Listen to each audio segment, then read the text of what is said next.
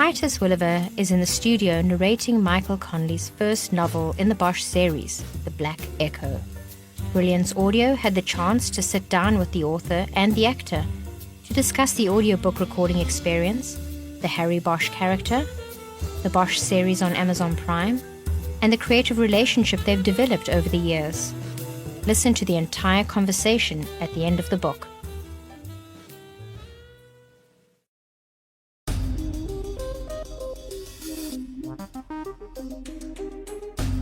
Brilliance Audio presents The Black Echo, Special Edition, by Michael Connelly, performed by Titus Welliver.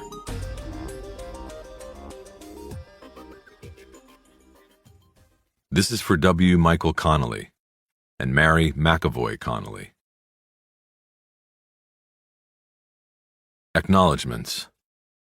I would like to thank the following people for their help and support. Many thanks to my agent, Philip Spitzer, and to my editor, Patricia Mulcahy, for all their hard work, enthusiasm, and belief in this book. Also, thanks to the many police officers who over the years have given me an insight into their jobs and lives. I also want to acknowledge Tom Mangold and John Pennycate, whose book The Tunnels of Cu Chi tells the real story of the tunnel rats of the Vietnam War. Last, I would like to thank my family and friends for their encouragement and unqualified support. And most of all, I am indebted to my wife Linda, whose belief and inspiration never waned. Introduction. I've always been puzzled by our collective tendency to place American writing into categories, particularly when the categorical designation is not meant to be complimentary. William Burroughs once suggested that categorization was the vice of the professional journalist, and as a former news reporter myself, I think Burroughs was probably right. The format of any news story demands brevity and simplicity, but since most subjects worth writing about are complex, the journalist usually gives up trying to pack an elephant into a phone booth, and instead puts this rotund, unmanageable fellow under a circus tent. Terms like mystery, and to some degree crime fiction, have connotations that may not be derogatory, but are hardly laudable, at least not laudable in the way the categorical terms literary, fiction, and metaphysical poetry, and my all-time favorite, metafiction, are used. Academics do not teach James M. Cain, even though he is one of our best writers. His novel, Mildred Pierce, is arguably as good as any book Henry James wrote using a female protagonist. By the same token, I would suspect most academics would probably not want to call Robert Stone's Dog Soldiers a crime novel, even though its subject is heroin smuggling and the moral insanity of a profligate society. Why not? You got me. Perhaps books that win the National Book Award are automatically excluded from the crime novel category. Michael Connelly and I met by coincidence. Shortly after the acceptance of his first novel, The Black Echo, he came to a book signing of mine in Los Angeles and introduced himself. After we shook hands, he explained how he had found an agent for his manuscript. I had dedicated my novel Heaven's Prisoners to my agent, Philip Spitzer, whom I had met during a period when I could not sell ice water in the Sahara. Philip was driving a cab in Hell's Kitchen at night and running a one-man agency during the day. We became friends and business partners, and Philip kept my novels under submission for 13 years, when nobody else in New York would touch me with a dung fork. Michael read my dedication to my agent, one in which I indicated the level of personal commitment and faith that Philip had invested in my work during the many years of its rejection. Michael decided Philip was the agent for him, and he sent off the manuscript of The Black Echo. As soon as Philip read it, he knew a writer of enormous talent and ability was about to arrive on the American literary scene. Edna Buchanan and I both blurbed the jacket of Little Brown's hardcover printing of The Black Echo. I'd like to quote my words as they originally appeared, because I think they apply as much today as they did then. And I'm also proud that my endorsement appeared on the jacket of this fine book. The Black Echo is one of the most authentic pieces of crime writing I've ever read.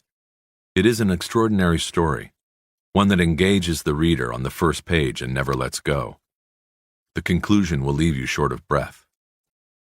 When Connelly takes you into a tunnel beneath the earth, either in Los Angeles or Vietnam, you feel that you're entering a domain of moral darkness that only Joseph Conrad could adequately describe. It's hard to believe that this is Connelly's first novel. I'm convinced that his career will be a major one. This novel will stand up against James M. Cain's. I think that it is the highest compliment I can give any literary artist. Michael turns the city of Los Angeles into a protagonist, in the same fashion James Ellroy does. Every line in the book is written with the eye of someone who either understands or who has lived the ethos of the characters. The cops, the street hustlers, the tunnel rats, the desperate souls who join hands around a community meal in a homeless shelter are flesh and blood. In an odd way, the reader feels that with just a small twist of the dial in the back of his head, he might have become one of them. I have always maintained that this novel would be a classic, one that critics will refer back to when they talk about the evolution of crime writing. We forget sometimes that the genre begun by Edgar Allan Poe was actually a metaphor, at least for Poe, about the decay of Western civilization. James M. Cain once said that the premise of all his plots was the tragedy that befalls us when we eventually get what we want. Of course, he was writing about the materialism and consumerism that drives the American economy. In effect, he was saying the American dream is the American nightmare. The American crime novel, in effect, has become the sociological novel that has its own origins with Theodore Dreiser, John Dos Passos, John Steinbeck, and James T. Farrell. One doesn't have to be a student of Depression-era fiction to recognize the elements of naturalism in Connelly's work. The same authenticity and power are there. I think in part, this comes from Connelly's background as a journalist, but it also comes from his passion about his subject. Many years ago, I listened to Nelson Algren give a talk on fiction writing to a group of young writers at the University of Missouri. One member of the audience asked him if news reporting was good work for someone who wanted to write novels. Algren replied that it could be a good learning experience, but that the work itself was fragmented and disconnected in nature. It did not allow the mental continuity that every writer wishes in his workday. Later, when I worked in an editorial room, I would remember those words. Michael Connelly managed to write one of the best noir novels in American literature while he was a police reporter at the Los Angeles Times. How he did that is beyond me. I think the answer probably lies in the fact that he's a consummate pro. I think you will enjoy this book. It's a milestone that is much larger in importance than itself. And I think that's what all great art tries to be. James Lee Burke. Part 1. Sunday, May 20th. The boy couldn't see in the dark, but he didn't need to. Experience and long practice told him it was good, nice and even. Smooth strokes moving his whole arm while gently rolling his wrist. Keep the marble moving. No runs. Beautiful. He heard the hiss of the escaping air and could sense the roll of the marble. They were sensations that were comforting to him. The smell reminded him of the sock in his pocket, and he thought about getting high. Maybe after, he decided. He didn't want to stop now. Not until he had finished the tag with one uninterrupted stroke. But then he stopped, when the sound of an engine was heard above the hiss of the spray can. He looked around, but saw no light save for the moon's silvery white reflection on the reservoir and the dim bulb above the door of the pump house, which was midway across the dam.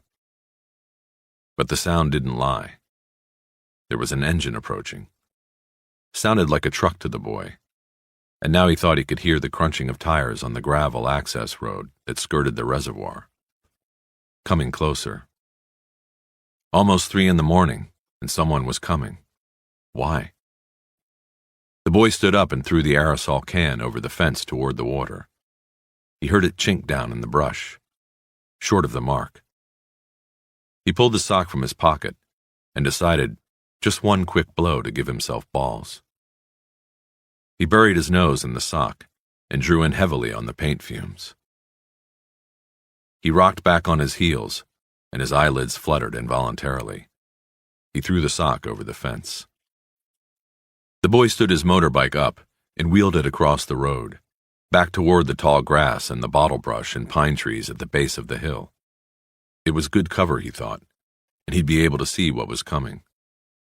The sound of the engine was louder now. He was sure it was just a few seconds away, but he didn't see the glow of headlights. This confused him, but it was too late to run. He put the motorbike down in the tall brown grass and stilled the free-spinning front wheel with his hand. Then he huddled down on the earth and waited for whatever and whoever was coming. Harry Bosch could hear the helicopter up there, somewhere above the darkness, circling up in the light. Why didn't it land? Why didn't it bring help? Harry was moving through a smoky, dark tunnel, and his batteries were dying. The beam of the flashlight grew weaker every yard he covered. He needed help. He needed to move faster.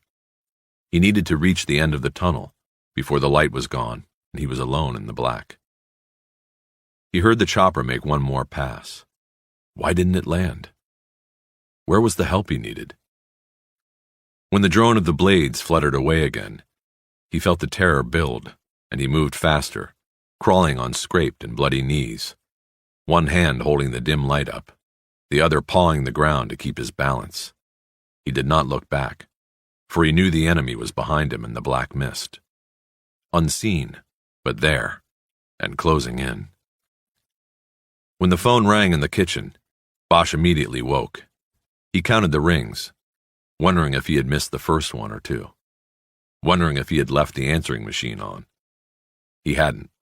The call was not picked up, and the ringing didn't stop until after the required 8 rounds. He absent-mindedly wondered where that tradition had come from. Why not 6 rings? Why not 10? He rubbed his eyes and looked around. He was slumped in the living room chair again, the soft recliner that was the centerpiece of his meager furnishings. He thought of it as his watch chair.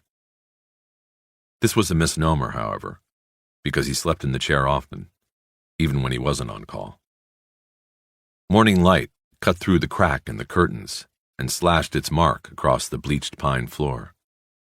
He watched particles of dust floating lazily in the light near the sliding glass door. The lamp on the table next to him was on, and the TV against the wall, its sound very low, was broadcasting a Sunday morning Jesus show. On the table next to the chair were the companions of insomnia, playing cards, magazines, and paperback mystery novels, these only lightly thumbed and then discarded. There was a crumpled pack of cigarettes on the table and 3 empty beer bottles, assorted brands that had once been members of 6-packs of their own tribe. Bosch was fully dressed, right down to a rumpled tie held to his white shirt by a silver 187 tie tack. He reached his hand down to his belt and then around back to the area below his kidney. He waited. When the electronic pager sounded, he cut the annoying chirp off in a second. He pulled the device off his belt and looked at the number. He wasn't surprised. He pushed himself out of the chair, stretched, and popped the joints of his neck and back. He walked to the kitchen, where the phone was on the counter. He wrote Sunday, 8:53 a.m., in a notebook he took from his jacket pocket before dialing. After 2 rings, a voice said, "Los Angeles Police Department, Hollywood Division, this is Officer Pelch, how can I help you?" Bosch said, "Somebody could die in the time it took to get all that out. Let me talk to the watch sergeant." Bosch found a fresh pack of cigarettes in a kitchen cabinet and got his first smoke of the day going. He rinsed dust out of a glass and filled it with tap water, then took 2 aspirins out of a plastic bottle that was also in the cabinet. He was swallowing the second when a sergeant named Crowley finally picked up. What, did I catch you in church? I rang your house, no answer. Crowley, what have you got for me? Well, I know we had you out last night on that TV thing, but you're still catching. You and your partner all weekend. So that means you got the DB up at Lake Hollywood. In a pipe up there. It's on the access road to the Mulholland Dam. You know it? I know the place. What else? Patrol's out. ME, SID notified. My people don't know what they've got, except the DB. Stiff's about 30 feet into this pipe there. They don't want to go all the way in, mess up a possible crime scene, you know? I had him page your partner, but he hasn't called in. No answer at his phone either. I thought maybe the two of you was together or something. Then I thought, nah, he ain't your style. And you ain't his. I'll get a hold of him. If they didn't go all the way in, how they know it's a DB and not just some guy sleeping it off? Oh, they went in a bit, you know, and reached in with a stick or something and poked around at the guy pretty good. Stiff as a wedding night prick. They didn't want to mess up a crime scene. But then they go poking around the body with a stick. That's wonderful. These guys get in after they raise the college requirement or what? Hey, Bosch, we got a call. We've got to check it out, okay? You want for us to transfer all our body calls directly to the homicide table to check out? You guys would go nuts inside a week. Bosch crushed the cigarette butt in the stainless steel sink and looked out the kitchen window. Looking down the hill, he could see one of the tourist trains moving between the huge beige sound studios in Universal City. A side of one of the block-long buildings was painted sky blue, with wisps of white clouds, for filming exteriors when the natural LA exterior turned brown as wheat. Bosch said, "How'd we get the call?" "Anonymous to 911, a little after 0400. Dispatcher said it came from a payphone on the boulevard. Somebody out screwing around found the thing in the pipe. Wouldn't give a name. Said there was a stiff in the pipe, that's all. They'll have the tape down at the comm center." Bosch felt himself getting angry. He pulled the bottle of aspirin out of the cabinet and put it in his pocket. While thinking about the 0400 call, he opened the refrigerator and bent in. He saw nothing that interested him. He looked at his watch. "Crowley, if the report came in at 4 a.m., why are you just getting to me now, nearly 5 hours later?" "Look, Bosch, all we had was an anonymous call. That's it. Dispatcher said it was a kid, no less. I wasn't going to send one of my guys up that pipe in the middle of the night on information like that. Could have been a prank. Could have been an ambush. Could have been anything, for Christ's sake. I waited till it got light out and things slowed down around here. Sent some of my guys over there at the end of shift. Speaking of end of shifts, I'm out of here. I've been waiting to hear from them. And then from you. Anything else?" Bosch felt like asking if it ever occurred to him that it would be dark in the pipe, whether they went poking around at 0400 or 0800, but let it go. What was the use? "Anything else?" Crowley said again.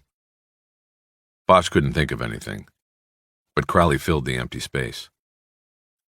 "It's probably just some hype who croaked himself, Harry. No righteous 187 case. Happens all the time. Hell, you remember, we pulled one out of that same pipe last year. Well, that was before you came out to Hollywood. So see, what I'm saying is some guy, he goes into this same pipe. These transients, they sleep up there all the time and he's a slammer, but he shoots himself with a hot load and that's it. Checks out. Except we didn't find him so fast that time. And with the sun and all beating on the pipe a couple of days, he gets cooked in there, roasted like a tom turkey. But it didn't smell as good." Crowley laughed at his own joke. Bosch didn't. The watch sergeant continued. "When we pulled this guy out, the spike was still in his arm. Same thing here, just a bullshit job, a no-count case. You go out there, you'll be back home by noon, take a nap, maybe go catch the Dodgers. And then next weekend? Somebody else is turning the barrel. You're off watch. And that's a 3-day pass. You got Memorial Day weekend coming next week, so do me a favor. Just go out and see what they've got." Bosch thought a moment and was about to hang up, then said, "Crowley, what did you mean you didn't find that other one so fast? What makes you think we found this one fast?" "My guys out there, they say they can't smell a thing off this stiff other than a little piss. It must be fresh." "Tell your guys I'll be there in 15 minutes. Tell them not to fuck anymore with anything at my scene." Bosch knew Crowley was going to defend his men again, but hung up before he had to hear it. He lit another cigarette as he went to the front door to get the Times off the step. He spread the 12 pounds of Sunday paper out on the kitchen counter, wondering how many trees died. He found the real estate supplement and paged through it until he saw a large display ad for Valley Pride Properties. He ran his finger down a list of open houses until he found one address and description marked Call Jerry. He dialed the number. Valley Pride Properties, can I help you? Jerry Edgar, please. A few seconds passed, and Bosch heard a couple of transfer clicks before his partner got on the line. This is Jerry. May I help you? Jed, I just got another call. Up at the Mulholland Dam.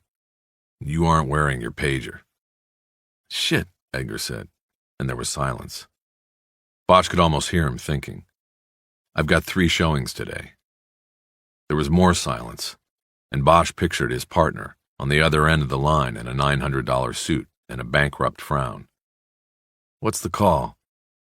Bosch told him what little he knew. If you want me to take this one solo, I will, Bosch said. If anything comes up with 98, I'll be able to cover it. I'll tell him you're taking the TV thing, and I'm doing the stiff in the pipe. Yeah, I know you would, but it's okay. I'm on my way. I'm just going to have to find someone to cover for my ass first. They agreed to meet at the Body, and Bosch hung up. He turned the answering machine on, took 2 packs of cigarettes from the cabinet, and put them in his sport coat pocket. He reached into another cabinet and took out the nylon holster that held his gun, a Smith & Wesson 9mm, satin finished, stainless steel, and loaded with 8 rounds of XTPs. Bosch thought about the ad he had once seen in a police magazine. Extreme Terminal Performance, a bullet that expanded on impact to 1.5 times its width, reaching terminal depth in the body and leaving maximum wound channels. Whoever had written it had been right. Bosch had killed a man a year earlier with 1 shot from 20 feet, went in under the right armpit, exited below the left nipple, shattering heart and lungs on its way. XTP, maximum wound channels. He clipped the holster to his belt on the right side so he could reach across his body and take it with his left hand. He went into the bathroom and brushed his teeth without toothpaste. He was out and had forgotten to go by the store. He dragged a wet comb through his hair and stared at his red-rimmed 40-year-old eyes for a long moment. Then he studied the gray hairs that were steadily crowding out the brown in his curly hair. Even the mustache was going gray. He had begun seeing flecks of gray in the sink when he shaved. He touched a hand to his chin, but decided not to shave. He left his house then, without changing even his tie. He knew his client wouldn't mind. Bosch found a space where there were no pigeon droppings and leaned his elbows on the railing that ran along the top of the Mulholland Dam. A cigarette dangled from his lips, and he looked through the cleft of the hills to the city below. The sky was gunpowder gray, and the smog was a form-fitted shroud over Hollywood. A few of the far-off towers in downtown poked up through the poison, but the rest of the city was under the blanket. It looked like a ghost town. There was a slight chemical odor on the warm breeze, and after a while he pegged it. Malathion. He heard on the radio that the fruit fly helicopters had been up the night before spraying North Hollywood down through the Cahuenga Pass. He thought of his dream and remembered the chopper that did not land. To his back was the blue-green expanse of the Hollywood Reservoir, 60 million gallons of the city's drinking water, trapped by the venerable old dam in a canyon between 2 of the Hollywood hills. A 6-foot band of dried clay ran the length of the shoreline, a reminder that L.A. was in its 4th year of a drought. Farther up the reservoir bank was a 10-foot-high chain-link fence that girded the entire shoreline. Bosch had studied this barrier when he first arrived and wondered if the protection was for the people on one side of the fence or the water on the other. Bosch was wearing a blue jumpsuit over his rumpled suit. His sweat had stained through the underarms and back of both layers of clothing. His hair was damp and his mustache drooped. He had been inside the pipe, He could feel the slight warm trickle of a Santa Ana wind drying the sweat on the back of his neck. They had come early this year. Harry was not a big man. He stood a few inches short of 6 feet and was built lean. The newspapers, when they described him, called him wiry. Beneath the jumpsuit, his muscles were like nylon cords, strength concealed by economy of size. The gray that flecked his hair was more partial to the left side. His eyes were brown-black and seldom betrayed emotion or intention. The pipe was located above ground and ran for 50 yards alongside the reservoir's access road. It was rusted inside and out, and was empty and unused except by those who sought its interior as a shelter or its exterior as a canvas for spray paint. Bosch had had no clue to its purpose until the reservoir caretaker had volunteered the information. The pipe was a mud break. Heavy rain, the caretaker said, could loosen earth and send mud sliding off the hillsides and into the reservoir. The 3-foot-wide pipe, left over from some unknown district project or boondoggle, had been placed in a predicted slide area as the reservoir's first and only defense. The pipe was held in place by half-inch thick iron rebar that looped over it and was embedded in concrete below. Bosch had put on the jumpsuit before going into the pipe. The letters LAPD were printed in white across the back. After taking it out of the trunk of his car and stepping into it, he realized it was probably cleaner than the suit he was trying to protect, but he wore it anyway, because he had always worn it. He was a methodical, traditional, superstitious detective.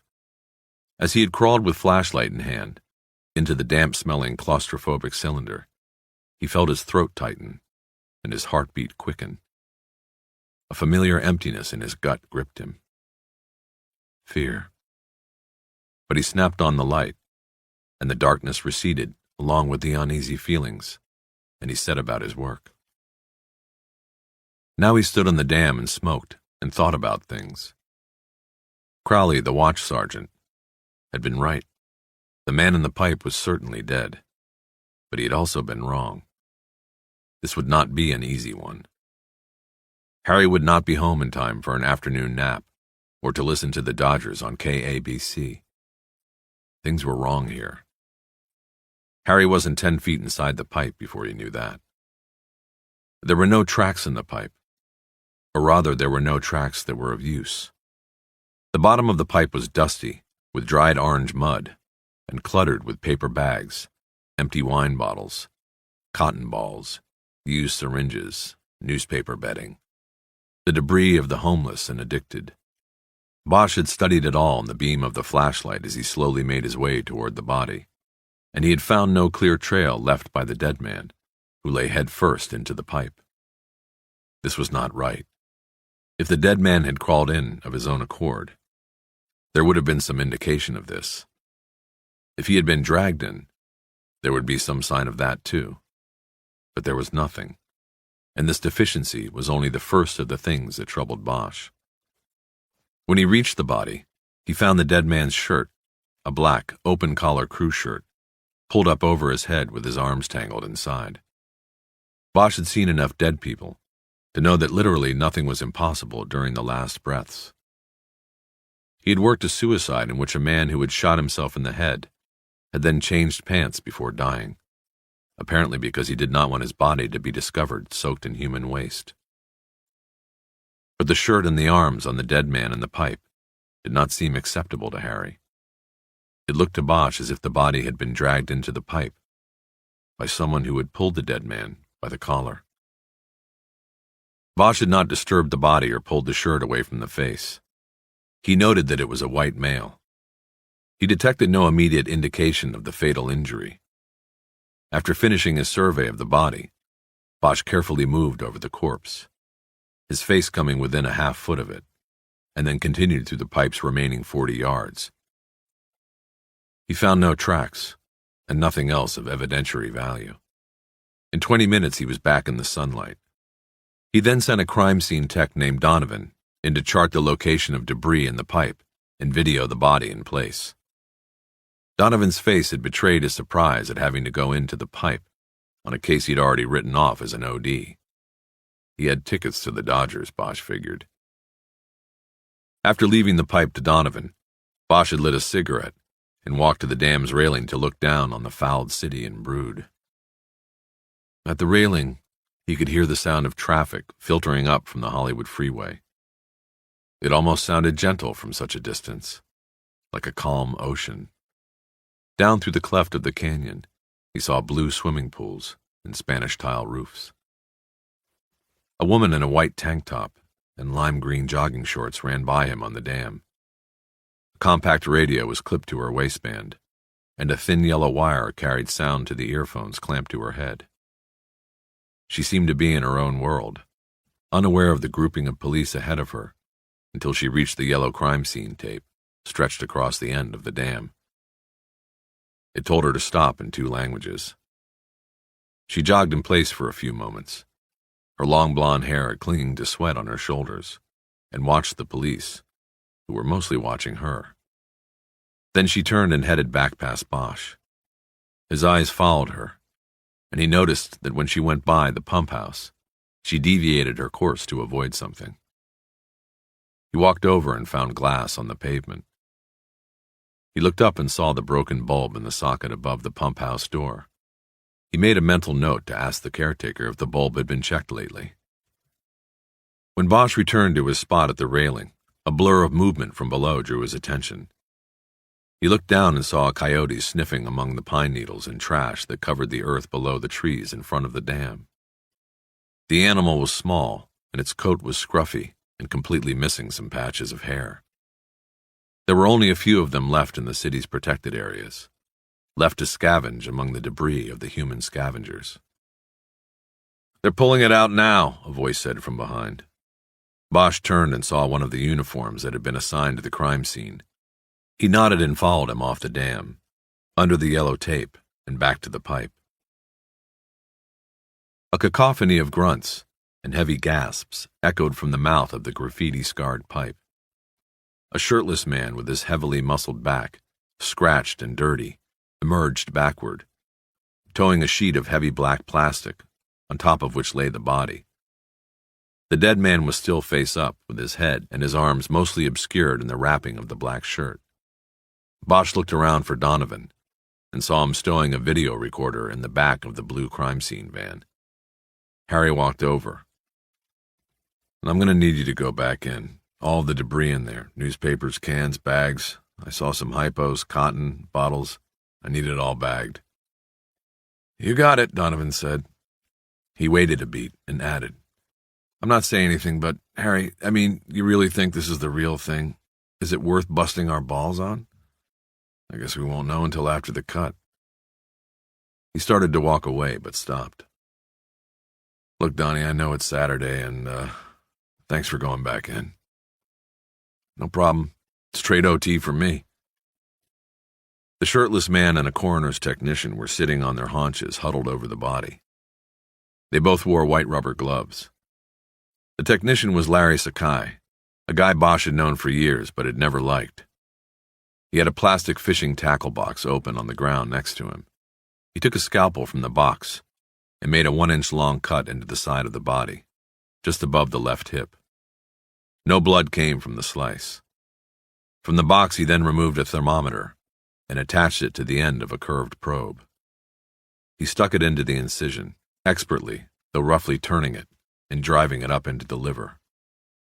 The shirtless man grimaced, and Bosch noticed he had a blue tear tattooed at the outside corner of his right eye. It somehow seemed appropriate to Bosch. It was the most sympathy the dead man would get here. "Time of death is going to be a pisser," Sakai said. He did not look up from his work. "That pipe, with the heat rising, it's going to skew the temperature loss in the liver. Alcido took a reading in there and it was 81. 10 minutes later it was 83. We don't have a fixed temp in the body or the pipe." "So," Bosch said. "So I'm not giving you anything here. I got to take it back and do some calculating." "You mean give it to somebody else who knows how to figure it?" Bosch asked. "You'll get it when you come in for the autopsy. Don't worry, man. Speaking of which, who's doing the cutting today?" Sakai didn't answer. He was busy with the dead man's legs. He grabbed each shoe and manipulated the ankles. He moved his hands up the legs and reached beneath the thighs, lifting each leg and watching as it bent at the knee. He then pressed his hands down on the abdomen, as if feeling for contraband. Lastly, he reached inside the shirt and tried to turn the dead man's head. It didn't move. Bosch knew rigor mortis worked its way from the head through the body and then into the extremities. "This guy's neck is locked but good," Sakai said. "Stomach's getting there, but the extremities still have good movement." He took a pencil from behind his ear and pressed the eraser end against the skin on the side of the torso. There was purplish blotching on the half of the body closest to the ground, as if the body were half full of red wine. It was post-mortem lividity. When the heart stops pumping, the blood seeks the low ground. When Sakai pressed the pencil against the dark skin, it did not blanch white, a sign that blood had fully clotted. The man had been dead for hours. "The pomo lividity is steady," Sakai said. "That and the rig makes me estimate that this dude's been dead maybe 6 to 8 hours. That's going to have to hold you, Bosch, until we can work with the temps." Sakai didn't look up as he said this. He and the one called Osido began pulling the pockets on the dead man's green fatigue pants inside out. They were empty, as were the large baggy pockets on the thighs. They rolled the body to one side to check the back pockets. As they did this, Bosch leaned down to look closely at the exposed back of the dead man. The skin was purplish with lividity and dirty, but he saw no scratches or marks that allowed him to conclude that the body had been dragged. "Nothing in the pants, Bosch, no ID," Sakai said, still not looking up. Then they began to gently pull the black shirt back over the head and onto the torso. The dead man had straggly hair that had more gray in it than the original black. His beard was unkempt, and he looked to be about 50, which made Bosch figure him at about 40. There was something in the breast pocket of the shirt, and Sakai fished it out, looked at it a moment, and then put it into a plastic bag held open by his partner. "Bingo," Sakai said, and then handed the bag up to Bosch. "One set of works. Makes our jobs all a lot easier." Sakai next peeled the dead man's cracked eyelids all the way open. The eyes were blue with a milky caul over them. Each pupil was constricted to about the size of a pencil lead. They stared vacantly up at Bosch, each pupil a small black void. Sakai made some notes on a clipboard. He'd made his decision on this one. Then he pulled an ink pad and a print card from the tackle box by his side. He inked the fingers of the left hand and began pressing them on the card. Bosch admired how quickly and expertly he did this, but then Sakai stopped. "Hey, check it out." Sakai gently moved the index finger. It was easily manipulated in any direction. The joint was cleanly broken, but there was no sign of swelling or hemorrhage. "It looks post to me," Sakai said. Bosch stooped to look closer. He took the dead man's hand away from Sakai and felt it with both his own, ungloved hands. He looked at Sakai, and then at Osido. "Bosch, don't start in," Sakai barked. "Don't be looking at him. He knows better. I trained him myself." Bosch didn't remind Sakai that it was he who had been driving the ME wagon that dumped a body strapped to a wheeled stretcher onto the Ventura Freeway a few months back, during rush hour. The stretcher rolled down the Lankershim Boulevard exit and hit the back end of a car at a gas station. Because of the fiberglass partition in the cab, Sakai didn't know he had lost the body until he arrived at the morgue. Bosch handed the dead man's hand back to the coroner's tech. Sakai turned to Osido and spoke a question in Spanish. Osido's small brown face became very serious, and he shook his head no. "He didn't even touch the guy's hands in there, so you better wait until the cut before you go saying something you aren't sure about." Sakai finished transferring the fingerprints and then handed the card to Bosch. "Bag the hands," Bosch said to him, though he didn't need to, "and the feet." He stood back up and began waving the card to get the ink to dry. With his other hand, he held up the plastic evidence bag Sakai had given him. In it, a rubber band held together a hypodermic needle, a small vial that was half filled with what looked like dirty water, a wad of cotton, and a pack of matches. It was a shooter's kit, and it looked fairly new. The spike was clean with no sign of corrosion. The cotton, Bosch guessed, had only been used as a strainer once or twice. There were tiny whitish-brown crystals in the fibers. By turning the bag, he could look inside each side of the matchbook and see only 2 matches missing. Donovan crawled out of the pipe at that moment. He was wearing a miner's helmet equipped with a flashlight. In one hand he carried several plastic bags, each containing a yellowed newspaper, or a food wrapper, or a crushed beer can. In the other he carried a clipboard, on which he had diagrammed where each item had been found in the pipe. Spiderwebs hung off the sides of the helmet. Sweat was running down his face and staining the painter's breathing mask he wore over his mouth and nose.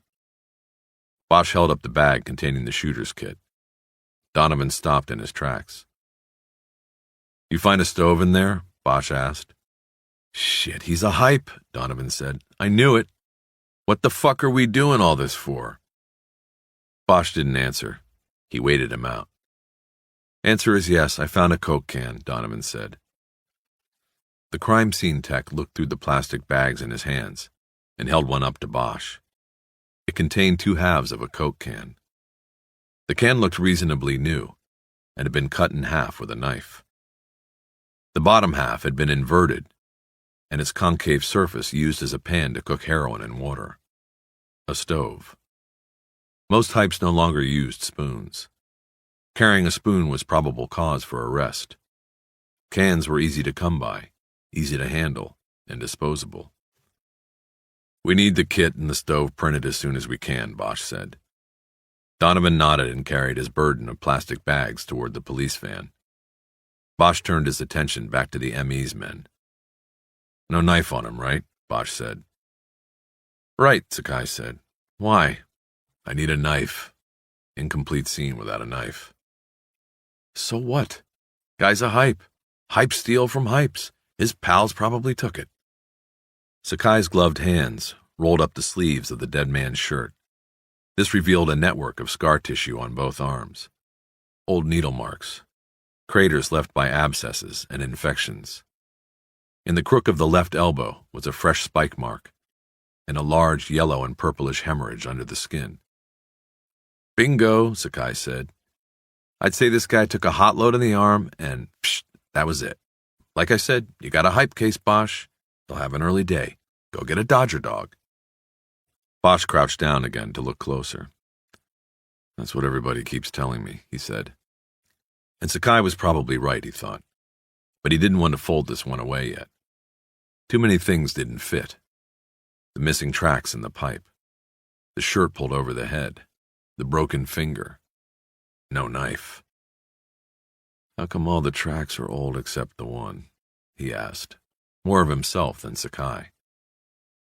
"Who knows?" Sakai answered anyway. "Maybe been off it a while and decided to jump back in. A hype's a hype. There aren't any reasons." Staring at the tracks on the dead man's arms, Bosch noticed blue ink on the skin just below the sleeve that was bunched up on the left bicep. He couldn't see enough to make out what it said. "Pull that up," he said, and pointed. Sakai worked the sleeve up to the shoulder, revealing a tattoo of blue and red ink. It was a cartoonish rat standing on hind legs, with a rabid, toothy, and vulgar grin. In one hand the rat held a pistol, in the other a booze bottle marked XXX.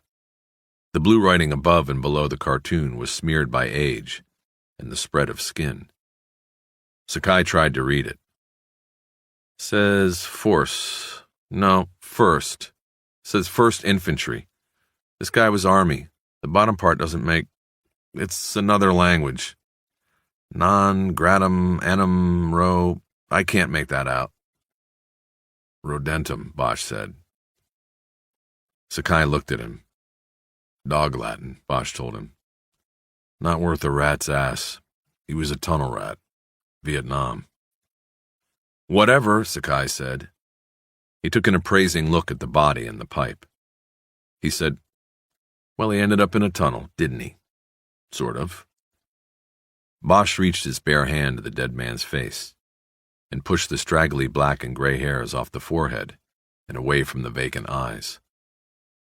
His doing this without gloves made the others stop what they were doing and watch this unusual, if not unsanitary, behavior.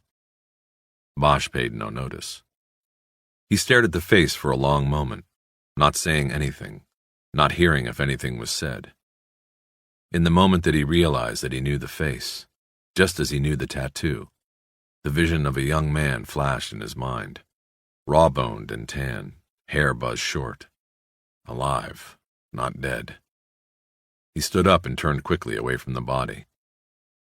Making such a quick, unexpected motion, he banged straight into Jerry Edgar, who had finally arrived and walked up to huddle over the body. They both took a step back, momentarily stunned. Bosch put a hand to his forehead. Edgar, who was much taller, did the same to his chin. "Shit, Harry," Edgar said. "You all right?" "Yeah. You?" Edgar checked his hand for blood. "Yeah, sorry about that. What are you jumping up like that for?" "I don't know." Edgar looked over Harry's shoulder at the body, and then followed his partner away from the pack. "Sorry, Harry," Edgar said. "I sat there waiting an hour till somebody came out to cover me on my appointments.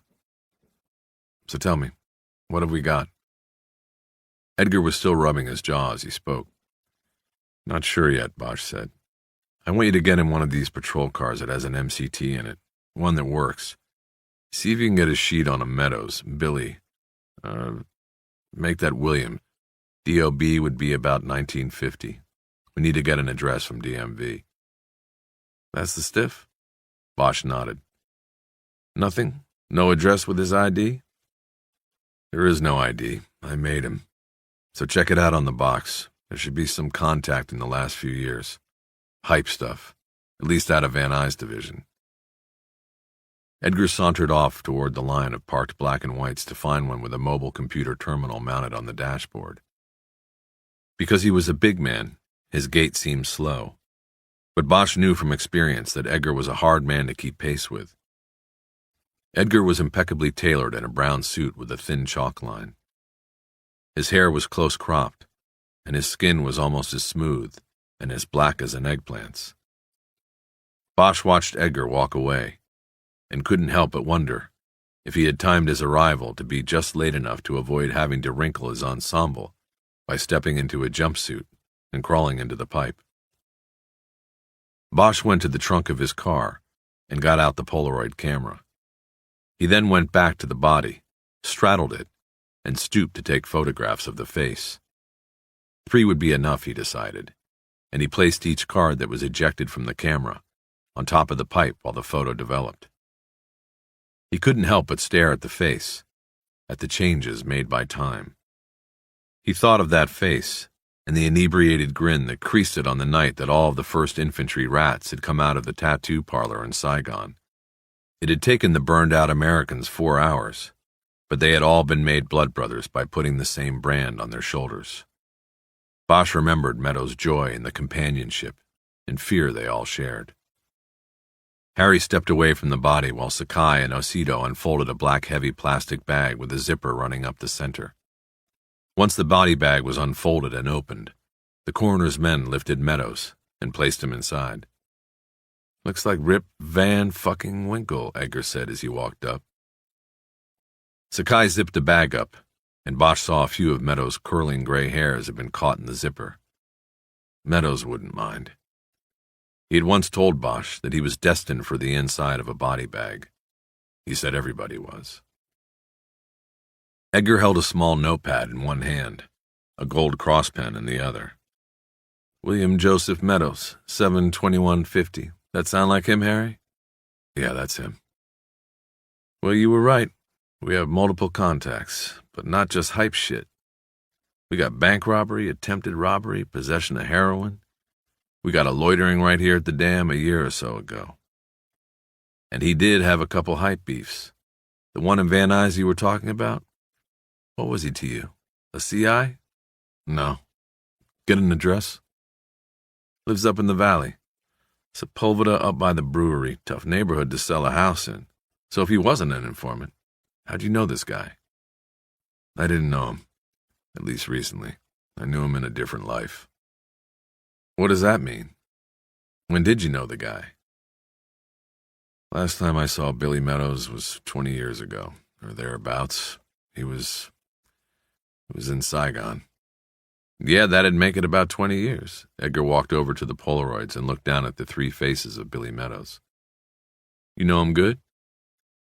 Not really. About as well as anybody got to know somebody there. You learn to trust people with your life. Then when it's over, you realize you didn't really even know most of them. I never saw him once I got back here. Talked to him once on the phone last year, that's all. How'd you make him? I didn't at first. Then I saw the tattoo on his arm. That brought the face back. I guess you remember guys like him. I do, at least. I guess. They let the silence sit there a while. Bosch was trying to decide what to do, but could only wonder about the coincidence of being called to a death scene to find Meadows. Edgar broke the reverie. So you want to tell me what you've got that looks hinky here? Donovan over there looks like he's getting ready to shit his pants, all the work you're putting him through. Bosch told Edgar about the problems, the absence of distinguishable tracks in the pipe, the shirt pulled over the head, the broken finger, and that there was no knife. No knife, his partner said. Needed something to cut the can in half to make a stove if the stove was his. Could have brought the stove with him. Could have been that somebody went in there and took the knife after the guy was dead, if there was a knife. Yeah, could have been. No tracks to tell us anything. Well, we know from his sheet he was a blown-out junkie. Was he like that when you knew him? To a degree. A user and seller. Well, there you go. Long-time addict, you can't predict what they're going to do, when they're going to get off the shit or on it. They're lost people, Harry. He was off it, though. At least I thought he was. He's only got one fresh pop in his arm. Harry, you said you hadn't seen the guy since Saigon. How do you know whether he was off or on? I hadn't seen him, but I talked to him. He called me once last year sometime. July or August, I think. He'd been pulled in on another track marks beef by the hype car up in Van Nuys. Somehow maybe reading newspapers or something. It was about the same time as the doll maker thing. He knew I was a cop, and he calls me up at robbery homicide. Calls me from Van Nuys jail and asks if I could help him out. He would have only done, 30 days in county, but he was bottomed out, he said. And he just said he couldn't do the time this time. Couldn't kick alone like that. Bosch trailed off without finishing the story. After a long moment, Edgar prompted him. And, come on, Harry, what'd you do? And I believed him. I talked to the cop. I remember his name was Knuckles. Good name for a street cop, I thought. And then I called the VA up there in Sepulveda, and I got him into a program. Knuckles went along with it. He's a vet, too. He got the city attorney to ask the judge for diversion. So anyway, the VA outpatient clinic took Meadows in. I checked about 6 weeks later, and they said he'd completed, had kicked, and was doing okay. I mean, that's what they told me. Said he was in the second level of maintenance. Talking to a shrink, group counseling. I never talked to Meadows after that first call. He never called again. And I didn't try to look him up. Edgar referred to his pad. Bosch could see the page he was looking at was blank. Look, Harry, Edgar said. That was still almost a year ago, a long time for a hype, right? Who knows? He could have fallen off the wagon and kicked 3 times since then. That's not our worry here. The question is, what do you want to do with what we have here? What do you want to do about today? Do you believe in coincidence? Bosch asked. I don't know. There are no coincidences. Harry, I don't know what you're talking about. You know what I think? I don't see anything here that's screaming in my face. Guy crawls into the pipe in the dark. Maybe he can't see what he's doing. He puts too much juice in his arm and croaks. That's it. Maybe somebody else was with him and smeared the tracks going out. Took his knife, too. Could be 100 different... Sometimes they don't scream, Jerry. That's the problem here. It's Sunday. Everybody wants to go home, play golf, sell houses, watch the ball game. Nobody cares one way or the other. Just going through the motions. Don't you see that's what they are counting on? Who is they, Harry? Whoever did this. He shut up for a minute. He was convincing no one, and that almost included himself. Playing to Edgar's sense of dedication was wrong. He'd be off the job as soon as he put in 20. He'd then put a business card-sized ad in the union newsletter. LAPD retired, will cut commission for brother officers, and make $250,000 a year selling houses to cops, or for cops in the San Fernando Valley, or the Santa Clarita Valley, or the Antelope Valley, or whatever valley the bulldozers aimed at next. Why go in the pipe, Bosch said then. He said he lived up in the valley, Sepulveda. Why come down here? Harry, who knows? The guy was a junkie. Maybe his wife kicked him out. Maybe he croaked himself up there and his friends dragged his dead ass down here because they didn't want to be bothered with explaining it. That's still a crime. Yeah, that's a crime, but let me know when you find a DA that'll file it for you. His kit looked clean, new. The other tracks on his arm look old. I don't think he was slamming again, not regularly. Something isn't right. Well, I don't know. You know, AIDS and everything, they're supposed to keep a clean kit. Bosch looked at his partner, as if he didn't know him. Harry, listen to me. What I'm telling you is that he may have been your foxhole buddy 20 years ago, but he was a junkie this year. You'll never be able to explain every action he took. I don't know about the kid or the tracks, but I do know this does not look like one we should bust our humps on. This is a 9-to-5 or weekends and holidays excluded. Bosch gave up, for the moment. I'm going up to Sepulveda, he said. Are you coming? Or are you going back to your open house? I'll do my job, Harry, Edgar said softly. Just because we don't agree on something doesn't mean I'm not going to do what I'm paid to do. It's never been that way, never will be. But if you don't like the way I do business, we'll go see 98 tomorrow morning and see about a switch. Bosch was immediately sorry for the cheap shot, but didn't say so.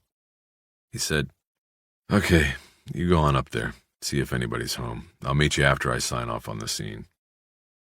Edgar walked over to the pipe and took one of the Polaroid photos of Meadows.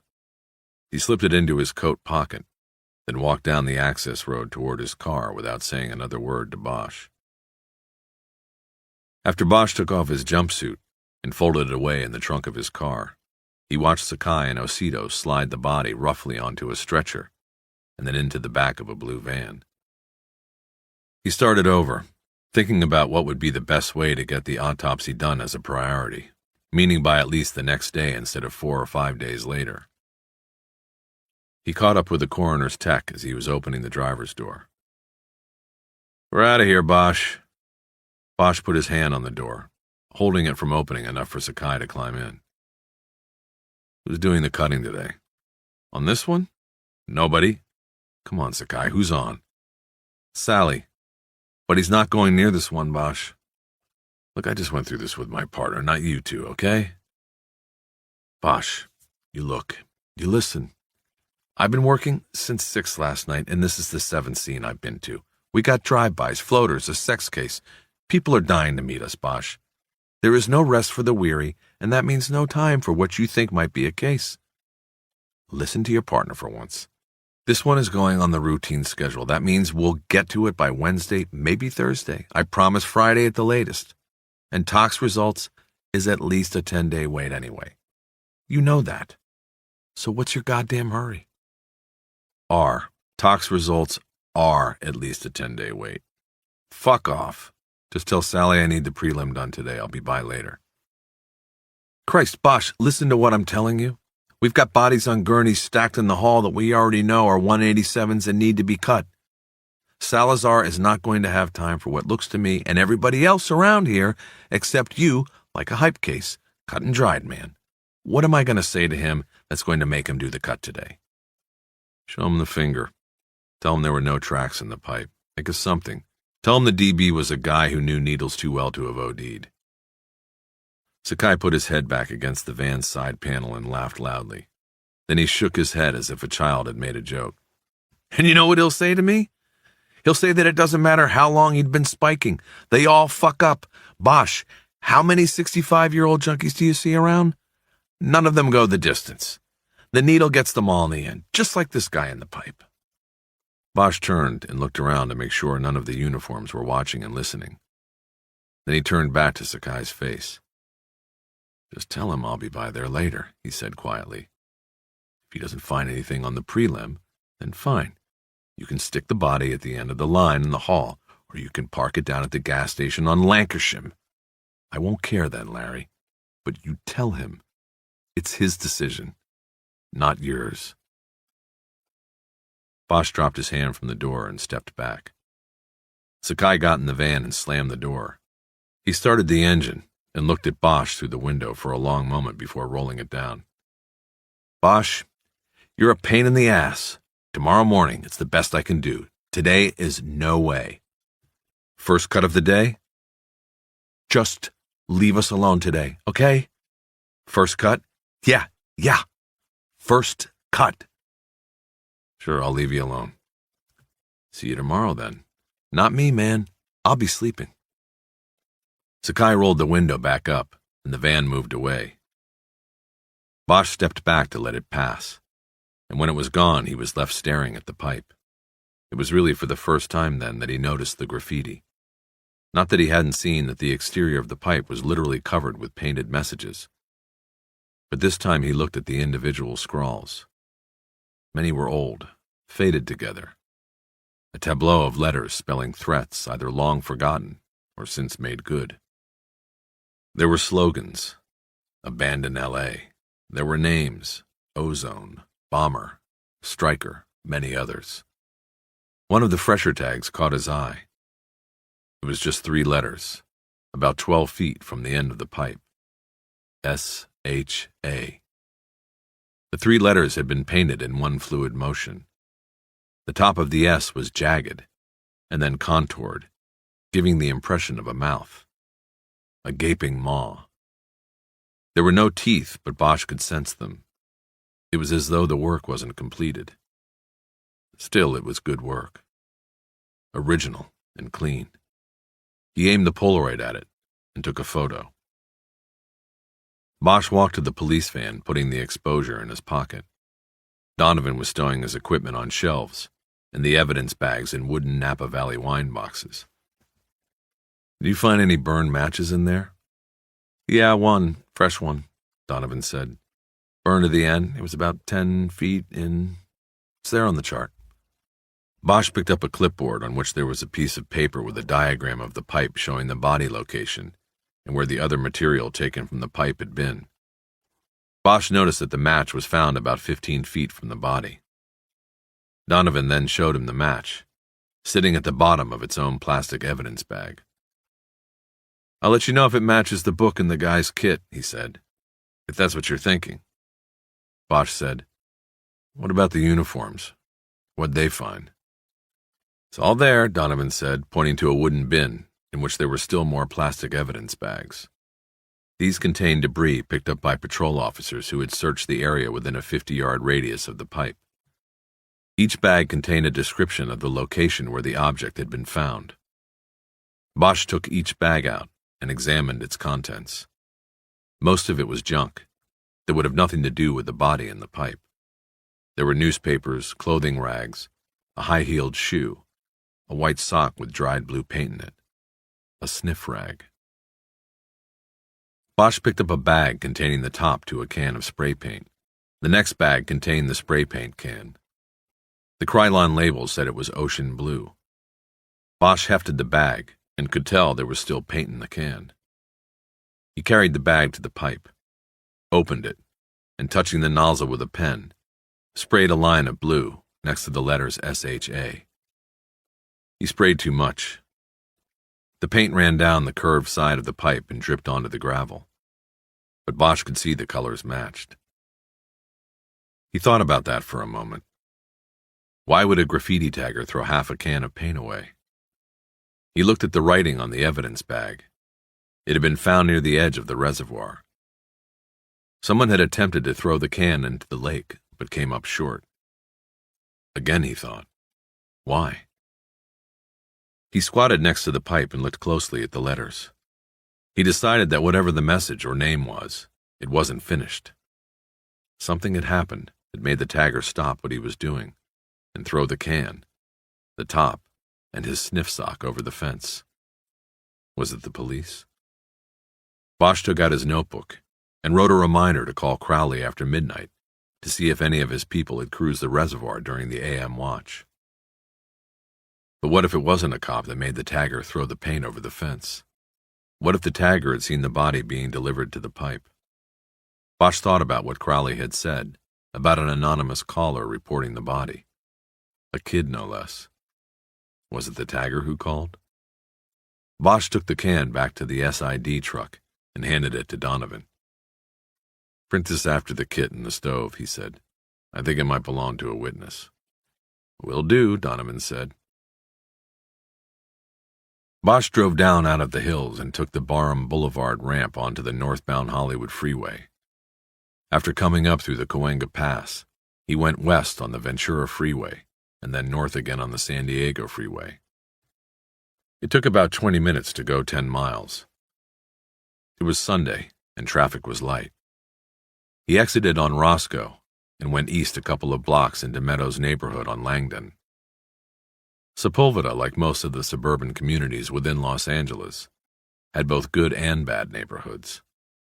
Bosch wasn't expecting trimmed lawns and curbs lined with Volvos on Meadows Street, and he wasn't disappointed.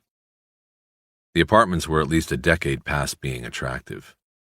There were bars over the windows of the bottom units and graffiti on every garage door. The sharp smell of the brewery on Roscoe wafted into the neighborhood. The place smelled like a 4 a.m. bar.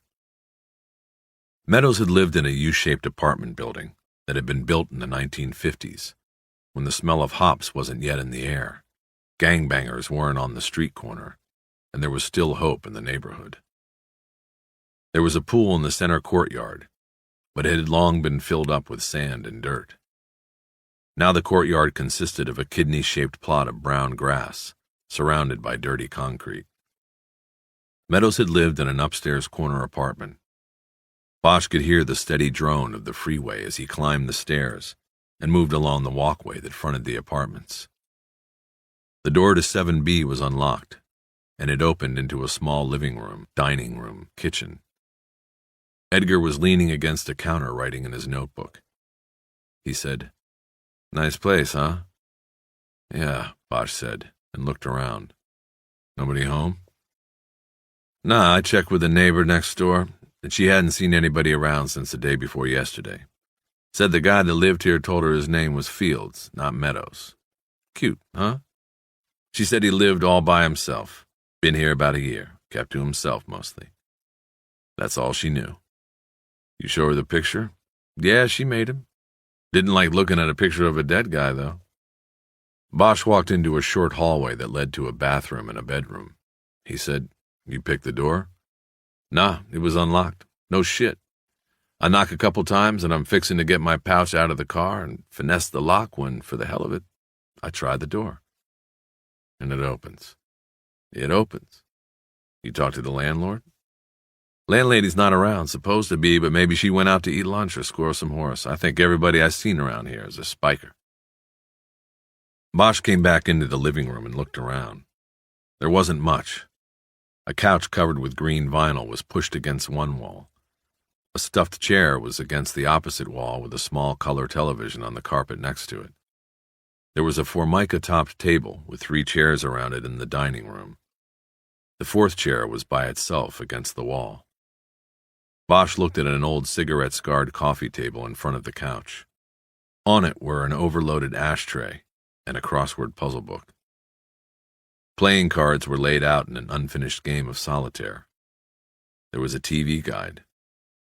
Bosch had no idea if Meadows smoked, but knew that no cigarettes had been found on the body. He made a mental note to check on it later. Edgar said, "Harry, this place was turned. Not just the door being open and all, but I mean, there are other things. The whole place has been searched. They did a halfway decent job, as you can tell. It was rushed. Go check out the bed and the closet. You'll see what I mean. I'm going to give the landlady another try." Edgar left, and Bosch walked back through the living room to the bedroom. Along the way, he noted the smell of urine. In the bedroom, he found a queen-sized bed without a backboard, pushed against one wall. There was a greasy discoloration on the white wall, at about the level where Meadows would have leaned his head while sitting up in bed. Opposite the bed, an old six-drawer dresser was against the wall. A cheap rattan night table, with a lamp on it, stood next to the bed. Nothing else was in the room, not even a mirror. Bosch studied the bed first. It was unmade, with pillows and sheets in a pile in the center. Bosch noticed that a corner of one of the sheets was folded between the mattress and the box spring, in the midsection of the left side of the bed. The bed would not have been made that way, obviously. Bosch pulled the corner out from under the mattress and let it hang loosely off the side of the bed. He lifted the mattress, as if to search underneath it, then lowered it back into place. The corner of the sheet was back between the mattress and the box spring. Edgar was right. He next opened the 6 bureau drawers. What clothes there were, underwear, white and dark socks, and several t-shirts, were neatly folded and seemed undisturbed. When he closed the bottom left drawer, he noticed that it slid unevenly and would not close all the way. He pulled it all the way out of the bureau. Then he pulled another drawer completely out of the dresser, then the rest. When he had all the drawers out, he checked the underside of each to see if something was or had been taped to it. He found nothing.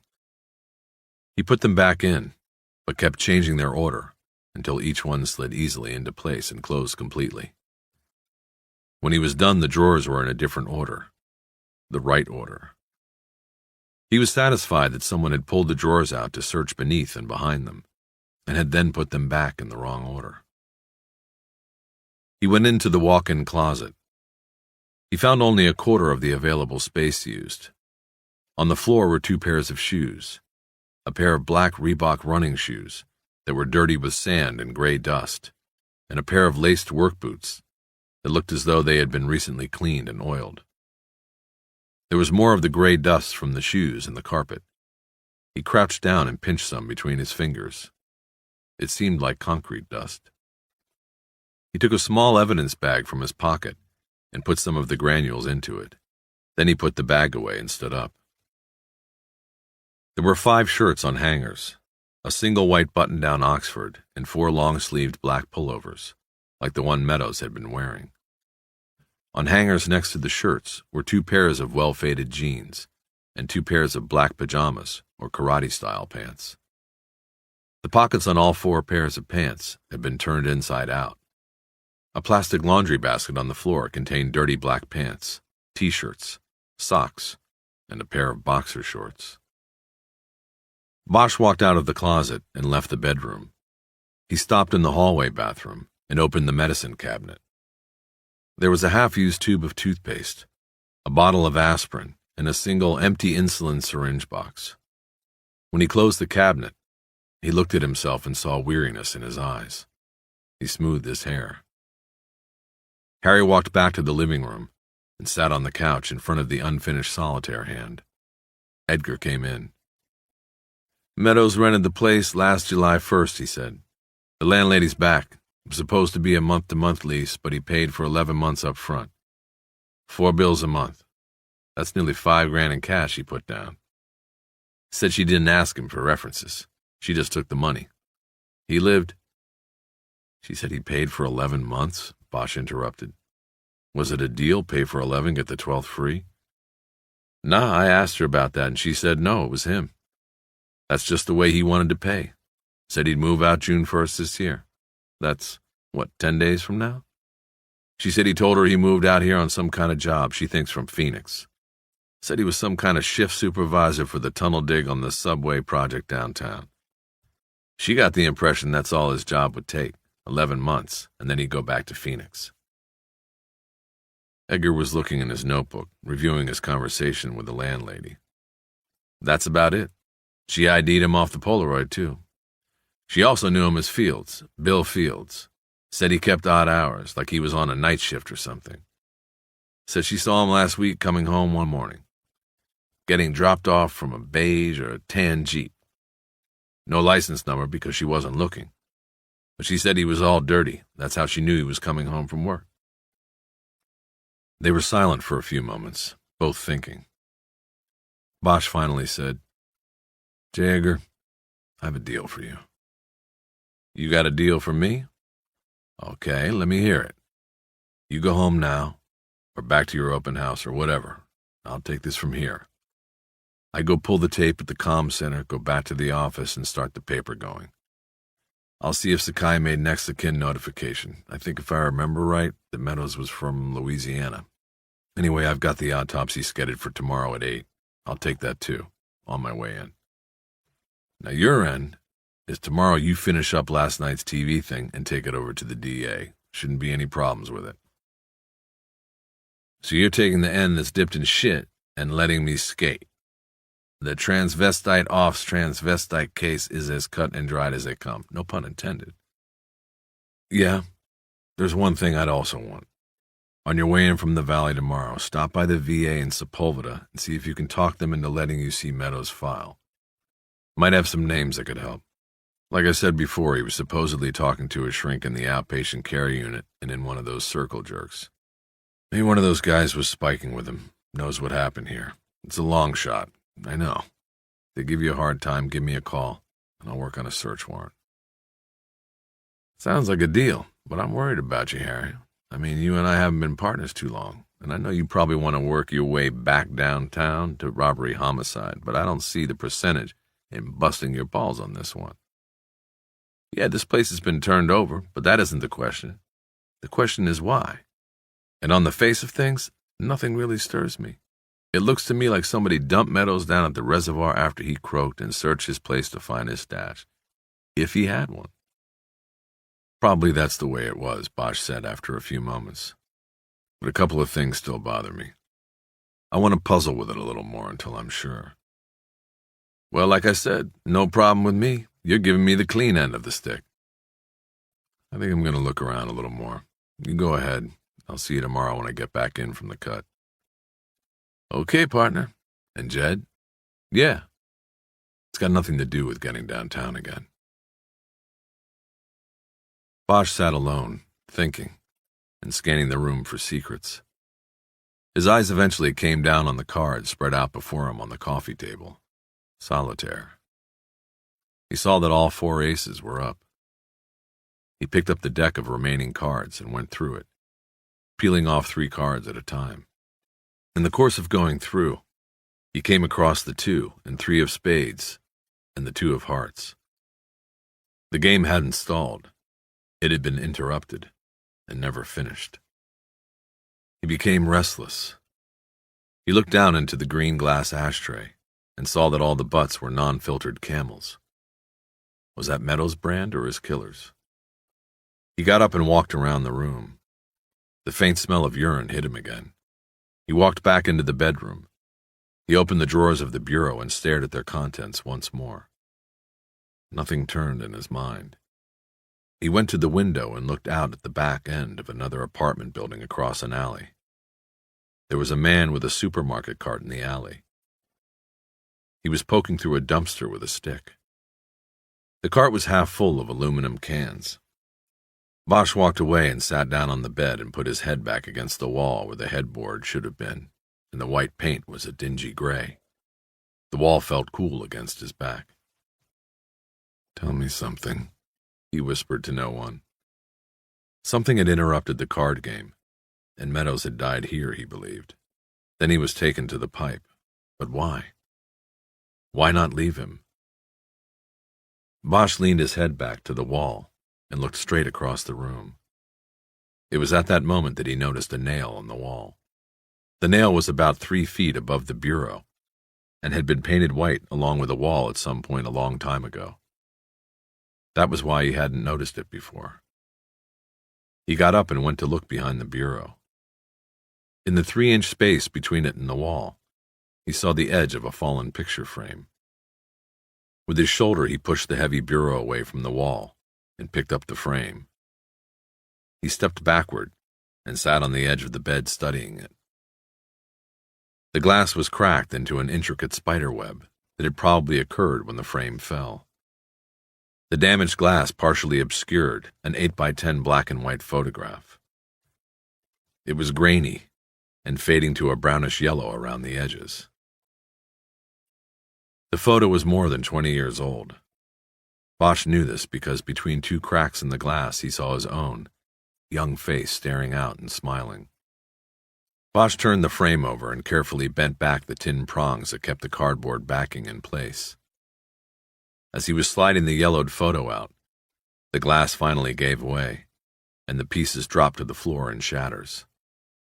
He moved his feet away from the glass but didn't get up. He studied the photograph. There were no markings on front or back to tell where or when it had been taken, but he knew it must have been sometime in late 1969 or early 1970, because some of the men in the picture were dead after that. There were 7 of them in the photo, all tunnel rats, all shirtless and proudly displaying their t-shirt tan lines and tattoos, each man's dog tags taped together to keep them from jangling while they crawled through the tunnels. They had to have been in the Echo sector of Cu Chi district, but Bosch could not tell or remember what village. The soldiers stood in a trench, positioned on both sides of a tunnel entrance no wider than the pipe in which Meadows would later be found dead. Bosch looked at himself and thought that his smile in the photograph was foolish. He was embarrassed by it now, in light of what was still to come after the moment was captured. Then he looked at Meadows in the photo and saw the thin smile and vacant stare. The others had always said Meadows would have a 1,000-yard stare in an 8x8 room. Bosch looked down at the glass between his feet and saw a pink piece of paper about the size of a baseball card. He picked it up by its edges and studied it. It was a pawn ticket from a shop downtown. The customer name on it was William Fields. It listed one item pawned, an antique bracelet, gold with jade inlay. The ticket was dated 6 weeks earlier. Fields had gotten $800 for the bracelet. Bosch slipped it into an evidence envelope from his pocket and stood up. The trip downtown took an hour because of the traffic heading to Dodger Stadium. Bosch spent the time thinking about the apartment. It had been searched, but Edgar was right. It was a rush job. The pants pockets were the obvious tip, but the bureau drawers should have been put back in correctly, and the photo and the hidden pawn slip should not have been missed. What had been the hurry? He concluded it was because Meadows' body was in the apartment. It had to be moved. Bosch exited on Broadway and headed south past Times Square to the pawn shop located in the Bradbury Building. Downtown LA was as quiet as Forest Lawn on most weekends, and he didn't expect to find the Happy Hawker open. He was curious and just wanted to drive by and take a look at the place before heading to the communications center. But when he drove past the storefront, he saw a man outside with an aerosol can painting the word open in black on a sheet of plywood. The board stood in place of the shop's front window. Bosch could see shards of glass on the dirty sidewalk below the plywood. He pulled to the curb. The spray painter was inside by the time he got to the door. He stepped through the beam of an electric eye, which sounded a bell from somewhere above all the musical instruments hanging from the ceiling. "I'm not open, not Sundays," a man called from the back. He was standing behind a chrome cash register that was atop a glass counter. "That's not what the sign you just painted says." "Yes, but that is for tomorrow. People see boards over your windows, they think you're out of business. I'm not out of business. I'm open for business, except for weekends. I just have a board out there for a few days. I painted open so people will know. You see? Starting tomorrow." "Do you own this business?" Bosch said as he pulled his ID case out and flipped open his badge. "This will only take a couple minutes." "Oh, police. Why didn't you say? I've been waiting all day for you, police." Bosch looked around, confused, then put it together. "You mean the window? I'm not here about that." "What do you mean?" "The patrol police said to wait for detective police. I waited. I've been here since 5 a.m. this morning." Bosch looked around the shop. It was filled with the usual array of brass musical instruments, electronic junk, jewelry, and collectibles. Look, Mr. Obinna, Oscar Obinna, pawn shops of Los Angeles and Culver City. Mr. Obinna, detectives don't roll on vandalism reports on weekends. I mean, they might not even be doing that during the week anymore. What vandalism? This was a breakthrough. Grand robbery. You mean a break-in. What was taken? Obinna gestured to 2 glass counter cases that flanked the cash register. The top plate in each case had been smashed into 1,000 pieces. Bosch walked up closer and could see small items of jewelry, cheap-looking earrings and rings, nestled among the glass. But he also saw velvet-covered jewelry pedestals, mirrored plates, and wood ring pegs where pieces should have been, but weren't. He looked around and saw no other damage in the store. Mr. Obinna, I can call the duty detective and see if anyone's going to come out today, and if so, when they will be here, but that is not what I've come for. Bosch then pulled out the clear plastic envelope with the pawn ticket in it. He held it up for Obinna to see. Can I see this bracelet, please? The moment he said it, he felt a bad premonition come over him. The pawnbroker, a small, round man with olive skin and dark hair noodled over a bare cranium, looked at Bosch incredulously, his dark, bushy eyebrows knitted together. You're not going to take the report on my cases? No, sir. I'm investigating a murder. Can you please show me the bracelet pawned on this ticket? Then I will call the detective bureau and find out if anyone's coming today on your break-in. Thank you for your cooperation. You people. I cooperate. I send my list each week, even take pictures for your pawn men. Then all I ask for is one detective to investigate a robbery, and I get a man who says his job is murder. I've been waiting now since 5 a.m. in the morning. Give me your phone. I'll get somebody over. Obinna took the receiver off a wall phone behind one of the damaged counters and handed it across. Bosch gave him the number to dial. While Bosch talked to the duty detective at Parker Center, the shopkeeper looked up the pawn ticket in a logbook. The duty detective, a woman Bosch knew, had not been involved in a field investigation during her entire career with the Robbery-Homicide Division, asked Bosch how he had been, then told him that she had referred the pawn shop break-in to the local station, even though she knew there would be no detectives there today. The local station was Central Division. Bosch walked around the counter and dialed the detective bureau there anyway. There was no answer. While the phone rang on unanswered, Bosch began a one-sided conversation. Yeah, this is Harry Bosch, Hollywood Detectives. I'm just trying to check on the status of the break-in over at the Happy Hawker on Broadway. He is. Do you know when? Right. Obinna. O-B-I-N-N-A. He looked over and Obinna nodded at the correct spelling. Yeah, he's here waiting. Right. I'll tell him. Thank you. He hung up the phone. Obinna looked at him, his bushy eyebrows arched.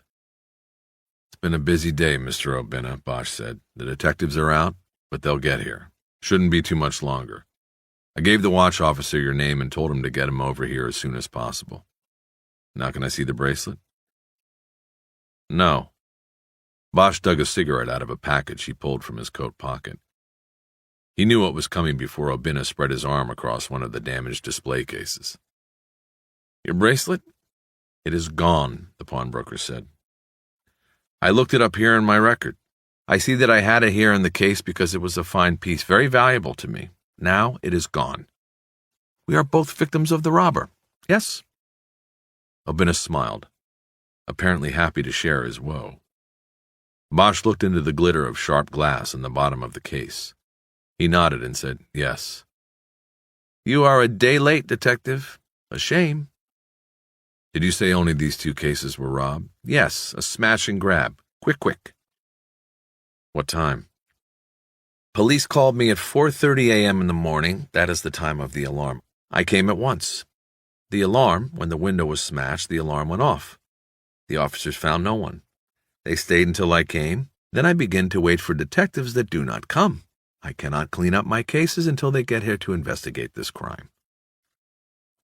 Bosch was thinking of the time scheme. The body dumped some time before the anonymous 911 call at 4 a.m. The pawn shop broken into at about the same time. A bracelet pawned by the dead man taken. There are no coincidences, he told himself. You said something about pictures, lists, and pictures for the pawn detail? Yes, LAPD, that is true. I turn over lists of everything I take in to the pawn detectives. It is the law. I cooperate fully. Obinna nodded his head and frowned mournfully into the broken display case. What about the pictures, Bosch said. Yes, pictures. These pawn detectives, they asked me to take pictures of my best acquisitions. Help them better identify for stolen merchandise. It is not the law, but I say, sure, cooperate fully. I buy the Polaroid kind of camera. I keep pictures if they want to come and look. They never do. It's bullshit. You have a picture of this bracelet? Obinna's eyebrows arched again as he considered the idea for the first time. I think, he said, and then he disappeared through a black curtain in a doorway behind the counter. He came out a few moments later with a shoebox full of Polaroid photos with yellow carbon slips paperclipped to them. He rustled through the photos, occasionally pulling one out, raising his eyebrows, and then sliding it back into place. Finally, he found what he wanted. Here. There it is. Bosch took the photo and studied it. Antique gold with carved jade. Very nice, Obinna said. I remember it. Top line. No wonder the shitheel that broke through my window took it. Made in the 1930s, Mexico. I gave the man $800. I have not often paid such a price for a piece of jewelry. I remember. Very big man. He came here with a ring for the Super Bowl. 1983. Very nice. I gave him $1,000. He did not come back for it. He held out his left hand to display the oversized gold ring, which seemed even larger on his small finger. The guy who pawned the bracelet, you remember him as well? Bosch asked. Obinna looked puzzled. Bosch decided that watching his eyebrows was like watching two caterpillars charging each other. He took one of the Polaroids of Meadows out of his pocket and handed it to the pawnbroker. He studied it closely. The man is dead, Obinna said after a moment. The caterpillar seemed to quiver with fear. The man looks dead. I don't need your help for that, Bosch said. I want to know if he pawned the bracelet. Obinna handed the photo back, he said. I think yes. He ever come in here and pawn anything else before or after the bracelet? No, I think I'd remember him. I'll say no. I need to take this, Bosch said, holding up the Polaroid of the bracelet. If you need it back, give me a call. He put one of his business cards on the cash register. The card was one of the cheap kind, with his name and phone number handwritten on a line. As he walked to the front door, crossing under a row of banjos, Bosch looked at his watch. He turned to Obinna, who was looking through the box of Polaroids again. Mr. Obinna, the watch officer. He said to tell you that if the detectives didn't get here in a half an hour, you should go home and they'll be by in the morning. Obinna looked at him without saying a word. The caterpillars charged and collided. Bosch looked up and saw himself in the polished brass elbow of a saxophone that hung overhead. A tenor. Then he turned and walked out the door, heading to the comm center to pick up the tape. The watch sergeant in the comm center beneath City Hall let Bosch record the 911 call off one of the big reel-to-reels that never stopped rolling and recording the cries of the city. The voice of the emergency operator was female in black. The caller was male in white. The caller sounded like a boy. 911 emergency, what are you reporting? Can I help you? What are you reporting? Yeah, I'm reporting you have a dead guy in a pipe. You said you are reporting a dead body? Yeah, that's right. What do you mean a pipe, sir? He is in a pipe up by the dam. What dam is that? Where they got the water reservoir and everything, the Hollywood sign.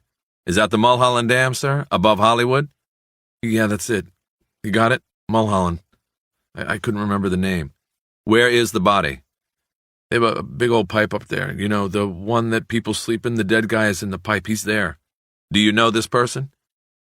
No, man, no way. Is he sleeping? Shit, no, the boy laughed nervously. He's dead. How are you sure? I'm sure, I'm just telling you. If you don't want to... What is your name, sir? What is this? What do you need my name for? I just saw it. I didn't do it. How am I going to know this is a legitimate call? Check the pipe. You'll know. I don't know what else to tell you. What's my name got to do with anything? For our record, sir, can you give me your name? No. Sir, will you stay there until an officer arrives? No, I'm already gone. I'm not there, man. I'm down. I know, sir. I have a readout here that says that you are at a payphone on Gower near Hollywood Boulevard. Will you wait for the officer? How? Never mind. I gotta go now. You check it out. The body is there, a dead guy. Sir, we would like to talk. The line was disconnected. Bosch put the cassette tape in his pocket and headed out of the comm center the way he had come in. It had been 10 months since Harry Bosch had been on the 3rd floor at Parker Center.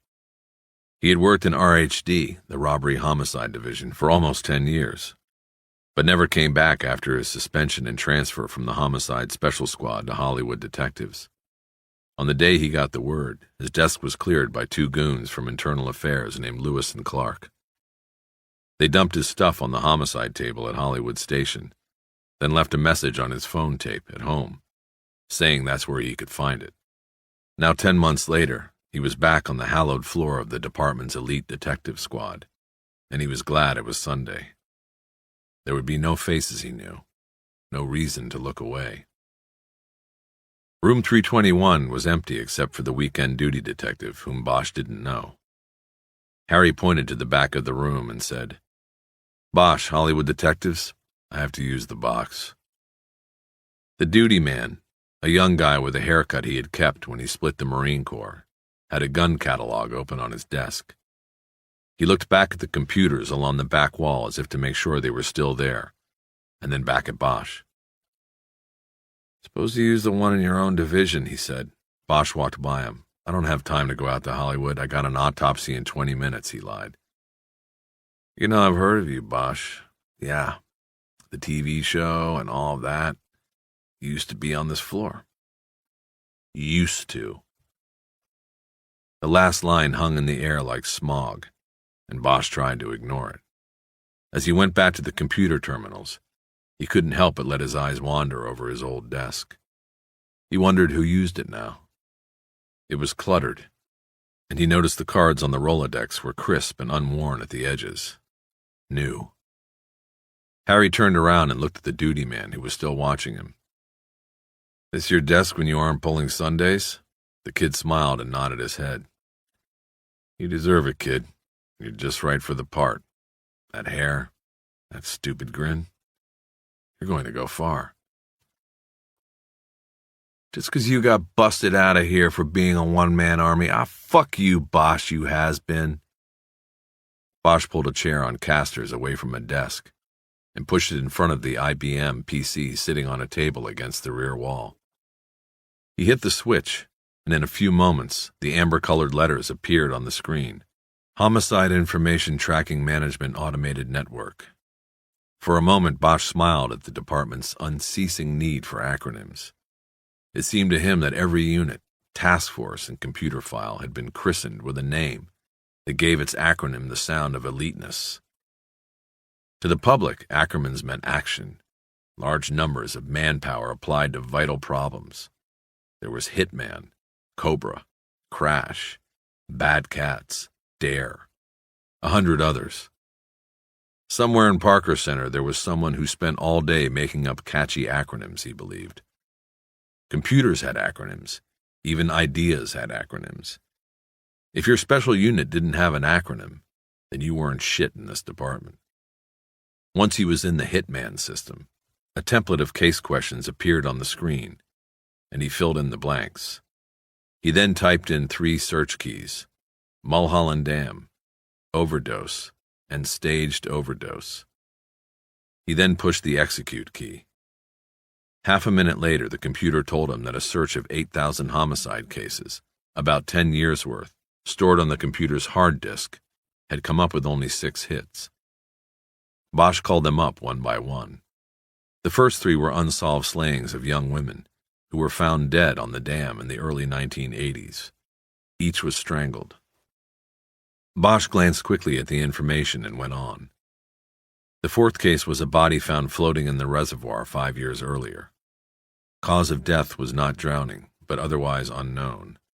The last two were drug overdoses, the first of which occurred during a picnic at the park above the reservoir. It looked pretty straightforward to Bosch, and he went on. The last hit was a DB found in the pipe 14 months earlier. Cause of death was later determined to be heart stoppage due to an overdose of tar heroin. Decedent known to frequent area of the dam and sleep in pipe, the computer readout said. No further follow-up. It was the death that Crowley, the Hollywood watch sergeant, had mentioned when he woke Bosch up that morning. Bosch pushed a key and printed out the information on the last death, though he didn't think it figured into his case. He signed off and shut down the computer. Then he sat there a moment thinking. Without getting out of the chair, he rolled over to another PC. He turned it on and fed his password in. He took the Polaroid out of his pocket, looked at the bracelet, and typed in its description for a stolen property record search. This in itself was an art. He had to describe the bracelet the way he believed other cops would, cops who might be typing in descriptions of a whole inventory of jewelry taken in a robbery or burglary. He described the bracelet simply as antique gold bracelet with carved jade dolphin design. He pressed the search key, and in 30 seconds the computer screen said, "No hit." He tried it again, typing gold and jade bracelet, and then punching the search key. This time there were 436 hits. Too many. He needed to thin the herd. He typed gold bracelet with jade fish and pressed search.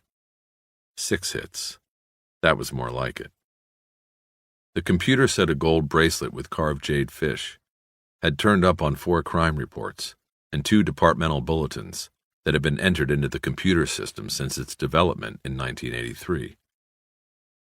Bosch knew that because of the immense duplication of records in any police department, all 6 entries could be, and probably were, from the same case or report of a missing or stolen bracelet.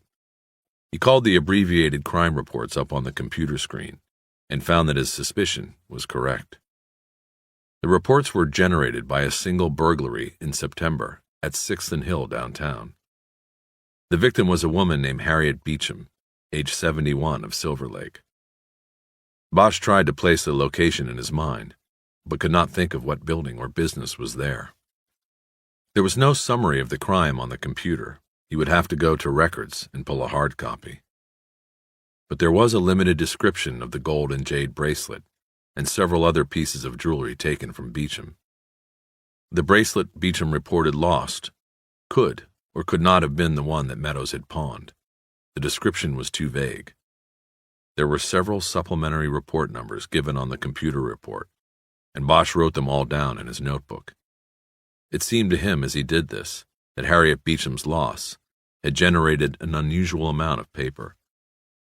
He next called up the information on the 2 bulletins. Both had come from the FBI. The first issued 2 weeks after Beecham had been burglarized. It was then reissued 3 months later when Beecham's jewelry had still not turned up. Bosch wrote down the bulletin number and turned off the computer. He went across the room to the robbery commercial burglary section. On a steel shelf that ran along the back wall were dozens of black binders that held the bulletins and bolos from past years. Bosch took the one marked September and began looking through it. He quickly realized that the bulletins were not in chronological order and weren't all issued in September. In fact, there was no order. He might have to look through all 10 months since Beecham's burglary to find the bulletin he needed. He pulled an armful of the binders off the shelf and sat down at the burglary table. A few moments later, he felt the presence of someone across the table from him. "What do you want?" he said without looking up. "What do I want?" the duty detective said. "I want to know what the fuck you are doing, Bosch. This isn't your place anymore. You can't just come in here like you're running the crew. Put that shit back on the shelf, and if you want to look through it, come back down here tomorrow and ask, goddammit." And don't give me any bullshit about an autopsy. You've already been here a half hour. Bosch looked up at him. He put his age at 28, maybe 29. Even younger than Bosch had been when he made it to robbery homicide. Either standards had dropped or RHD wasn't what it was. Bosch knew it was actually both. He looked back down at the bulletin binder. "I'm talking to you, asshole," the detective boomed. Bosch reached his foot up under the table and kicked the chair that was across from him. The chair shot from the table and its backrest hit the detective in the crotch. He doubled over and made an oomph sound, grabbing the chair for support. Bosch knew he had his reputation going for him now. Harry Bosch, a loner, a fighter, a killer. "Come on, kid," he was saying. "Do something." But the young detective just stared at Bosch, his anger and humiliation in check. He was a cop who could pull the gun, but maybe not the trigger. And once Bosch knew that, he knew the kid would walk away. The young cop shook his head, waved his hands like he was saying, "Enough of this," and walked back to the duty desk. "Go ahead, write me up, kid," Bosch said to his back. "Fuck you," the kid feebly returned. Bosch knew he had nothing to worry about. IED wouldn't even look at an officer-on-officer beef without a corroborating witness or tape recording. One cop's word against another was something they wouldn't touch in this department. Deep down, they knew a cop's word by itself was worthless. That was why internal affairs cops always worked in pairs. An hour and 7 cigarettes later, Bosch found it.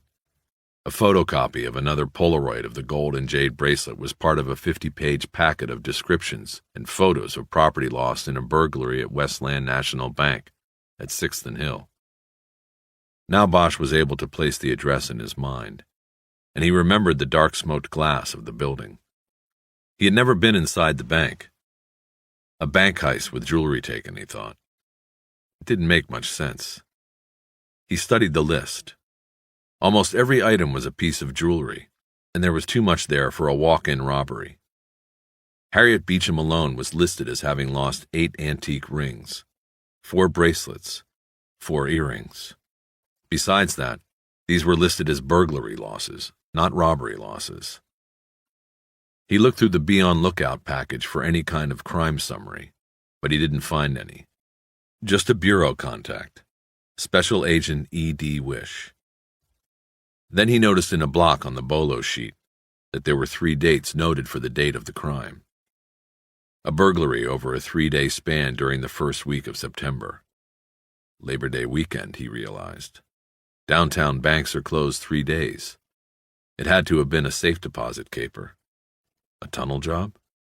Bosch leaned back and thought about that. Why hadn't he remembered it? A heist like that would have played in the media for days. It would have been talked about in the department even longer.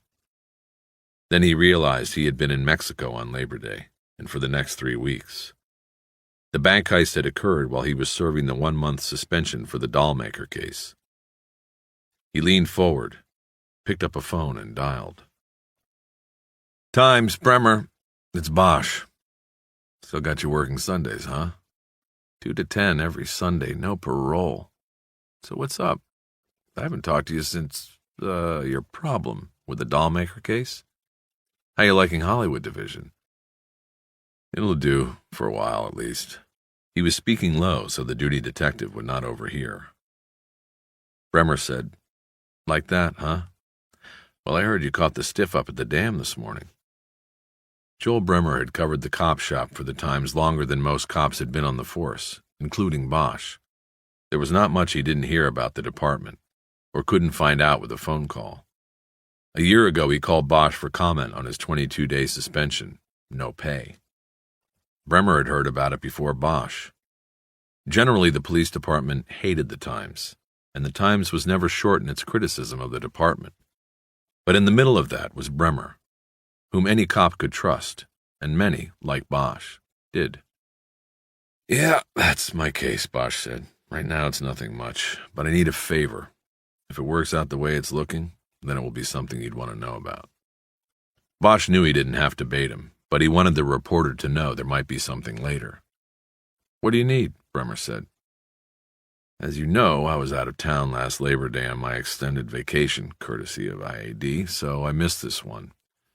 But there was... The tunnel job? You're not going to ask about the tunnel job, are you? Over here in downtown, all the jewelry, negotiable bonds, stock certificates, maybe drugs? Bosch heard the reporter's voice go up a notch in urgency. He had been right.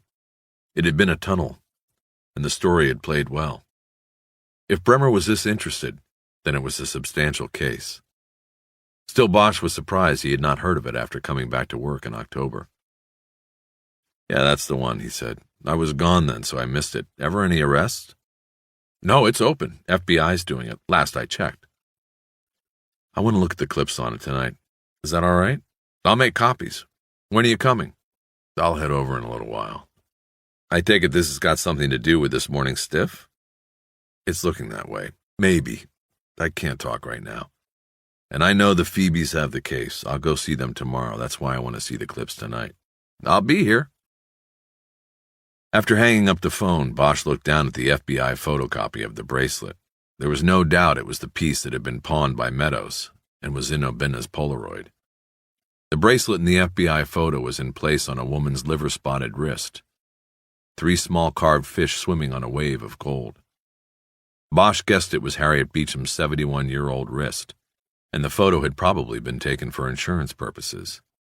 He looked over at the duty detective, who was still leafing through the gun catalog. He coughed loudly like he had seen Nicholson do in a movie once, and at the same time, tore the bolo sheet out of the binder.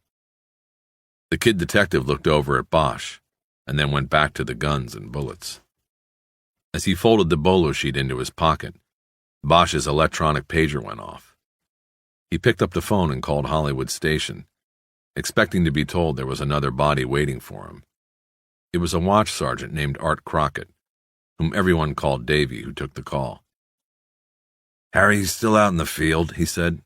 I'm at Parker Center, had to check on a few things. Good.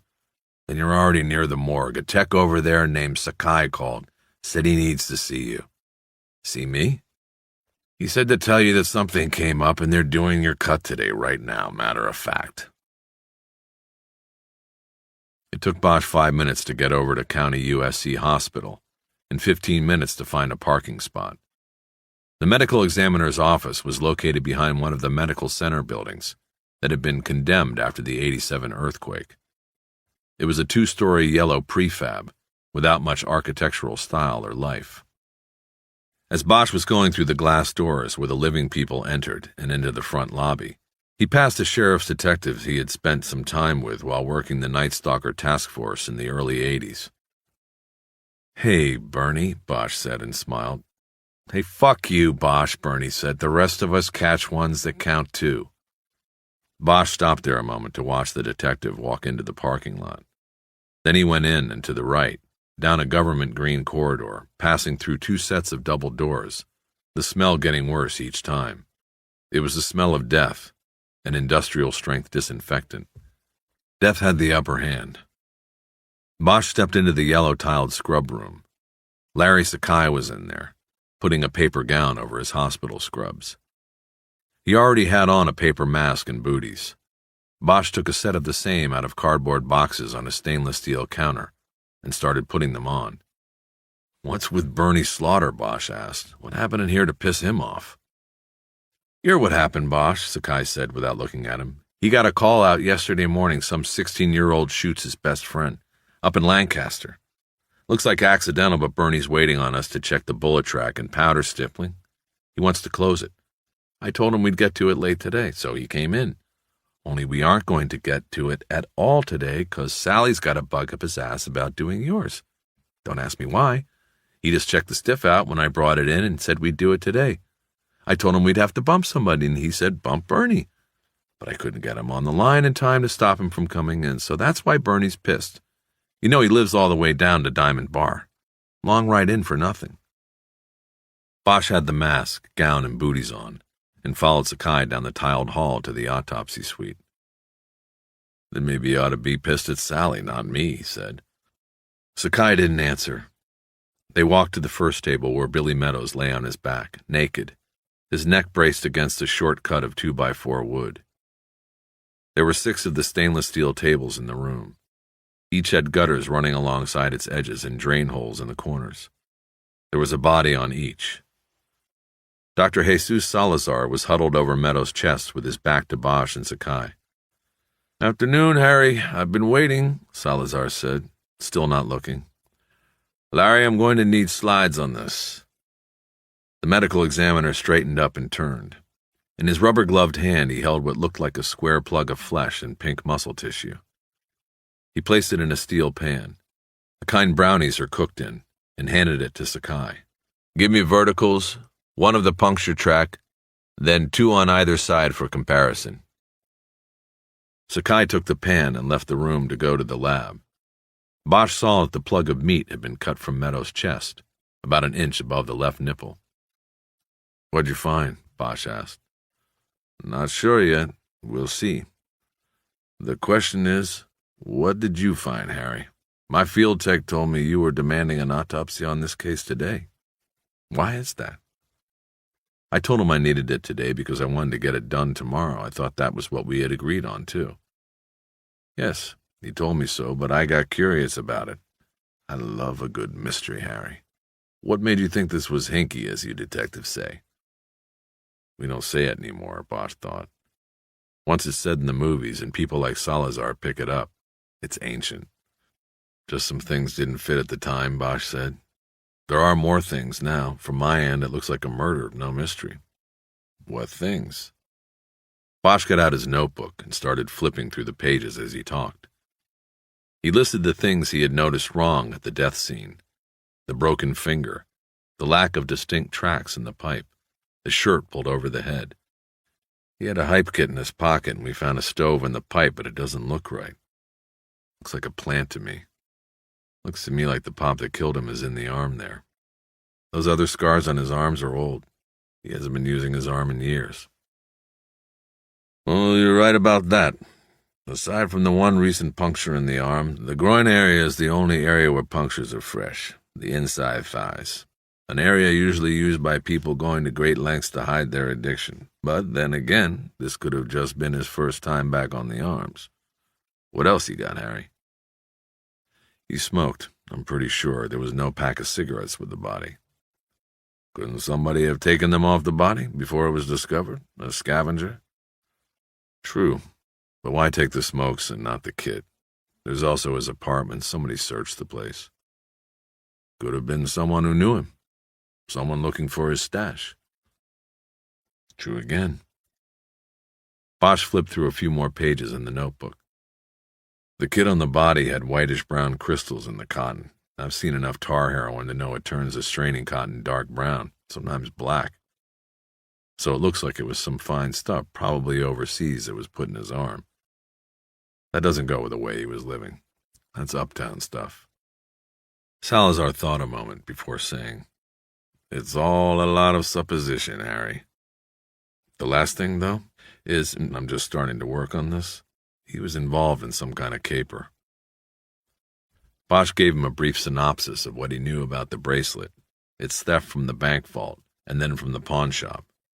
Salazar's domain was the forensic detail of the case, but Bosch had always trusted Sally and found that it sometimes helped to bounce other details of a case off him. The two had met in 1974 when Bosch was a patrolman and Sally was a new assistant coroner. Bosch was assigned guard duty and crowd control on East 54th and South Central, where a firefight with the Symbionese Liberation Army had left a house burned to the ground and 5 bodies in the smoking rubble. Sally was assigned to see if there was a 6th, Patty Hurst, somewhere in the char. The two of them spent 3 days there, and when Sally finally gave up, Bosch had won a bet that she was still alive, somewhere. When Bosch was finished with the story about the bracelet, it seemed to have mollified Sally's worries about the death of Billy Meadows not being a mystery. He seemed energized. He turned to a cart on which his cutting tools were piled and rolled it next to the autopsy table. He switched on a sound-activated tape recorder and picked up a scalpel and a pair of regular gardening shears. He said, "Well, let's get to work." Bosch moved back a few steps to avoid any spatter and leaned against the counter on which there was a tray full of knives and saws and scalpels. He noticed that a sign taped to the side of the tray said, "To be sharpened." Salazar looked down at the body of Billy Meadows and began. The body is that of a well-developed Caucasian male, measuring 69 inches in length, weighing 165 pounds and appearing generally consistent with the stated age of 40 years. The body is cold and unembalmed with full rigor and posterior-dependent fixed lividity. Bosch watched him start, but then noticed the plastic bag containing Meadows' clothes on the counter next to the tool pan. He pulled it over and opened it up. The smell of urine immediately assaulted his nostrils, and he thought for a moment of the living room at Meadows' apartment. He pulled on a pair of rubber gloves as Salazar continued to describe the body. The left index finger shows a palpable fracture without laceration or petechial contusion or hemorrhage. Bosch glanced over his shoulder and saw that Salazar was wiggling the broken digit with the blunt end of the scalpel as he spoke to the tape recorder. He concluded his external description of the body by mentioning the skin punctures. There are hemorrhagic puncture wounds, hypodermic type, on the upper inside thighs and interior side of the left arm. The arm puncture exudes a bloody fluid and appears to be most recent. No scabbing. There is another puncture in the upper left chest, which exudes a small amount of bloody fluid and appears to be slightly larger than that caused by hypodermic puncture. Salazar put his hand over the tape recorder and said to Bosch, "I'm having Sakai get slides of this chest puncture. It looks very interesting." Bosch nodded and turned back to the counter and began spreading out Meadows' clothes. Behind him he heard Salazar using the shears to open up the dead man's chest. The detective pulled each pocket out and looked at the lint. He turned the socks inside out and checked the inside lining of the pants and shirt. Nothing. He took a scalpel out of the to-be-sharpened pan and cut the stitches out of Meadows' leather belt and pulled it apart. Again, nothing. Over his shoulder he heard Salazar saying, "The spleen weighs 190 grams, the capsule is intact and slightly wrinkled, and the parenchyma is pale purple and trabecular." Bosch had heard it all hundreds of times before. Most of what a pathologist said into his tape recorder meant nothing to the detective who stood by. It was the bottom line the detective waited for. What killed the person on the cold steel table? How? Who? The gallbladder is thin-walled, Salazar was saying. Contains a few cc's of greenish bile with no stones. Bosch shoved the clothes back into the plastic bag and sealed it. Then he dumped the leather work shoes Meadows had been wearing out of a second plastic bag. He noticed reddish-orange dust fall from inside the shoes. Another indication the body had been dragged into the pipe. The heels had scraped on the dried mud at the bottom of the pipe, drawing the dust inside the shoes. Salazar said, "The bladder mucosa is intact and there are only 2 ounces of pale yellow urine.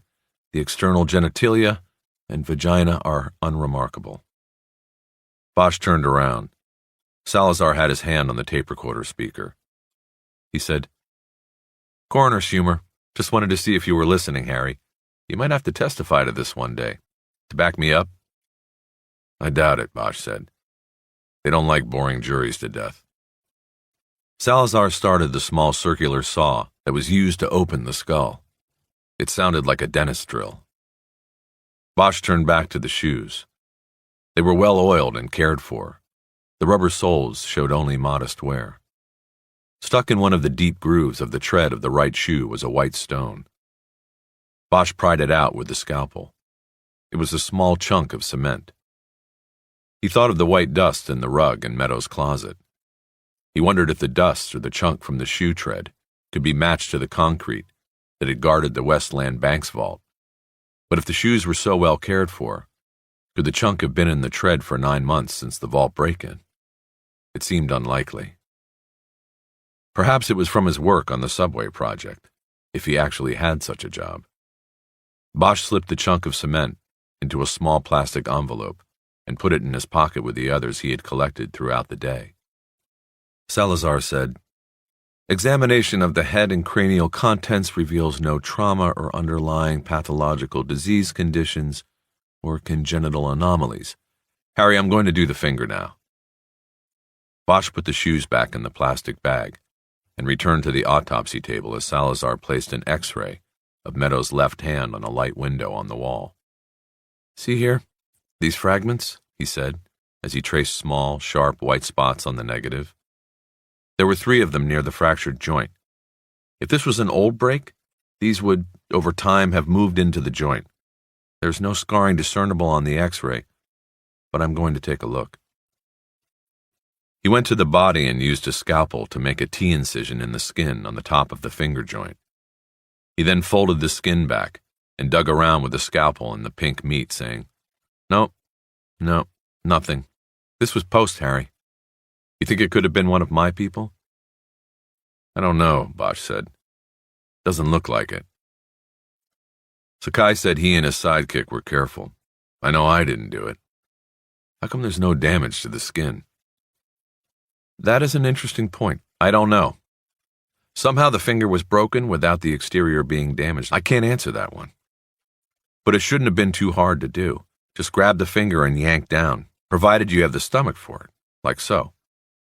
Salazar went around the table. He lifted Meadows' right hand and yanked the finger backward. He couldn't get the leverage needed and couldn't break the joint. "Harder than I thought," he said. "Perhaps the digit was struck with a blunt object of some kind, one that did not blemish the skin." When Sakai came in with the slides 15 minutes later, the autopsy was completed, and Salazar was sewing Meadows' chest closed with thick waxed twine. He then used an overhead hose to spray debris off the body and wet down the hair. Sakai bound the legs together and the arms to the body with rope to prevent them from moving during the different stages of rigor. Bosch noticed that the rope cut across the tattoo on Meadows' arm, across the rat's neck. Using his thumb and forefinger, Salazar closed Meadows' eyes. "Take him to the box," he said to Sakai, then to Bosch. "Let's take a look at these slides. This seemed odd to me because the hole was bigger than your normal skag spike in its location, in the chest. It was unusual. The puncture is clearly ante-mortem, possibly perimortem. There was only slight hemorrhaging, but the wound is not scabbed over. So we're talking shortly before or even during death. Maybe the cause of death, Harry." Salazar took the slides to a microscope that was on the counter at the back of the room. He chose one of the slides and put it on the viewing plate. He bent over to look, and after half a minute finally said, "Interesting." He then looked briefly at the other slides. When he was done, he put the first slide back on the viewing plate. "Okay, basically I removed a 1-inch square section of the chest where this puncture was located. I went into the chest about 1.5 inches deep with a cut. The slide is a vertical dissection of the sample showing the track of the perforation.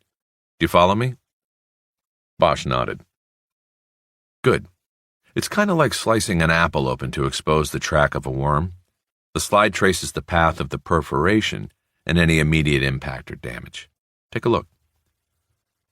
Bosch bent to the eyepiece of the microscope. The slide showed a straight perforation about 1 inch deep, through the skin and into the muscle, tapering in width like a spike. The muscle's pink color changed to a dark brownish color around the deepest point of the penetration. "What does it mean?" he asked. "It means," said Salazar, "that the puncture was through the skin, through the fascia.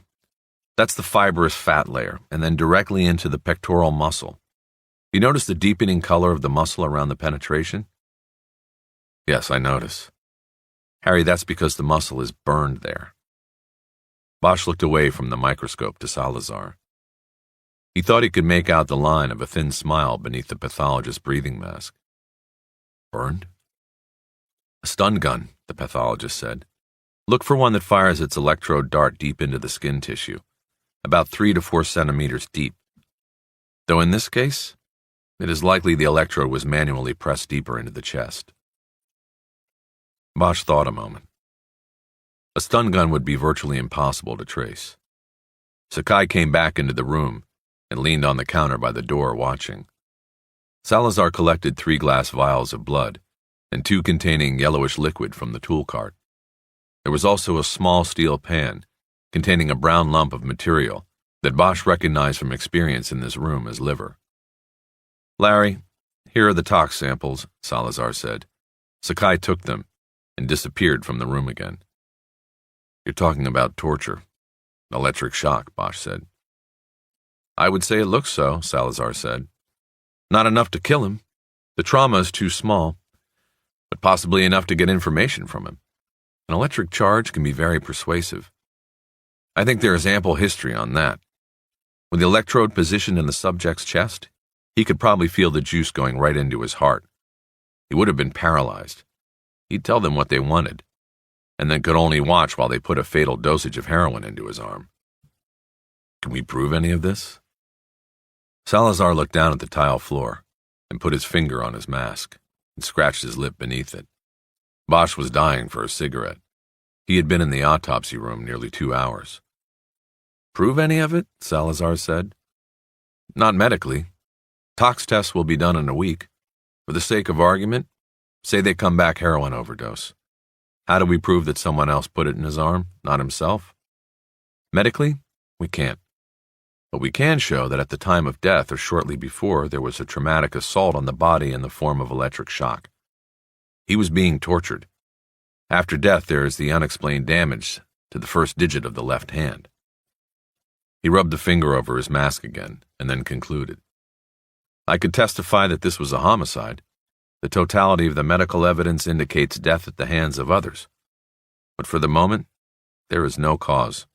We wait for the tox studies to be completed, and then we'll put our heads together again."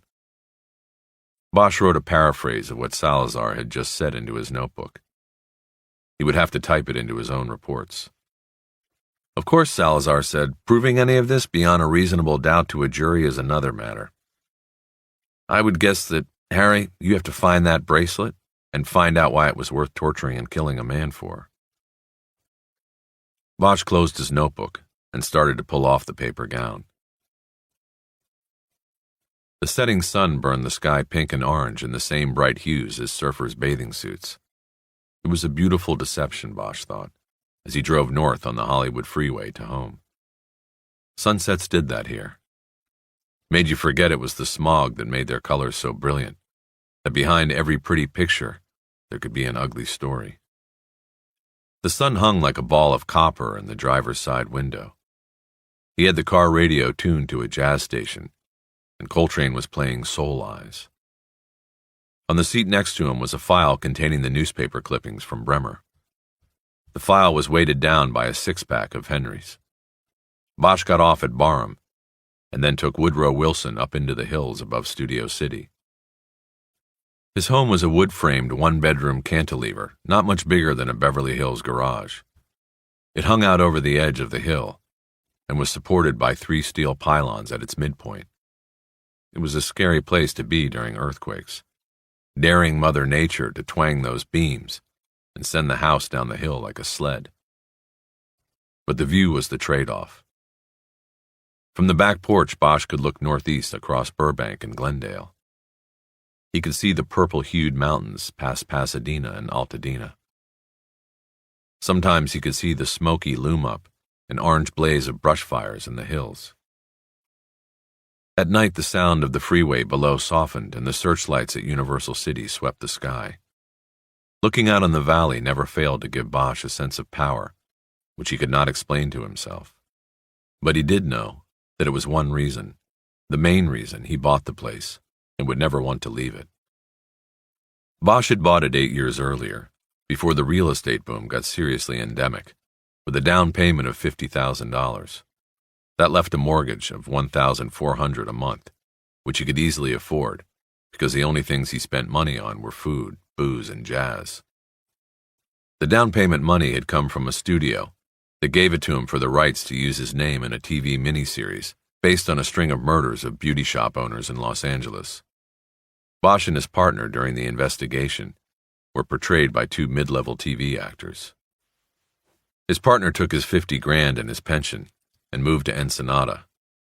Bosch put his down on a house he wasn't sure could survive the next earthquake, but that made him feel as though he were prince of the city. Despite Bosch's resolve never to move, Jerry Edgar, his current partner and part-time real estate man, told him the house was now worth 3 times what he had paid for it. Whenever the subject of real estate came up, which was often, Edgar counseled Bosch to sell and trade up. Edgar wanted the listing. Bosch just wanted to stay where he was. It was dark by the time he reached the Hill House. He drank the first beer standing on the back porch, looking out at the blanket of lights below. He had a second bottle while sitting in his watch chair, the file closed on his lap. He hadn't eaten all day, and the beer hit him quickly. He felt lethargic and yet jumpy, his body telling him it needed food. He got up and went to the kitchen and made a pressed turkey sandwich that he brought back to the chair with another beer. When he was finished eating, he brushed the sandwich crumbs off the file and opened it up. There had been 4 Times stories on the Westland bank caper. He read them in the order of publication. The first was just a brief that had run on page 3 of the Metro section. The information had apparently been gathered on the Tuesday the break-in was discovered. At the time, the LAPD and the FBI weren't that interested in talking to the press or letting the public know what had happened. Authorities probe bank break-in. An undisclosed amount of property was stolen from the Westland National Bank in downtown during the 3-day holiday weekend, authorities said Tuesday. The burglary, being investigated by the FBI and the Los Angeles Police Department, was discovered when managers of the bank located at the corner of Hill Street and 6th Avenue arrived Tuesday and found the safe deposit vault had been looted, FBI Special Agent John Rourke said. Rourke said an estimate on the loss of property had not been made, but sources close to the investigation said more than $1 million worth of jewels and other valuables stored in the vault by customers of the bank was taken. Rourke also declined to say how the burglars entered the vault, but did say that the alarm system was not working properly. He declined to elaborate. A spokesman for Westland declined Tuesday to discuss the burglary. Authorities said there were no arrests or suspects. Bosch wrote the name John Rourke in his notebook and went on to the next newspaper story, which was much longer. It had been published the day after the first and had been bannered across the top of the front page of the Metro section. It had a 2-deck headline and was accompanied by a photograph of a man and woman standing in the safe deposit vault, looking down at a manhole-sized opening in the floor. Behind them was a pile of deposit boxes. Most of the small doors on the back wall were open. Bremer's byline was on the story. At least $2 million taken in bank tunnel job. Bandits had holiday weekend to dig into vault. The article expanded on the first story, filling in the detail that the perpetrators had tunneled into the bank, digging an approximately 150-yard line from a city storm main that ran under Hill Street.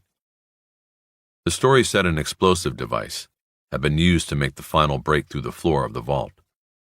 According to the FBI, the burglars probably were in the vault through most of the holiday weekend, drilling open the individual safe deposit boxes. The entry tunnel from the stormwater main to the vault was believed to have been dug during 7 to 8 weeks before the heist. Bosch made a note to ask the FBI how the tunnel had been dug. If heavy equipment was used, most bank alarms, which measured sound as well as earth vibrations, would have picked up the ground movement and sounded. Also, he wondered, why hadn't the explosive device set off alarms? He looked then at the third article, published the day after the second. This one wasn't written by Bremer, though it still had been played on the front of Metro. It was a feature on the dozens of people lining up at the bank to see if their safe deposit boxes were among those pried open and emptied. The FBI was escorting them into the vault and then taking their statements. Bosch scanned the story, but saw the same thing over and over again. People angry, or upset, or both because they had lost items that they had placed in the vault because they believed it was safer than their homes. Near the bottom of the story, Harriet Beecham was mentioned. She had been interviewed as she came out of the bank, and she told the reporter that she had lost a lifetime's collection of valuables bought while traveling the world with her late husband, Harry. The story said Beecham was dabbing at her eyes with a lace handkerchief. "I lost the rings he bought me in France, a bracelet of gold and jade from Mexico," Beecham said. "Whoever they were that did this, they took my memories." Very melodramatic. Bosch wondered if the last quote had been made up by the reporter. The fourth story in the file had been published a week later, by Bremer. It was short and had been buried in the back of Metro, behind where they stuffed the Valley News. Bremer reported that the Westland investigation was being handled exclusively by the FBI. The LAPD provided initial backup, but as leads dried up, the case was left in the Bureau's hands. Special Agent Rourke was quoted again in this story. He said agents were still on the case full-time, but no progress had been made or suspects identified. None of the property taken from the vault, he said, had turned up. Bosch closed the file. The case was too big for the Bureau to slough off like a bank stick-up.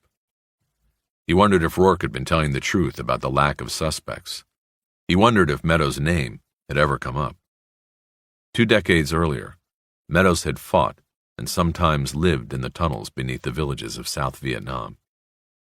Like all the tunnel fighters, he knew demolition work. But that was for bringing a tunnel down. Implosion. Could he have learned how to blow through the concrete and steel floor of a bank vault? Then Bosch realized that Meadows would not necessarily have needed to know how. He was sure the Westland job had taken more than one person. He got up and got another beer from the refrigerator. But before going back to the watch chair, he detoured into the bedroom, where he pulled an old scrapbook out of the bottom drawer of the bureau. Back in the chair, he drank down half the beer, then opened the book. There were bunches of photographs loose between the pages. He had meant to mount them, but had never gotten around to it. He rarely even opened the book. The pages were yellowed and had gone to brown at the edges. They were brittle, much like the memories the photos evoked. He picked up each snapshot and examined it, at some point realizing that he had never mounted them on the pages because he liked the idea of holding each picture in his hands, feeling it. The photographs were all taken in Vietnam. Like the picture found in Meadows' apartment, these were mostly in black and white. It was cheaper back then, getting black and white film developed in Saigon. Bosch was in some of the shots, but most were photos that he had taken with an old Leica his foster father had given him before he left. It was a peace gesture from the old man. He hadn't wanted Harry to go, and they had fought about it. So the camera was given and accepted. But Bosch was not one to tell stories when he returned, and the snapshots were left spread through the pages of the scrapbook, never to be mounted, rarely to be looked at. If there was a recurring theme of the photographs, it was the smiling faces in the tunnels. In almost every shot, there were soldiers standing in defiant poses at the mouth of a hole they had probably just been in and conquered. To the outsider, the photos would appear strange, maybe fascinating. But to Bosch, they were scary, like newspaper photos he had seen of people trapped in wrecked cars, waiting to be cut out by the firemen. The photos were of the smiling faces of young men who had dropped down into hell and come back to smile into the camera.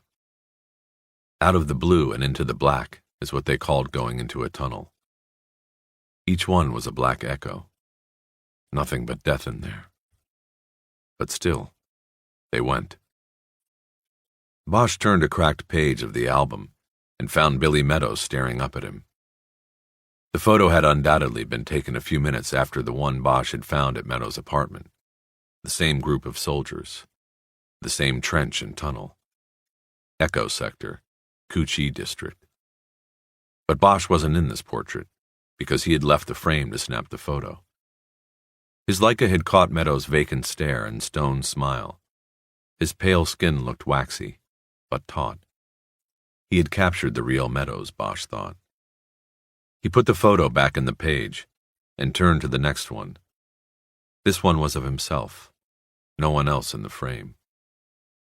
He clearly remembered setting the camera down on a wooden table in a hooch and setting the timer. Then he moved into the frame. The camera had snapped as he was shirtless, the tattoo on his deeply tanned shoulder, catching the falling sun through the window. Behind him, but out of focus, was the dark entrance to a tunnel lying uncovered on the straw floor of the hooch. The tunnel was blurred, forbidding darkness, like the ghastly mouth in Edvard Munch's painting, The Scream. It was a tunnel in the village they called Timbuktu. Bosch knew as he stared at the photo. His last tunnel. He was not smiling in the picture. His eyes were set in dark sockets. And neither was he smiling as he looked at it now. He held the photo in two hands, absent-mindedly rubbing his thumbs up and down the borders. He stared at the photograph until fatigue and alcohol pulled him down into sleepy thought. Almost dreamlike. He remembered that last tunnel, and he remembered Billy Meadows. 3 of them went in. 2 of them came out. The tunnel had been discovered during a routine sweep at a small village in E Sector. The village had no name on the recon maps, so the soldiers called it Timbuktu. The tunnels were turning up everywhere, so there weren't enough rats to go around. When the tunnel mouth was found under a rice basket and a hooch, the top sergeant didn't want to have to wait for a dust-off to land with fresh rats. He wanted to press on, but he knew he had to check the tunnel out. So the top made a decision, like so many others in the war. He sent 3 of his own men in. 3 virgins, scared as shit, maybe 6 weeks in country among them. The top told them not to go far. Just set charges and come out. Do it fast and cover each other's ass. The 3 green soldiers dutifully went down into the hole. Except a half hour later, only 2 came out. The 2 who made it out said that the 3 of them had separated. The tunnel branched into several directions, and they split up. They were telling the top this when there was a rumble, and a huge cough of noise and smoke and dust belched from the tunnel mouth. The C4 charges had detonated. The company loot came in then, and said they wouldn't leave the zone without the missing man. The whole company waited a day for the smoke and dust to settle in the tunnel, and then 2 tunnel rats were dropped during a dust-off. Harry Bosch and Billy Meadows. He didn't care if the missing soldier was dead, the lieutenant told them. Get him out. He wasn't going to leave one of his boys in that hole. Go get him and bring him out here so we can get him a decent burial, the lieutenant said. Meadows said, we wouldn't leave any of our own in there either.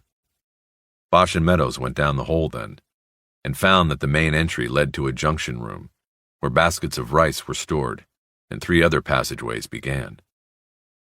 2 of these had collapsed in the C4 explosions. The 3rd was still open.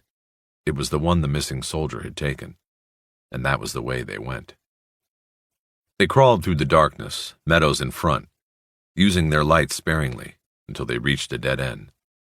Meadows poked around the tunnel's dirt floor until he found the concealed door. He pried it open, and they dropped down into another level of the labyrinth. Without saying a word, Meadows pointed one way and crawled off. Bosch knew he would go the other way. Each would be alone now, unless the VC were waiting ahead. Bosch's way was a winding passage that was as warm as a steam bath. The tunnel smelled damp and faintly like a latrine. He smelled the missing soldier before he saw him. He was dead, his body putrefying, but sitting in the middle of the tunnel with his legs straight out and spread, the toes of his boots pointed upward. His body was propped against a stake planted in the floor of the tunnel. A piece of wire that cut an inch into his neck was wrapped around the stake and held him in place. Afraid of a booby trap, Bosch didn't touch him. He played the beam of his flashlight over the neck wound and followed the trail of dried blood down the front of the body. The dead man wore a green t-shirt with his name stenciled in white on the front. Al Crofton, it said beneath the blood. There were flies mired in the crusted blood on his chest, and for a moment, Bosch wondered how they found their way so far down. He dipped the light into the dead soldier's crotch and saw that it too was black with dried blood. The pants were torn open, and Crofton looked as though he had been mauled by a wild animal. Sweat began to sting Bosch's eyes, and his breathing became louder, more hurried than he wanted it to be. He was immediately aware of this, but was also aware that he could do nothing to stop it. Crofton's left hand was palm up on the ground next to his thigh. Bosch put the light on it and saw the bloody set of testicles. He stifled the urge to vomit, but could not prevent himself from hyperventilating. He cupped his hands over his mouth and tried to slow his gasping for air. It didn't work. He was losing it. He was panicking. He was 20 years old and he was scared. The walls of the tunnel were closing tighter on him. He rolled away from the body and dropped the light, its beam still focused on Crofton. Bosch kicked at the clay walls of the tunnel and curled into a fetal position. The sweat in his eyes was replaced by tears. At first they came silently, but soon his sobs racked his entire body, and his noise seemed to echo in all directions in the darkness, right to where Charlie sat and waited, right to hell. Part 2, Monday, May 21st. Bosch came awake in his watch chair about 4 a.m. He had left the sliding glass door open to the porch, and the Santa Ana winds were billowing the curtains, ghost-like, out across the room. The warm wind and the dream had made him sweat. Then the wind had dried the moisture on his skin like a salty shell. He stepped out onto the porch and leaned against the wood railing, looking down at the lights of the valley. The searchlights at Universal were long since retired for the night, and there was no traffic sound from the freeway down in the pass. In the distance, maybe from Glendale, he heard the whooping sound of a helicopter. He searched and found the red light moving low in the basin. It wasn't circling, and there was no searchlight. It wasn't a cop. He thought then that he could smell the slight scent of malathion, sharp and bitter on the red wind.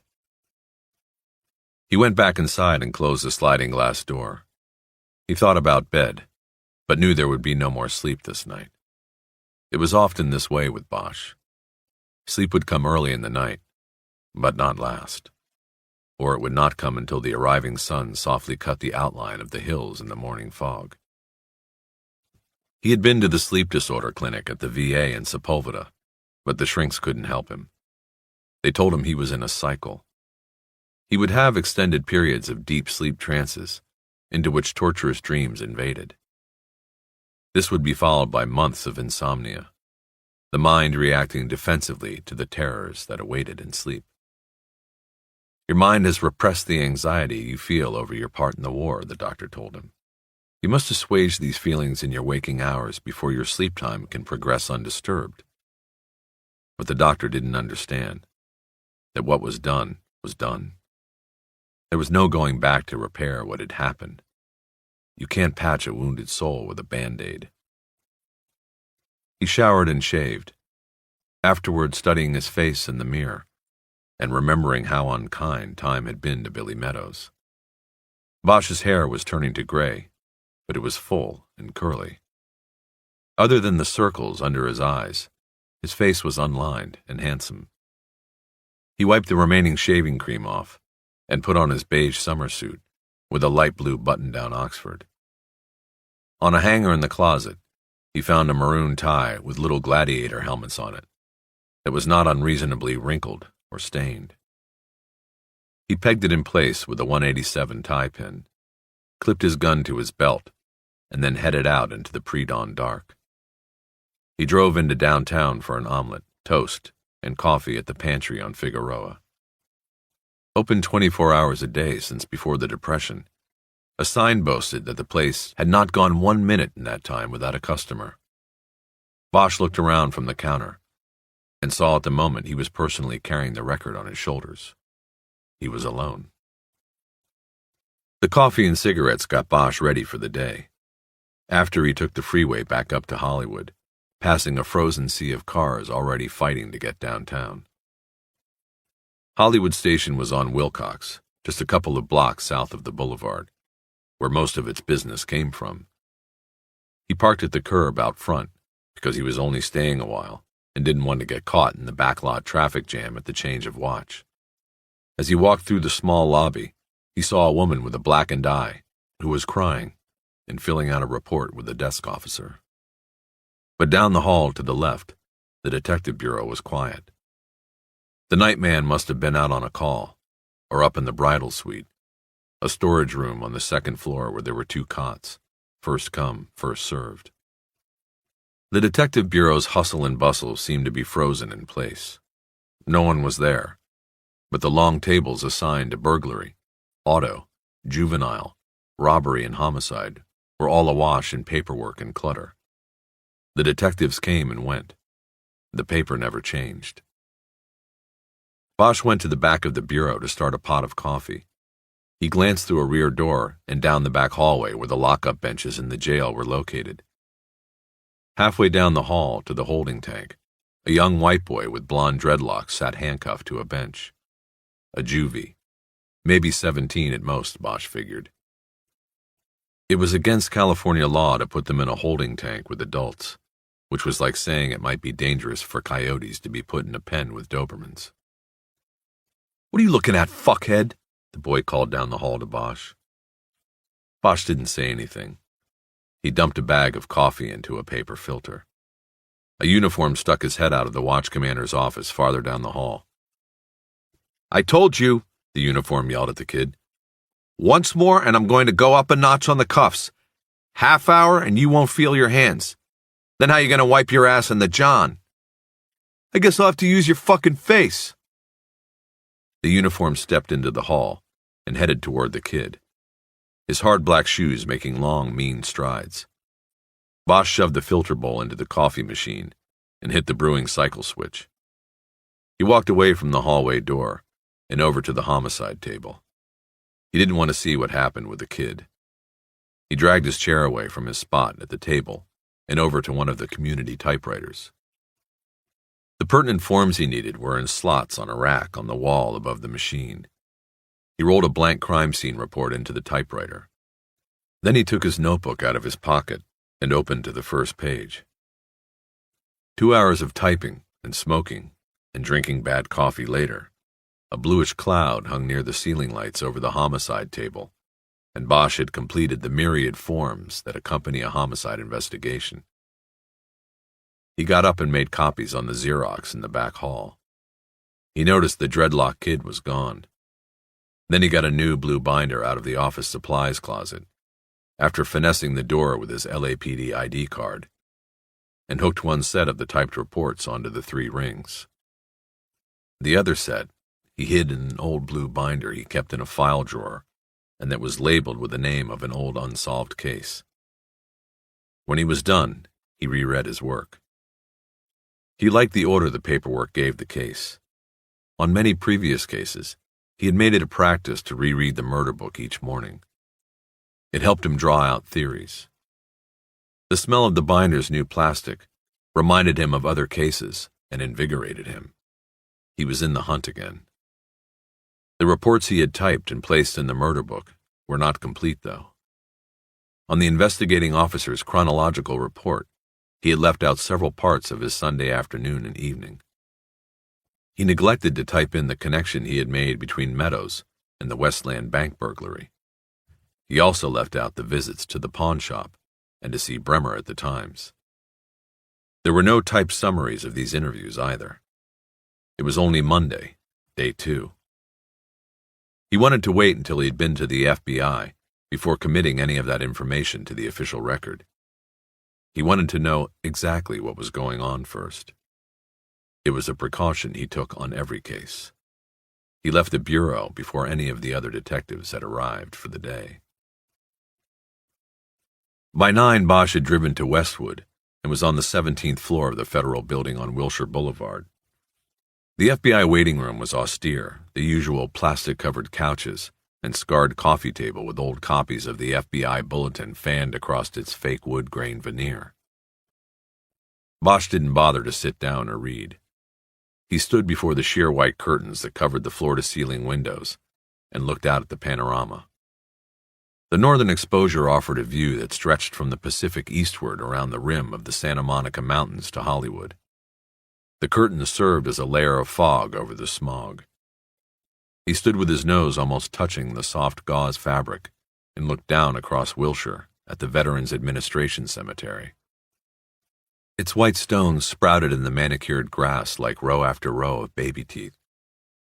Near the cemetery's entrance, a funeral was in progress, with a full honor guard at attention. But there wasn't much of a crowd of mourners. Farther north at the top of a rise, where there were no tombstones, Bosch could see several workers removing sod and using a backhoe to dig up a long slice of the earth. He checked their progress from time to time as he scanned the view, but he could not figure out what they were doing. The clearing was far too long and wide for a grave. By 10:30 the soldier's funeral was done, but the cemetery workers were still toiling on the hill, and Bosch was still waiting at the curtain.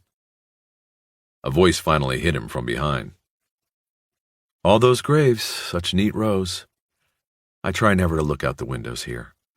He turned. She was tall and lithesome, with brown wavy hair, about to the shoulder with blonde highlights. A nice tan and little makeup.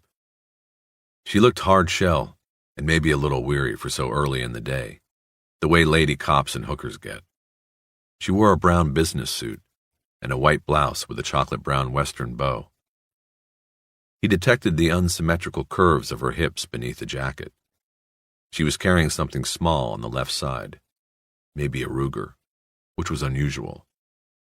Bosch had always known female detectives to carry their weapons in their purses. "That's the Veterans Cemetery," she said to him. "I know." He smiled, but not at that. It was that he had expected Special Agent E.D. Wish to be a man. No reason other than that was who most of the bureau agents assigned to the bank detail were. Women were part of the newer image of the bureau, and weren't usually found in the heavy squads. It was a fraternity, largely made up of dinosaurs and cast-outs, guys who couldn't or wouldn't cut it in the bureau's hard-charging focus on white-collar, espionage, and drug investigations. The days of Melvin Purvis, G-Man, were just about over. Bank robbery wasn't flashy anymore. Most bank robbers weren't professional thieves. They were hypes looking for a score that would keep them going for a week. Of course, stealing from a bank was still a federal crime. That was the only reason the bureau still bothered. "Of course," she said. "You must know that. How can I help you, Detective Bosch? I'm Agent Wish." They shook hands, but Wish made no movement toward the door she had come through. It had closed, and the lock had snapped home. Bosch hesitated a moment, and then said, "Well, I've been waiting all morning to see you." "It's about the bank squad. One of your cases?" "Yes, that's what you told the receptionist. Sorry to have kept you, but we had no appointment, and I had another pressing matter. I wish you had called first." Bosch nodded his understanding, but again there was no movement toward inviting him in. This isn't working right, he thought. "Do you have any coffee back there?" he said. Yes, I believe we do. But can we make this quick? I'm really in the middle of something at the moment." Who isn't, Bosch thought. She used a card key to open the door and then pulled it open and held it for him. Inside, she led him down a corridor where there were plastic signs on the walls next to the doors. The bureau didn't have the same affinity for acronyms as the police department. The signs were numbered, Group 1, Group 2, and so on. As they went along, he tried to place her accent. It had been slightly nasal, but not like New York. Philadelphia, he decided. Maybe New Jersey. Definitely not Southern California. Never mind the tan that went with it. "Black?" she said. "Cream and sugar, please." She turned and entered a room that was furnished as a small kitchen. There was a counter and cabinets, a 4-cup coffee maker, a microwave, and a refrigerator. The place reminded Bosch of law offices he had been to give depositions. Nice, neat, expensive. She handed him a styrofoam cup of black coffee and signaled for him to put in his own cream and sugar. She wasn't having any. If it was an attempt to make him uncomfortable, it worked. Bosch felt like an imposition, not someone who brought good news, a break in a big case. He followed her back into the hallway, and they went through the next doorway, which was marked Group 3. It was the bank robbery kidnap unit. The room was about the size of a convenience store. It was the first federal squad room Bosch had been in, and the comparison to his own office was depressing. The furniture here was newer than anything he had ever seen in any LAPD squad. There was actually carpet on the floor, and a typewriter or computer at almost every desk. There were 3 rows of 5 desks, and all of them but one were empty. A man in a gray suit sat at the first desk in the middle row, holding a phone to his ear. He didn't look up as Bosch and Wish walked in. Except for the background noise of a tactical channel coming from a scanner on a file cabinet in the back, the place could have passed for a real estate office. Wish took a seat behind the first desk in the first row and gestured for Bosch to take the seat alongside it. This put him directly between Wish and Graysuit on the phone. Bosch put his coffee down on her desk and began to figure right away that Graysuit wasn't really on the phone, even though the guy kept saying, or every few moments or so. Wish opened a file drawer in her desk and pulled out a plastic bottle of water, some of which she poured into a paper cup. "We had a 211 at a savings and loan in Santa Monica. Just about everybody's out on it," she explained as he scanned the almost empty room. "I was coordinating from here. That's why you had to wait out there. Sorry." "No problem. Get him?" "What makes you say it was a him?" Bosch shrugged his shoulders. "Percentages." "Well, it was 2 of them. 1 of each, and yes, we got them. They were in a stolen from Reseda reported yesterday. Female went in, took care of business. Male was the wheel. They took the 10 to the 405, then into LAX, where they left the car in front of a skycap at United. Then they took the escalator to the arrivals level, got on a shuttle bus to the flyway station in Van Nuys, and then took a cab all the way back down to Venice, to a bank. We had an LAPD copter over them the whole time. They never looked up. When she went into the second bank, we thought we were going to see another 211, so we rushed her while she was waiting in line for a teller. Got him in the parking lot. Turns out, she was just going to deposit the take from the first bank, an interbank transfer, the hard way. See some dumb people in this business, Detective Bosch. What can I do for you?" "You can call me Harry." "As I am doing what for you?"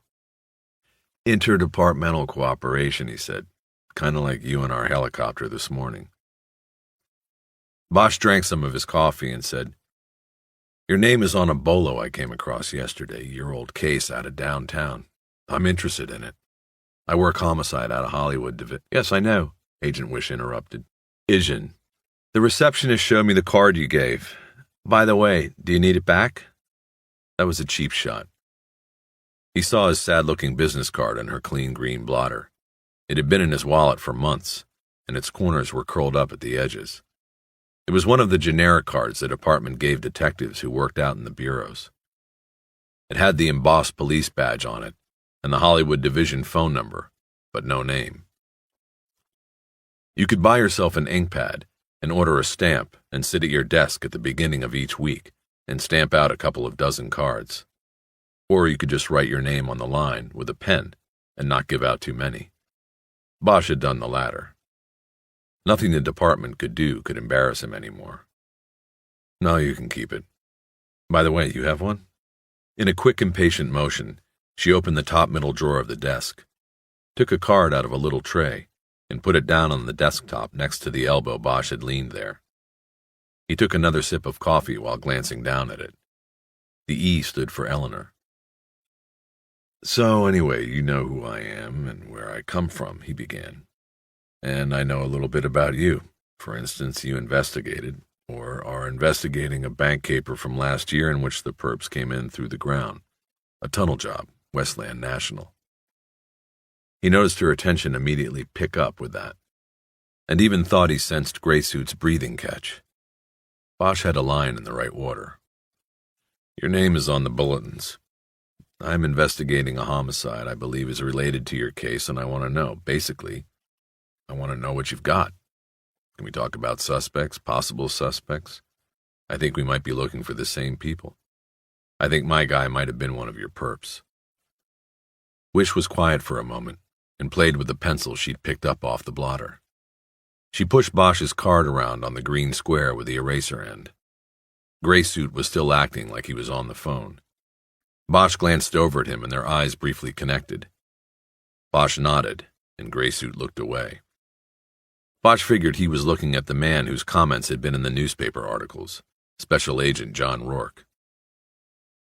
You can do better than that, can't you, Detective Bosch? Wish said. I mean, you just walk in here and wave the flag of cooperation and you expect me to just open up our files? She tapped the pencil 3 times on the desk and shook her head like she was disciplining a child. How about a name, she said. How about giving me some reason for the connection? We usually handle this kind of request through channels. We have liaisons that evaluate requests from other law enforcement agencies to share files and information. You know that. I think it might be best.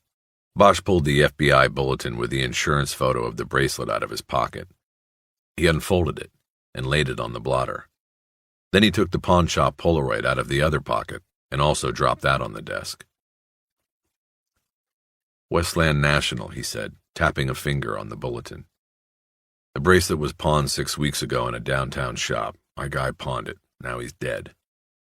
She kept her eyes on the Polaroid bracelet, and Bosch saw recognition there. The case had stayed that much with her. The name is William Meadows. Found him in a pipe yesterday morning up at Mulholland Dam. Graysuit ended his one-sided conversation. He said, I appreciate the information. I have to go. We're wrapping up at 2:11. Uh-huh. Thank you. You too. Goodbye now. Bosch didn't look at him. He watched Wish. He thought he sensed that she wanted to look over at Graysuit. Her eyes darted that way, but then quickly went back to the photograph. Something wasn't right, and Bosch decided to jump back into the silence.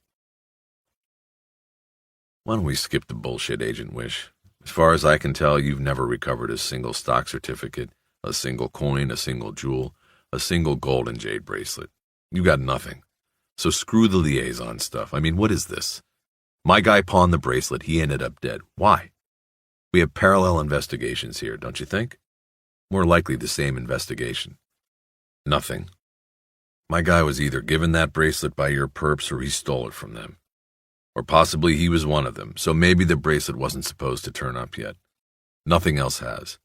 And he goes and breaks the rules and pawns the thing. They whack him, then go to the pawn shop and steal it back, whatever. The thing is, we are looking for the same people, and I need a direction to start in. She remained silent still, but Bosch sensed a decision coming. This time he waited her out. Tell me about him, she finally said. He told her about the anonymous call, about the body, about the apartment that had been searched, about finding the pawn stub hidden behind the photo, and then going to the pawn shop to find the bracelet stolen. He didn't say that he had known Meadows. Anything else taken from the pawn shop or just this bracelet? She asked when he was done. Of course, yes, but just as a cover for the real thing they wanted, the bracelet. The way I see it, Meadows was killed because whoever killed him wanted the bracelet. He was tortured before he was murdered because they wanted to know where it was. They got what they needed, killed him, then went and got the bracelet. Mind if I smoke? Yes, I do. What could be so important about one bracelet? This bracelet is only a drop in the bucket of what was taken, of what hasn't ever turned up. Bosch had thought of that and didn't have an answer. He said, I don't know. If he was tortured, as you say, why was the pawn ticket there for you to find? And why did they have to break into the pawn shop? You're suggesting that he told them where the bracelet was, but didn't give up the ticket? Bosch had thought about this too. He said, I don't know. Maybe he knew they wouldn't let him live, so he only gave them half of what they needed. He kept something back. It was a clue. He left the pawn stub behind as a clue. Bosch thought about the scenario. He had first begun to put it together when rereading his notes and the reports he had typed. He decided it was time to play one more card. I knew Meadows 20 years ago. You knew this victim, Detective Bosch? Her voice was louder now, accusatory. Why didn't you say that when you first came in here? Since when does the LAPD allow its detectives to go around investigating the deaths of their friends? I didn't say that. I said I knew him 20 years ago, and I didn't ask for the case. It was my turn in the bucket. I got the call out. It was... He didn't want to say coincidence. This is all very interesting, Wish said. It is also irregular. I'm not sure we can help you. I think... Look, when I knew him, it was with the U.S. Army, 1st Infantry in Vietnam, okay? We were both there. He was what they called a tunnel rat. Do you know what that means? I was one too. Wish said nothing. She was looking down at the bracelet again. Bosch had totally forgotten about Gray Suit. The Vietnamese had tunnels under their villages, Bosch said. Some were a century old. The tunnels went from hooch to hooch, village to village, jungle to jungle. They were under some of our own camps everywhere. And that was our job, the tunnel soldiers, to go down into those things. There was a whole other war under the ground. Bosch realized that aside from a shrink and a circle group at the VA in Sepulveda, he had never told anyone about the tunnels and what he did. And Meadows, he was good at it. As much as you could like going down into that blackness with just a flashlight and a .45, well, he did. Sometimes we'd go down and it would take hours, and sometimes it would take days. And Meadows, well, he was the only one I ever knew over there that wasn't scared of going down there. It was life above ground that scared him. She didn't say anything. Bosch looked over at Gray Suit, who was writing on a yellow tablet Bosch couldn't read. Bosch heard someone report on the TAC channel that he was transporting 2 prisoners to the Metro lockup. So now, 20 years later, you've got a tunnel caper, and I've got a dead tunnel fighter. He was found in a pipe, a tunnel. He had property from your caper. Bosch felt around in his pockets for his cigarettes, then remembered she had said no. We have to work together on this one, right now. He knew by her face it hadn't worked. He emptied his coffee cup, ready for the door. He didn't look at Wish now.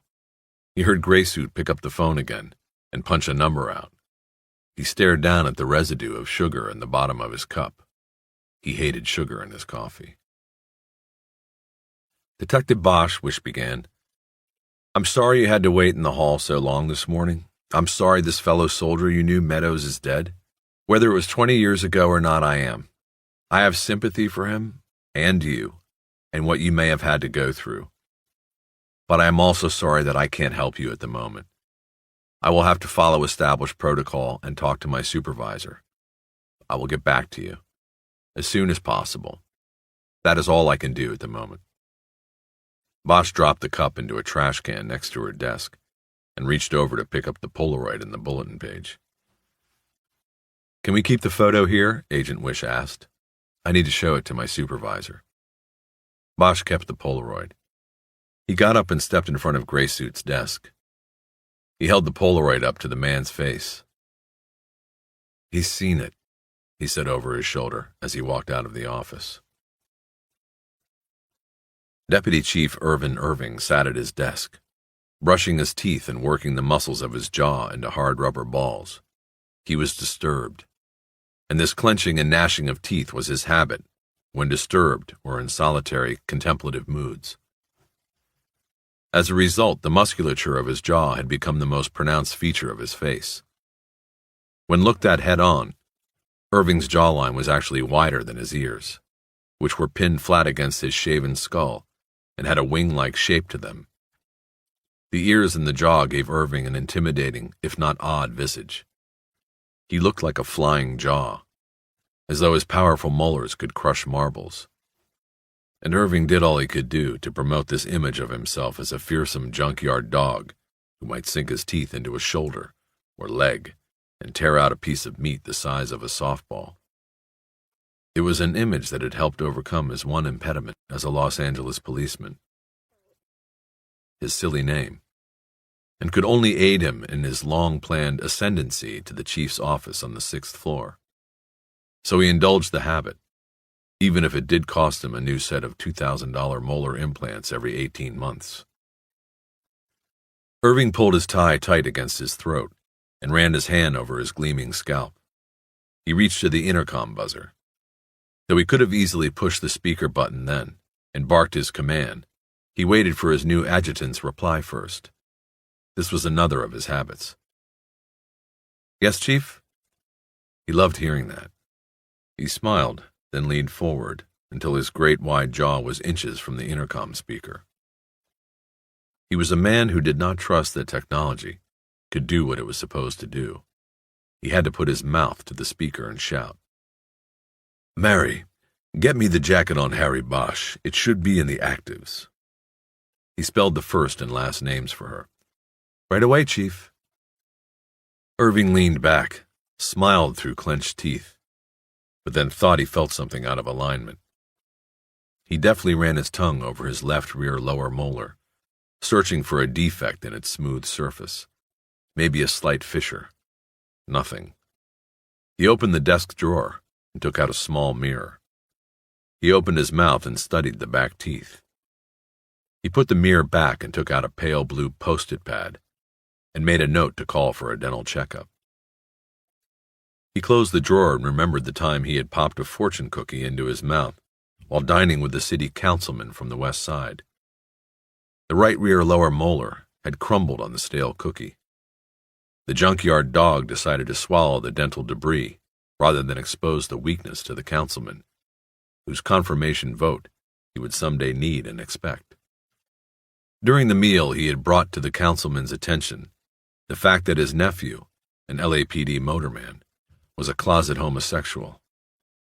Irving mentioned that he was doing his best to protect the nephew and prevent his exposure.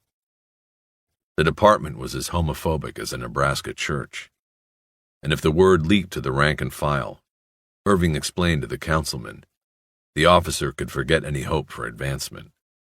He could also expect brutal harassment from the rest of LA's finest. Irving didn't need to mention the consequences if a scandal broke publicly. Even on the liberal West Side, it wouldn't help a councilman's mayoral ambitions. Irving was smiling at the memory when Officer Mary Grosso knocked and then walked into the office with the 1-inch thick file in her hand. She placed it on Irving's glass-topped desk. There was nothing else on its gleaming surface, not even a phone. "You were right, Chief. It was still in the active files." The deputy chief in charge of the Internal Affairs Division leaned forward and said, "Yes, I believe I did not have it transferred to the archives because I had a feeling we had not seen the last of Detective Bosch. Let me see. That would be Lewis and Clark, I believe." He opened the file and read the notations on the inside of the jacket. "Yes. Mary, will you have Lewis and Clark come in, please?" "Chief, I saw them in the squad. They were getting ready for a BOR. I'm not sure which case." "Well, Mary, they will have to cancel the Board of Rights, and please do not talk to me in abbreviations. I am a slow-moving, careful policeman. I do not like shortcuts. I do not like abbreviations. You will learn that. Now tell Lewis and Clark I want them to delay the hearing and report to me forthwith." He flexed his jaw muscles and held them hard as tennis balls at their full width. Grosso scurried from the office. Irving relaxed and paged through the file, reacquainting himself with Harry Bosch. He noted Bosch's military record and his fast advance through the department, from patrol to detective to the elite robbery homicide division in 8 years, then the fall. Administrative transfer last year from robbery homicide to Hollywood homicide. Should have been fired. Irving lamented as he studied the entries on Bosch's career chronology. Next, Irving scanned the evaluation report on a psychological given Bosch the year before to determine if he should be allowed to return to duty after killing an unarmed man. The department psychologist wrote, "Through his war and police experiences, most notably including the aforementioned shooting, resulting in fatality, the subject has to a high degree become desensitized to violence." He speaks in terms of violence, or the aspect of violence, being an accepted part of his day-to-day life, for all of his life. Therefore, it is unlikely that what transpired previously will act as a psychological deterrent should he again be placed in circumstances where he must act with deadly force in order to protect himself or others. I believe he will be able to act without delay. He will be able to pull the trigger. In fact, his conversation reveals no ill effects at all from the shooting, unless his sense of satisfaction with the outcome of the incident, the suspect's death, should be deemed inappropriate. Irving closed the file and tapped it with a manicured nail. He then picked a strand of long brown hair, Officer Mary Grosso's, he presumed, off the glass desktop and dropped it into a wastebasket next to the desk. Harry Bosch was a problem, he thought. A good cop, a good detective. Actually, Irving grudgingly admired his homicide work, particularly his affinity for serial slayers. But in the long run, the deputy chief believed, outsiders did not work well inside the system. Harry Bosch was an outsider, always would be, not part of the LAPD family. And now the worst had come to Irving's attention.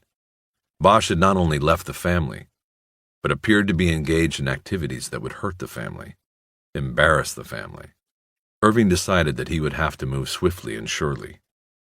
He swiveled in his chair and looked out the window at City Hall across Los Angeles Street. Then his gaze dropped, as it always did, to the marble fountain in front of Parker Center, the memorial to officers killed in the line of duty. There was family, he thought. There was honor. He clenched his teeth powerfully, triumphantly. Just then the door opened. Detectives Pierce Lewis and Don Clark strode into the office and presented themselves. Neither spoke. They could have been brothers. They both shared close-cropped brown hair, the arm-splayed build of weightlifters, conservative gray silk suits. Lewis had a thin charcoal stripe, Clark's maroon. Each man was built wide and low to the ground for better handling. Each had a slightly forward tilt to his body, as if he were wading out to sea, crashing through breakers with his face. "Gentlemen," said Irving, "we have a problem, a priority problem, with an officer who has come across our threshold before, an officer you two worked with some degree of success before." Lewis and Clark glanced at each other, and Clark allowed himself a small, quick smile. He couldn't guess who it could be, but he liked going after repeaters. They were so desperate. "Harry Bosch," Irving said. He waited a moment to let the name sink in, then said, "You need to take a little ride up to Hollywood Division. I want to open a 1.81 on him right away. Complainant will be the Federal Bureau of Investigation." "FBI?" Lewis said. "What did he do with them?" Irving corrected him for using the abbreviation for the Bureau and told them to sit down in the two chairs in front of his desk. He spent the next 10 minutes recounting the telephone call he had received minutes earlier from the Bureau. "The Bureau says it is too coincidental," he concluded. "I concur. He may be dirty in this, and the Bureau wants him off the Meadows case. At the very least, it appears he intervened to help this suspect, his former military comrade, avoid a jail term last year, possibly so he could accomplish this bank burglary. Whether Bosch knew this or if there was further involvement in the crime, I do not know. But we are going to find out what Detective Bosch is up to." Irving delayed here to drive home his point with a full jaw flex. Lewis and Clark knew better than to interrupt. Irving then said, "This opportunity opens the door for the department to do what it was unable to accomplish before with Bosch. Eliminate him. You will report directly to me. Oh, and I want Bosch's supervisor, a Lieutenant Pounds, copied with your daily reports. On the quiet. But you will do more than copy me. I want telephonic reports twice daily, morning and evening." "We're on our way," Lewis said as he stood up. "Aim high, gentlemen. But be careful," Irving counseled them. Detective Harry Bosch is no longer the celebrity he once was, but nevertheless do not let him slip away. Bosch's embarrassment at being unceremoniously dismissed by Agent Wish had turned to anger and frustration as he rode down the elevator. It was like a physical presence in his chest that jumped into his throat as the stainless steel cell descended. He was alone, and when the pager on his belt started to chirp, he let it go on for its allotted 15 seconds rather than turn it off. He swallowed his anger and embarrassment and formed it into resolve. As he stepped out of the elevator car, he looked down at the phone number on the pager's digital display, an 818 area code, the Valley, but he didn't recognize the number. He stepped to a pod of payphones in the courtyard in front of the Federal Building and dialed the number. 90 cents, an electronic voice said. Luckily, he had the loose change. He dumped it in, and the call was picked up on a half ring by Jerry Edgar. Harry, he began without a hello. I'm still up here at the VA, and I'm getting the runaround, man. They don't have any files on Meadows. They say I have to go through D.C. or I got to get a warrant. I tell them I know there is a file, on account of what you told me. I say, look, if I was to get a search warrant, can you look and make sure you know where this file is? And so they're looking for a while, and what they finally come out saying is, yes, they had a file, but it's gone. Guess who came and got it with a court order last year? The FBI. You know something I don't know? I haven't exactly been sitting on my ass. They say when the Bureau took it or why? They weren't told why.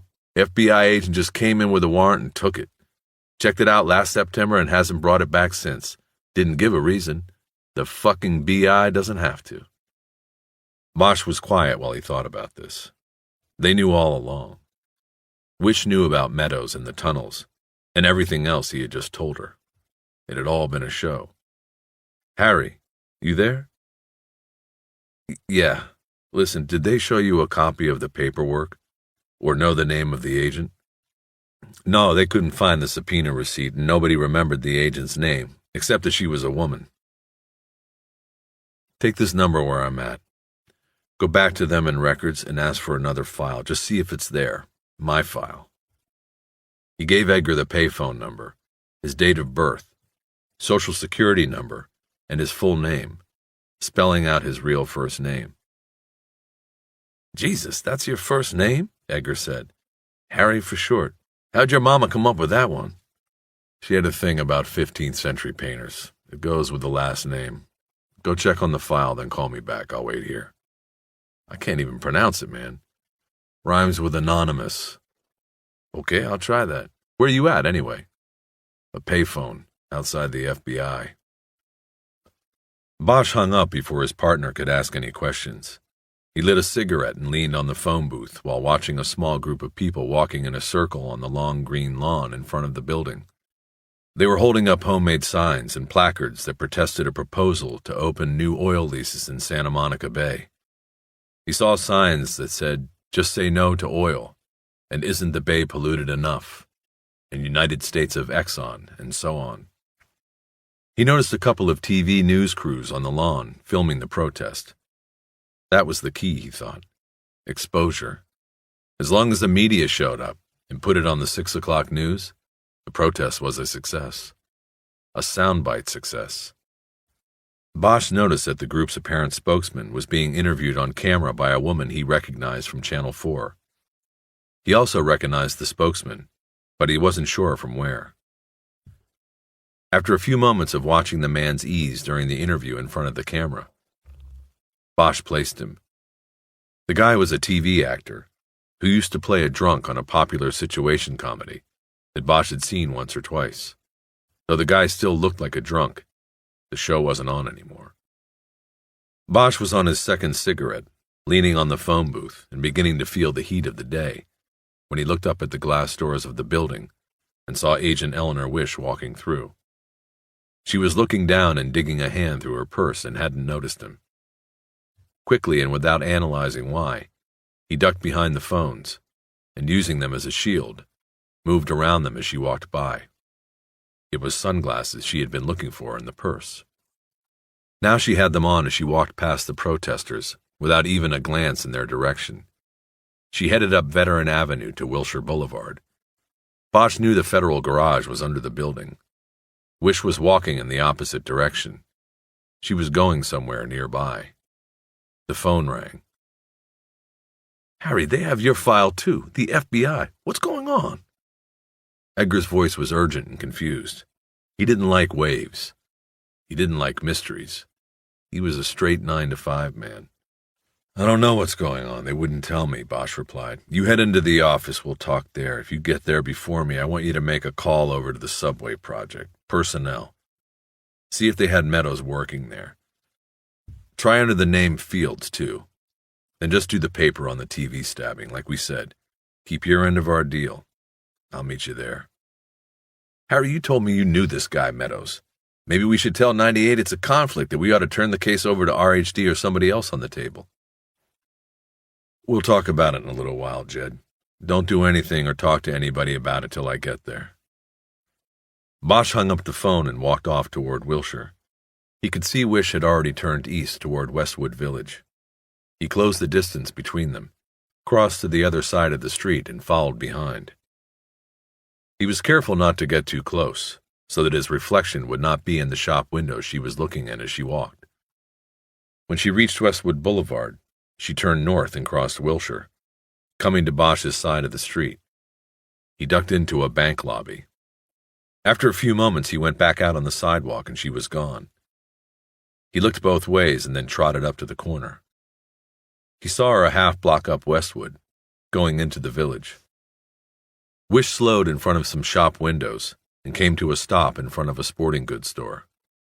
Bosch could see female mannequins in the window, dressed in lime green running shorts and shirts. Last year's fad on sale today. Wish looked at the outfits for a few moments and then headed off, not stopping until she was in the theater district. She turned into Stratton's Bar and Grill. Bosch on the other side of the street passed the restaurant without looking and went up to the next corner. He stood in front of the Bruin, below the old theater's marquee, and looked back. She hadn't come out. He wondered if there was a rear door. He looked at his watch. It was a little early for lunch, but maybe she liked to beat the crowd. Maybe she liked to eat alone. He crossed the street to the other corner and stood below the canopy of the Fox Theater. He could see through the front window of Stratton's, but didn't see her. He walked through the parking lot next to the restaurant and into the rear alley. He saw a public access door at the back.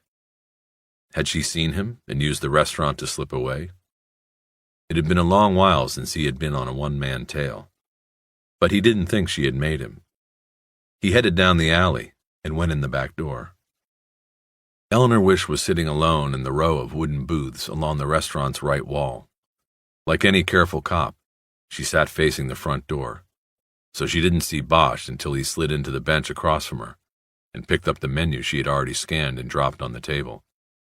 He said, "Never been here. Anything good?" "What is this?" she said, surprise clearly showing on her face. "I don't know. I thought you might want some company."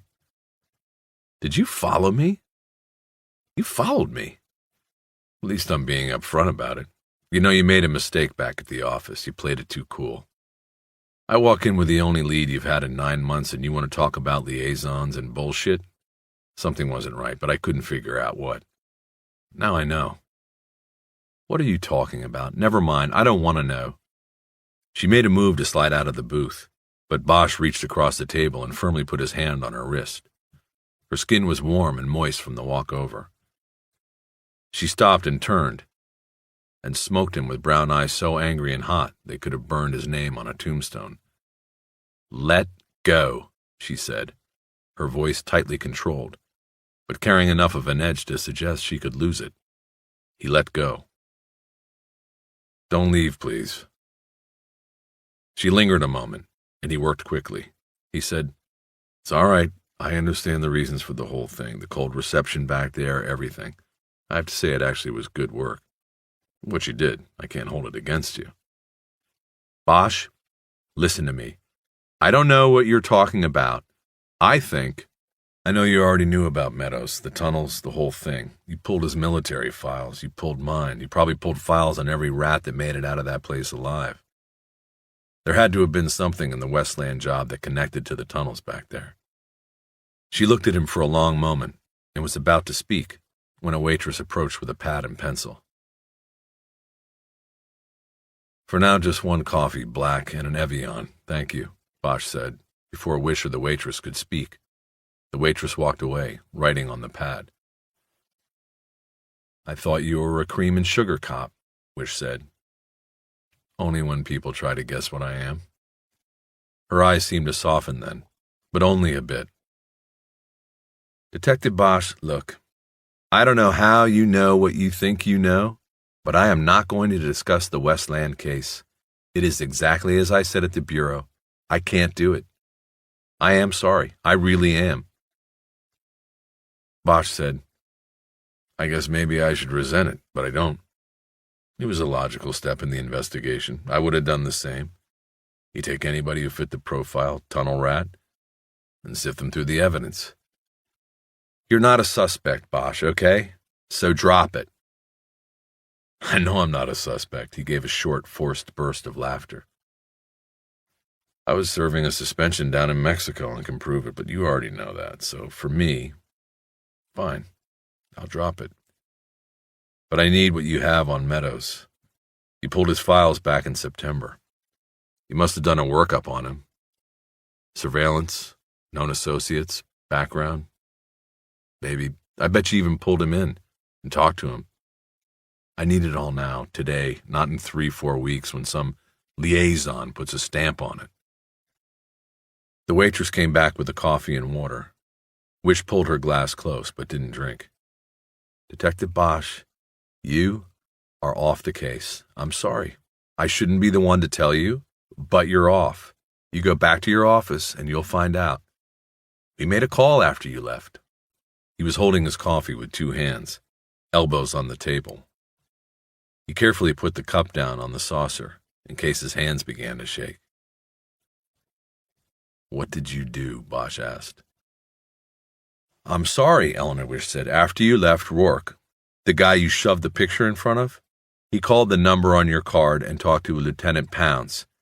He told him about your visit today and suggested there was a conflict. You investigating a friend's death? He said some other things, and what other things?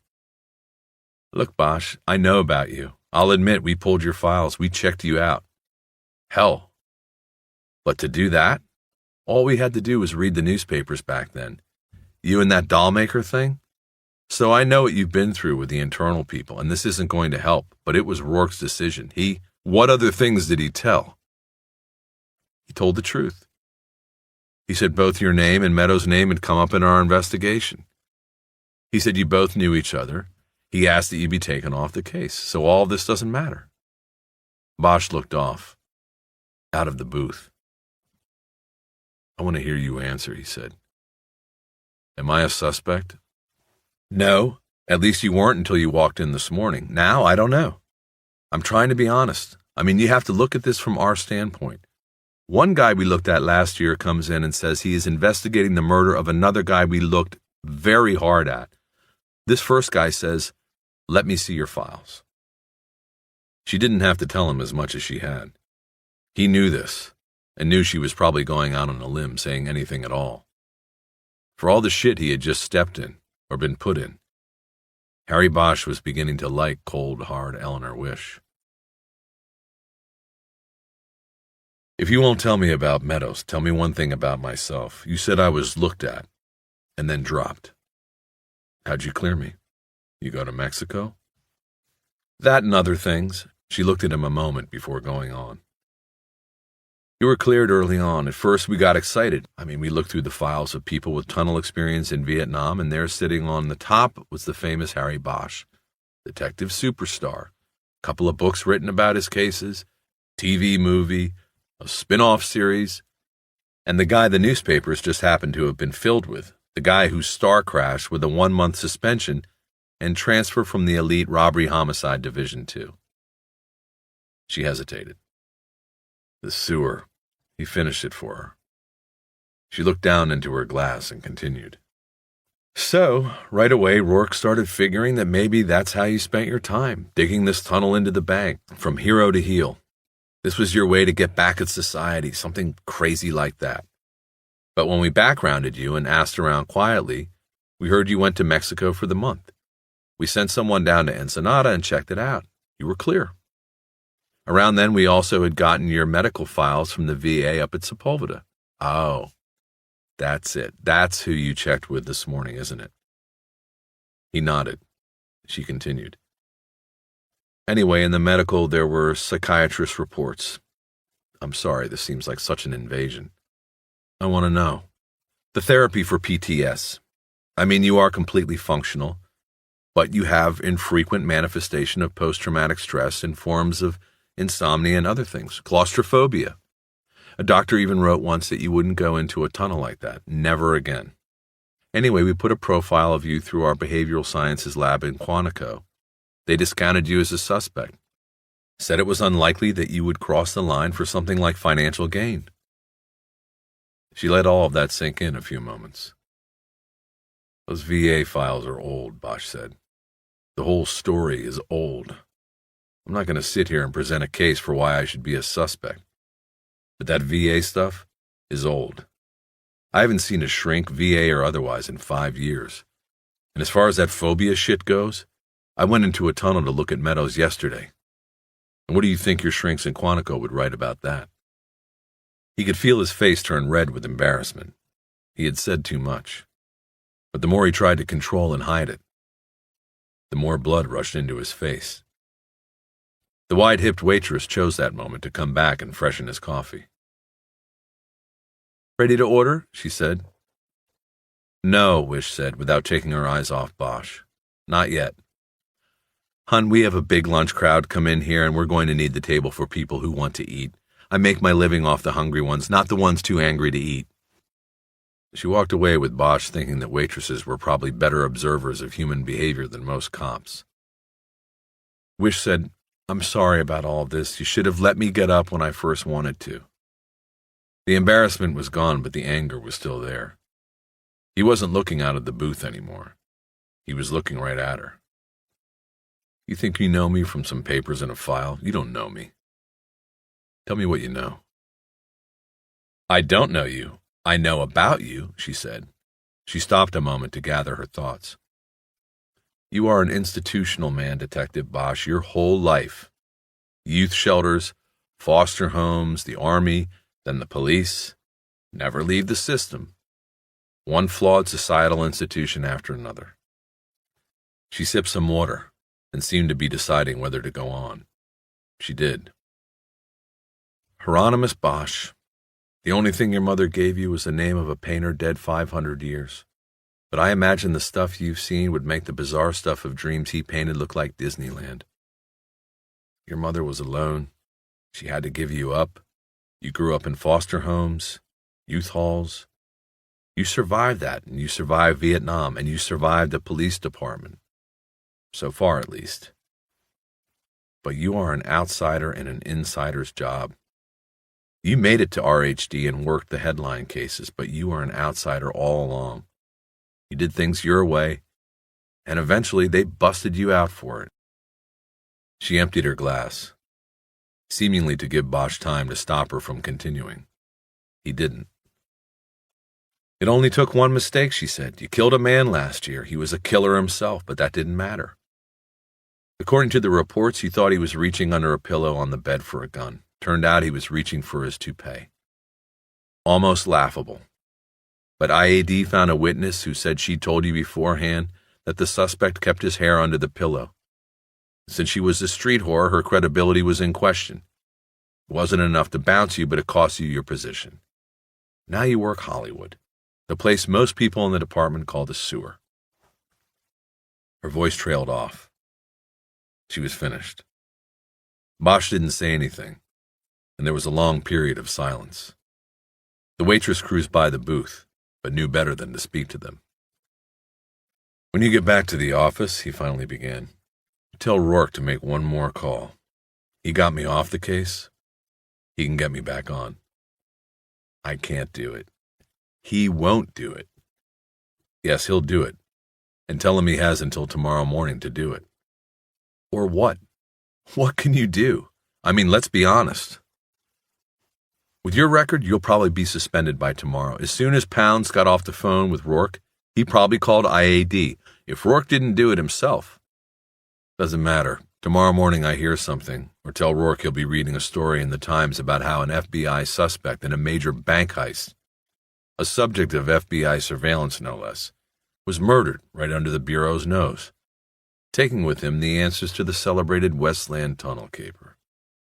All the facts might not be right or in the correct order, but it will be close enough. More important than that, it will be a good read, and it'll make waves all the way to D.C.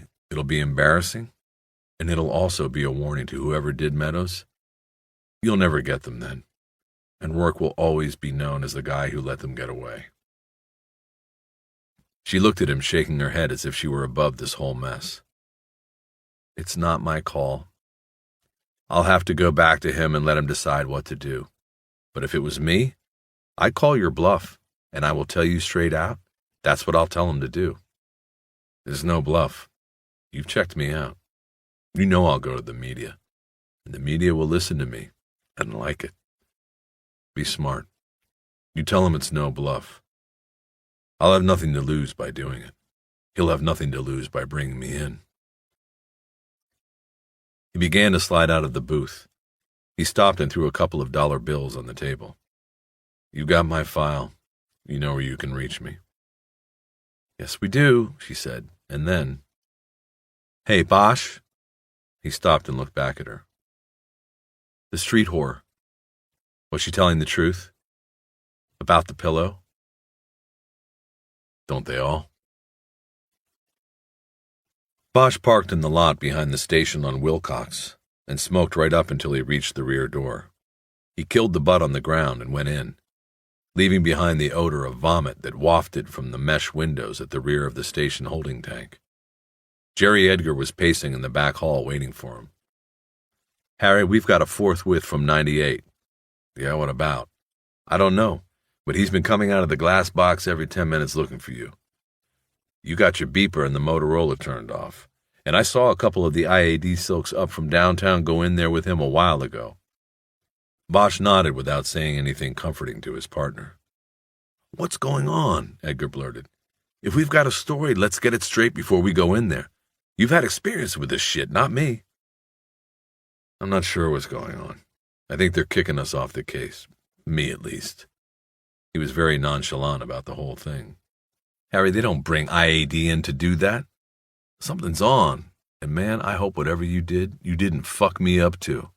Edgar immediately looked embarrassed. Sorry, Harry, I didn't mean it that way. Relax. Let's go see what the man wants. Bosch headed toward the detective squad room. Edgar said he'd cut through the watch office and then come in from the front hall, so it wouldn't look like they had collaborated on a story. When Bosch got to his desk, the first thing he noticed was that the blue murder book on the Meadows case was gone. But he also noticed that whoever had taken it had missed the cassette tape with a 911 call on it. Bosch picked up the cassette and put it in his coat pocket, just as 98's voice boomed out of the glass office at the head of the squad room. He yelled just one word. Bosch! The other detectives in the squad room looked around. Bosch got up and slowly walked toward the glass box, as the office of Lieutenant Harvey 98 Pounds was called. Through the windows he could see the backs of two suits sitting in there with Pounds.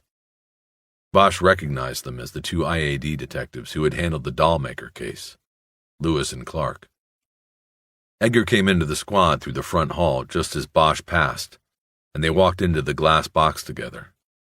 Pounds sat dull-eyed behind his desk. The men from Internal Affairs did not move. First thing, no smoking, Bosch. You got that? Pounds said.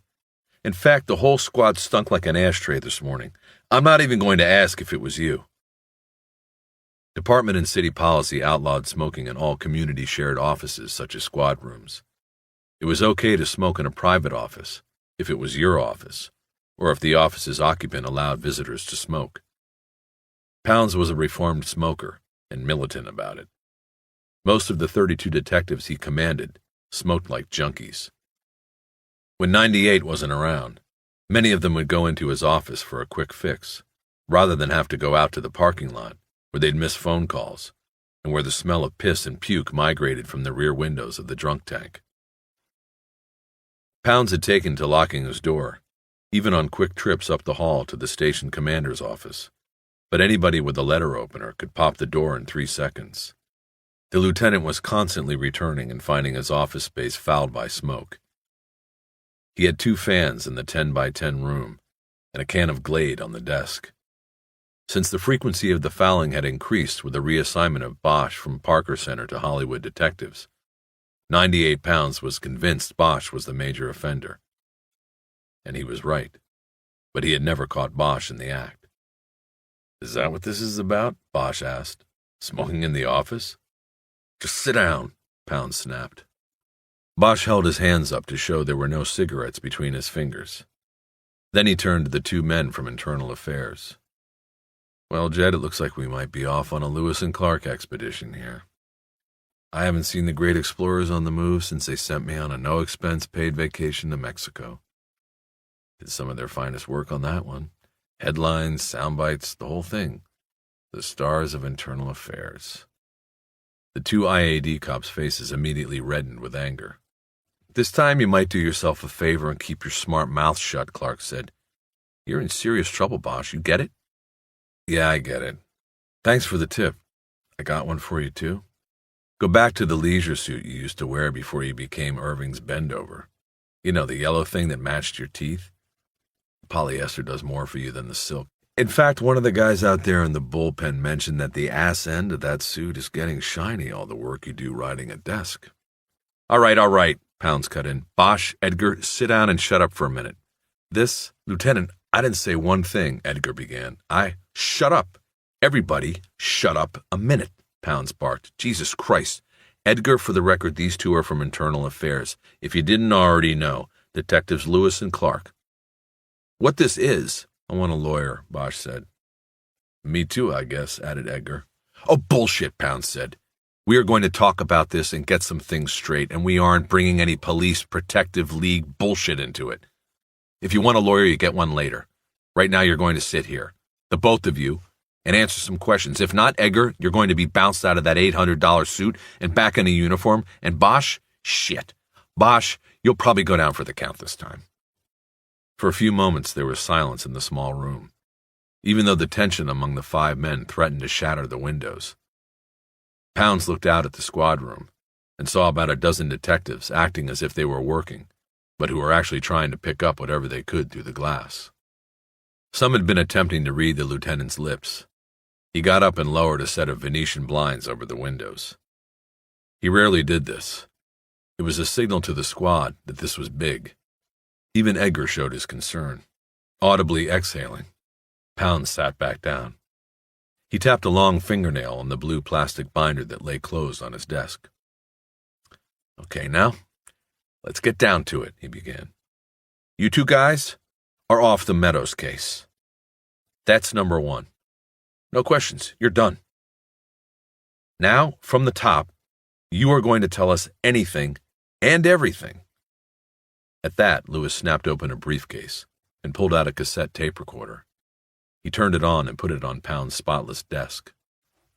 Bosch had been partnered with Edgar only 8 months. He didn't know him well enough to know how he could take this kind of bullying, or how far he could hold out against these bastards. But he did know him well enough to know he liked him and didn't want him to get jammed up. His only sin in this whole thing was that he had wanted Sunday afternoon off to sell houses. "This is bullshit," Bosch said, pointing to the recorder. "Turn that off," Pounds said to Lewis, pointing to the recorder, which was actually closer to him than to Lewis. The Internal Affairs detective stood up, picked up the recorder. He turned it off, hit the rewind button, and replaced it on the desk. After Lewis sat back down, Pounds said, "Jesus Christ, Bosch. The FBI calls me today and tells me they've got you as a possible suspect in a goddamn bank heist. They say this Meadows was a suspect in the same job, and by virtue of that, you should now be considered a suspect in the Meadows kill. You think we aren't going to ask questions about that? Edgar was exhaling louder now. He was hearing this for the first time. Keep the tape off and we'll talk, Bosch said. Pounds contemplated that for a moment and said, For now, no tape. Tell us. First off, Edgar doesn't know shit about this. We made a deal yesterday. I take the Meadows case and he goes home. He does the wrap-up on Spivey, the TV stab the night before. This FBI stuff, the bank job, he doesn't know for shit. Let him go. Pound seemed to make a point of not looking at Lewis or Clark or Edgar. He'd make this decision on his own. It produced a slight glimmer of respect in Bosch, like a candle set out in the eye of a hurricane of incompetence. Pounds opened his desk drawer and pulled out an old wooden ruler. He fiddled with it with both hands. He finally looked at Edgar. That right what Bosch says? Edgar nodded. You know it makes him look bad, like he was trying to keep the case for himself, conceal the connections from you. He told me he knew Meadows. He was up front all the way. It was Sunday. We weren't going to get anybody to come out and take it off of us on account of him knowing the guy 20 years ago. Besides, most of the people who end up dead in Hollywood, the police have known one way or the other. This stuff about the bank and all, he must have found out after I left. I'm finding it all out sitting here. Okay, Pound said. You got any of the paper on this one? Edgar shook his head. Okay, finish up what you've got on the, what did you call it? Spivey. Yeah, the Spivey case. I'm assigning you a new partner. I don't know who, but I'll let you know, okay? Go on. That's all. Edgar let out one more audible breath and stood up. Harvey 98 Pounds let things settle in the room for a few moments after Edgar left. Bosch wanted a cigarette badly, even to just hold one unlit in his mouth, but he couldn't show them such a weakness. Okay, Bosch, Pound said. Anything you want to tell us about all this? Yeah, it's bullshit. Clark smirked. Bosch paid no mind, but Pounds gave the IAD detective a withering look that further increased his stock of respect with Bosch. The FBI told me today I was no suspect, Bosch said. They looked at me 9 months ago because they looked at anybody around here who'd worked the tunnels in Vietnam. They found some connection to the tunnels back there, simple as that. It was good work. They had to check out everybody. So they looked at me and went on. Hell, I was in Mexico, thanks to these two goons, when the bank thing went down. The FBI just, supposedly, Clark said. Shove it, Clark. You're just angling for a way to take your own vacation down there at taxpayers' expense, checking it out. You can check with the Bureau and save the money. Bosch then turned back to Pounds and adjusted his chair so his back was to the IAD detectives. He spoke in a low voice to make it clear he was talking to Pounds, not them. The Bureau wants me off it because, one, I threw a curve at him when I showed up there today to ask about the bank caper. I was a name from the past, and they panicked and called you. And two, they probably want me off the case because they probably fucked it up when they let Meadows skate last year. They blew their one chance at him and don't want an outside department to come in and see that or to break the thing they couldn't break for 9 months. No, Bosch. That's what's bullshit, Pounds said. This morning, I received a formal request from the assistant special agent in charge who runs their bank squad, a guy named Rourke. You know him. Well, he asked that I be removed from the Meadows case forthwith. He says I knew Meadows, who just happened to be the prime suspect in the bank job. He ends up dead and I'm on the case. Coincidence? Rourke thinks not. I'm not sure myself. That's what he said, so that's where we start. Tell us about Meadows, how you knew him, when you knew him. Don't leave one thing out.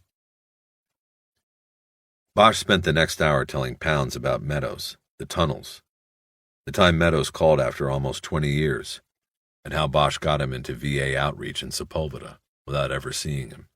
Just phone calls. At no time did Bosch address the IAD detectives, or acknowledge that they were even in the room. I didn't make it a secret that I knew him, he said at the end. I told Edgar. I walked right in and told the FBI. You think I would have done that if I was the one who did Meadows? Not even Lewis and Clark are that dumb. Well then, Jesus Christ, Bosch, why didn't you tell me? Pounds boomed. Why isn't it in the reports in this book? Why do I have to hear it from the FBI? Why does Internal Affairs have to hear it from the FBI? So Pounds hadn't made the call to IAD.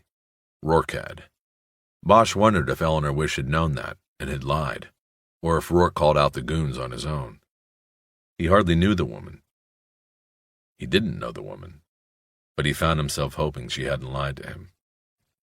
I only started the reports this morning, Bosch said. I was going to bring them up to date after seeing the FBI. Obviously, I didn't get the chance. Well, I'm saving you the time, Pounds said. It's been turned over to the FBI.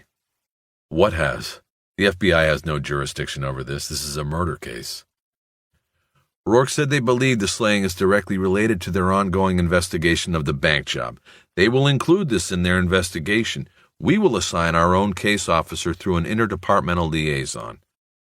If and when the time comes to charge someone in the murder, the appointed officer will take it to the DA for state charges. Christ, Pounds, there's something going on. Don't you see that? Pounds put the ruler back in the drawer and closed it. Yes, something is going on, but I don't see it your way, he said. That's it, Bosch. That's an order. You are off. These two men want to talk to you, and you are on a desk till Internal Affairs is finished with its investigation. He was quiet a moment before beginning again in a solemn tone, a man unhappy with what he had to say. You know, you were sent out here to me last year, and I could have put you anywhere. I could have put you on the goddamn burglary table, handling 50 reports a week, just buried you in paper. But I didn't. I recognized your skills and put you on homicide, what I thought you wanted. They told me last year that you're good, but you don't stay in the lines. Now I see they were right. How this will hurt me, I don't know. But I'm not worrying about what's best for you anymore. Now you can either talk to these guys or not. I don't really care, but that's it. We're done. You and me? If somehow you ride this one out, you better see about getting a transfer because you won't be on my homicide table anymore. Pounds picked up the blue binder off his desk and stood up. As he headed out of the office, he said, I have to get somebody to take this over to the bureau. You men can have the office as long as you need it. He closed the door and was gone. Bosch thought about it and decided he couldn't really fault Pounds for what he had said or done. He took out a cigarette and lit it. Hey, no smoking, you heard the man, Lewis said. Fuck off, Bosch said. Bosch, you're dead, Clark said. We're going to toast your ass right this time. You aren't the hero you once were. No PR problems this time. Nobody's going to give a shit about what happens to you. Then he stood up and turned the tape recorder back on. He recited the date, the names of the 3 men present, and the Internal Affairs case number assigned to the investigation. Bosch realized the number was about 700 higher than the case number from the internal investigation 9 months earlier that sent him to Hollywood. 9 months, and 700 other cops have been through the bullshit ringer, he thought.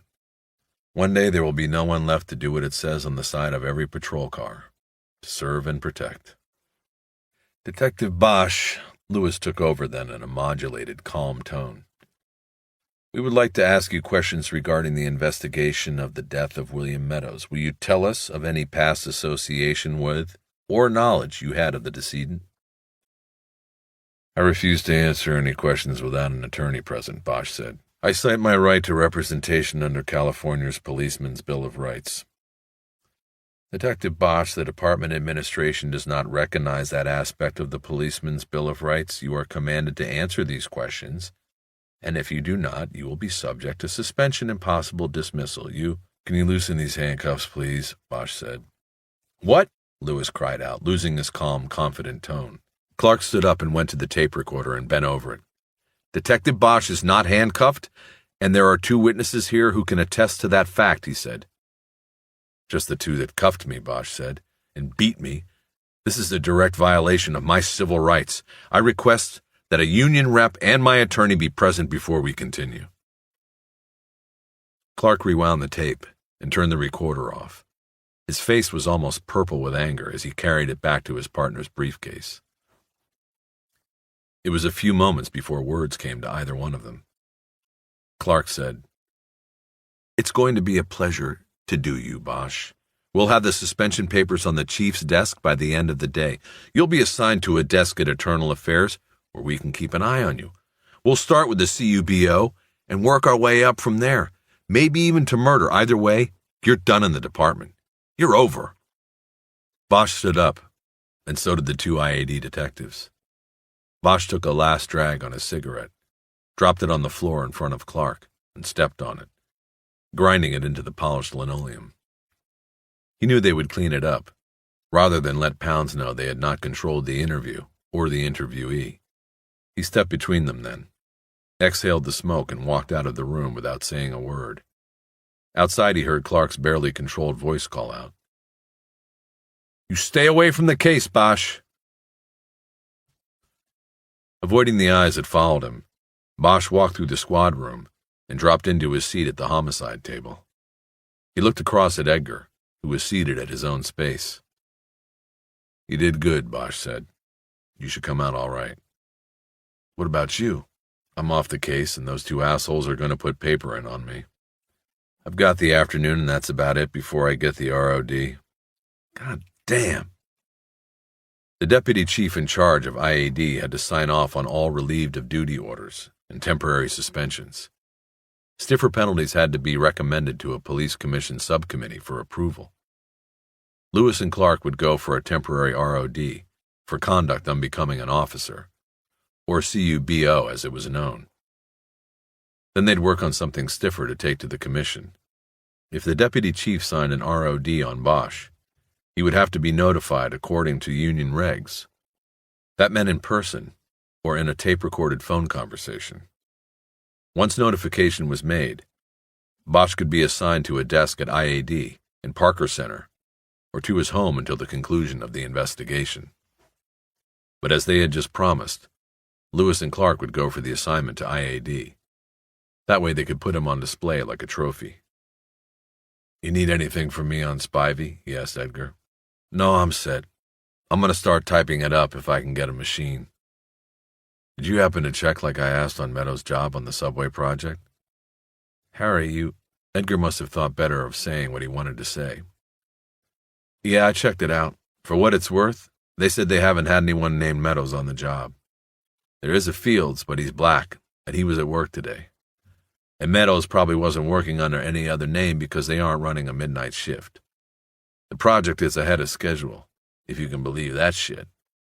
Edgar then called out, "I got dibs on this electric." "No way," called back an autos detective named Minkley. "I'm on deck with that one." Edgar started looking around for another candidate. Late in the day, the typewriters in the office were like gold. There were a dozen machines for 32 detectives. That was if you included the manual jobs and the electrics with nervous ticks like moving borders or jumpy space bars. "Okay then," Edgar called out. "I got dibs after you, Mink." Then Edgar lowered his voice and turned to Bosch. "Who do you think they'll put me with?" "Pounds? I don't know." It was like guessing who your wife would marry after you punched the time clock for the last time. Bosch wasn't all that interested in speculating who would be partnered with Edgar. He said, "Listen, I have to do some things." "Sure, Harry. You need any help? Anything from me?" Bosch shook his head and picked up the phone. He called his lawyer and left a message. It usually took 3 messages before the guy would call back, and Bosch made a note to call again. Then he turned his Rolodex, got a number, and called the U.S. Armed Services Records Archive in St. Louis. He asked for a law enforcement clerk and got a woman named Jessie St. John. He put in a priority request for copies of all of Billy Meadows' military records. 3 days, St. John said. He hung up thinking that he would never see the records.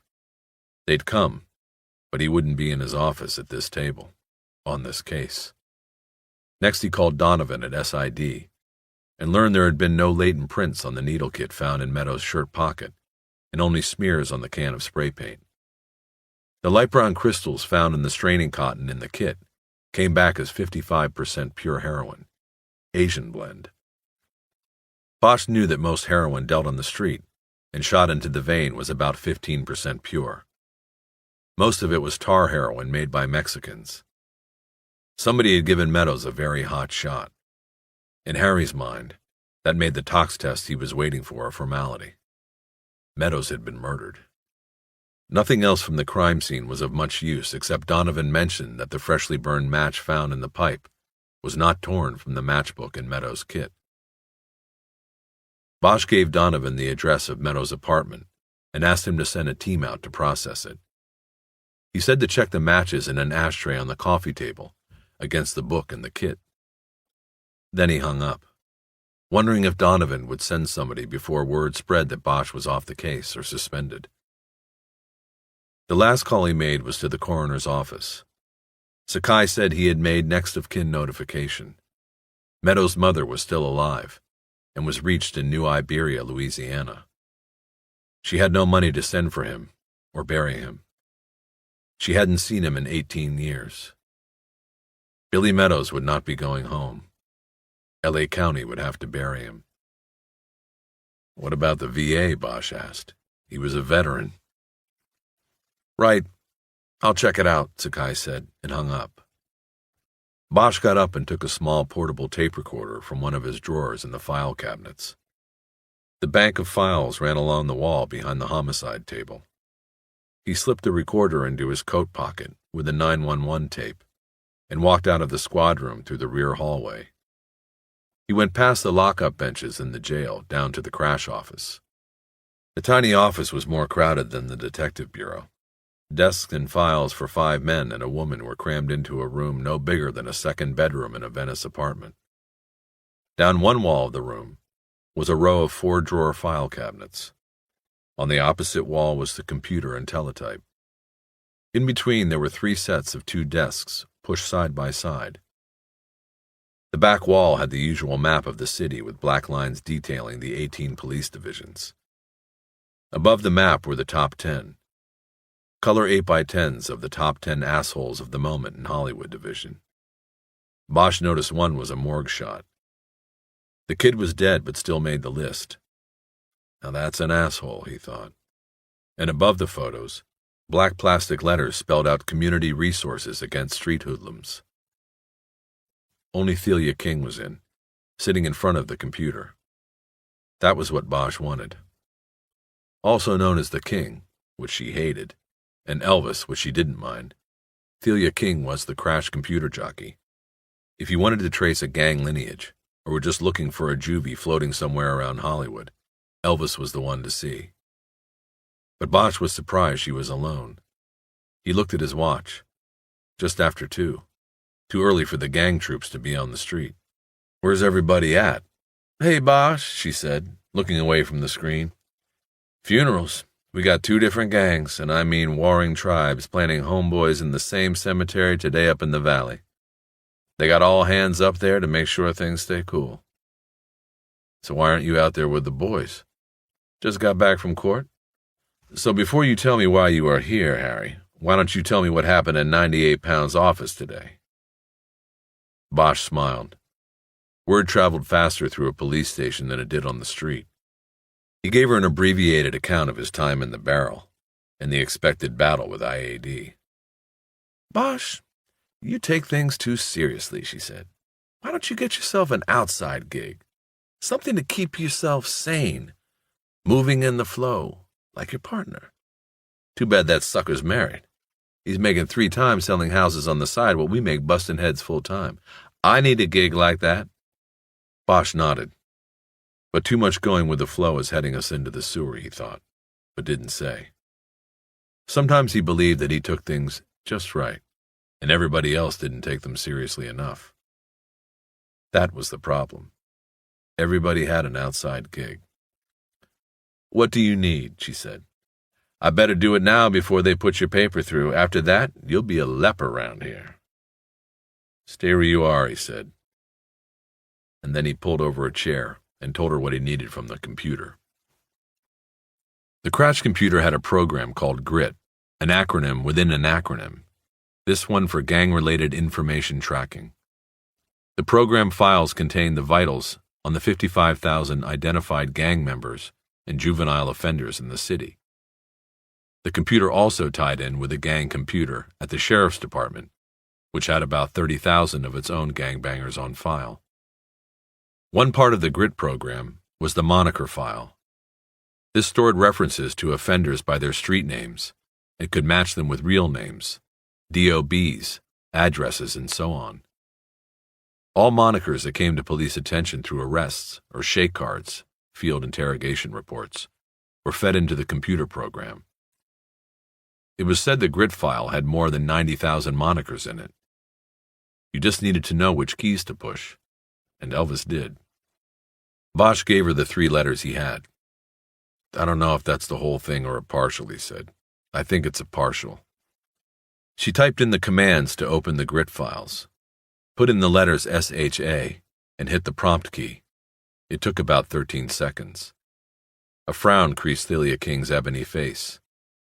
343 hits, she announced. "You might be hiding out here a while, hon." He told her to eliminate the blacks and Latinos. The 911 tape sounded white to him. She pressed more keys. Then the computer screen's amber letters recomposed the list. "That's better. 19 hits," King said. There was no moniker that was just the 3 letters, SHA. There were 5 shadows, 4 shaws, 2 sharkies, and 1 each of shark, shabby, shallow, shank, Shabbat, and shame. Bosch thought quickly about the graffiti he had seen on the pipe up at the dam. The jagged S, almost like a gaping mouth. The mouth of a shark? "Pull up the variations on shark," he said. King hit a couple of keys, and the top third of the screen filled with the new amber letters. Shark was a valley boy.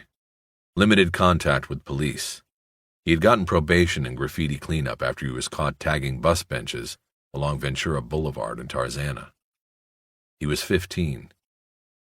It wasn't likely he would have been up at the dam at 3 o'clock on a Sunday morning, Bosch guessed. King pulled the first sharkie up on the screen.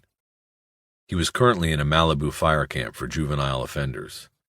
The second sharkie was dead, killed in a gang war between the KGB, Kids Gone Bad, and the Vineland Boys in 1989. His name had not yet been purged from the computer records. When King called up the first sharkie, the screen filled with information, and a blinking word at the bottom said more. "Here's a regular troublemaker," she said. The computer report described Edward Neese, a male white, 17 years of age, known to ride a yellow motorbike, tag number JVN138, and who had no known gang affiliation, but used Sharky as a graffiti tag. A frequent runaway from his mother's home in Chatsworth. 2 screens of police contacts with Sharky followed. Bosch could tell by the location of each arrest, or questioning, that this Sharky was partial to Hollywood, and West Hollywood when he ran away. He scanned to the bottom of the second screen, where he saw a loitering arrest 3 months earlier at the Hollywood Reservoir.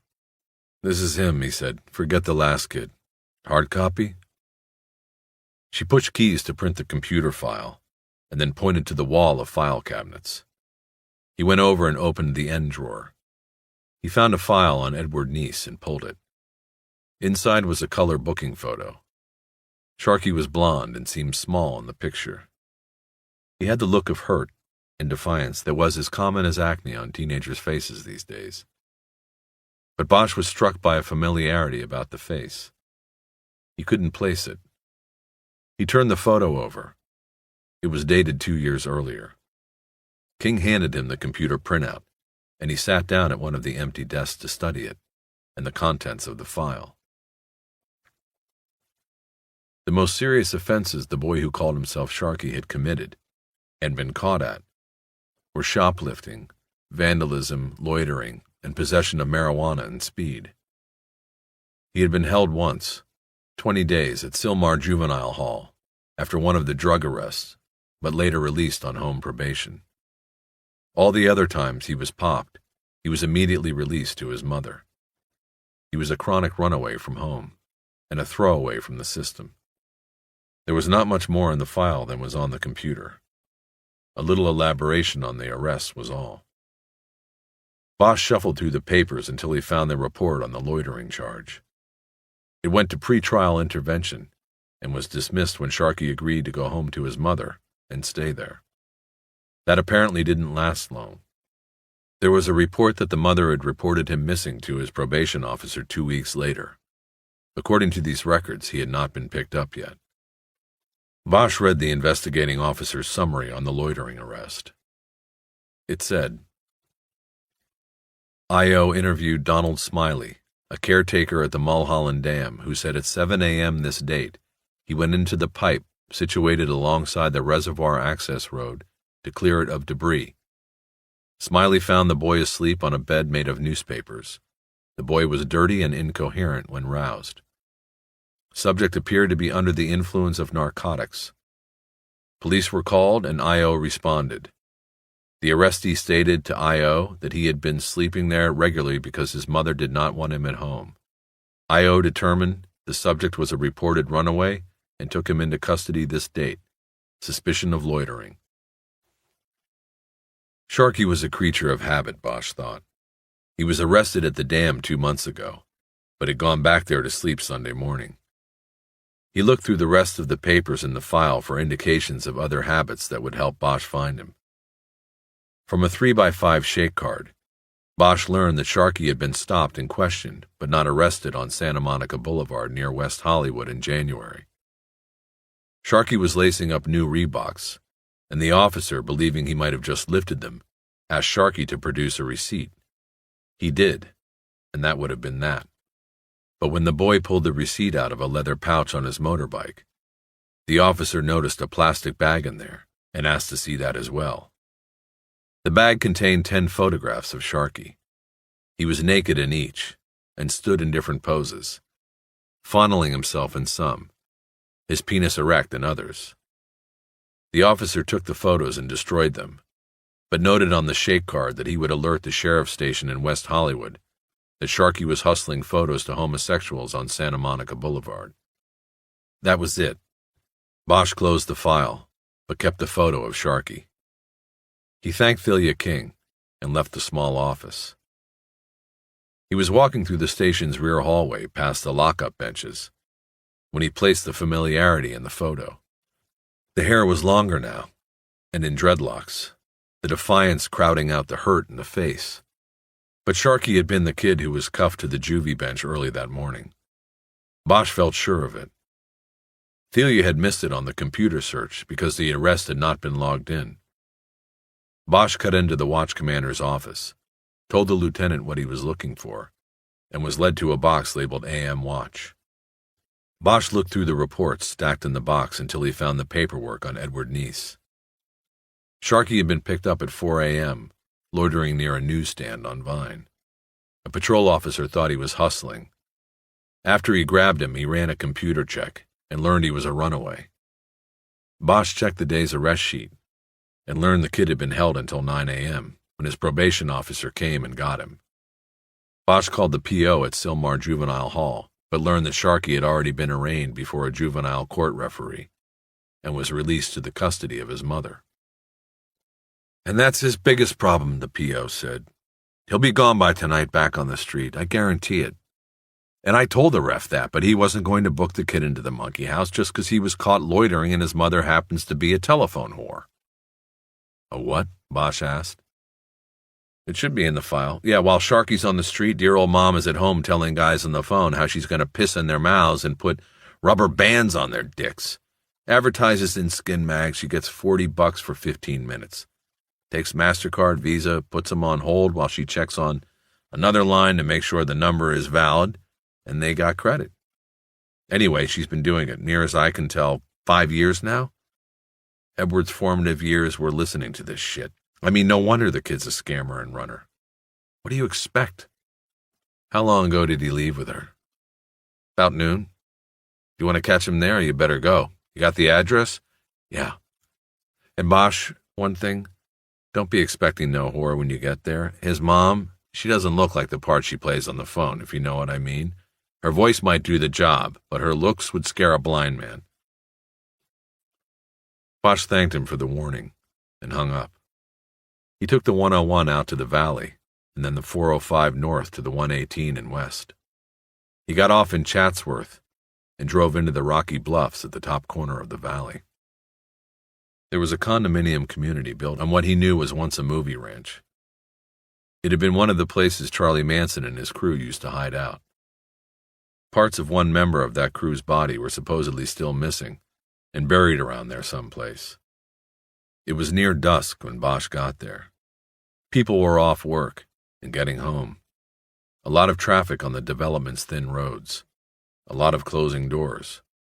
A lot of calls to Sharky's mother. Bosch was too late. "I have no time to talk to more police," Veronica Neese said when she answered the door and looked at the badge. "As soon as I get him home, he is out the door again. I don't know where he goes. You tell me. That's your job. I have 3 calls waiting, 1 long distance. I gotta go." She was in her late 40s, fat and wrinkled. She obviously wore a wig, and the dilation of her eyes did not match. She had the dirty sock smell of a speed addict. Her callers were better off with their fantasies, with just a voice, with which to construct a body and face.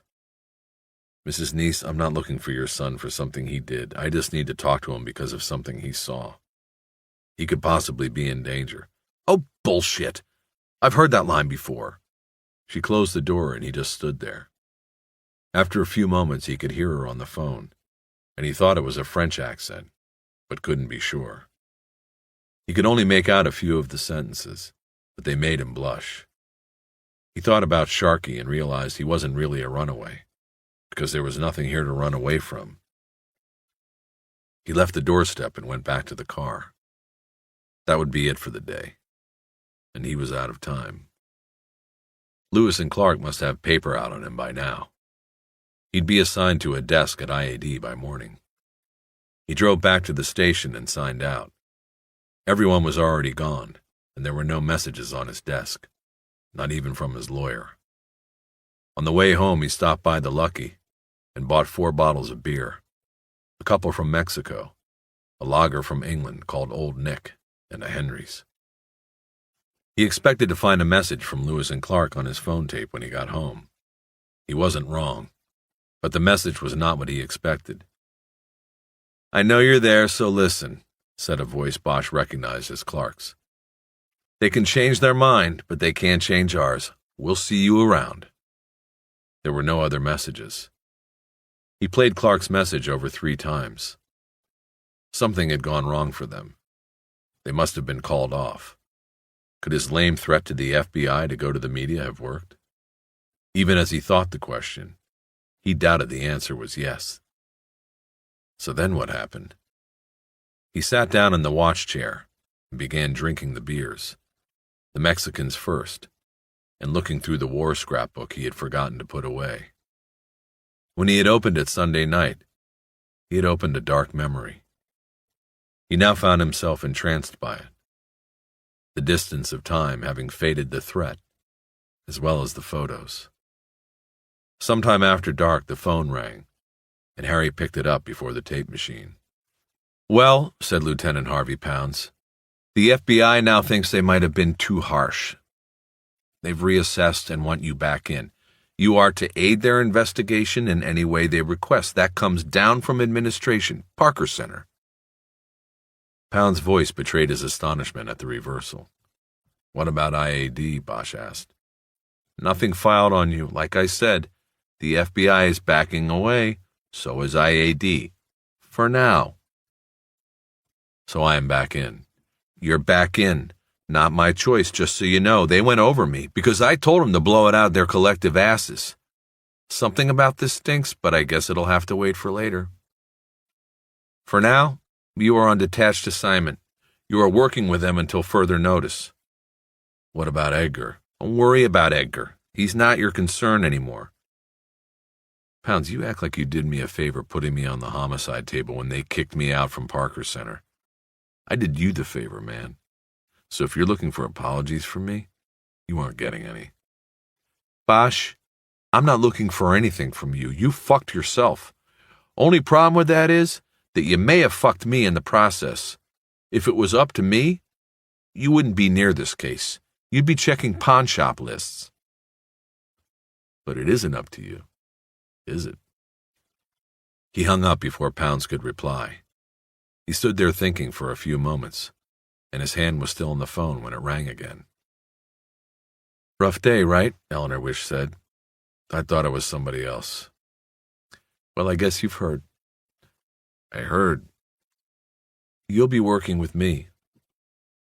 How come you called off the dogs? Simple. We want to keep the investigation out of the papers.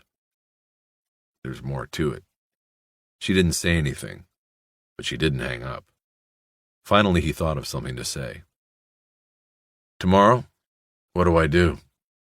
Come see me in the morning. We'll go from there. Bosch hung up. He thought about her, and about how he didn't know what was going on. He didn't like it, but he couldn't walk away now. He went into the kitchen and took the bottle of Old Nick from the refrigerator. Lewis stood with his back to the passing traffic, using his wide body to block the sound from intruding into the payphone. He starts with the FBI or the Bureau tomorrow morning, Lewis said. What do you want us to do? Irving didn't answer at first. Lewis envisioned him on the other end of the line, jaw worked into a clench, Popeye face, Lewis thought and smirked. Clark walked over from the car then and whispered, What's so funny? What did he say? Lewis batted him away and made a don't bother me face at his partner. Who was that? Irving asked. It was Clark, sir. He's just anxious to know our assignment. Did Lieutenant Pounds talk to the subject? Yes, sir, Lewis said, wondering if Irving was taping the call. The lieutenant said the subject has been told he is to work with the Bureau. They are consolidating the murder and the bank investigations. He's working with Special Agent Eleanor Wish. What's his scam? Irving said. Though no reply was expected or offered by Lewis, there was silence on the phone line for a while, because Lewis knew better than to interrupt Irving's thoughts. He saw Clark approaching the phone booth again, and waved him away and shook his head, as if he were dealing with an impetuous child. The doorless phone booth was at the bottom of Woodrow Wilson Drive, next to the Barham Boulevard crossing over the Hollywood freeway. Lewis heard the sound of a semi thunder by on the freeway and felt warm air blow into the booth. He looked up at the lights of the houses on the hillside and tried to pinpoint which one came from Bosch's stilt house. It was impossible to tell. The hill looked like a giant fat Christmas tree with too many lights. He must have some kind of leverage on them, Irving finally said. He's muscled his way into it. I'll tell you what your assignment is. You two stay on him. Not so he knows, but stay with him. He is up to something. Find out what, and build your 1.81 case along the way. The Federal Bureau of Investigation may have withdrawn its complaint, but we will not back off. What about Pounds? You still want him copied? That is Lieutenant Pounds, Detective Lewis. And yes, copy him your daily surveillance log. That will be enough for him. Irving hung up without another word. Very good, sir, Lewis said to the dead phone. He didn't want Clark to know he'd been slighted. We'll stay with it. Thank you, sir. Good night. Then he too hung up, privately embarrassed that his commander had not deemed it necessary to say good night to him. Clark quickly walked up. So we pick him up again tomorrow morning. Bring your piss bottle. That's it? Just surveillance? At this time. Shit, I want to search that fucker's house, break some stuff. He's probably got the shit from that heist sitting up there. If he was involved, I doubt he would be so stupid. We sit back for now. If he's dirty on this, we'll see. Oh, he's dirty, don't worry. We'll see. Sharkey sat on the concrete block wall that fronted a parking lot on Santa Monica Boulevard. He closely watched the lighted front of the 7-Eleven across the street, checking out who was coming and who was going. Mostly tourist trade and couples, no singles yet, none that fit the bill. The boy called Arson sauntered over and said, "This ain't going nowhere, Boudreaux." Arson's hair was red and waxed into spiky flames. He wore black jeans and a dirty black t-shirt. He was smoking a Salem. He wasn't stoned, but he was hungry. Sharkey looked at him, and then passed him to where the third boy, the one known as Mojo, sat on the ground near the bikes. Mojo was shorter and wider, with his black hair slicked back in a knob behind his head. Acne scars marked his face forever as sullen. "Give it a few more minutes," Sharky said. "I want to eat, man," Arson said. "Well, what do you think I'm trying to do? We all want to eat." "Maybe we could see how Betty Jane's doing," Mojo said. "She'll have made enough for us to eat." Sharky looked over at him and said, "You two go ahead. I'm staying till I score. I'm going to eat." As he said this, he watched a maroon Jaguar XJ6 pull into the convenience store's lot. "What about the guy in the pipe?" Arson asked. "You think they found him yet? We could go up there and check him out. See if there is any bread. I don't know why you didn't have the balls to do it last night, Shark." "Hey, you go up there by yourself and check it out if you want," Sharky said. "See who has balls then." He hadn't told them that he had called 911 about the body. That would be harder for them to forgive than his fear of going into the pipe. A lone man got out of the Jaguar. He looked like late 30s, brush cut, baggy white slacks and shirt, sweater draped around his shoulders. Sharky saw no one waiting in the car. "Hey, check out the Jag," he said. The other two looked over at the store. "This is it, I'm going." "We'll be here," Arson said. Sharky got off the wall and trotted across the boulevard. He watched the Jag's owner through the windows of the store. He had an ice cream in his hand and was looking at the magazine rack. His eyes were constantly on the prowl as he looked at the other men in the store. Sharky was encouraged as he saw the man head toward the counter to pay for the ice cream. He squatted against the front of the store, the grill of the Jag 4 feet away.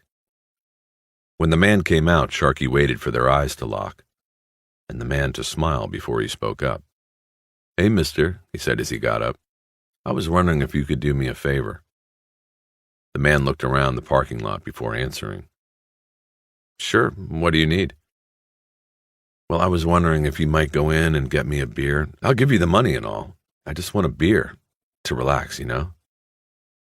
The man hesitated. "I don't know. That would be illegal, wouldn't it? You're not 21. I could get in trouble." "Well," Sharky said with a smile, "do you have any beer at home? Then you wouldn't have to be buying it. Just giving somebody a beer ain't no crime." "Well, I wouldn't stay long. We could probably relax each other a little bit, you know?" The man took another look around the parking lot. No one was watching.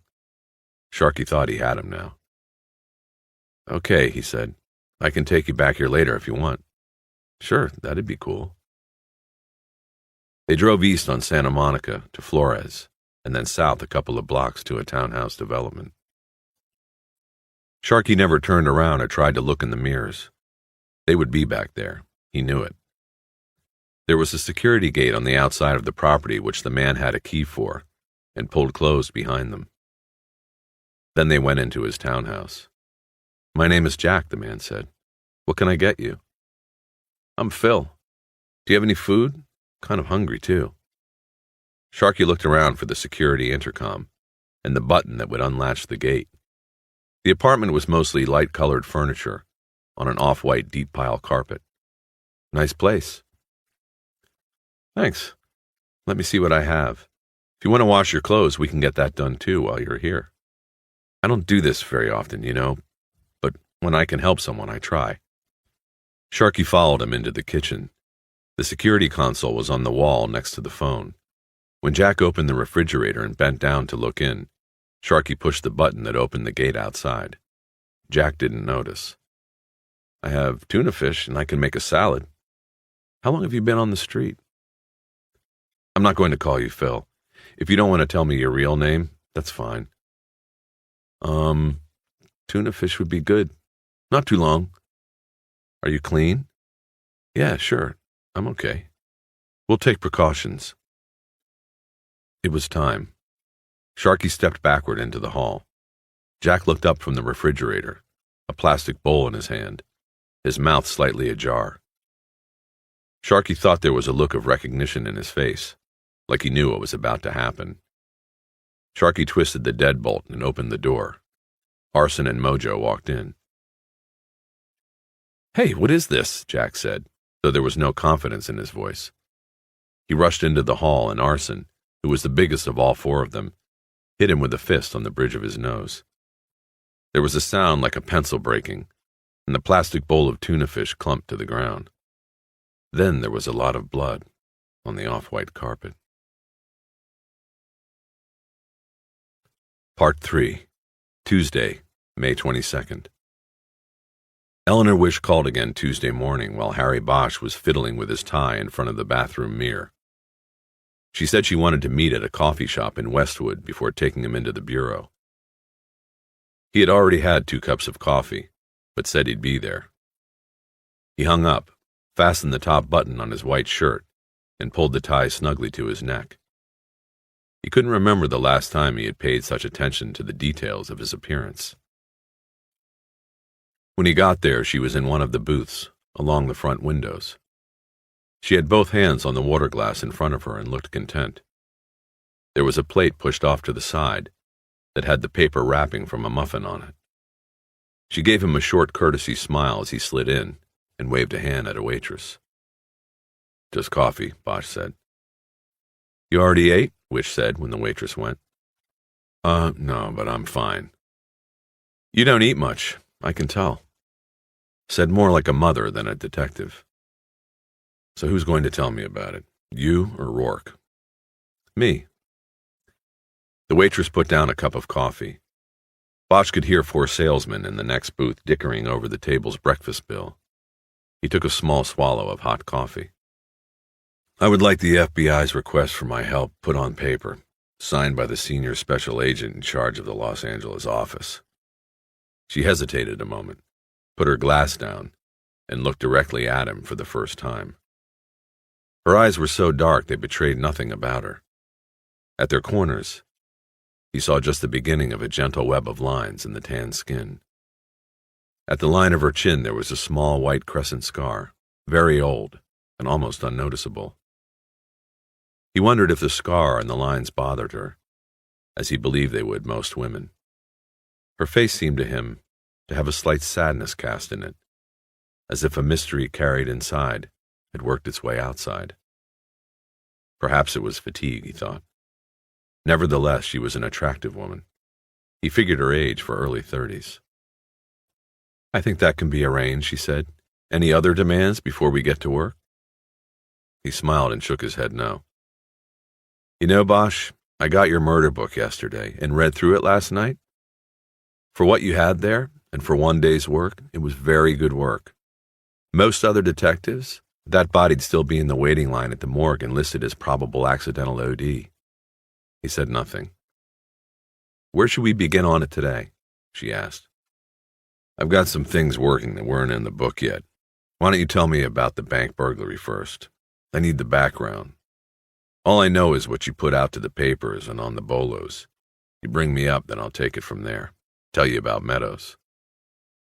The waitress came and checked his cup and her glass. Then Eleanor Wish told the story of the bank heist. Bosch thought of questions as she went along, but he tried to note them in his head to ask afterward. He sensed that she marveled at the story, the planning and execution of the caper. Whoever they were, the tunnelers, they had her respect. He found himself almost jealous. "Beneath the streets of L.A., she said, there are more than 400 miles of storm lines that are wide enough and tall enough to drive a car through. After that, you've got even more tributary lines, 1,100 more miles that you could walk or at least crawl through. This means anybody can go under, and if they know the way, get close to any building they want to in the city. And it is not that difficult to find the way. The plans for the whole network are public record, on file with the county recorder's office. Anyway, these guys used the drainage system to get to Westland National." He had already figured as much, but didn't bother to say. She said the FBI believed there were at least 3 underground men, and then at least 1 on top to act as lookout, provide other necessary functions.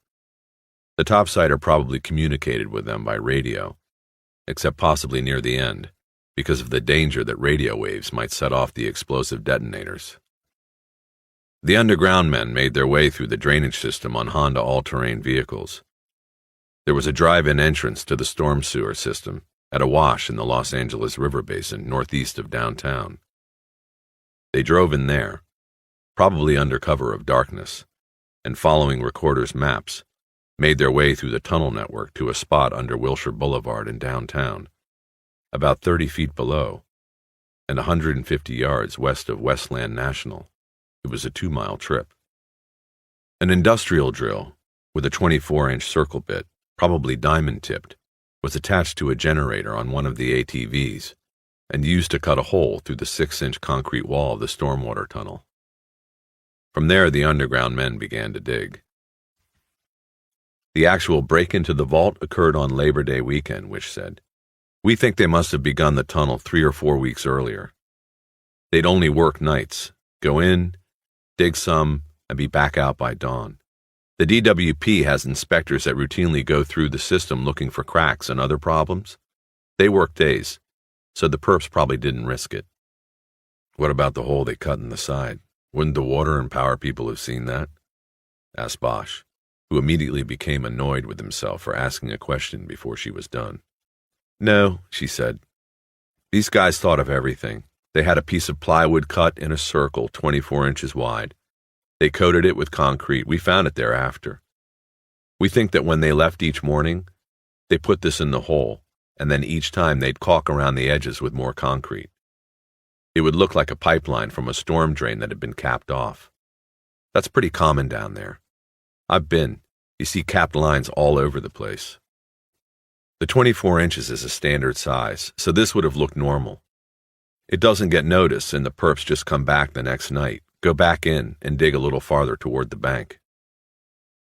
She said the tunnel was dug primarily with hand tools, shovels, picks, drills powered off the generator on the ATV. The tunnelers probably used flashlights, but also candles. Some of them were found still burning in the tunnel after the robbery was discovered. They were propped in small indentations cut in the walls. That ring a bell? Wish asked. He nodded. We figured they made about 10 to 20 feet of progress a night, she said. We found 2 wheelbarrows in the tunnel after. They'd been cut in half and disassembled to fit through the 24-inch hole, and then strapped back together to be used during the digging. It must have been 1 or 2 of the perps' jobs to make runs back out of the tunnel and to dump the dirt and debris from the dig into the main drainage line. There is a steady flow of water on the floor of the line, and it would have washed the dirt away eventually to the river wash. We figured that on some nights, their topside partner opened fire hydrants up on hill to get more water flowing down there. So they had water down there, even in a drought. Even in a drought. Wish said that when the thieves finally dug their way under the bank, they tapped into the bank's own underground electric and telephone lines. With downtown a ghost town on weekends, the bank branch was closed on Saturdays. So on Friday after business hours, the thieves bypassed the alarms. One of the perps had to be a bellman. Not Meadows. He was probably the explosives man. The funny thing was, they didn't need a bellman, she said. The vault's sensor alarm had repeatedly been going off all week. These guys with their digging and their drills must have been tripping the alarms. 4 straight nights the cops are called out along with the manager, sometimes 3 times in one night. They didn't find anything and begin to think it's the alarm. The sound and movement sensor is off balance. So the manager calls the alarm company and they can't get anybody out until after the holiday weekend, Labor Day. So this guy, the manager, turns the alarm off. Bosch finished for her. You got it. He decides he isn't going to get called out each night during the weekend. He's supposed to go down to the Springs to his timeshare condo and play golf. He turns the alarms off. Of course, he no longer works for Westland National. Under the vault, the bandits used a water-cooled industrial drill, which was bolted upside down to the underside of the vault slab, to bore a 2.5-inch hole through the 5 feet of concrete and steel. FBI crime scene analysts estimated that took 5 hours, and only if the drill didn't overheat.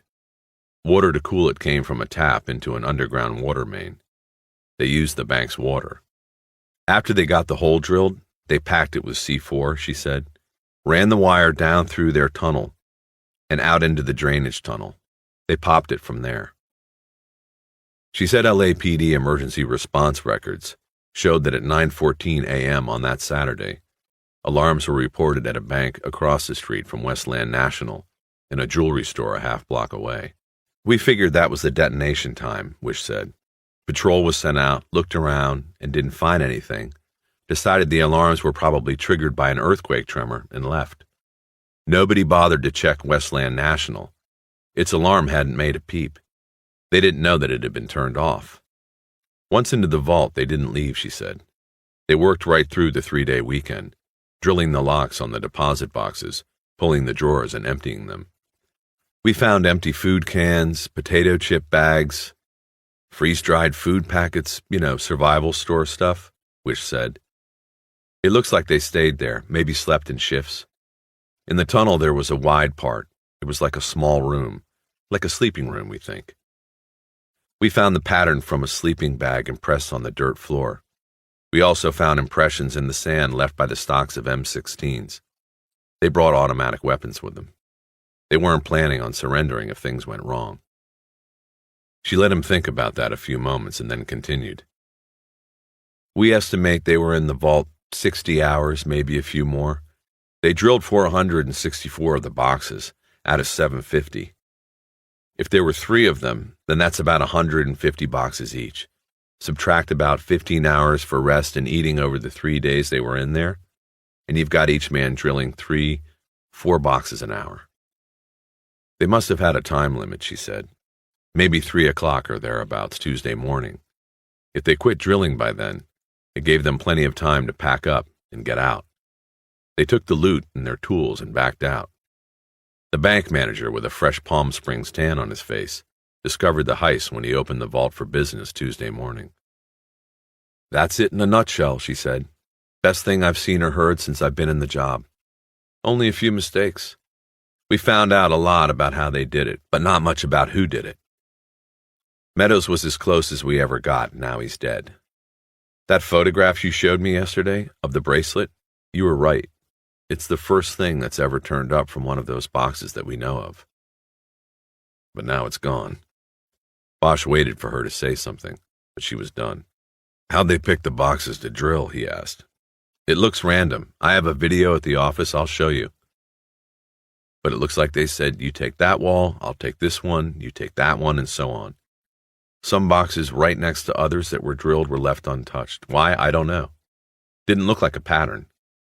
Still, we had losses reported in 90% of the boxes they drilled. Mostly untraceable stuff. They chose well. How did you come up with 3 of them? We figured it would take at least that many to drill that many boxes. Plus, that's how many ATVs there were. She smiled and he bit. Okay.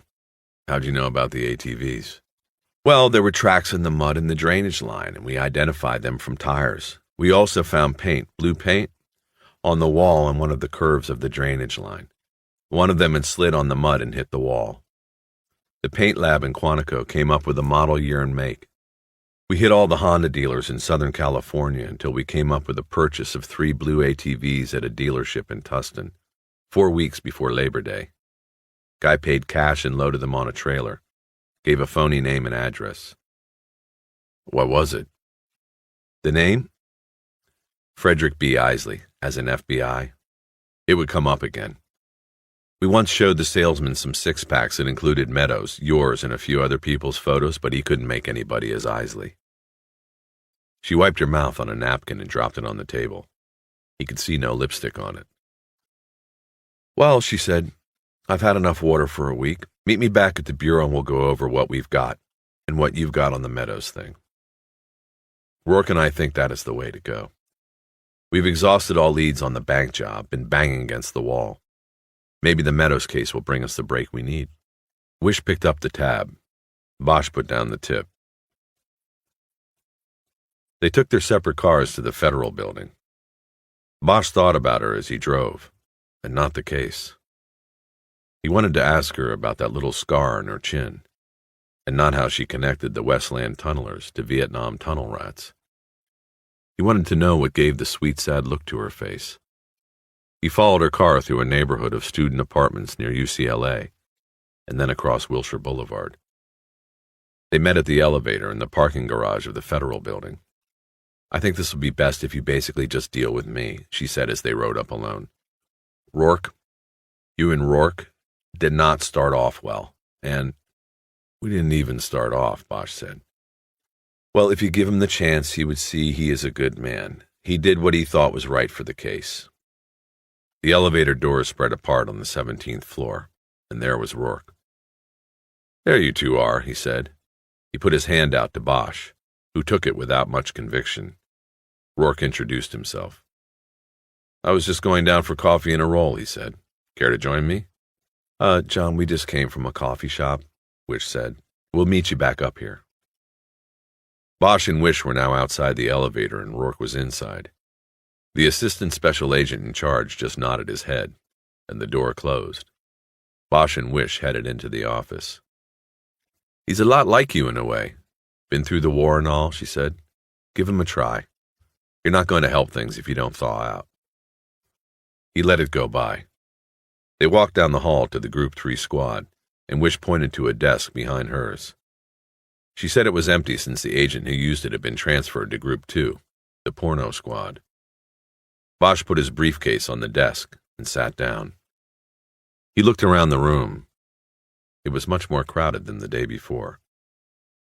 About a half-dozen agents were at desks, and 3 more were in the back standing around a file cabinet where there was a box of donuts. He noticed a television and VCR on a rack in the back of the office. It hadn't been there the day before. "He said something about a video," he said to Wish. "Oh yes, I'll get that set up and you can watch while I answer a few phone messages on other things." She took a videotape out of a drawer in her desk, and they walked to the back of the squad. The gang of 3 quietly moved away with their donuts, alarmed by the presence of an outsider. She set the tape up and left him there to watch alone. The video, obviously shot with a handheld camera, was a bouncy, unprofessional walkthrough of the thieves' trail. It began in what Bosch surmised was the storm sewer, a square tunnel that curved away into a darkness the camera's strobe couldn't reach. Wish had been right. It was large. A truck could have driven down it.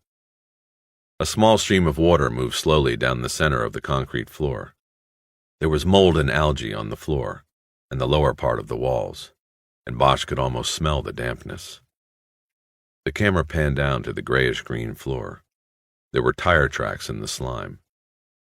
The next video scene was the entrance to the thieves' tunnel, a cleanly cut hole in the sewer wall. A pair of hands moved into the picture, holding the plywood circle Wish said had been used to cover the hole during the day. The hands moved farther into the screen, then a head of dark hair. It was Rourke. He was wearing a dark jumpsuit with white letters across the back. FBI. He held the plywood up to the hole. It was a perfect fit. The video jumped then, and the scene was now from inside the thieves' tunnel. It was eerie for Bosch to watch, and brought back memories of the hand-dug tunnels he had crawled through in Vietnam. This tunnel curved to the right. Surreal lighting flickered from candles set every 20 feet or so, and notches dug into the wall. After curving for what he judged was about 60 feet, the tunnel turned sharply to the left. It then followed a straightaway for almost 100 feet, candles still flickering from the walls. The camera finally came to a dead end, where there was a pile of concrete rubble, twisted pieces of steel rebar and plating. The camera panned up to a gaping hole in the ceiling of the tunnel. Light poured down from the vault above. Rourke stood up there in his jumpsuit, looking down at the camera. He dragged a finger across his neck, and the picture cut again.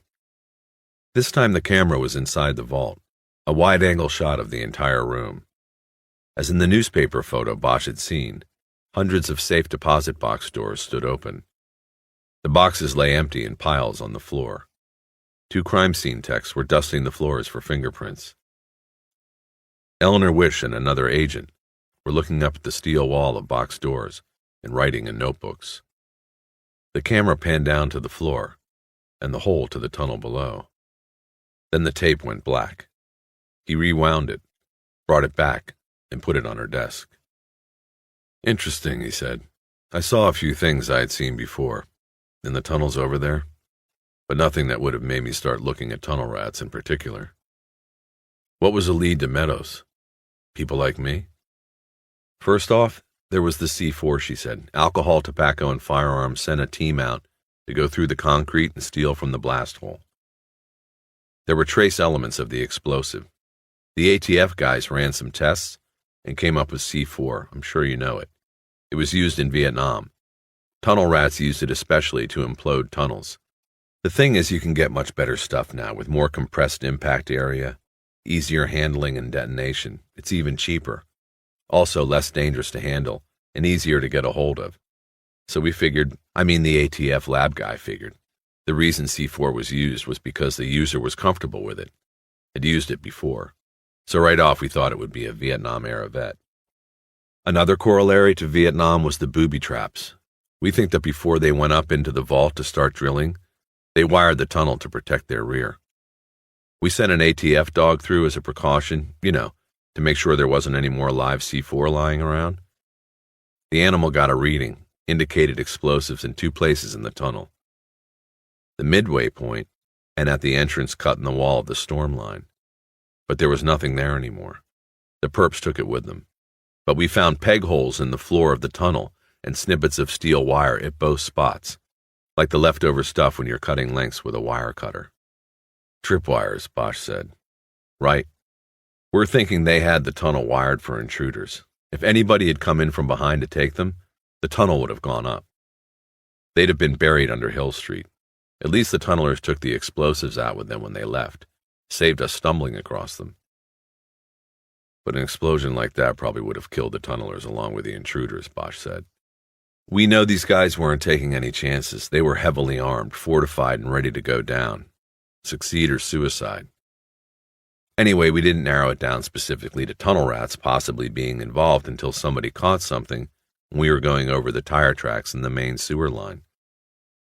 The tracks were here and there, no complete trail. So it took us a couple days to track them from the tunnel back to the entrance at the river wash. It wasn't a straight shot. It's a labyrinth down there. You had to know your way. We figured these guys weren't sitting there on their ATVs with a flashlight and a map every night. Hansel and Gretel? They left crumbs along the way? Sort of. The walls down there have a lot of paint on them, DWP marks, so they know where they are, what line is going where, dates of inspection, and so forth. With all the paint on them, some look like the side of a 7-Eleven in an East LA barrio. So we figured the perps marked the way. We walked the trail and looked for reoccurring marks. There was only one, kind of a peace sign without the circle, just 3 quick slash marks. He knew the mark. He'd used it himself in tunnels 20 years ago. 3 quick slashes on a tunnel wall with a knife. It was the symbol they'd used to mark their way, so they could find the way out again. Wish said, one of the cops there that day, this was before LAPD turned the whole thing over to us, one of the robbery guys said he recognized it from Vietnam. He wasn't a tunnel rat, but he told us about them. That's how we connected it. From there, we went to the Department of Defense and the VA and got names. We got Meadows, we got yours, others. How many others? She pushed a 6-inch stack of manila files across her desk. They're all here. Have a look if you want. Rourke walked up then. Agent Wish has told me about the letter you requested, he said. I have no problem with it. I roughed out something, and we'll try to get Senior Special Agent Whitcomb to sign it sometime today. When Bosch didn't say anything, Rourke went on. We may have overreacted yesterday, but I hope I've set everything straight with your lieutenant and your internal affairs people. He gave a smile a politician would envy. And by the way, I wanted to tell you I admire your record. Your military record. Myself, I served 3 tours. But I never went down into any of those ghastly tunnels. I was over there, though, till the very end. What a shame. What was the shame? That it ended? Rourke eyed him a long moment, and Bosch saw a red spread across his face from the point where his dark eyebrows knitted together. Rourke was a very pale man with a sallow face that gave the impression he was sucking on a sour ball. He was a few years older than Bosch. They were the same height, but Rourke had more weight on his frame. To the Bureau's traditional uniform of blue blazer and light blue button-down shirt, he had added a red power tie. Look, Detective, you don't have to like me, that's fine, Rourke said. But please, work with me on this. We want the same thing. Bosch gave in for the time being. What is it you want me to do? Tell me exactly. Am I just along for the ride, or do you really want my work? Bosch, you are supposedly a top-notch detective. Show us. Just follow your case, like you said yesterday. You find who killed Meadows, and we find who ripped off Westland. So, yes, we want your best work. Proceed as you normally would, but with Special Agent Wish as your partner. Rourke walked away and out of the squad. Bosch figured he must have his own office somewhere off the quiet hallway. He turned to Wish's desk and picked up the stack of files. He said, "Okay then, let's go." Wish signed out a bureau car and drove while Bosch looked through the stack of military files on his lap. He noticed his own was on top. He glanced at some of the others and recognized only Meadows' name. "Where to?" Wish asked as she pulled out of the garage and took Veteran Avenue up to Wilshire. "Hollywood," he said. "Is Rourke always such a stiff?" She turned east and smiled one of those smiles that made Bosch wonder whether she and Rourke had something going on. "When he wants," she said. "He's a good administrator, though. He runs the squad well. Always has been the leader type, I guess. I think he said he was in charge of a whole outfit or something when he was with the Army, over there in Saigon. No way there was anything between them, he thought then. You don't defend your lover by calling him a good administrator. There was nothing there." "He's in the wrong business for administrating," Bosch said. "Go up to Hollywood Boulevard, the neighborhood south of the Chinese Theater." It would take 15 minutes to get there. He opened the top file. It was his own, and began looking through the papers. Between a set of psychiatric evaluation reports, he found a black and white photo, almost like a mugshot of a young man in uniform, his face unlined by age or experience. "You looked good in the crew cut," Wish said, interrupting his thoughts. "Reminded me of my brother when I saw that." Bosch looked at her but didn't say anything. He put the photo down and went back to roaming through the documents in the file, reading snatches of information about a stranger who was himself. Wish said, "We were able to find 9 men with Vietnam tunnel experience living in Southern California. We checked them all out. Meadows was the only one we really moved up to the level of suspect. He was a hype, had the criminal record. He also had a history of working in tunnels even after he came back from the war." She drove in silence for a few minutes while Bosch read. Then she said, "We watched him a whole month after the burglary." "What was he doing?" "Nothing that we could tell. He might have been doing some dealing. We were never sure. He'd go down to Venice to buy balloons of tar about every 3 days. But it looked like it was for personal consumption. If he was selling, no customers ever came. No other visitors the whole month we watched. Hell, if we could prove he was selling, we would have popped him and then had something decent to scam him with when we talked about the bank job." She was quiet again for a moment. Then, in a tone that Bosch thought was meant more to convince herself than him, said, "He wasn't selling." "I believe you," he said. "You're going to tell me what we're looking for in Hollywood?" "We're looking for a wit, a possible witness. How was Meadows living during the month you watched? I mean, money-wise. How'd he get money to go down to Venice?" "Near as we could tell, he was on welfare and had a VA disability check. That's it." "Why'd you call it off after a month?" "We didn't have anything, and we weren't even sure he had anything to do with it. Who pulled the plug?" "Rourke did." "He couldn't—" "The administrator." "Let me finish." He couldn't justify the cost of continued surveillance without any results. We were going on a hunch, nothing more. You're just looking at it from hindsight. But it had been almost 2 months since the robbery. There was nothing there that pointed to him.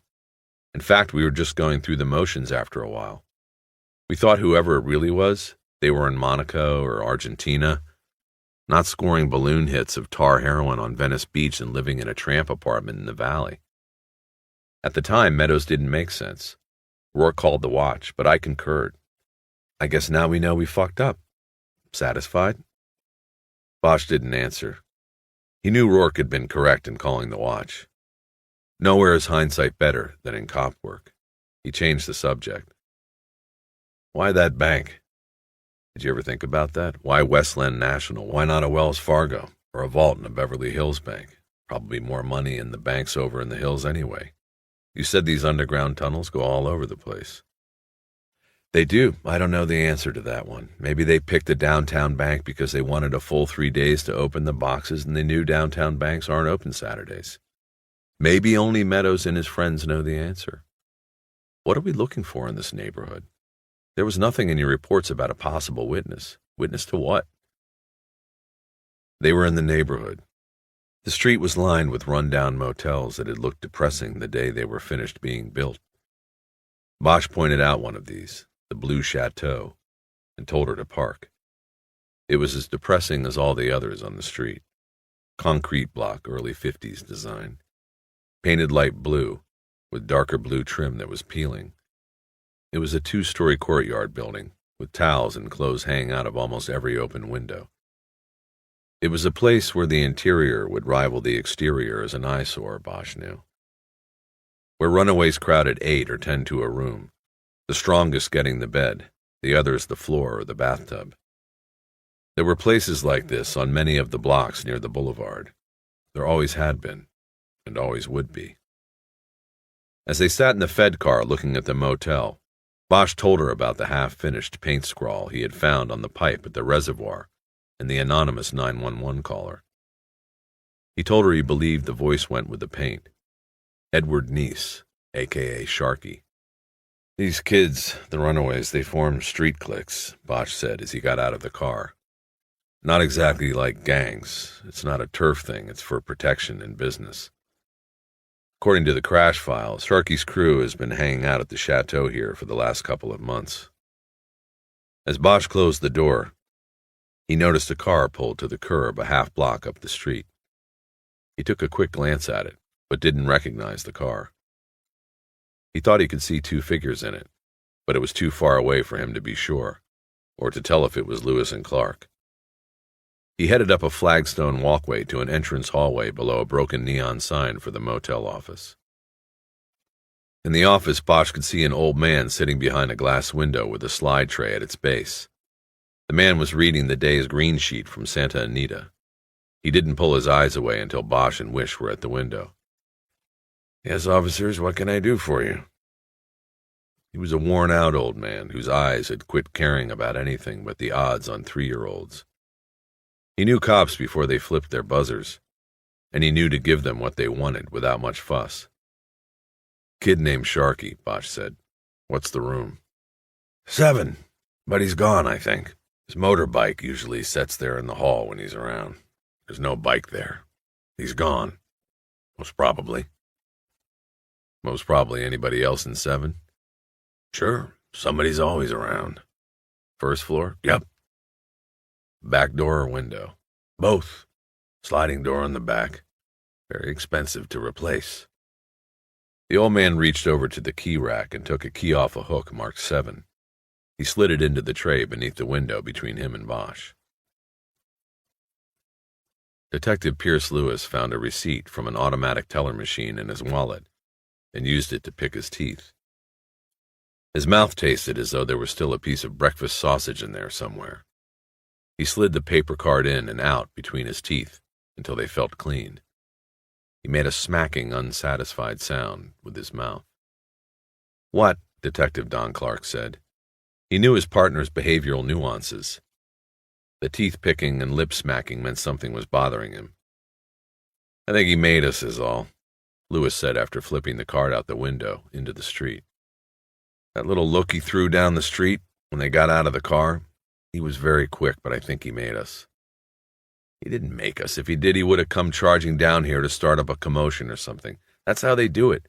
Make a commotion, file a lawsuit. He'd have had the Police Protective League up our ass by now, I'm telling you. Cops are the last to notice a tale." "Well, I guess," Lewis said. He let it go for the moment, but he stayed worried. He didn't want to mess up this job. He'd had Bosch by the balls once before, and the guy skated because Irving, that flying jaw, had pulled Lewis and Clark back. But not this time. Lewis silently promised himself. This time he goes down. You taking notes? He asked his partner. What do you think they're doing in that dump? Looking for something. You're shitting me. You really think so? Jeez, who put the pencil up your ass today? Lewis looked away from the chateau to Clark, who had his hands folded on his lap and his seat back at a 60-degree angle. With his mirrored glasses shielding his eyes, it was impossible to tell if he was awake or not. Are you taking notes or what? Lewis said loudly. If you want notes, why aren't you taking them? Because I'm driving. That's always the deal. You don't want to drive. You got to write and take the pictures. Now write something down so we have something to show Irving. Otherwise, he'll write up a 181 on us and forget about Bosch. That's 1.81. Let's not take shortcuts even in our language. Fuck off. Clark snickered and took a notebook out of his inside coat pocket and a gold cross pen from his shirt pocket. When Lewis was satisfied the notes were being taken and looked back at the motel, he saw a teenage boy with blonde dreadlocks circle twice in the road on a yellow motorbike. The boy pulled up next to the car Lewis had just watched Bosch and the FBI woman get out of. The boy shaded his eyes and looked through the driver's side window into the car. Now what's this? Lewis said. Some kid, Clark said, after looking up from his notes. He's looking for a stereo to snatch. If he makes a move, what are we going to do? Blow their surveillance to save some asshole's tape deck? We aren't going to do anything, and he's not going to make a move. He sees the Motorola two-way. He knows it's a cop car. He's backing away now. The boy revved the bike and did another 2 circles in the street. As the bike circled, he kept his eyes on the front of the motel. He then cruised through the side parking lot and back out onto the street. He stopped behind an old Volkswagen bus that was parked at the curb and shielded him from the motel. He seemed to be watching the entrance to the chateau through the windows of the beat-up old bus. He did not notice the 2 IAD men in the car parked a half block behind him. Come on, kid, get going, Clark said. I don't want to have to call out patrol on you, fucking delinquent. Use the Nikon and get his picture, Lewis said. You never know, something might happen and we'll need it. And while you're at it, get the number off the motel sign. We'll have to call later and see what Bosch and the FBI girl were doing. Lewis could have easily picked the camera up off the seat himself and taken the photos, but that would have set a dangerous precedent that could harm the delicate balance of the rules of surveillance. The driver drives, the writer writes, and does all such related work. Clark dutifully picked up the camera, which was equipped with a telephoto lens, and took the photos of the boy on the bike. Get one with the bike's plate, Lewis said. I know what I'm doing, Clark said as he put the camera down. Did you get the motel number? We'll have to call. I got it. I'm writing it down. See? What's the big deal? Bosch is probably in there knocking off a piece. A nice federal piece. Maybe when we call, we find out they rented a room. Lewis watched to make sure Clark wrote down the number on the surveillance log. And maybe we don't, Lewis said. They just met. And anyway, I doubt he'd be so stupid. They got to be in there looking for somebody, a wit maybe.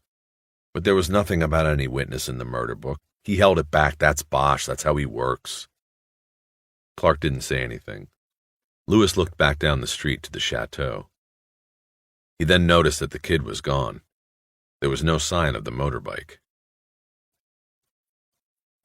Bosch waited a minute to give Eleanor Wish time to get behind the chateau to watch the sliding door on the back of room 7.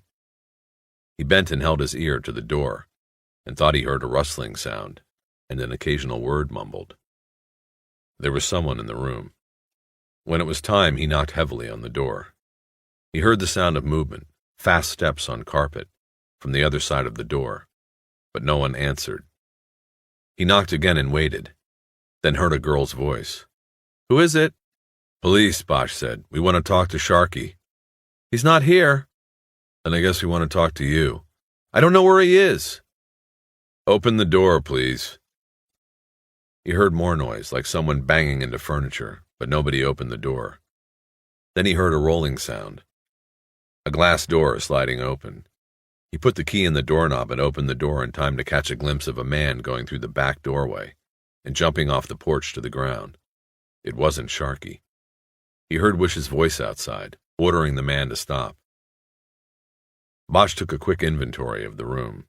An entrance hall with closet to the left, bathroom to the right. both empty except for some clothes on the closet floor.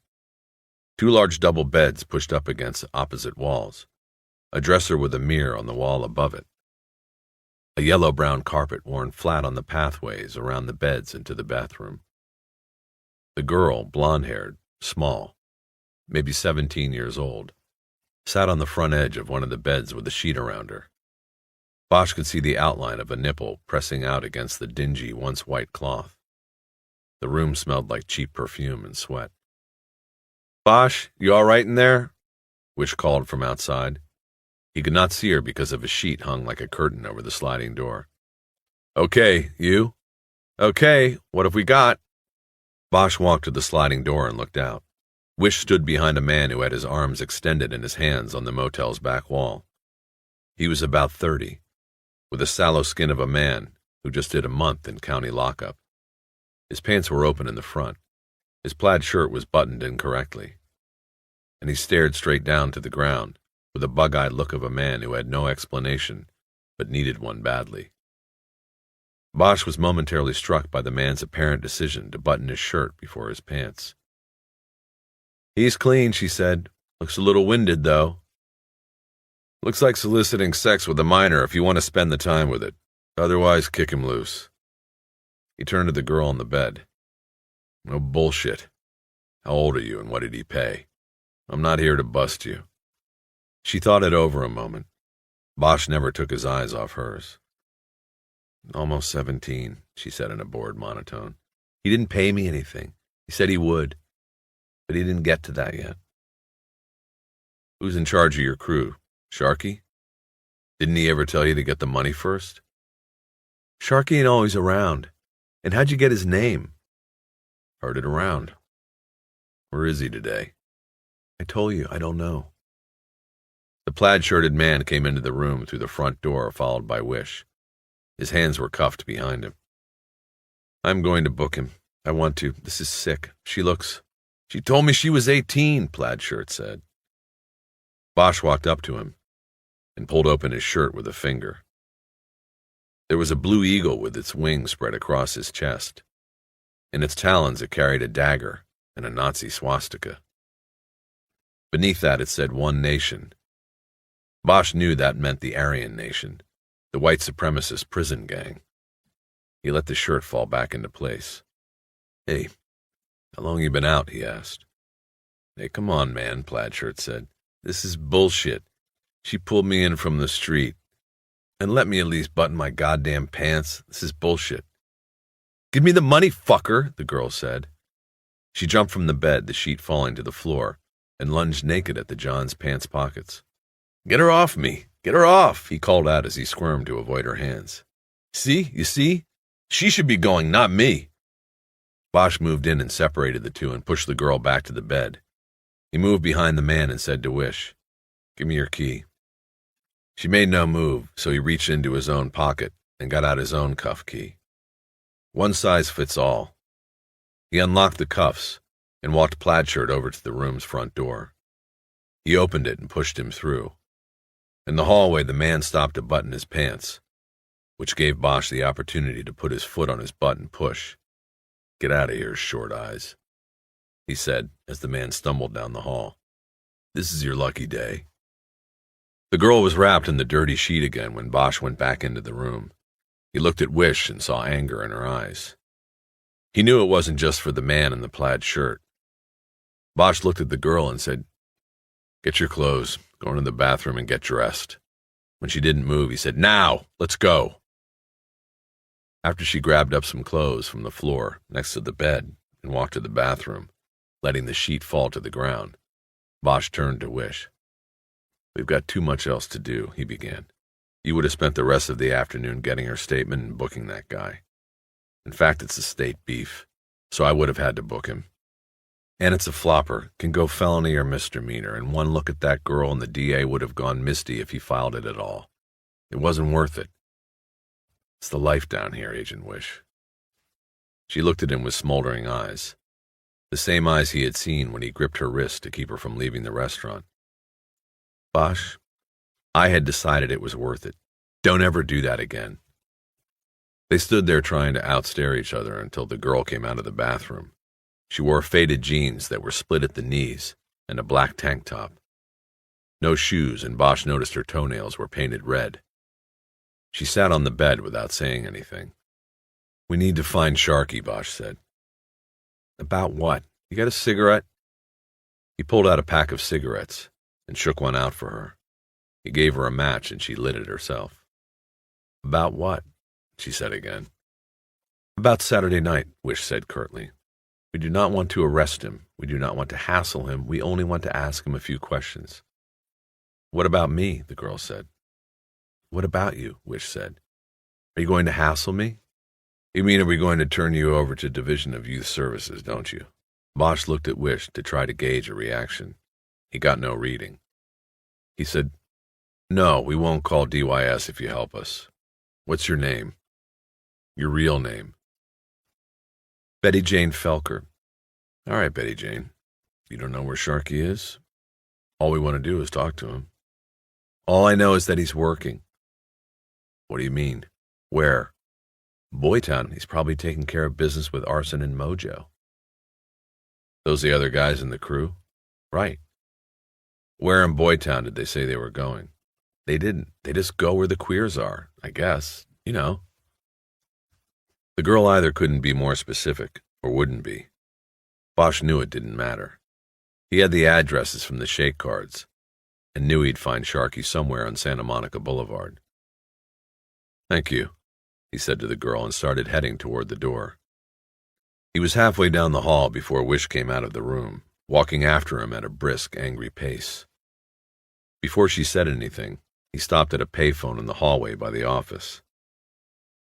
He took out a small phone book he always carried, looked up the number for DYS, and dialed. He was put on hold for 2 minutes before an operator transferred him to an automated tape line on which he reported the date and time and location of Betty Jane Felker, suspected runaway. He hung up wondering how many days it would be before they got the message, and how many days after that it would be before they got to Betty Jane. They were all the way into West Hollywood on Santa Monica Boulevard, and she was still hot. Bosch had tried to defend himself but realized there was no chance, so he sat there quietly and listened. "It's a matter of trust, that's all," Wish said. "I don't care how long or short we work together. If you're going to keep up the one-man army stuff, there will never be the trust we need to succeed." He stared at the mirror on the passenger side, which he had adjusted so he could watch the car that had pulled away from the curb and followed them from the blue chateau. He was sure now it was Lewis and Clark. He had seen Lewis's huge neck and crew cut behind the wheel when the car had pulled up within 3 car lengths at a traffic signal. He didn't tell Wish they were being followed. And if she had noticed the tail, she hadn't said so. She was too involved in other things. He sat watching the tail car and listening to her complaints about how badly he had handled things. Finally, he said, "Meadows was found Sunday. Today is Tuesday. It is a fact of life in homicide that the odds, the likelihood, of solving a homicide grow longer as each day on the calendar flips by. And so I'm sorry. I did not think it would help us to waste a day booking some asshole who was probably baited into a motel room by a hooker 16 years old going on 30. I also did not think it would be worth waiting for DYS to come out to pick up the girl, because I would bet a paycheck that DYS already knows that girl and knows where she is if they want her. In short, I wanted to get on with it, leave other people's jobs to other people and do my job. And that meant doing what we are doing now. Slow down up here at Ragtime. It's one of the spots I got off the shake cards. We both want to solve this, Bosch, so don't be so goddamn condescending, as if you have this noble mission and I'm just along for the ride. We are both on it. Don't forget it. She slowed in front of the open-air cafe, where pairs of men sat in white wrought-iron chairs at glass-topped tables, drinking iced tea with slices of orange hooked on the rim of beveled glasses. A few of the men looked at Bosch, and then looked away uninterested. He scanned the dining area but didn't see Sharky. As the car cruised past, he looked down the side alley and saw a couple of men hanging around, but they were too old to be Sharky. They spent the next 20 minutes driving around gay bars and restaurants, keeping mostly on Santa Monica, but did not see the boy. Bosch watched as the internal affairs car kept pace, never more than a block back. Wish never said anything about them, but Bosch knew that law officers were usually the last to notice a surveillance because they were the last to ever think they might be followed. They were the hunters, not the prey. Bosch wondered what Lewis and Clark were doing. Did they expect that he would break some law or cop rule with an FBI agent in tow? He began to wonder if the two IAD detectives weren't just hot-dogging on their own time. Maybe they wanted him to see them. Some kind of a psych-out. He told Wish to pull to a curb in front of Barney's Beanery, and he jumped out to use the payphone near the old bar's screen door. He dialed the Internal Affairs non-public number, which he knew by heart, having had to call in twice a day when he was put on home duty the year before while they investigated him. A woman, the desk officer, answered the phone. "Is Lewis or Clark there?" "No, sir, they're not. Can I take a message?" "No, thanks. This is Lieutenant Pounds, Hollywood Detectives. Are they just out of the office? I need to check a point with them." "I believe they are code 7 till PM watch." He hung up. They were off duty until 4. They were scamming, or Bosch had simply kicked them too hard on the balls this time, and now they were going after him on their own time. He got back in the car and told Wish he had checked his office for messages. It was as she merged the car back into traffic that he saw the yellow motorbike leaning on a parking meter about a half block from Barney's. It was parked in front of a pancake restaurant. "There," he said and pointed. "Go on by, and I'll get the number. If it's his, we'll sit on it." It was Sharky's bike. Bosch matched the plate to his notes from the kid's crash file, but there was no sign of the boy. Wish drove around the block and parked in the same spot in front of Barney's that they had been in before. "So we wait," she said. "For this kid you think might be a witness?" "Right. It's what I think. But two of us don't need to waste the time. You can leave me here if you want. I'll go in the Beanery, order a pitcher of Henry's and a bowl of chili, and watch from the window." "That's all right. I'm staying." Bosch settled back for a wait. He took out his cigarettes, but she nailed him before he got one out of the pack. "Have you heard of the draft risk assessment?" she asked. "The what?" "Secondhand cigarette smoke. It's deadly, Bosch. The EPA came out last month officially. Said it's a carcinogen. 3,000 people are getting lung cancer a year from passive smoking, they call it. You are killing yourself and me. Please don't." He put the cigarettes back in his coat pocket. They were quiet as they watched the bike, which was chain-locked to the parking meter. Bosch took a few glances at the side view mirror, but didn't see the IAD car. He glanced over at Wish, too, whenever he thought she wasn't looking. Santa Monica Boulevard steadily got crowded with cars as the apex of rush hour approached. Wish kept her window closed to cut down on carbon monoxide. It made the car very hot. "Why do you keep staring at me?" she asked about an hour into the surveillance. "At you? I didn't know that I was. You were. You are. You ever have a female partner before?" "Nope. But that's not why I would be staring, if I was." "Why then, if you were?" "I'd be trying to figure you out, why you are here, doing this. I always thought, at least I heard, that the bank squad over at the FBI was for dinosaurs and fuck-ups. The agent's too old or too dumb to use a computer or trace some white-collar scumbag's assets through a paper trail. And here you are, on the heavy squad. You're no dinosaur. Something tells me you're no fuck-up. Something tells me you're a prize, Eleanor." She was quiet a moment, and Bosch thought he saw the trace of a smile play on her lips. Then it was gone, if it had been there at all. "I guess that is a backhanded compliment," she said. "If it is, thank you. I have my reasons for choosing where I am with the Bureau, and believe me, I do get to choose. As far as others in the squad, I would not characterize any of them as you do. I think that attitude, which, by the way, seems to be shared by many of your fellow—" "There's Sharky," he said. A boy with blonde dreadlocks had come through a side alley between the pancake shop and a mini-mall. An older man stood with him. He wore a T-shirt that said "The Gay 90s are back." Bosch and Wish stayed in the car and watched. Sharky and the man exchanged a few words, and then Sharky took something from his pocket and handed it over. The man shuffled through what looked like a stack of playing cards. He took a couple of cards and gave the rest back. He then gave Sharky a single green bill. "What's he doing?" Wish asked. "Buying baby pictures." "What?" "A pedophile." The older man headed off down the sidewalk, and Sharky walked back to his motorbike. He hunched over the chain and lock. "Okay," Bosch said, and they got out of the car. That would be enough for today, Sharky thought. Time to kick. He lit a cigarette and bent over the seat of his motorbike to work the combination on the master lock. Its dreads flopped down past his eyes, and he could smell some of the coconut stuff he had put in his hair the night before at the Jaguar guy's house. That was after arson had broken the guy's nose, and the blood got everywhere. He stood up and was about to wrap the chain around his waist when he saw them coming. Cops. They were too close. Too late to run. Trying to act like he hadn't yet seen them, he quickly made a mental list of everything in his pockets. The credit cards were gone, already sold.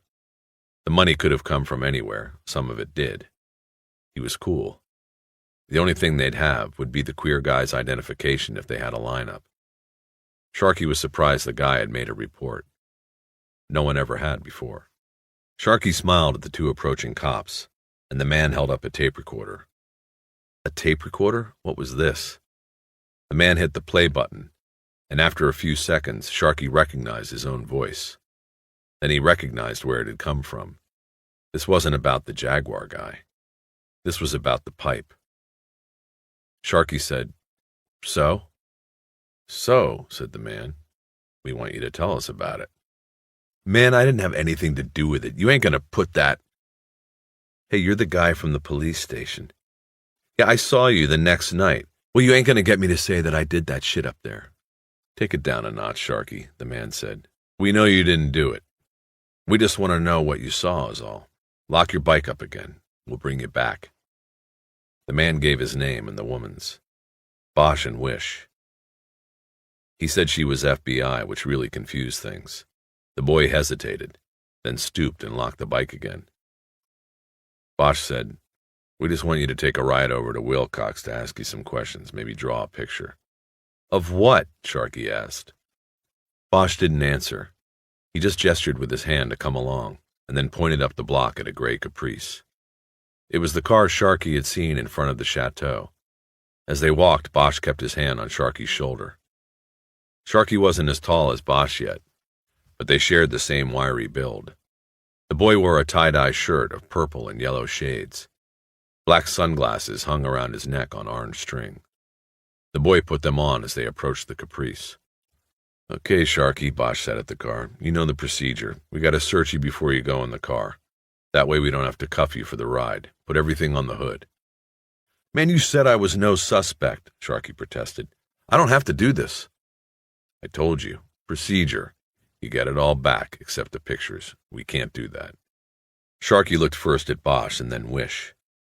Then he started putting his hands in the pockets of his frayed jeans. "Yeah, we know about the pictures," Bosch said. The boy put 4655 on the hood, along with a pack of cigarettes and book of matches, a small penknife on a keychain, and a deck of Polaroid photos. They were photos of Sharky and the other guys in the crew. In each, the model was naked and in various stages of sexual arousal. As Bosch shuffled through them, Wish looked over his shoulder and then quickly looked away.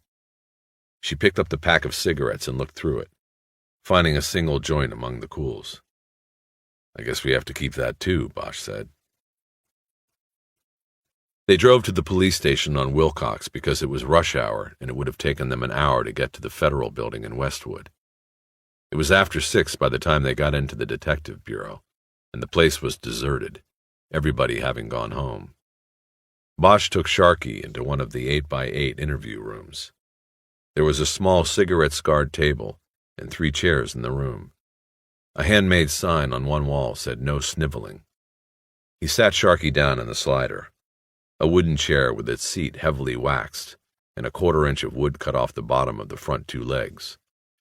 The incline was not enough to notice, but enough that the people who sat in the chair could not get comfortable. They would lean back like most hard cases and slowly slide off the front. The only thing they could do was lean forward, right into the face of their interrogator. Bosch told the boy not to move, then stepped outside to plan a strategy with Wish, shutting the door. She opened the door after he closed it. She said it's illegal to leave a juvenile in a closed room unattended. Bosch closed the door again. He isn't complaining, he said. We've got to talk. What's your feel for him? You want him, or you want me to take it? I don't know, she said. That settled it. That was a no. An initial interview with a witness, a reluctant witness at that, required a skillful blend of scamming, cajoling, demanding. If she didn't know, she didn't go. You're supposed to be the expert interrogator, she said, in what seemed to Bosch to be a mocking voice.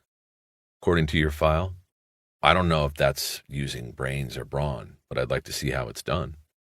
He nodded, ignoring the jab. He reached into his pocket for the boy's cigarettes and matches. Go and give him these.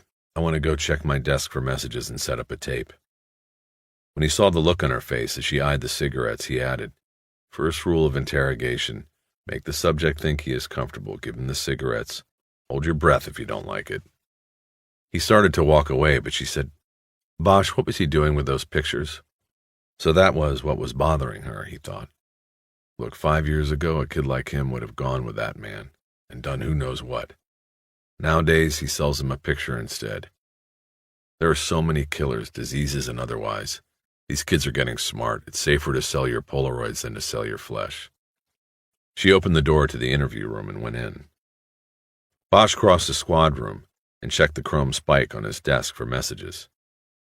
His lawyer had finally called him back. So had Bremer over at the Times, though he had left a pseudonym they both had agreed on earlier. Bosch didn't want anybody snooping around his desk to know the press had called. Bosch left the messages on the spike, took out his ID card, and went to the supply closet and slipped the lock. He opened a new 90-minute cassette and popped it into the recorder on the bottom shelf of the closet. He turned on the machine and made sure the backup cassette was turning. He set it on record and watched to make sure both tapes were rolling. Then he went back down the hallway to the front desk and told a fat Explorer scout who was sitting there to order a pizza to be delivered to the station. He gave the kid a 10 and told him to bring it to the interview room with 3 Cokes when it came. What do you want on it? The kid asked. What do you like? Sausage and pepperoni, hate anchovies, make it anchovies. Bosch walked back to the detective bureau. Wish and Sharkey were silent when he walked back into the small interview room, and he had the feeling they had not been talking much. Wish had no feel for the boy. She sat to Sharkey's right. Bosch took the seat on his left. The only window was a small square of mirrored glass in the door. People could look in, but not out. Bosch decided to be up front with the boy from the start.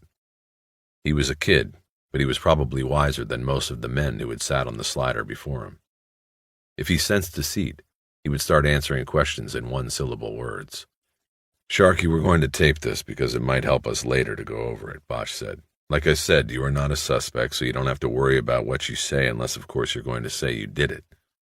See what I mean? The boy protested. I knew you'd get around to saying that and putting on the tape. Shit. I've been in one of these rooms before, you know. That's why we aren't bullshitting you. So let's say it once for the record.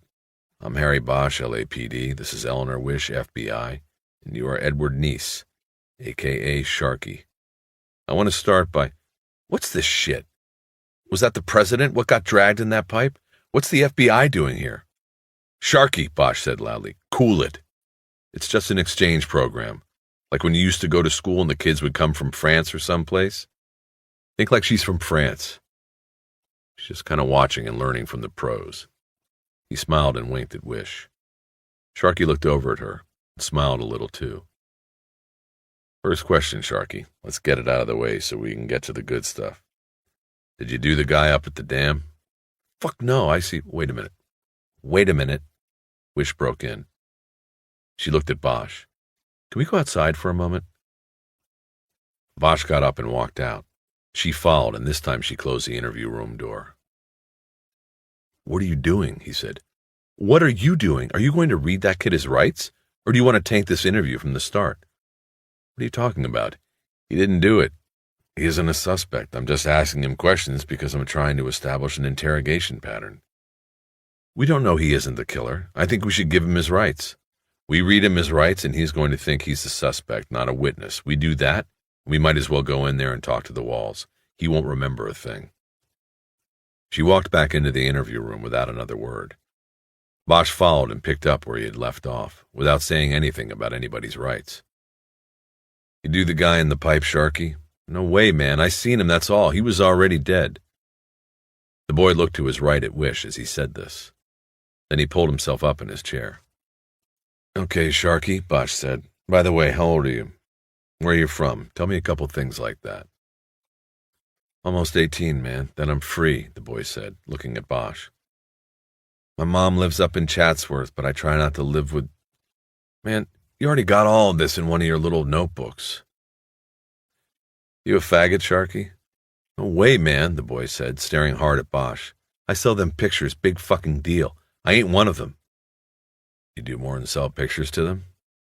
You roll a few when you get the chance? Bust them up, take their money. Who's going to file a complaint, right? Now Sharky looked back over to Wish and raised an open hand. I don't do that shit. I thought we were talking about the dead guy. We are, Sharky, Bosch said. I just want to figure out who we're dealing with here is all. Take it from the top. Tell us a story. I got pizza coming and there's more cigarettes. We got the time. It won't take any time. I didn't see anything except a body in there. I hope there's no anchovies. He said this looking at Wish while pulling himself up in the chair. He'd established a pattern in which he would look at Bosch when he was telling the truth, at Wish when he was shading it, or outright lying. Scammers always play to the women, Bosch thought. Sharky, Bosch said, if you want, we can take you up to Silmar and have him hold you overnight. We can start again in the morning, maybe when your memory is a little... I'm worried about my bike back there. It might get stole. Forget the bike, Bosch said, leaning into the boy's personal space. We aren't spoiling you, Sharky. You haven't told us anything yet. Start the story, then we'll worry about the bike. Okay. I'll tell you everything. The boy reached for his cigarettes on the table, and Bosch pulled back and got out one of his own.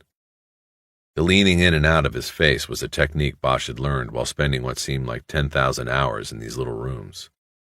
Lean in. Invade that foot and a half that is all theirs, their own space. Lean back when you get what you want. It's subliminal. Most of what goes on in a police interrogation has nothing to do with what is said. It is interpretation, nuance, and sometimes what isn't said. He lit Sharky's cigarette first. Wish leaned back in her chair as they exhaled the blue smoke. You want to smoke, Agent Wish? Bosch said. She shook her head no. Bosch looked at Sharky, and a knowing look passed between them.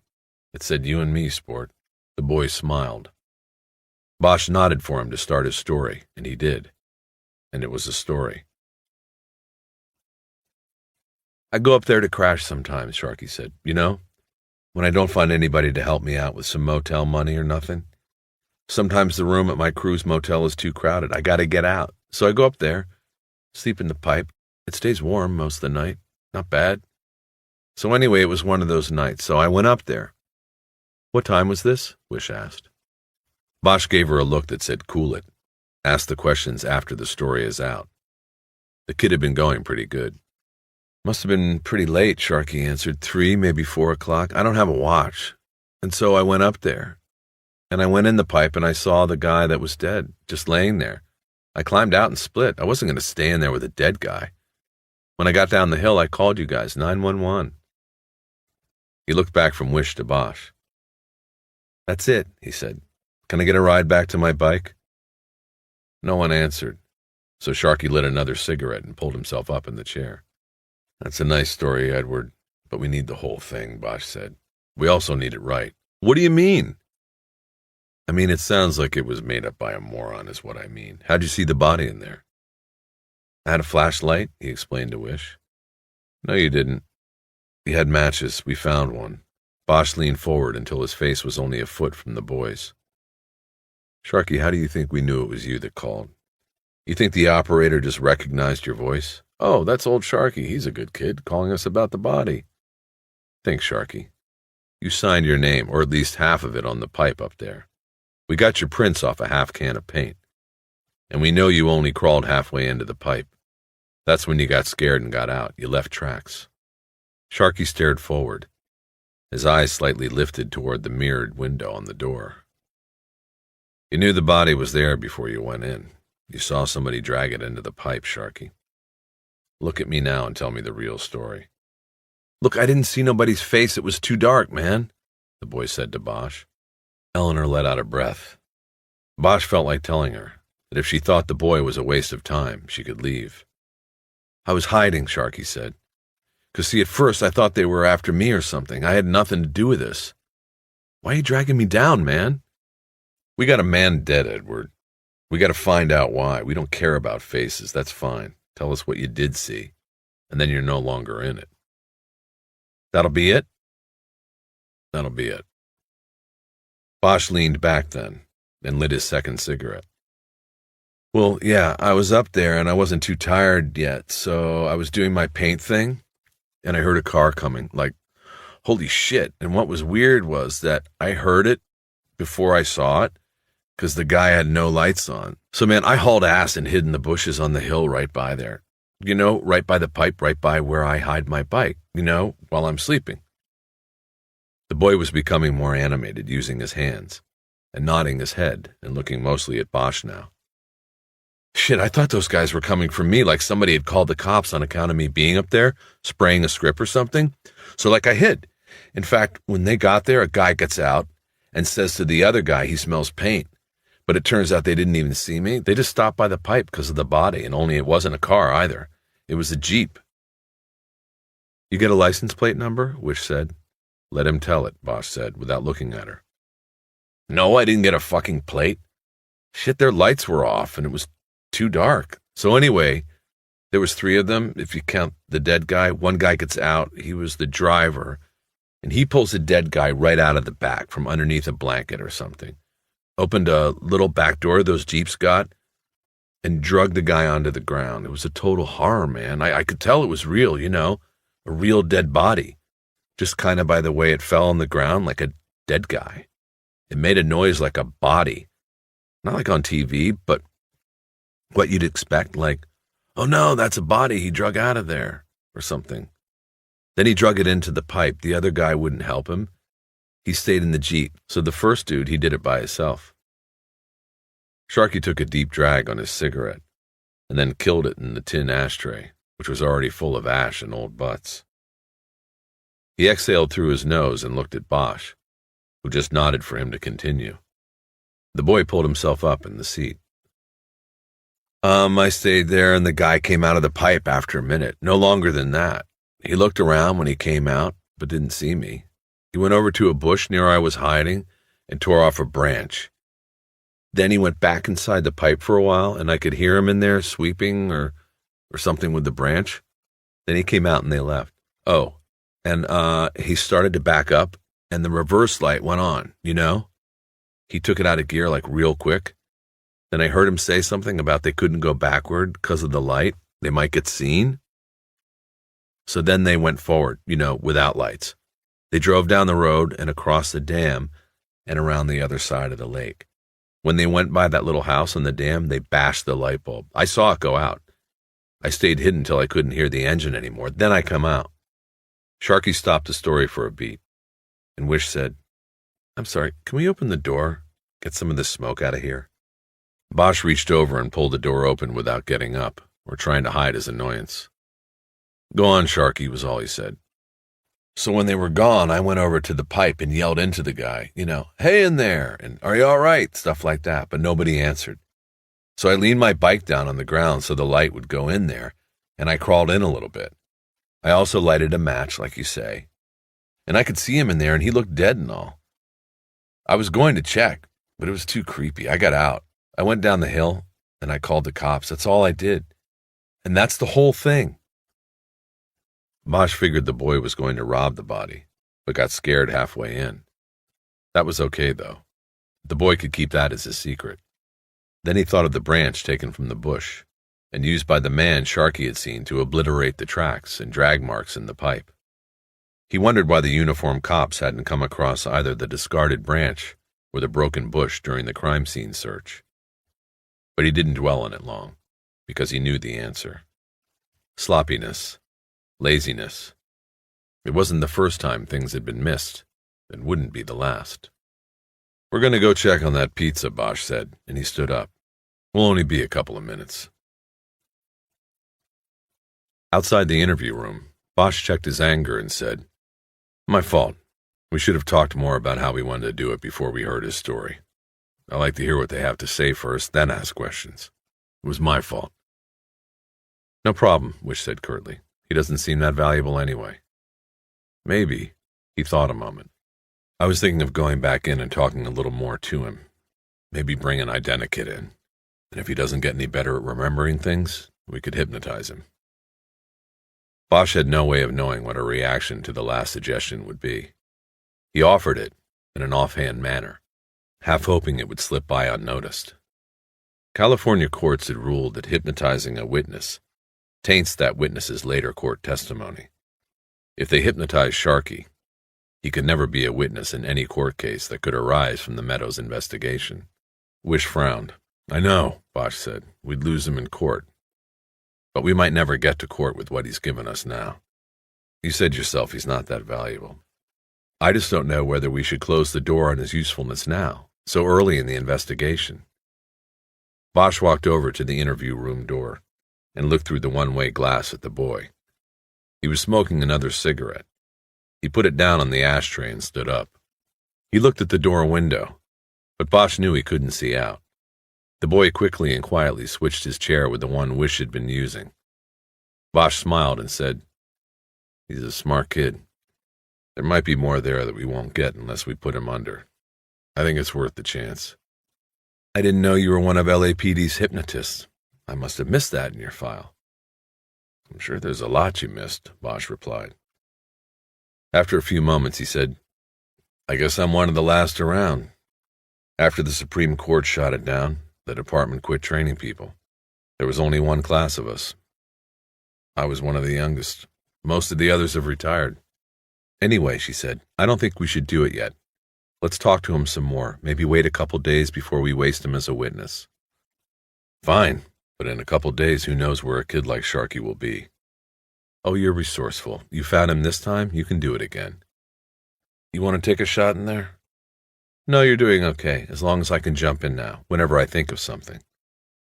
She smiled and he smiled, and they went back into the interview room, which smelled of smoke and sweat. Bosch left the door open again to air it out. Wish didn't have to ask. "No food?" Sharkey said. "Still on the way," Bosch said. Bosch and Wish took Sharkey through his story 2 more times, picking up small details along the way. They did it as a team, partners exchanging knowing looks, surreptitious nods, even smiles. A few times Bosch noticed Wish slipping in her chair and thought he saw a smile play on Sharkey's boyish face. When the pizza came, he protested the anchovies, but still ate 3/4 of the pie and downed 2 of the Cokes. Bosch and Wish passed. Sharkey told them the Jeep that Meadows' body came in was dirty white or beige. He said there was a seal on the side door, but he could not describe it. Perhaps this was so it would look like a DWP vehicle, Bosch thought. Maybe it was a DWP vehicle. Now he definitely wanted to hypnotize the boy, but he decided not to bring it up again. He'd wait for Wish to come around, to see that it had to be done. Sharkey said the one who stayed behind in the Jeep as the body was dragged into the pipe didn't say a word the whole time the boy watched. This person was smaller than the driver. Sharkey described seeing only a slightly built form, a whisper of a silhouette against what little light there was from the moon above the reservoir perimeter's thick stand of pine. "What did this other guy do?" Wish asked. "Just watched, I guess, like a lookout." "He didn't even do the driving. I guess he was in charge or something." The boy got a better look at the driver, but not enough to describe a face. or to make a drawing with the facial templates and the identikit that Bosch had brought into the interview room. The driver had dark hair and was white. Sharky couldn't, or wouldn't be any more exact in his description. He had worn matching dark shirt and pants, maybe overalls. Sharky said that he also wore some kind of equipment belt, or carpenter's apron.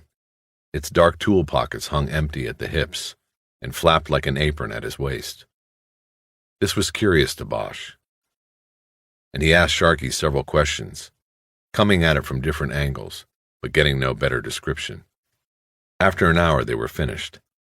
They left Sharky in the smoky room while they conferred outside again. Witch said, "All we have to do now is find a Jeep with a blanket in the back, do a microanalysis, and match hairs. Only must be a couple million white or beige Jeeps in the state. You want me to put out a bolo? Or do you want to handle it? Look, 2 hours ago we had nothing. Now we've got a lot. If you want, let me hypnotize the kid. Who knows? We might get a license plate, a better description of the driver. Maybe he'll remember a name spoken, or be able to describe the seal on the door." Bosch held his hands out, palms up. His offer was out, but she had already turned it down, and she did again. "Not yet, Bosch. Let me talk to Rourke. Maybe tomorrow. I don't want to rush into that and possibly have it come back on us as a mistake, okay?" He nodded and dropped his hands. "So what now?" she said. "Well, the kid's eaten. Why don't we get him squared away, and then you and I can get something to eat. There's a place." "I can't," she said. "On Overland, I know. I already have plans for tonight. I'm sorry. Maybe we can make it another night." "Sure." He walked over to the interview room door, then looked through the glass. Anything to avoid showing his face to her. He felt foolish for trying to move so quickly with her. He said, "If you have to get going, go ahead. I'll get him in a shelter or something for the night. We don't both have to waste our time with it." "You sure?" "Yeah, I'll take care of him. I'll get a patrol unit to take us. We'll get his bike on the way. I'll have him drop me by the car." "That's nice. I mean about you getting his bike and taking care of him." "Well, we made a deal with him, remember?" "I remember. But you care about him. I watched how you handled him. You see some of yourself there?" He turned away from the glass to look at her. "No, not especially," he said. "He's just another wit that has to be interviewed." "You think he's a little bastard now?" "Wait another year. Wait till he's 19 or 20. If he makes it, he'll be a monster then. Preying on people. This isn't the last time he'll be sitting in that room. He'll be in and out of there his whole life till he kills somebody or they kill him. It's Darwin's rules. Survival of the fittest. And he's fit to survive. So, no. I don't care about him. I'm putting him in a shelter because I want to know where he is in case we need him again, that's all." "Nice speech. But I don't think so. I know a little bit about you, Bosch. You care all right. The way you got him dinner and asked him. Look, I don't care how many times you read my file. You think that means you know about me? I told you that's bullshit." He had come up close to her until his face was only a foot from hers, but she looked away from him, down at her notebook, as if what she had written there might have something to do with what he was saying. "Look," he said, "we can work this together. Maybe even find out who killed Meadows if we get a few more breaks like the one with the kid today. But we won't really be partners, and we won't really know each other. So maybe we shouldn't act like we do. Don't tell me about your little brother with a crew cut and how he looks the way I did, because you don't know how I was. A bunch of papers and pictures in a file don't say anything about me." She closed the notebook and put it in her purse. Then she finally looked up at him. There was a knocking from inside the interview room. Sharky was looking at himself in the mirrored window of the door, but they both ignored him, and Wish just drilled Bosch with her eyes. "You always get this way when a woman turns you down for dinner?" she asked calmly. "That's got nothing to do with it, and you know it." "Sure, I know it." She started to walk away, then said, "Let's say 9 a.m., we meet at the bureau again?" He didn't answer, and then she did walk away, toward the squad room door. Sharky pounded on his door again, and Bosch looked over and saw the boy picking the acne on his face in the door's mirror. Wish turned once more before she was out of the room. I wasn't talking about my little brother, she said. He was my big brother, actually. And I was talking about a long time ago. About the way he looked when I was a little girl, and he was going away for a while to Vietnam. Bosch didn't look at her. He couldn't. He realized what was coming. I remember how he looked then, she said, because it was the last time I saw him. It sticks with you. He was one of the ones that didn't come back. She walked out. Harry ate the last slice of pizza. It was cold and he hated anchovies, and he felt he deserved it that way. Same for the Coke, which was warm. Afterward, he sat at the homicide table and made calls until he found an empty bed, rather an empty space, in one of the no-questions-asked shelters near the boulevard. At Home Street Home, they didn't try to send runaways back to where they came from. They knew in most cases home was a worse nightmare than the streets. They just gave the children a safe place to sleep, and then tried to send them off to any place but Hollywood. He checked out an unmarked car and drove Sharky to his motorbike. It would not fit in the trunk, so Bosch made a deal with the boy. Sharky would ride the bike to the shelter and Bosch would follow. When the boy got there and checked in, Bosch would give him back his money and wallet and cigarettes, but not the Polaroids in the joint. Those went into the trash. Sharky didn't like it, but he did it. Bosch told him to hang around the shelter a couple of days, though he knew the boy would probably split first thing in the morning. I found you once. If I need to, I can do it again, he said as the boy locked his bike up outside the home. No, I know, Sharky said. It was an idle threat. Bosch knew that he had found Sharky when the boy didn't know he was being looked for. It would be a different story if he wanted to hide. Bosch gave the boy one of his cheap business cards and told him to give a call if he thought of anything that would help. That would help you or me? Sharky asked. Bosch didn't answer. He got back in the car and drove back to the station on Wilcox, watching the mirror for signs of a tail. He didn't see any. After checking the car in, he went to his desk and picked up the FBI files. He went to the watch office, where the night lieutenant called one of his patrol units in to give Bosch a lift to the Federal Building. The patrol officer was a young cop with a quarter-inch hairdo, Asian. Bosch had heard around the station that he was called gung-ho. They rode in silence the whole 20 minutes to the Federal Building. Harry got home by 9. The red light on his phone machine was blinking, but there was no message, just the sound of someone hanging up. He turned on the radio for the Dodgers game, but then he turned it off, tired of hearing people talk. He put CDs by Sonny Rollins, Frank Morgan, and Branford Marsalis into the stereo and listened to the saxophone instead. He spread the files out on the table in the dining room and turned the cap on a bottle of beer. Alcohol and jazz, he thought as he swallowed. Sleeping with your clothes on. You're a cliché cop, Bosch. An open book, and no different from the dozen other fools who must hit on her every day. Just stick to the business in front of you, and don't hope for anything else. He opened the file on Meadows, carefully reading every page, whereas before in the car with Wish, he had only skimmed. Meadows was an enigma to Bosch, a pillhead, a heroin user, but a soldier who had re-upped to stay in Vietnam. Even after they took him out of the tunnels, he stayed. In 1970, after 2 years in the tunnels, he was assigned to a military police unit attached to the American embassy in Saigon. Never saw enemy action again, but stayed right up to the end.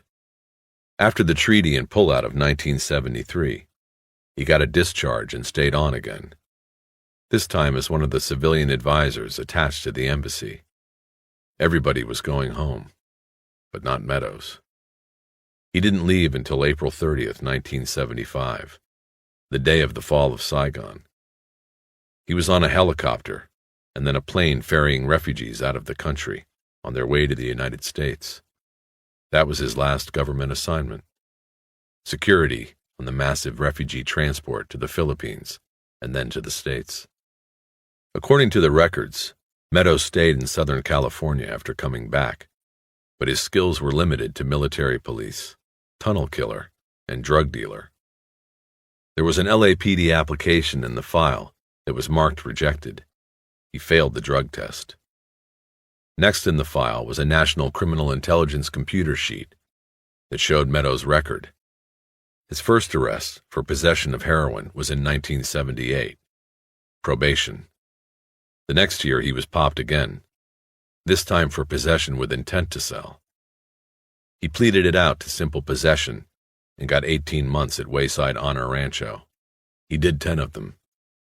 The next 2 years were marked by frequent arrests on Mark's beefs, fresh needle tracks being a misdemeanor good for 60 days in county lockup. It looked like Meadows was riding the revolving door at county until 1981, when he went away for some substantial time. It was for attempted robbery, a federal beef. The NCIC printout didn't say if it was bank robbery, but Bosch figured it had to be to bring the feds in. The sheet said Meadows was sentenced to 4 years at Lompoc and served 2. He wasn't out but a few months before he was picked up for a bank robbery. They must have had him cold. He pleaded guilty and took 5 years back to Lompoc. He would have been out in 3, but 2 years into the sentence, he was busted in an escape attempt. He got 5 more years and was transferred to Terminal Island. Meadows was paroled from TI in 1988. All those years in stir, Bosch thought. He never knew, never heard from him. What would he have done if he had heard? He thought about that for a moment. It probably changed Meadows more than the war. He was paroled to a halfway house for Vietnam vets. The place was called Charlie Company and was on a farm north of Ventura, about 40 miles from Los Angeles. He stayed there nearly a year. After that, there were no further contacts, according to Meadows' sheet. The Marks beef that had prompted Meadows to call Bosch a year earlier had never been processed. It wasn't on the sheet. No other known contact with police upon his release from prison. There was another sheet in the package. This one was handwritten, and Bosch guessed it was Wish's clean, legible hand. It was a work and home history, gathered from record searches of Social Security and DMV records. The entries ran vertically down the left side of the paper, but there were gaps, time periods unaccounted for. Meadows had worked for the Southern California Water District when he first came back from Vietnam. He was a pipeline inspector. He lost the job after 4 months for excessive tardiness and sick-outs. From there he must have tried his hand at dealing heroin, because the next lawful employment was not listed until after he got out of Wayside in 1979. He went to work for DWP as an underground inspector, Storm Drainage Division. Lost the job 6 months later for the same reasons as with the Water District. There were a few other sporadic employments. After he left Charlie Company, he caught on with a gold mining company in the Santa Clarita Valley for a few months. Nothing else. There were almost a dozen home addresses listed. Most of them were apartments in Hollywood. There was a house in San Pedro prior to the 1979 bust. If he was dealing at the time, he was probably getting it at the port in Long Beach, Bosch thought. The San Pedro address would have been convenient. Bosch also saw that he had lived in the Sepulveda apartment since leaving Charlie Company. There was nothing else in the file about the halfway house or what Meadows did there. Bosch found the name of Meadows' parole officer on the copies of his 6-month evaluation reports. Darrell Slater worked out of Van Nuys. Bosch wrote it down in the notebook. He also wrote down the address of Charlie Company. He then spread the arrest sheet, the work and home history, and the parole reports out in front of him. On a new piece of paper, he began to write out a chronology beginning with Meadows being sent to federal prison in 1981. When he was done, many of the gaps were closed. Meadows served a total of 6.5 years in the federal pen. He was paroled in early 1988, when he was sponsored by the Charlie Company program. He spent 10 months in the program before moving to the apartment in Sepulveda. Parole reports showed he secured a job as a drill operator in the gold mine in the Santa Clarita Valley. He completed parole in February 1989, and he quit his job a day after his PO signed him off. No known employment since, according to the Social Security Administration. IRS said Meadows hadn't filed a return since 1988.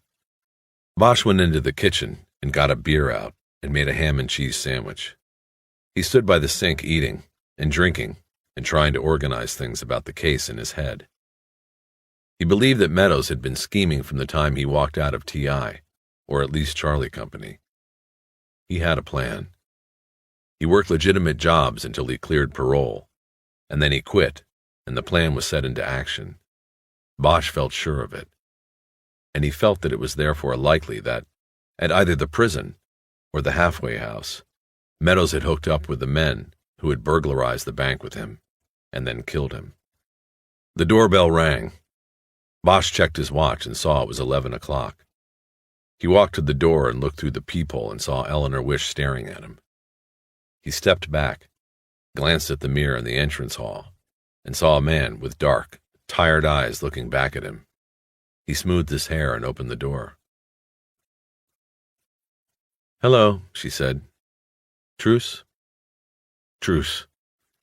How'd you know where I—" "Never mind. Come in." She was wearing the same suit as earlier, hadn't been home yet. He saw her notice the files and paperwork on the card table.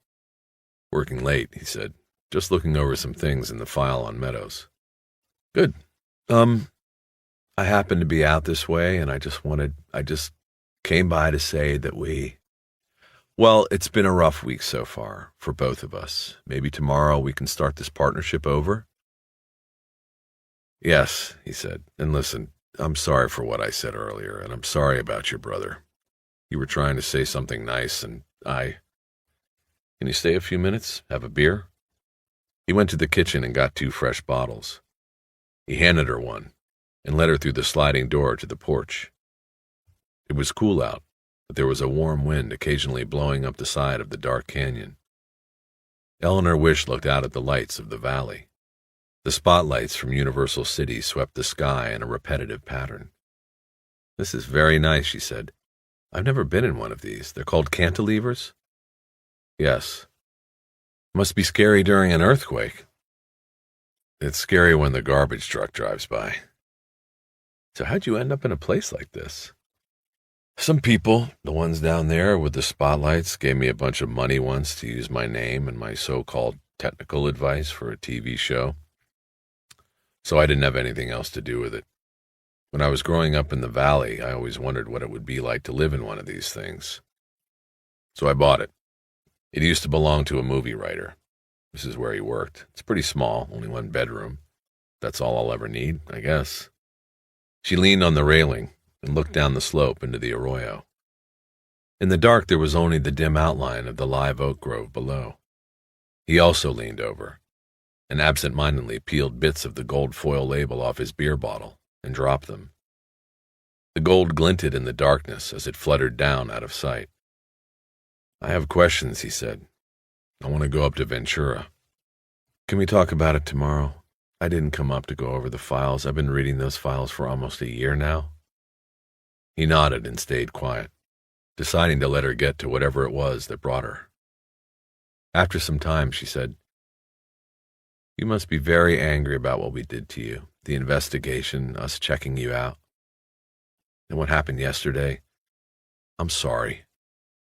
She took a small sip from her bottle, and Bosch realized he had never asked if she wanted a glass. He let her words hang out there in the dark for a few long moments. "No," he finally said, "I'm not angry. The truth is, I don't really know what I am." She turned and looked at him. "We thought you'd drop it when Rourke made trouble for you with your lieutenant. Sure, you knew Meadows, but that was a long time ago. That's what I don't get. It's not just another case for you. But why? There must be something more. Back in Vietnam? Why does it mean so much to you?" "I guess I have reasons that have nothing to do with the case. I believe you. But whether I believe you is not the point. I'm trying to know what's going on. I need to know. How's your beer?" "It's fine."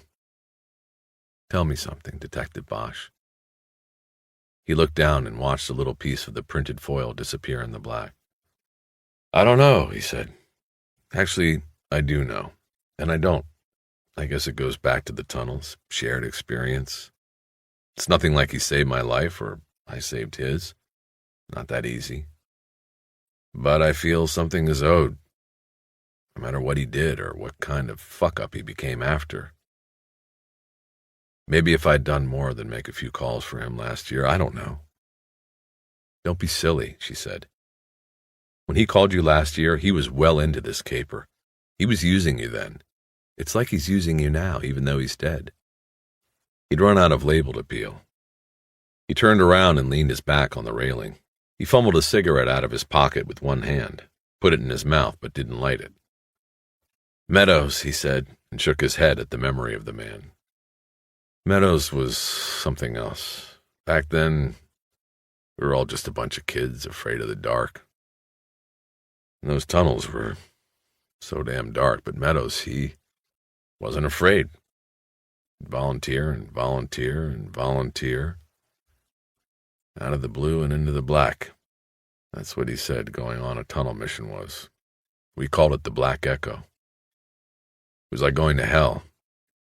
You're down there and you could smell your own fear. It was like you were dead when you were down there." They had gradually turned so that they were facing each other. He searched her face and saw what he thought was sympathy. He didn't know if that's what he wanted. He was long past that. But he didn't know what he wanted.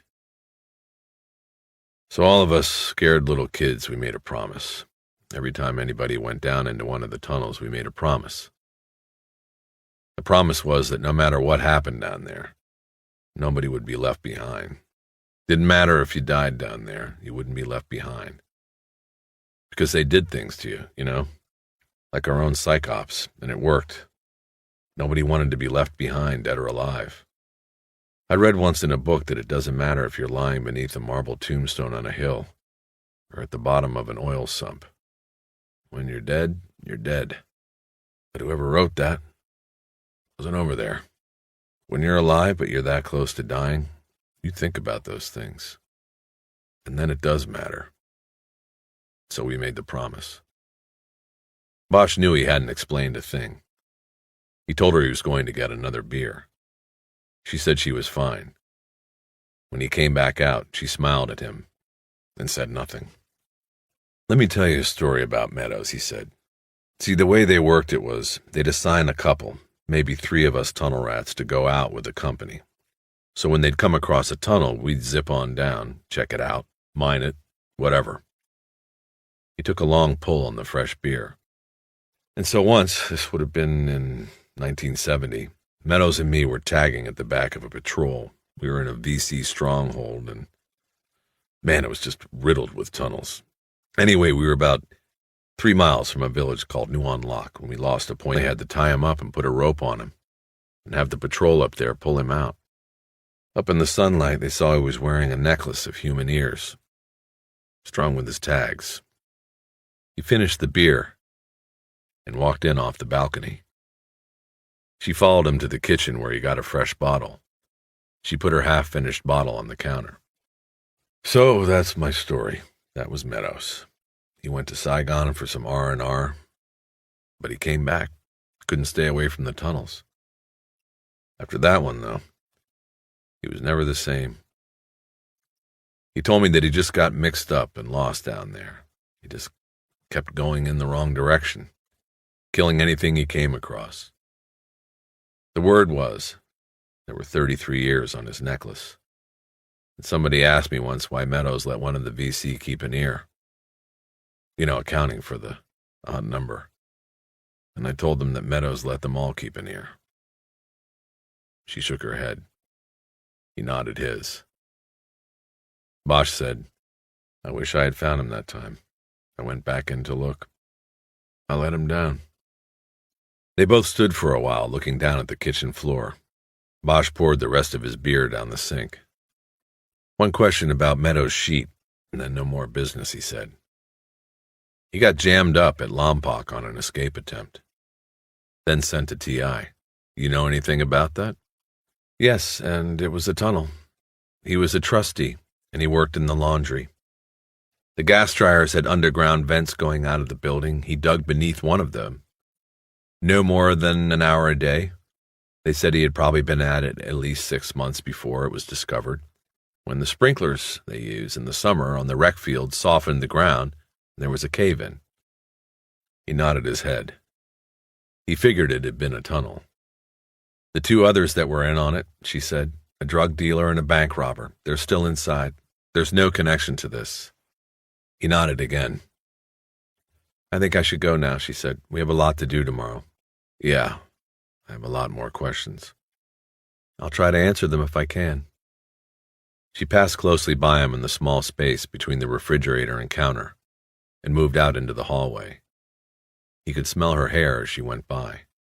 An apple scent, he thought. He noticed that she was looking at the print hanging on the wall opposite the mirror in the hallway.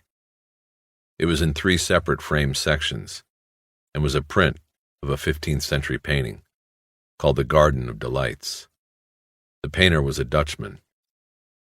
Hieronymus Bosch, she said, as she studied the nightmarish landscape of the painting.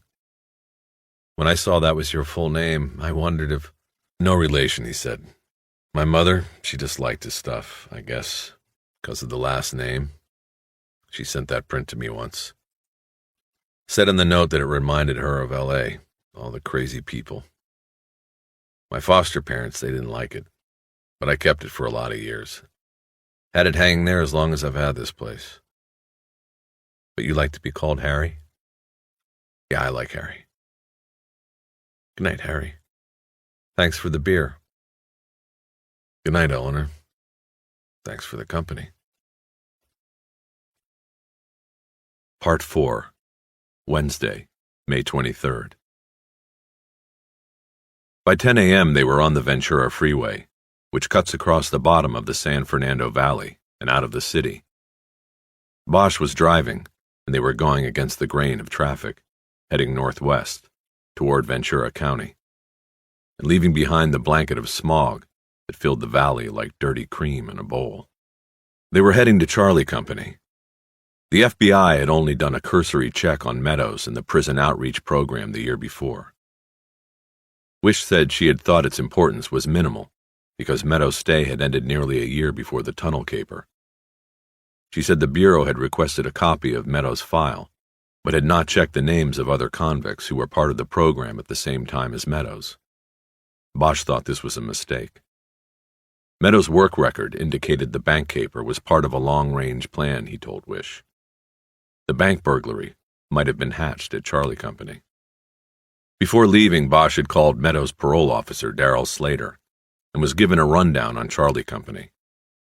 Slater said the place was a vegetable farm, owned and operated by an Army colonel who was retired and born again. He contracted with the state and federal prisons to take these early release cases, the only requirement being that they be Vietnam combat veterans. That wasn't too difficult a bill to fill, Slater said. As in every other state in the country, the prisons in California had high populations of Vietnam vets. Gordon Scales, the former colonel, didn't care what crimes the vets had been convicted of, Slater said. He just wanted to set them right again. The place had a staff of 3, including Scales, and held no more than 24 men at a time. The average stay was 9 months. They worked the vegetable fields from 6 to 3, stopping only for lunch at noon. After the workday, there was an hour-long session called Soul Talk, then dinner and TV. Another hour of religion before lights out. Slater said Scales used his connections in the community to place the vets in jobs when they were ready for the outside world. In 6 years, Charlie Company had a recidivist record of only 11%, a figure so enviable that Scales got a favorable mention in a speech by the president during his last campaign swing through the state. The man's a hero, Slater said, and not because of the war, for what he did after. When you get a place like that, moving maybe 30, 40 cons through it a year, and only 1 in 10 gets his ass in a jam again, then you are talking about a major success. Scales, he has the ear of the federal and state parole boards and half the wardens in this state. Does that mean he gets to pick who goes to Charlie Company? Bosch asked. Maybe not pick, but give final approval to? Yes, the PO said. But the word on this guy is out. His name is known in every and any cell block where you got a vet doing time. These guys come to him. They send letters, send Bibles, make phone calls, have lawyers get in contact, all to get Scales to sponsor them. Is that how Meadows got there? Far as I know, he was already heading there when he was assigned to me. You'd have to call Terminal Island and have them check their files, or talk to Scales. Bosch filled Wish in on the conversation while they were on the road. Otherwise, it was a long ride, and there were long periods of silence.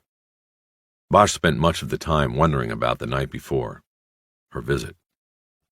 Why had she come? After they crossed into Ventura County, his mind came back to the case, and he asked her some of the questions he had come up with the night before while reviewing the files. Why didn't they hit the main vault? At Westland, there were 2 vaults, safe deposit and then the bank's main vault for the cash and the teller's boxes. The crime scene reports said the design of both vaults was the same. The safe deposit vault was bigger, but the armoring and the floor was the same. So it would seem that Meadows and his partners could just as easily have tunneled to the main vault, gotten in and taken whatever was there and gotten out. No need to risk spending a whole weekend inside. No need to pry open safe deposit boxes either. Maybe they didn't know they were the same. Maybe they assumed the main vault would be tougher.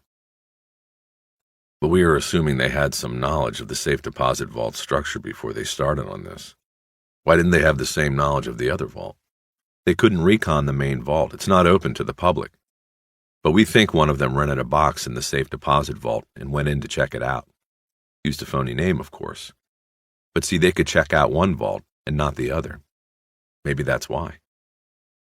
Bosch nodded and said, "How much was in the main vault?" "Don't know offhand. It should have been in the reports I gave you. If not, it's in the other files back at the Bureau." More, though, right? There was more cash in the main vault than what? The $2 or $3 million in property they got from the boxes. I think that is probably right. See what I'm saying? If they had hit the main vault, the stuff would have been laying around in stacks and bags right there for the taking. It would have been easier. There probably would have been more money for less trouble. But Harry, we know that from hindsight. Who knows what they knew going in? Maybe they thought there was more in the boxes. They gambled and lost. Or maybe they won. She looked over at him. Maybe there was something in the boxes we don't even know about, that nobody reported missing. Something that made the safe deposit vault the better target, made it worth more than the main vault. If you're thinking drugs, the answer is no. We thought of that. We had the DEA bring around one of their dogs, and he went through the broken boxes. Nothing. No trace of drugs. He then sniffed around the boxes the thieves hadn't gotten to, and he got one hit. On one of the small ones. She laughed for a moment and said, "So then we drilled this box the dog went nuts over and found 5 grams of coke in a bag. This poor guy who kept his coke stash at the bank got busted just because somebody happened to tunnel into the same vault." Wish laughed again, but it seemed to be a little forced to Bosch. The story wasn't that funny. "Anyway," she said, "the case against the guy was kicked by an assistant U.S. attorney because he said it was a bad search. We violated the guy when we drilled his box without a warrant." Bosch exited the freeway into the town of Ventura and headed north. "I still like the drug angle, despite the dog," he said after a quarter hour of silence. "They aren't infallible, those dogs. If the stuff was packed in there right and the thieves got it, there may not have been a trace, a couple of those boxes with coke in them, and the caper starts being worth their while." "Your next question will be about the customer list, right?" she said. "Right. Well, we did a lot of work on that. We checked everybody, right down to tracing purchases of things they said were in the boxes. We didn't find who did the job, but we probably saved the bank's insurance companies a couple million in paying for things that were reported stolen, but never really existed." He pulled into a gas station so he could take out a map book from under the seat and figure out the way to Charlie Company. She continued to defend the FBI investigation. "The DEA looked at every name on the box holder list and drew a blank. We ran the names through NCIC. We got a few hits, but nothing serious, mostly old stuff." She gave another one of those short fake laughs. "One of the holders, of one of the bigger boxes had a kiddie porn conviction from the 70s. Served a deuce at Soledad. Anyway, after the bank job, he was contacted and he reported nothing was taken. Said he had recently emptied his box. But they say these pedophiles can never part with their stuff, their photos and films, even letters written about kids. And there was no record at the bank of him going into the box in the 2 months before the burglary. So we figured that the box was for his collection. But anyway, that had nothing to do with the job. Nothing we turned up did. Bosch found the way on the map and pulled out of the service station.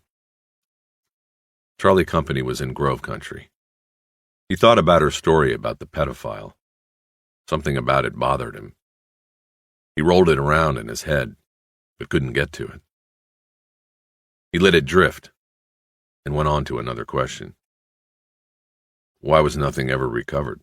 All that jewelry and bonds and stocks, and nothing ever turns up except for a single bracelet. Not even any of the other worthless things that were taken. They are sitting on it until they think they are clear, Wish said. That's why Meadows was smoked. He went out of line and pawned the bracelet before he should have, maybe before everyone agreed they were clear. They found out he sold it. He wouldn't say where, so they buzzed him until he told them. Then they killed him. And by coincidence, I got the call. It happens. There is something in that story that doesn't work, Bosch said. We start out with Meadows getting juiced, tortured, right? He tells them what they want. They put the hot load in his arm, and they go get the bracelet from the pawn shop, okay? Okay. But see, it doesn't work. I've got the pawn slip. It was hidden. So he didn't give it to them. And they had to go break in the shop and take the bracelet, covering the scam by also taking a lot of other junk. So if he didn't give them the pawn slip, how'd they know where the bracelet was? He told them, I guess, Wish said. I don't think so. I don't see him giving up one and not the other. He had nothing to gain from holding back the slip. If they got the name of the shop out of him, they would have gotten the slip. So you're saying he died before he told them anything, and they already knew where the bracelet was pawned? Right. They worked him to get the ticket, but he wouldn't give it up, wouldn't break. They killed him. Then they dumped the body in Roller's place, but they still don't find the pawn stub. So they hit the pawn shop like third-rate burglars. The question is, if Meadows didn't tell them where he had sold the bracelet, and they didn't find the stub, how did they know where it was? Harry, this is speculation on top of speculation. That's what cops do. Well, I don't know. Could have been a lot of things. They could have had a tail on Meadows because they didn't trust him, and could have seen him go into the pawn shop. Could have been a lot of things. Could have been they had somebody, say a cop who saw the bracelet on the monthly pawn sheets and told them. The sheets go to every police department in the county. I think that kind of speculation is reckless. They were there. Bosch braked the car at a gravel entranceway, below a wooden sign with a green eagle painted on it, and the words Charlie Company. The gate was open, and they drove down a gravel road with muddy irrigation ditches running along both sides. The road split the farmland, with tomatoes on the right and what smelled like peppers on the left. Up ahead there was a large aluminum-sided barn and a sprawling ranch-style house. Behind these, Bosch could see a grove of avocado trees. They drove into a circular parking area in front of the ranch house, and Bosch cut the engine. A man wearing a white apron that was as clean as his shaven head came to the screen at the front door. "Mr. Scales here?" Bosch asked. "Colonel Scales, you mean? No, he is not. It's almost time for chow, though. He'll be coming in from the fields then." The man did not invite them to come in out of the sun, and so Bosch and Wish went back and sat in the car. A few minutes later, a dusty white pickup truck drove up. It had an eagle inside, a large letter C painted on the driver's door. 3 men got out of the cab, and 6 more piled out of the back. They moved quickly toward the ranch house. They ranged in age from late 30s to late 40s. They wore military green pants and white t-shirts soaked with sweat. No one wore a bandana or sunglasses or had his sleeves rolled up. No one's hair was longer than a 1/4 inch. The white men were burned brown like stained wood. The driver wearing the same uniform, but at least 10 years older than the rest, slowed to a stop and let the others go inside. As he approached, Bosch put him on the early side of his 60s, but a guy who was almost as solid as he had been in his 20s. His hair, what could be seen of it against his gleaming skull, was white, and his skin was like walnut. He was wearing work gloves. "Help you?" he asked. "Colonel Scales," Bosch said. "That's right. You police?" Bosch nodded and made introductions. Scales didn't seem too impressed, even with the FBI being mentioned. "You remember about 7-8 months ago, the FBI asked you for some information on a William Meadows who spent some time here?" Wish asked. "Sure I do.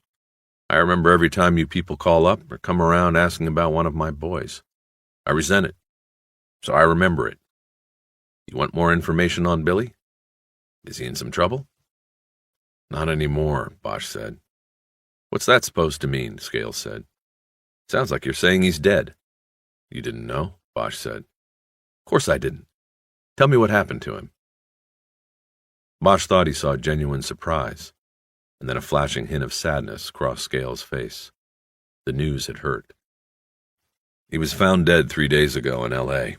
A homicide. We think it is related to a crime he took part in last year, which you may have heard about from the FBI's previous contact." "The tunnel thing? At that bank in L.A.?" he asked. "I know what I was told by the FBI, that's it." "That's fine," Witch said. "What we need from you is more complete information about who was here when Meadows was. We went over this ground before, but we are rechecking, looking for anything that might help. Will you cooperate with us?" "I always cooperate with you people.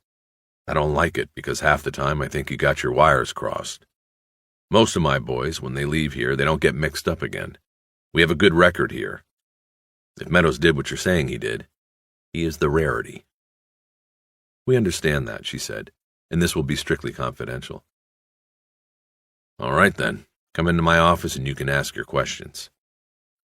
As they went through the front door, Bosch saw 2 long tables in what was probably once the ranch house's living room. About 20 men sat before plates of what looked like chicken fried steaks and mounds of vegetables. Not one looked at Eleanor Wish. That was because they were silently saying grace, their heads down, eyes closed and hands folded. Bosch could see tattoos on almost every arm. When they stopped their prayer, a chorus of forks struck home on the plates. A few of the men took the time then to look at Eleanor approvingly. The man in the apron who had come to the screen door earlier now stood in the doorway of the kitchen. "Colonel, are you eating with the men today, sir?" he called. Scales nodded and said, "I'll be through in a few minutes." They went down a hallway and through the first door, into an office that was supposed to be a bedroom. It was crowded by a desk, with a top the size of a door. Scales pointed to 2 chairs in front of it, and Bosch and Wish sat down while he took the upholstered job behind the desk. "Now I know exactly what I'm required by law to give you, and what I don't have to even speak to you about. But I am inclined to do more, if it will help, and we have an understanding. Meadows. I sort of knew he would end up as you say he did. I prayed to the good Lord to guide him, but I knew. I will help you. No one should take a life in a civilized world, no one at all." "Colonel," Bosch began, "we appreciate your help. I want you to know, first off, that we know what kind of job you're doing here. We know you have the respect and encouragement of both state and federal authorities. But our investigation of Meadows' death leads us to conclude he was involved in a conspiracy with other men who had the same skills as he, and—" "You are saying they are vets?" Scales cut in. He was filling a pipe with tobacco from a canister on the desk. "Possibly. We have not identified them yet, so we don't know it for a fact. But if that is the case, there would seem a possibility that the players in the conspiracy may have met here. I stress the word may. Therefore, there are 2 things we want from you. A look at any records you still have on Meadows and a list of every man that was here during the 10 months he was." Scales was tamping his pipe and seemingly paying no attention to what had just been said. Then he said, "No problem on his records, he's dead. On the other, I suppose I should call my lawyer just to make sure I can do that. We run a good program here, and vegetables and money from the state and the feds don't cover it. I get out the soapbox and make the rounds. We rely on the tithings of the community, civic organizations, things like that. Bad publicity will dry that money up faster than a Santa Ana wind. I help you, I risk that. The other risk is the loss in the faith of the men who come here for a new start. See, most of those men that were here back when Meadows was, they've gone on to new lives. They aren't criminals anymore. If I'm handing out their names to every cop that comes around, then that doesn't look too good for my program, does it? Colonel Scales, we don't have time for lawyers to look this over, Bosch said. We are on a murder case, sir. We need this information. You know we can get it if we go to the state and federal correctional departments, but that might take longer than your lawyer. We can also get it with a subpoena, but we thought mutual cooperation would be best. We are much more inclined to tread lightly if we have your cooperation. Scales didn't move, and again didn't seem to be listening. A curl of blue smoke swirled like a ghost out of his pipe bowl. I see, he finally said. Then I'll just get those files, won't I? He stood up then and went to a row of beige file cabinets that lined the wall behind his desk. He went to one drawer marked MNO, and after a short search pulled out a thin manila file. He dropped it on his desk near Bosch. That's a file on Meadows, he said. Now let's see what else we can find here. He went to the first drawer, which had no marking in the card slot on the front. He looked through files without taking any out. Then he chose one and sat down with it. You are free to look through that file and I can copy anything you need from it, Scales said. This one is my master flowchart of people through here. I can make you a list of any people Meadows could have met here. I assume you'll need DOBs and PINs? That would help, thank you, Wish said. It took only 15 minutes to look through Meadows' file. He had started a correspondence with Scales a year before his release from TI. He had the backing of a chaplain and an intake counselor who knew him, because he had been assigned to maintenance at the prison's intake and placement office. In one of the letters, Meadows had described the tunnels he had been into in Vietnam and how he had been drawn to their darkness. Most of the other guys were scared to go down there, he wrote. I wanted to go. I didn't know why then, but I think now that I was testing my limits. But the fulfillment I received from it was false. I was as hollow as the ground we fought on. The fulfillment I now have is in Jesus Christ, and knowing He is with me. If given the chance, and with His guidance, I can make the right choices this time, and leave these bars forever behind. I want to go from hollow ground to hallowed ground. Tacky, but sincere enough, I guess, Wish said. Scales looked up from the desk, where he was writing names, birth dates, and prison identification numbers on a sheet of yellow paper. He was sincere, he said in a voice that suggested there was no other way about it. When Billy Meadows left here, I believed he was ready for the outside, and that he had shed past alliances with drugs and crime. It becomes obvious that he fell back into that temptation. But I doubt you two will find what you are looking for here. I'll give you these names, but they won't help you. We'll see, Bosch said. Scales went back to writing, and Bosch watched him. He was too consumed by his faith and loyalty to see he might have been used. Bosch believed Scales was a good man, but one who might be too quick to see his beliefs and hopes in someone else. Perhaps someone like Meadows. Colonel, what do you get out of all this? Bosch asked. This time he put his pen down, adjusted his pipe in his set jaw, and folded his hands together on the desk. That's not what I get. It's what the Lord gets. He picked up the pen again, but then another thought came to him. You know, these boys were destroyed in many ways when they got back. I know it's an old story and everybody's heard it. Everybody's seen the movies. But these guys have had to live it. Thousands came back here and literally marched off to the prisons. One day I was reading about that, and I wondered, what if there hadn't been any war, and these boys never went anywhere? They just stayed in Omaha and Los Angeles and Jacksonville and New Iberia and wherever. Would they still have ended up in prison? Would they be homeless, wandering mental cases, drug addicts? For most of them, I doubt that. It was the war that did it to them, that sent them the wrong way. He took a long drag on the dead pipe.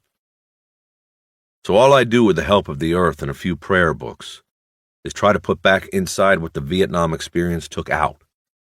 And I'm pretty good at it. So I'm giving you this list, letting you take a look at that file there. But don't hurt what we've got here. You two have a natural suspicion of what goes on here, and that's fine. It's healthy for people in your position. But be careful with what is good here. Detective Bosch, you look the right age. Were you over there? Bosch nodded, and Scales said, "Then you know." He went back to finishing the list. Without looking up, he said, "You two join us for lunch? Freshest vegetables in the county on our table." They declined and stood up to go after Scales handed Bosch the list with the 24 names he had come up with. As Bosch turned to the office door, he hesitated and said, "Colonel, do you mind me asking what other vehicles you have on the farm? I saw the pickup." "We don't mind you asking because we have nothing to hide. We've got 2 more pickups like that, 2 John Deeres and a 4-wheel drive vehicle." "What kind of 4-wheel drive vehicle?" "It's a Jeep." "And what color?" "It's white." "What's going on?" "Just trying to clear up something. But I guess the Jeep would have had the Charlie Company seal on the side, like the pickup?" "That's right. All our vehicles are marked. When we go into Ventura, we're proud of what we've accomplished. We want people to know where the vegetables are coming from." Bosch didn't look at the names on the list until he was in the car. He didn't recognize any, but he noticed that Scales had written the letters PH after 8 of the 24 names. "What's that mean?" Wish asked as she leaned over and looked at the list also. "Purple Heart," Bosch said. "One more way to say be careful, I guess." "What about the Jeep?" she said. "He said it was white. It had a seal on the side." "You saw how dirty the pickup was. A dirty white Jeep. It could have looked beige, if it's the right Jeep." "He just doesn't seem right, Scales. He seems legit." "Maybe he is. Maybe it's the people he lends his Jeep to. I didn't want to press it with him until we know more." He started the car and they headed down the gravel road to the gate. Bosch rolled his window down. The sky was the color of bleached jeans and the air was invisible and clean. It smelled like fresh green peppers. But not for long, Bosch thought. We go back into the nastiness now. On the way back to the city, Bosch cut off the Ventura Freeway and headed south through Malibu Canyon to the Pacific. It would take longer to get back, but the clean air was addictive. He wanted it for as long as possible. "I want to see the list of victims," he said, after they had made their way through the winding canyon and the hazy blue surface of the ocean could be seen ahead. "This pedophile you mentioned earlier? Something about that story bothered me. Why would they take the guy's collection of kiddie porno?" "Harry, come on, you're not going to suggest that was a reason that these guys tunneled for weeks and then blasted into a bank vault to steal a collection of kiddie porn?" "Of course not. But that's why it raises the question. Why'd they take the stuff?" "Well, maybe they wanted it. Maybe one was a pedophile and he liked it. Who knows? Or maybe it was all part of a cover. Take everything from every box they drilled to hide the fact that what they were really after was one box. You know, sort of blur the picture by hitting dozens of boxes. But all along the target was something in only one of the boxes. Same principle with the pawn shop break-in. Take a lot of jewelry to cover, they only wanted the bracelet. But with the vault, they wanted something that wouldn't be reported stolen afterward. Something that couldn't be reported stolen because it would get the owner into some kind of jam. Like with the pedophile. When his stuff got stolen, what could he say? That's the sort of thing the tunnelers were after, but something more valuable. Something that would make hitting the safe deposit vault more attractive than hitting the main vault. Something that would make killing Meadows a necessity when he endangered the whole caper by pawning the bracelet. She was quiet. Bosch looked over at her, but behind her sunglasses she was unreadable. "Sounds to me like you are talking about drugs again," she said after a while. "And the dog said no drugs. The DEA found no connections on our list of customers." "Maybe drugs, maybe not. But that's why we should look at the box holders again. I want to look at the list for myself. I want to see if anything rings a bell with it. The people who reported no losses, they are the ones that I want to start with. I'll get the list. We've got nothing else going anyway.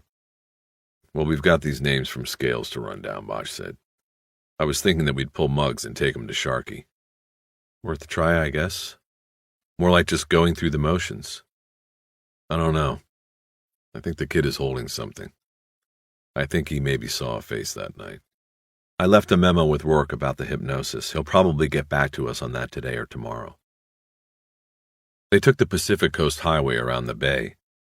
The smog had been blown inland, and it was clear enough to see Catalina Island out past the Whitecaps. They stopped at Alice's restaurant for lunch, and since it was late, there was an open table by a window. Wish ordered an iced tea, and Bosch had a beer. I used to come out to this pier when I was a kid, Bosch told her. They'd take a busload of us out. Back then they had a bait shop out on the end. I'd fish for yellowtail. Kids from DYS? Yeah. No.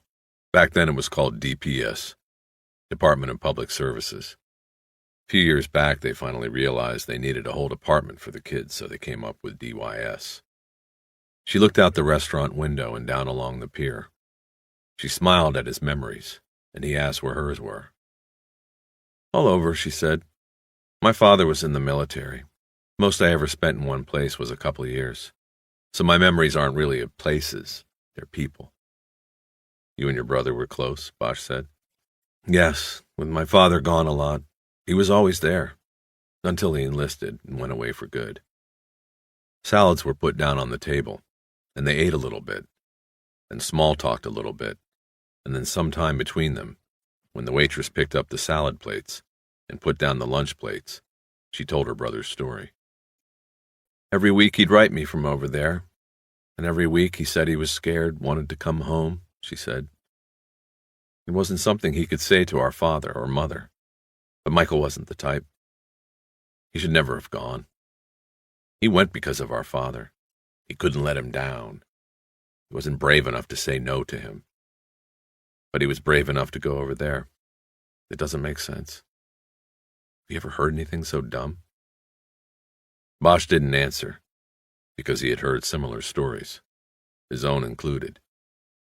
And she seemed to stop there. She either didn't know what had happened to her brother over there, or didn't want to recount the details. After a while, she said, Why'd you go? He knew the question was coming, but in his whole life he had never been able to truthfully answer it, even to himself. I don't know. No choice, I guess. The institutional life, like you said before. I wasn't going to college. Never really thought about Canada. I think it would have been harder to go there than to just get drafted and go to Vietnam. Then in '68, I sort of won the draft lottery. My number came up so low I knew I was going to go. So I thought I'd outsmart him by joining. Thought I'd write my own ticket. And so? Bosch laughed a little in the same phony way she had laughed before. I got in, went through basic and all the bullshit, and when it came time to choose something, I picked the infantry. I still have never figured out why. They get you at that age, you know. You're invincible.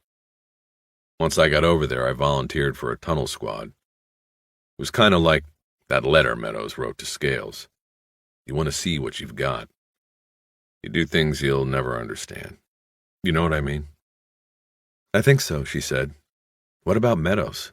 He had chances to leave and he never did, not until the very end. Why would anybody want to stay if they didn't have to? There were a lot like that, Bosch said. I guess it wasn't usual or unusual. Some just didn't want to leave that place. Meadows was one of them. It might have been a business decision, too. You mean drugs? Well, I know he was using heroin while he was there. We know he was using and selling afterward when he got back here. So maybe when he was over there, he got involved in moving it and didn't want to leave a good thing. There is a lot that points to it. He moved to Saigon after they took him out of the tunnels. Saigon would have been the place to be, especially with embassy clearance like he had as an MP. Saigon was Sin City, whores, hash, heroin. It was a free market. A lot of people jumped into it. Heroin would have made him some nice money, especially if he had had a plan, a way to move some of the stuff back here.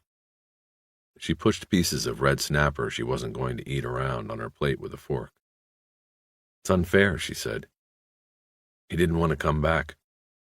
Some boys wanted to come home but never got the chance. Yes, there was nothing fair about that place. Bosch turned and looked out the window at the ocean.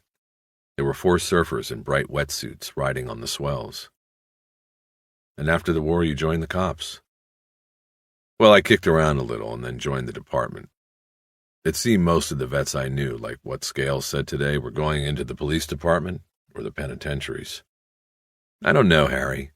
You seem like the loner type, private eye, not a man who has to take orders from men he doesn't respect. There are no more private operators. Everybody takes orders. But all this stuff about me is in the file. You know it all. Not everything about somebody can be put down on paper. Isn't that what you said? He smiled as a waitress cleared the table. He said, What about you? What's your story with the Bureau? Pretty simple, really. Criminal justice major, accounting minor, recruited out of Penn State. Good pay, good benefits. Women highly sought and valued. Nothing original. Why the bank detail? I thought the fast track was anti-terrorism, white-collar stuff. Maybe even drugs, but not the heavy squad. I did the white-collar stuff for 5 years. I was in D.C. too, the right place to be. The thing is, the Emperor had no clothes. It was all deadly, boring stuff. She smiled and shook her head.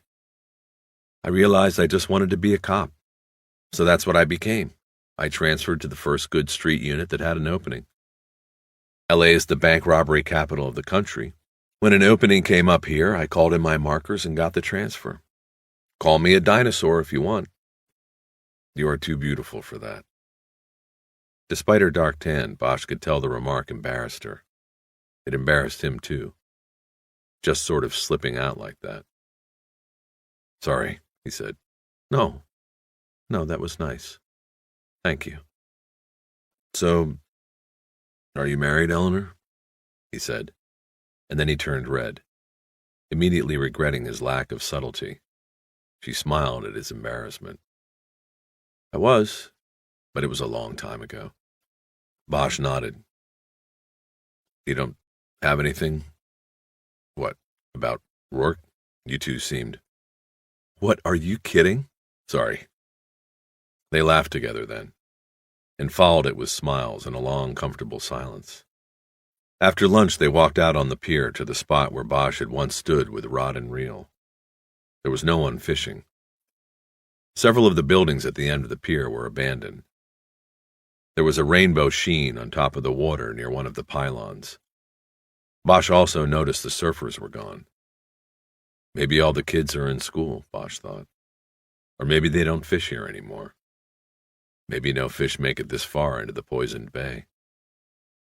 I haven't been here in a long time, he said to Eleanor. He leaned on the pier railing, his elbows on wood scarred by 1,000 bait knives. Things change. It was mid-afternoon by the time they got back to the Federal Building. Wish ran the names and prisoner identification numbers Scales had given them through the NCIC and State Department of Justice computers, and ordered mugshots, photo fax from various prisons in the state. Bosch took the list of names and called U.S. Military Archives in St. Louis and asked for Jesse St. John, the same clerk he had dealt with on Monday. She said the file on William Meadows that Bosch had asked for was already on the way. Bosch didn't tell her he had already seen the FBI's copy of it. Instead, he talked her into calling up the new names he had on her computer and giving him the basic service biography of each man. He kept her past the end of shift at 5 o'clock in St. Louis, but she said she wanted to help. By 5 o'clock L.A. time, Bosch and Wish had 24 mugshots and brief criminal and military service sketches of the men to go with them. Nothing jumped off Wish's desk and hit either of them over the head. 15 of the men had served in Vietnam at some point during the period Meadows was there. 11 of these were U.S. Army. None were tunnel rats, though 4 were 1st Infantry, along with Meadows on his first tour. There were 2 others who were MPOs in Saigon. They focused on the NCIC records of the 6 soldiers who were 1st Infantry or military police. Only the MPOs had bank robbery records. Bosch shuffled through the mugshots and pulled those 2 out. He stared at the faces, half expecting to get confirmation from the hardened, disinterested looks they gave the camera. "I like these 2, he said. Their names were Art Franklin and Gene Delgado. They both had Los Angeles addresses. In Vietnam, they spent their tours in Saigon assigned to separate MP units. Not the embassy unit that Meadows was attached to. But still, they were in the city. Both of them had been discharged in 1973. But as with Meadows, they stayed on in Vietnam as civilian military advisors. They were there until the end, April 1975. There was no question in Bosch's mind. All 3 men, Meadows, Franklin, and Delgado, knew each other before they met at Charlie Company in Ventura County. Stateside after 1975, Franklin got jammed up on a series of robberies in San Francisco and went away for 5 years. He went down on a federal rap of bank robbery in Oakland in 1984 and was at TI at the same time as Meadows. He was paroled to Charlie Company 2 months before Meadows left the program. Delgado was strictly a state offender, 3 pops for burglaries in L.A., for which he was able to get by on county lockup time, then an attempted bank robbery in Santa Ana in 1985. He was able to plead in state court under an agreement with federal prosecutors. He went up to Soledad, getting out in 1988, and arriving at Charlie Company 3 months ahead of Meadows. He left Charlie Company a day after Franklin arrived. 1 day, Wish said. This means all 3 were together at Charlie Company only 1 day. Bosch looked at their photos and the accompanying descriptions. Franklin was the larger one, 6 foot, 190, dark hair. Delgado was lean, 5'6" and 140. Dark hair, too. Bosch stared at the photos of the big man and the small man, and was thinking about the descriptions of the men in the Jeep that had dumped Meadows' body. "Let's go see Sharky," he said after a while.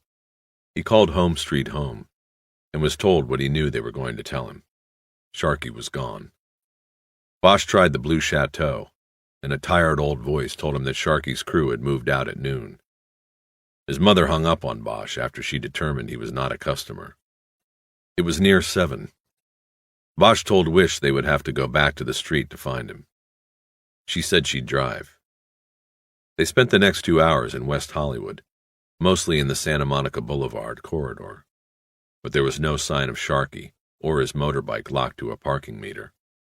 They flagged down a few sheriff's cruisers and told them who they were looking for, but not even the extra eyes helped. They parked at the curb by the Okie Dog, and Bosch was thinking that maybe the boy had gone back to his mother's house, and she had hung up the phone to protect him. "You want to take a ride up to Chatsworth?" he asked. "As much as I'd like to see this witch you told me Sharky has for a mother, I was thinking more along the lines of calling it a day. We can find Sharky tomorrow. How about that dinner we didn't have last night?" Bosch wanted to get to Sharky, but he also wanted to get to her. She was right. There was always tomorrow. "Sounds good to me," he said. "Where you feel like going?"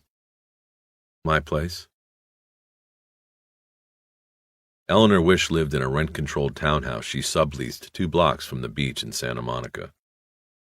They parked at the curb in front, and as they went in, she told Bosch that although she lived close by, if he wanted to actually see the ocean, he had to walk out onto her bedroom balcony, lean over, and look sharply to the right down Ocean Park Boulevard. A slice of the Pacific could then be seen between 2 condominium towers that guarded the shoreline. From that angle, she mentioned, he could also see into her next-door neighbor's bedroom. The neighbor was a has-been television actor turned small-time dope dealer who had a never-ending procession of women through the bedroom. It kind of took away from the view, she said. She told Bosch to have a seat in the living room while she got dinner started.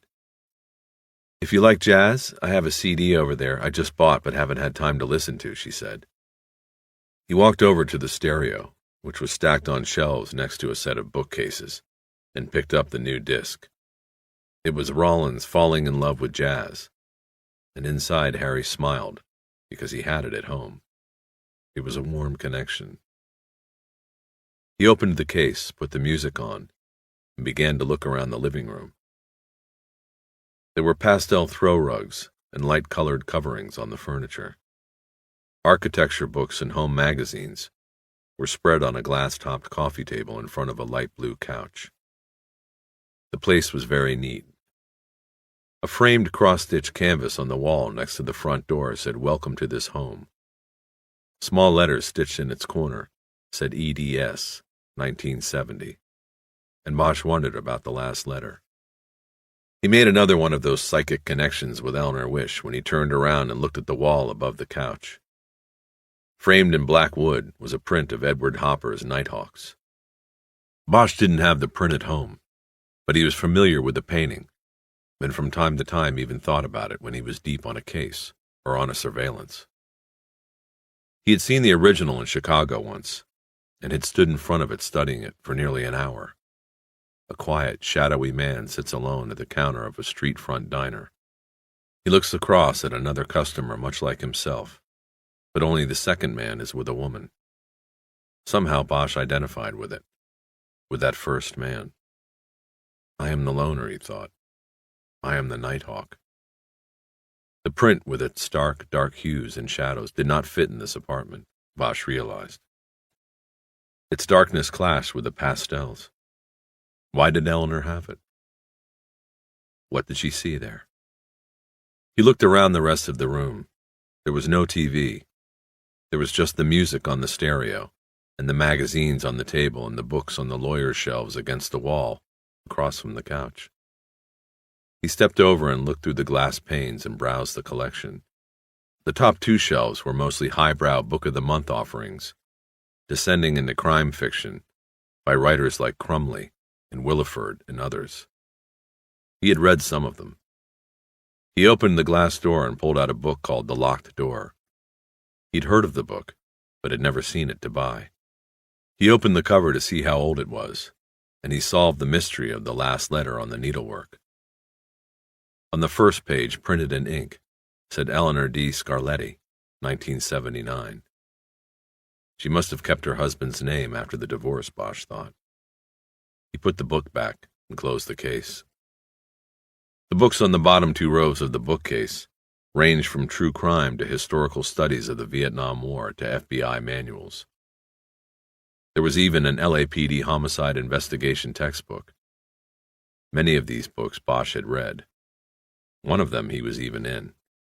It was a book the Times reporter Bremer had written about the so-called beauty shop slasher. A guy named Harvard Kendall, the slasher, killed 7 women in 1 year in the San Fernando Valley. They were all beauty shop owners or employees. He cased the shops, followed the victims home, and killed them by cutting their throats with a sharpened nail file. Bosch and his partner at the time connected Kendall through a license plate number the 7th victim had written on a pad in the salon the night before she was murdered. They never figured out why she had done it, but the detective suspected she had seen Kendall watching the shop from his van. She wrote the tag number down as a precaution, but then didn't take the precaution of not going home alone. Bosch and his partner traced the tag to Kendall and found out he had spent 5 years in Folsom for a series of beauty shop arsons near Oakland in the 1960s. They later discovered his mother had worked as a manicurist in a beauty shop when he was a boy. She had practiced her craft on young Kendall's nails, and the shrinks figured he never got over it.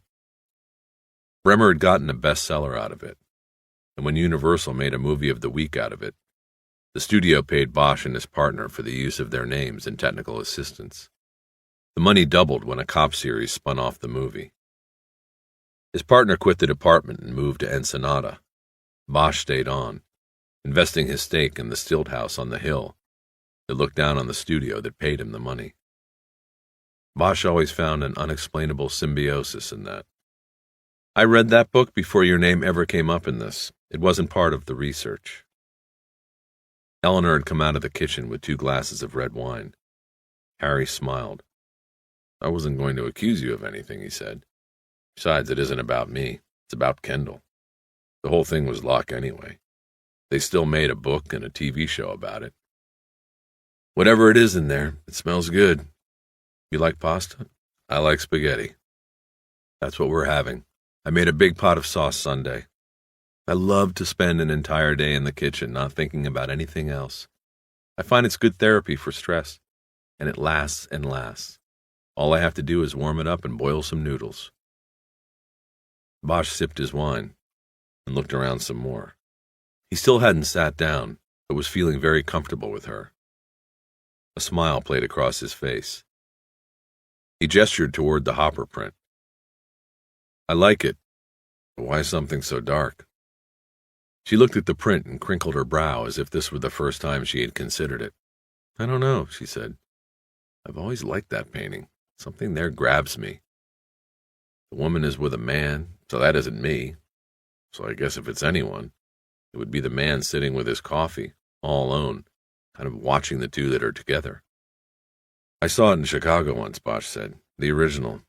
I was out there on an extradition and had about an hour to kill until I could pick up the body. So I went into the Art Institute and it was there. Spent the whole hour looking at it. There's something about it, like you said.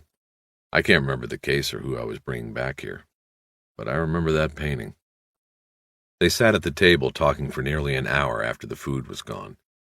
She told him more about her brother and her difficulty getting over the anger and loss.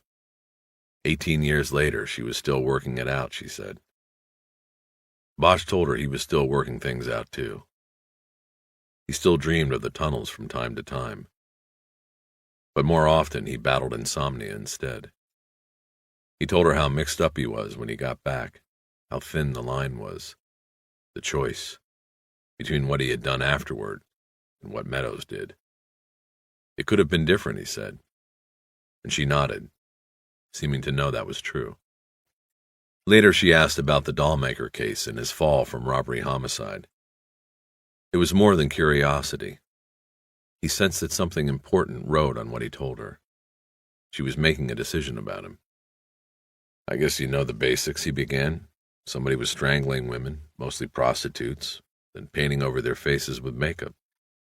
Pancake, red lipstick, heavy rouge on the cheeks, sharp black eyeliner. The same thing every time. The bodies were bathed, too, but we never said it looked like he was making them into dolls. Some asshole, I think a guy named Sakai over at the coroner's, leaked that the makeup was the common denominator.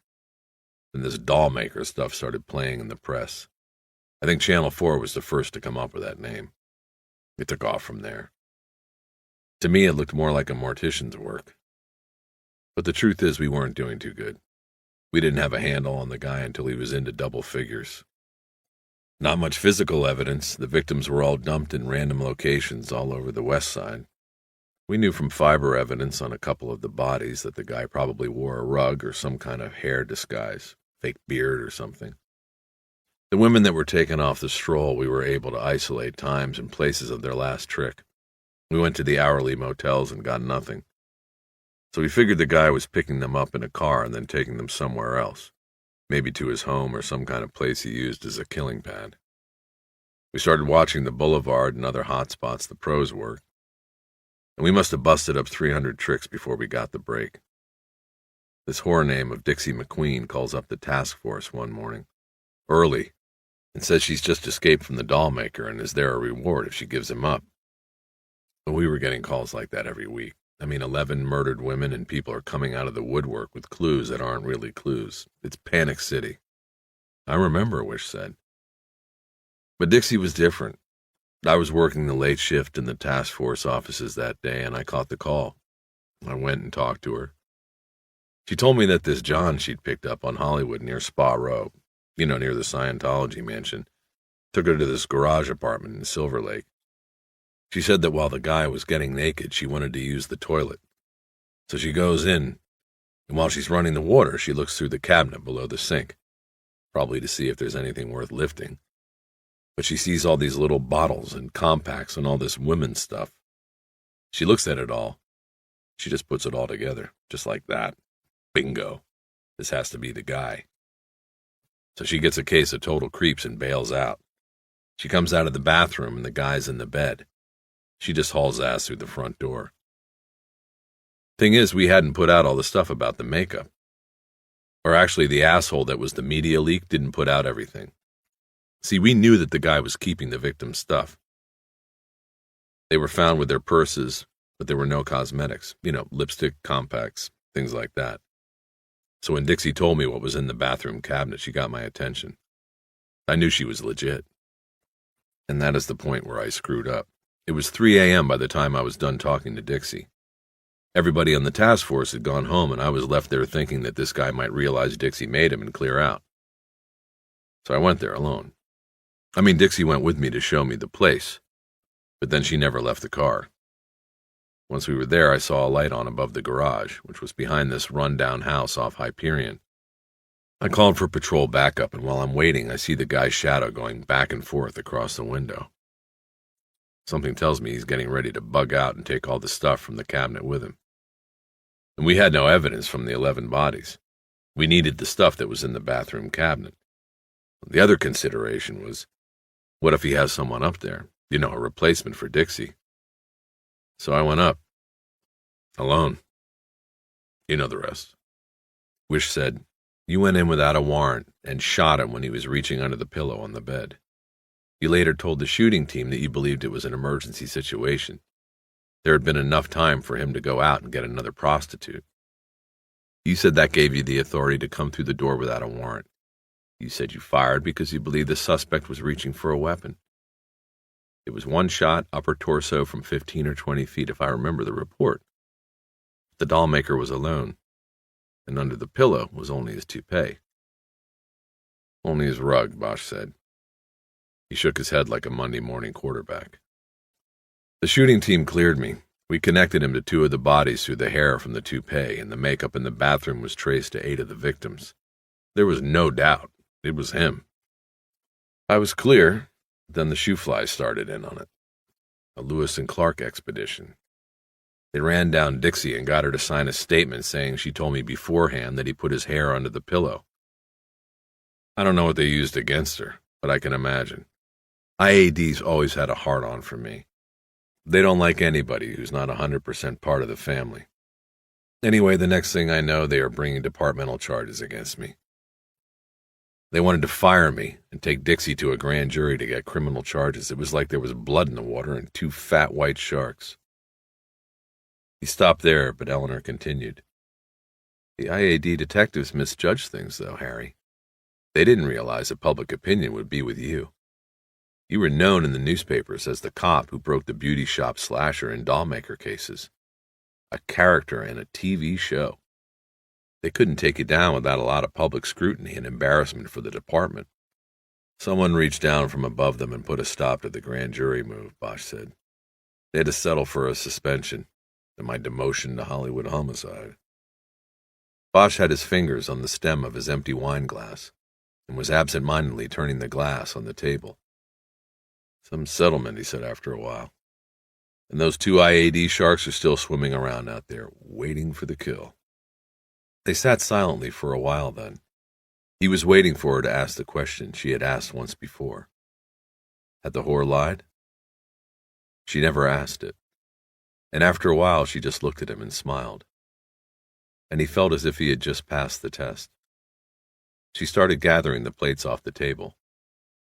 Bosch helped her in the kitchen, and when the work was done, they stood close, drying their hands on the same dish towel, and lightly kissed. Then, as if following the same secret signals, they pressed themselves against each other and kissed with a kind of hunger lonely people have. "I want to stay," Bosch said, after momentarily breaking away. "I want you to stay," she said. Arson's stoned eyes were shiny and reflected the neon night. He sucked hard on the cool and held the precious smoke in. The cigarette had been dipped in PCP. A smile cracked across his face as the jet streams of smoke escaped his nostrils. He said, "You're the only shark I ever heard of being used as bait, get it?" He laughed and took another deep drag before handing the cigarette to Sharky, who waved it away because he'd had enough. Mojo took it then. "Yeah, I'm getting tired of this shit," Sharky said. "You take a turn for once." "Chill out, man. You're the only one can get away with it, man. Mojo and me, man, we just don't play the part good as you. Besides, we got our part. You ain't big enough to pound these faggots." "Well, why don't we do the 7-Eleven again?" Sharky said. "I don't like this not knowing who it is. I like it at the 7-Eleven. We pick our meat, they don't pick me." "No way," Mojo spoke up then. "We go back there, we don't know if that last guy reported it to the sheriffs or not. We have to stay clear of there a while. They're probably watching the place from the same parking lot we did." Sharky knew they were right. He just thought that being out on Santa Monica on the queer stroll was getting too close to the real thing. Next thing he guessed, the two dopers will not feel like charging in. They'll want him to go through with it, get the money that way. That was when he would split these guys, he knew. "Okay," he said, stepping off the curb, "don't fuck me up." He started to cross the street. Arson yelled after him, "BMW or better." As if I need to be told, Sharky thought. He walked a half block toward La Brea, and then leaned against the door of a closed print shop. He was still a half block from Hot Rods, an adult bookstore that offered 25-cent all-male peeps. But he was close enough to catch the eye of somebody walking out, if the eye was looking. He looked back the other way and saw the glow of the joint in the darkness of the driveway where Arson and Mojo sat on their bikes. Sharky hadn't been standing there 10 minutes when a car, a new Grand Am, pulled to the curb, and the electric window glided down. Sharky was going to blow this one off, remembering BMW or better, until he saw the glint of gold and stepped closer. His adrenaline kicked up a notch. The wrist the driver had draped over the steering wheel was adorned with a Rolex Presidential. If it was real, Arson knew where they could get $3,000 for it. $1,000 apiece, not to mention what else the meat might have at home or in his wallet. Sharky looked the man over. The guy looked like a straight, a businessman. Dark hair, dark suit. Mid-40s, not too big. Sharky might even be able to take him alone. The man smiled at Sharky and said, "Hey, how you doing?" "Not bad. What's up?" "Oh, I don't know. Just out for a ride. You want to take a ride?" "Where to?"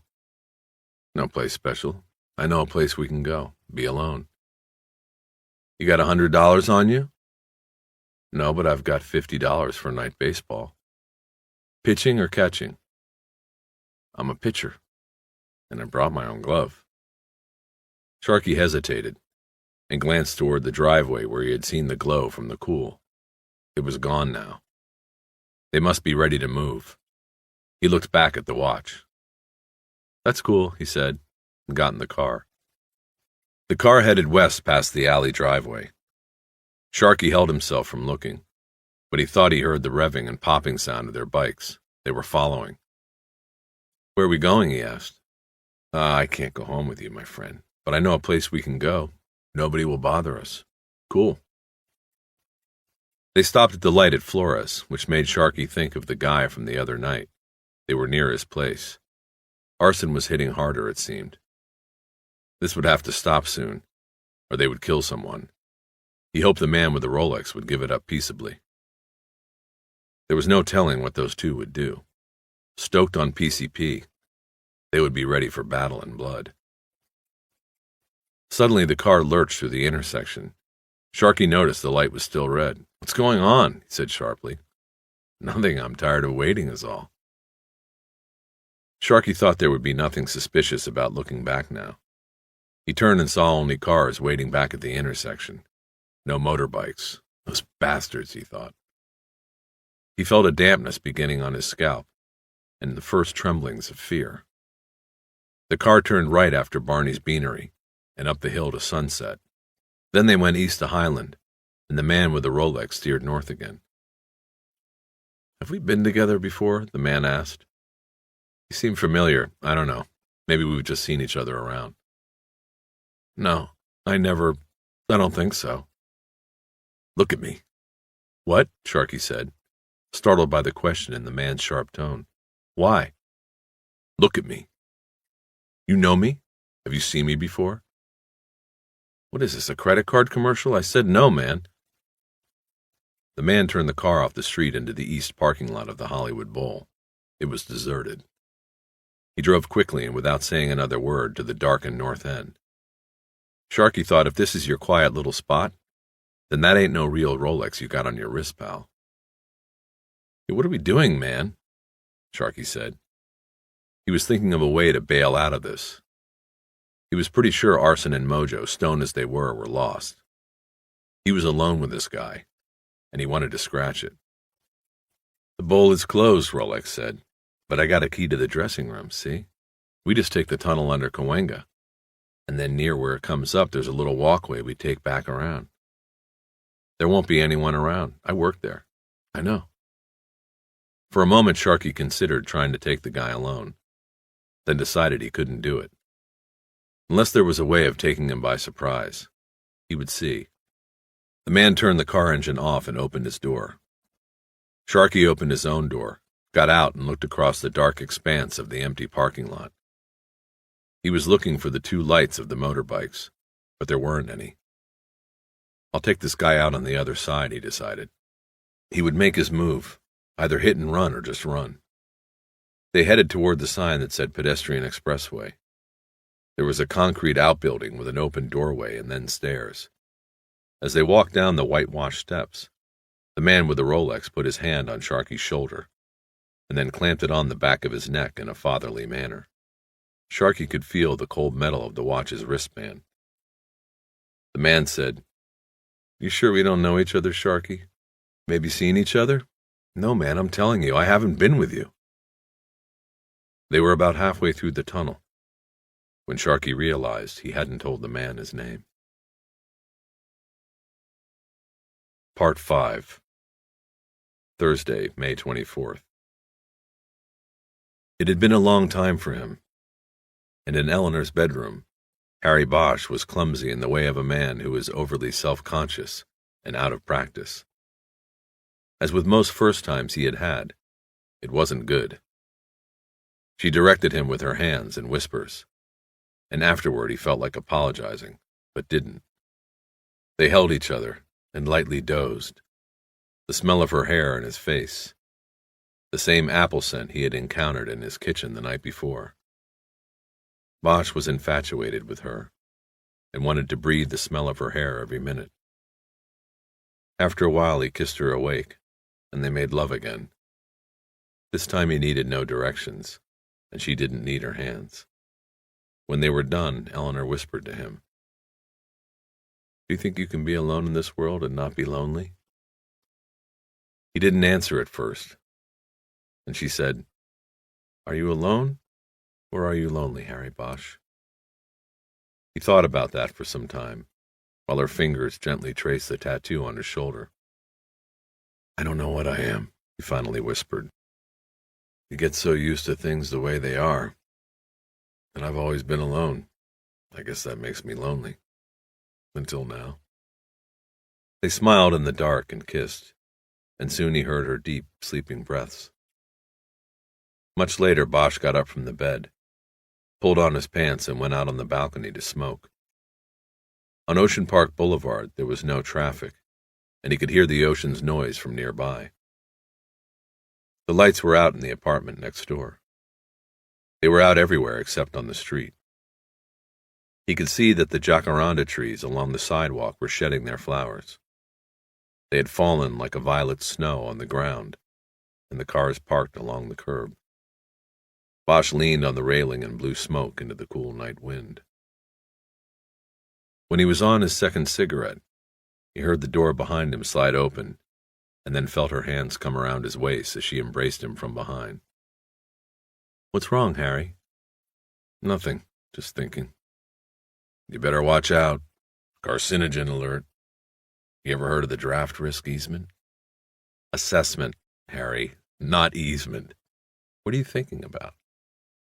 Is this how it is most nights for you? Bosch turned around in her arms and kissed her forehead. She was wearing a short robe of pink silk. He rubbed his thumb up and down the nape of her neck. Almost no night is like this. I just couldn't sleep. I guess I was thinking about a lot of things. About us? She kissed his chin. I guess. And? He brought his hand around to her face and traced the outline of her jaw with his fingers. I was wondering how you got this little scar here. Oh, that is from when I was a girl. My brother and I, we were riding on a bike, and I was on the handlebars, and we went down this hill. It was called Highland Avenue. This is when we lived in Pennsylvania, and he lost control. The bike started weaving, and I was so scared because I knew we were going to crash, and just as he really lost it and we were going down, he yelled, "Ellie, you'll be all right." Just like that. And because he had yelled that, he was right. I cut my chin, but I didn't even cry. I always thought that was something, that he would try to yell something to me, rather than worry about himself at a moment like that. But that was my brother. Bosch dropped his hands from her face. He said, I was also thinking that what happened between us was nice. I think so too, Harry. Nice for a couple of nighthawks. Come back to bed now. They went back in.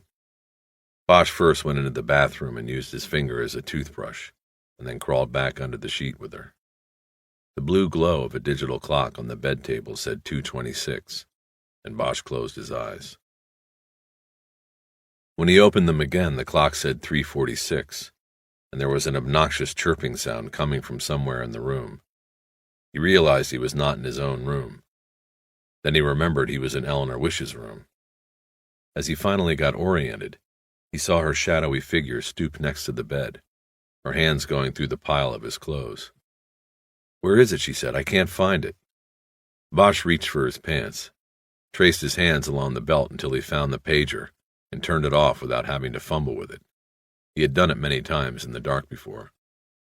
Jesus, she said, that was rude. Bosch swung his legs over the side of the bed, gathered the sheet around his waist, and sat up. He yawned and then warned her that he was going to turn on the light. She said, go ahead. And when the light came on, it hit him like a diamond burst between his eyes.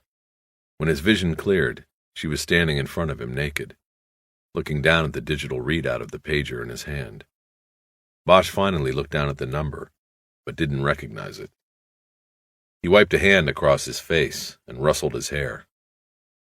There was a telephone on the bed table, and he pulled it onto his lap. He dialed the number and then fumbled with his hands in his clothes for a cigarette, which he put in his mouth but didn't light. Eleanor noticed her nakedness and walked over to a lounge chair to get her robe. After it was on, she went into the bathroom and closed the door. Bosch heard water running. The other end of the line was picked up halfway through the first ring. Jerry Edgar didn't answer with a hello. Just, Harry, where you at? I'm not home. What is it? This kid you were looking for. The one on the 911 call? You found him, right? Yeah, but we're looking for him again. Who's we? You and the Phoebe woman? Eleanor came out of the bathroom and sat down on the edge of the bed next to him. Jerry, what are you calling me for? Bosch asked. He was beginning to get a sinking feeling in his chest. What's the kid's name? Bosch was in a daze. It had been months since he had fallen so deeply asleep, only to be rousted out of it. He couldn't remember Sharky's real name, and he didn't want to ask Eleanor, because Edgar might hear, and then know they were together. Harry looked at Eleanor, and when she began to speak, he touched his finger to her lips and shook his head. Is it Edward Neese? Edgar spoke into the silence. That the kid's name? The sinking feeling was gone. Bosch felt an invisible fist pressing up under his ribs and into the folds of his guts and heart. Right, he said. That's the name. You gave him one of your business cards? Right. Harry, you aren't looking for him anymore. Tell me about it. Come on out and see for yourself. I'm over at the bowl. Sharky's in the pedestrian tunnel under Cahuenga. Park on the east side. You'll see the cars. The Hollywood Bowls East parking lot was supposed to be empty at 4:30 a.m. But as Bosch and Wish drove up Highland to the mouth of the Cahuenga Pass, they saw that the north end of the lot was crowded with the usual grouping of official cars and vans that signaled a violent, or at least unexpected, end of a life. There was yellow plastic crime scene tape strung in a square, boxing the entrance to the stairwell that went down to the pedestrian underpass. Bosch flashed his badge and gave his name to a uniformed cop who was keeping the officers on the scene list on a clipboard. He and Wish ducked under the tape, and were met by the loud sound of an engine echoing from the mouth of the tunnel. Bosch knew by the sound that it was a generator making the juice for the crime scene lights. At the top step before they began their descent, he turned to Eleanor and said, "You want to wait here? We don't both have to go." "I'm a cop, for God's sake," she said. "I've seen bodies before. You going to get protective of me now, Bosch? Tell you what, you want me to go down and you stay up here?" Startled by her abrupt change in mood, Bosch didn't answer. He looked at her a moment longer, confused. He started down a few steps in front of her, but stopped when he saw Edgar's large body come out of the tunnel and start up the steps. Edgar saw Bosch, and then Bosch saw his eyes go over his shoulder and take Eleanor Wish in. "Hey, Harry," he said. "This your new partner? You must be getting along real fine already." Bosch just stared at him. Eleanor was still 3 steps behind, and probably hadn't heard the remark. "Sorry, Harry," Edgar said just loud enough to be heard over the roar from the tunnel. "Out of line. Been a bad night. You should see who I got for a new partner. The useless fuck 98 pounds stuck me with. I thought you were going to get... Nope. Get this. Pounds put me with Porter from Autos. The guy's a burned-out lush." "I know. How'd you even get him out of bed for this?" "He wasn't in bed. I had to track him down at the Parrot up in North Hollywood. It's one of them private bottle clubs. Porter gives me the number when we're first introduced as partners and tells me that's where he'll be most nights. Tells me he works a security detail there. But I called the off-duty assignments officer at Parker Center to check it out, and they got no record. I know the only thing he does there is booze. He must have been practically passed out when I called. The bartender said the pager on his belt went off, but he didn't even hear it. Harry, I think the guy could blow a .2 right now if we put a breathalyzer on him." Bosch nodded and frowned the required 3 seconds, and then put Jerry Edgar's troubles aside. He felt Eleanor step down beside him, and he introduced her to Edgar. They shook hands and smiled, and Bosch said, "So what have we got?" "Well, we got these on the body," Edgar said, and he held up a clear plastic bag. There was a short stack of Polaroids in it. More nude shots of Sharky. He hadn't wasted any time resupplying. Edgar turned the bag, and there was Bosch's business card. "It looks like the kid was a hustler down in Boytown," Edgar said. "But if you already pulled him in once, you already know that. Anyway, I saw the card and figured he might be the kid from the 911 call. If you want to come down and take a look, be my guest. We already processed the scene, so touch whatever you want. You can't hear yourself thinking there, though.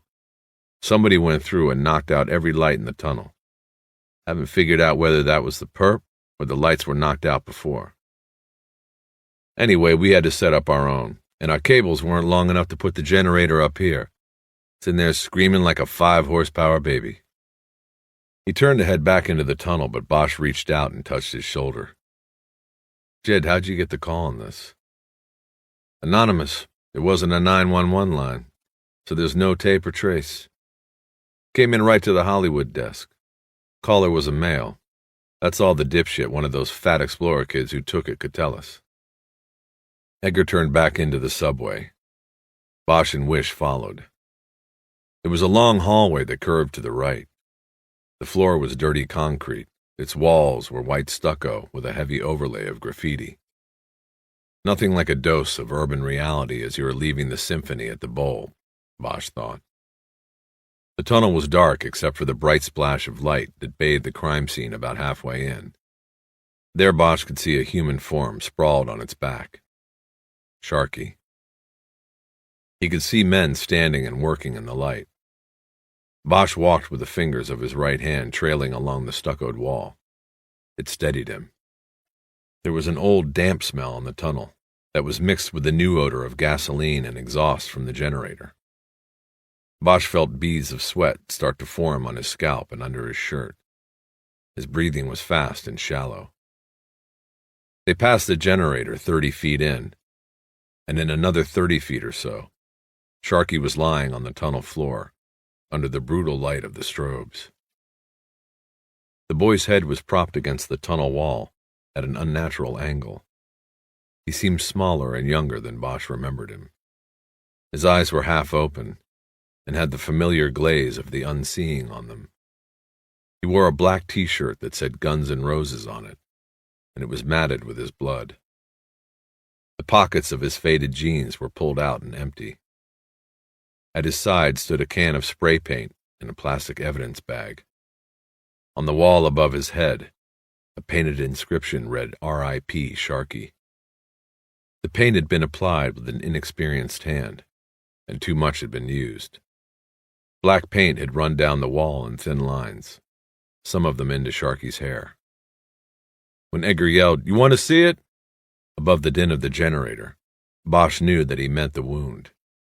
Because Sharky's head was angled forward, the throat wound was not visible, only the blood. Bosch shook his head no. Bosch noticed the blood splatter on the wall and floor about 3 feet from the body.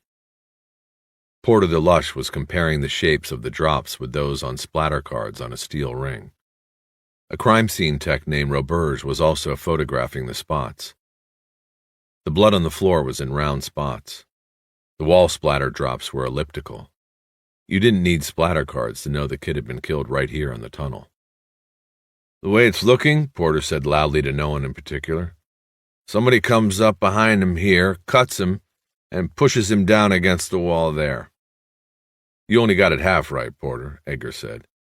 "How's somebody come up behind somebody in a tunnel like this? He was with somebody and they did him. It was no sneak job, Porter." Porter put the splatter cards in his pocket and said, "Sorry, partner." He didn't say anything else. He was fat and broken down, the way many cops get when they stay on longer than they should. Porter could still wear a size 34 belt, but above it a tremendous gut bloomed outward like an awning. He wore a tweed sport coat with a frayed elbow. His face was gaunt and as pallid as a flour tortilla, behind a drinker's nose that was large, misshapen and painfully red. Bosch lit a cigarette and put the burnt match in his pocket. He crouched down like a baseball catcher next to the body and lifted the bag containing the paint can and hefted it. It was almost full, and that confirmed what he already knew, already feared. It was he who had killed Sharky, in a way at least. Bosch had tracked him down and made him valuable, or potentially valuable to the case. Someone could not allow this. Bosch squatted there, elbows on knees, holding cigarette to mouth, smoking, and studying the body, making sure he would not forget it. Meadows had been part of this thing, the circle of connected events that had gotten him killed, but not Sharky. He was street trash, and his death here probably saved someone else's life down the line. But he did not deserve this. In this circle, he was an innocent, and that meant things were out of control, and there were new rules for both sides. Bosch signaled with his hand to Sharky's neck, and a coroner's investigator pulled the body away from the wall. Bosch put one hand down on the ground to balance himself, and stared for a long time at the ravaged neck and throat. He did not want to forget a single detail. Sharky's head lolled back, exposing the gaping neck wound. Bosch's eyes never wavered. When Bosch finally looked up from the body, he noticed that Eleanor was no longer in the tunnel. He stood up and signaled Edgar to come outside to talk. Harry didn't want to have to shout over the sound of the generator. When they got out of the tunnel, he saw that Eleanor was sitting alone on the top step. They walked up past her, and Harry put his hand on her shoulder as he went by. He felt it go rigid at his touch. When he and his old partner were reasonably away from the noise, Harry said, "So what do the techs have?" "Not a damn thing," Edgar said. "If it was a gang thing, it's one of the cleanest I've ever seen. Not a single print or partial. The spray can is clean. No weapon, no wits." Sharkey had a crew who used to stay at a motel near the boulevard until today, but he wasn't into gangs, Bosch said. "It's in the files. He was a scammer, with the Polaroids rolling homosexuals, stuff like that." "You're saying he's in the gang files, but he isn't in a gang?" "Right." Edgar nodded and said, "He still could have been taken down by somebody who thought he was a gangbanger." Wish walked over to them then, but said nothing. "You know this isn't a gang thing, Jed," Bosch said. "I do?" "Yeah, you do. If it was, there wouldn't be a full can of paint in there. No gangbanger's going to leave something like that behind. Also, whoever painted the wall in there didn't have the touch. The paint ran. Whoever did it didn't know about spraying a wall." "Come here a sec," Edgar said. Bosch looked at Eleanor, and she nodded that it was okay. He and Edgar walked away a few steps and stood near the crime scene tape. "What did this kid tell you? And how come he was running around loose if he's part of the case?" he asked. Bosch told him the basics of the story, that they didn't know if Sharkey was important to the case. But somebody apparently did, or couldn't risk waiting to find out. As Bosch spoke, he looked up over the hills and saw the first light of dawn outlining the tall palms at the top. Edgar took a step away and tilted his head up that way, too. But he wasn't looking at the sky. His eyes were closed. He eventually turned back to Bosch. "Harry, you know what this weekend is?" he said. "It's Memorial Day weekend. It's the biggest 3-day showing weekend of the year. Start of the summer season. Last year I sold 4 houses on this weekend. Made almost as much as I made all year as a cop." Bosch was confused by the sudden departure in the conversation. "What are you talking about?" "What I'm talking about is I'm not going to be busting my ass on this case. It isn't going to fuck up my weekend like the last one. So what I'm telling you is, if you want it, I'll go to Pounds and tell them you and the FBI want to take it, because it goes with the one you're already working. Otherwise, I'm going to work it strictly as a 9 to 5. You tell Pounds whatever you want, Jed. It's not my call." Bosch started back toward Eleanor, and Edgar said, "Just one thing. Who knew you had found the kid?" Bosch stopped and looked at Eleanor. Without turning around, he said, "We took him off the street. We interviewed him over on Wilcox. The reports went to the Bureau. What do you want me to say, Jed?" "Nothing," Edgar said. "But Harry, maybe you and the FBI there should have looked out for your witness a little better. Maybe save me some time and that boy some life." Bosch and Wish walked silently back to the car. Once inside, Bosch said, "Who knew?" "What do you mean?" she said. "What do you ask back there? Who knew about Sharkey?" She thought for a moment, then said, "On my end, Rourke gets the daily summary reports, and he got the memo on hypnosis. The summaries go to records and are copied to the senior special agent. The tape from the interview that you gave me is locked in my desk. Nobody's heard that. It hasn't been transcribed, so I guess anyone could have seen the summaries. But don't even think about that, Harry. Nobody. It can't be." "Well, they knew we found the kid and he might be important. What's that tell you? They've got to have somebody on the inside." "Harry, that's speculation. It could have been a lot of things, like you told him. We picked him up on the street. Anybody could have been watching. His own friends, that girl. Anybody could have put out the word that we were looking for Sharkey." Bosch thought about Lewis and Clark. They must have seen them pick up Sharkey. What part were they playing? Nothing made sense. "Sharkey was a tough little bastard," he said. "You think he just went walking with somebody into that tunnel?" "I think he didn't have a choice. And to do that, maybe took somebody with a badge. Or maybe somebody with money. You know he'd go with somebody if there was money in it." She didn't start the car. and they sat in it thinking. Bosch finally said, "Sharky was a message." "What?" "A message to us. See? They leave my card with him. They called on a no-trace line, and they do him in a tunnel. They want us to know they did it. They want us to know they've got somebody inside.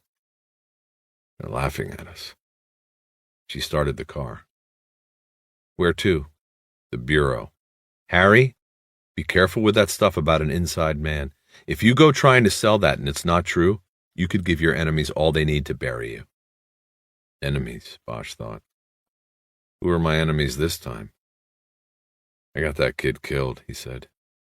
"The least I'm going to do is find out who did it." Bosch looked through the cotton curtains in the waiting room, down at the Veterans Cemetery, while Eleanor Wish unlocked the door to the Bureau offices. The ground fog had not burned off the field of stones yet, and from above it looked like 1,000 ghosts rising from their boxes at once. Bosch could see the dark gash dug into the crest of the hill at the north side of the cemetery, but still could not make out what it was. It looked almost like a mass grave, a long gouge into the hill, a huge wound. The exposed soil was covered with black plastic sheets. "You want coffee?" Wish said from behind him. "Of course," he said. He pulled himself away from the curtains and followed her in. The bureau was empty.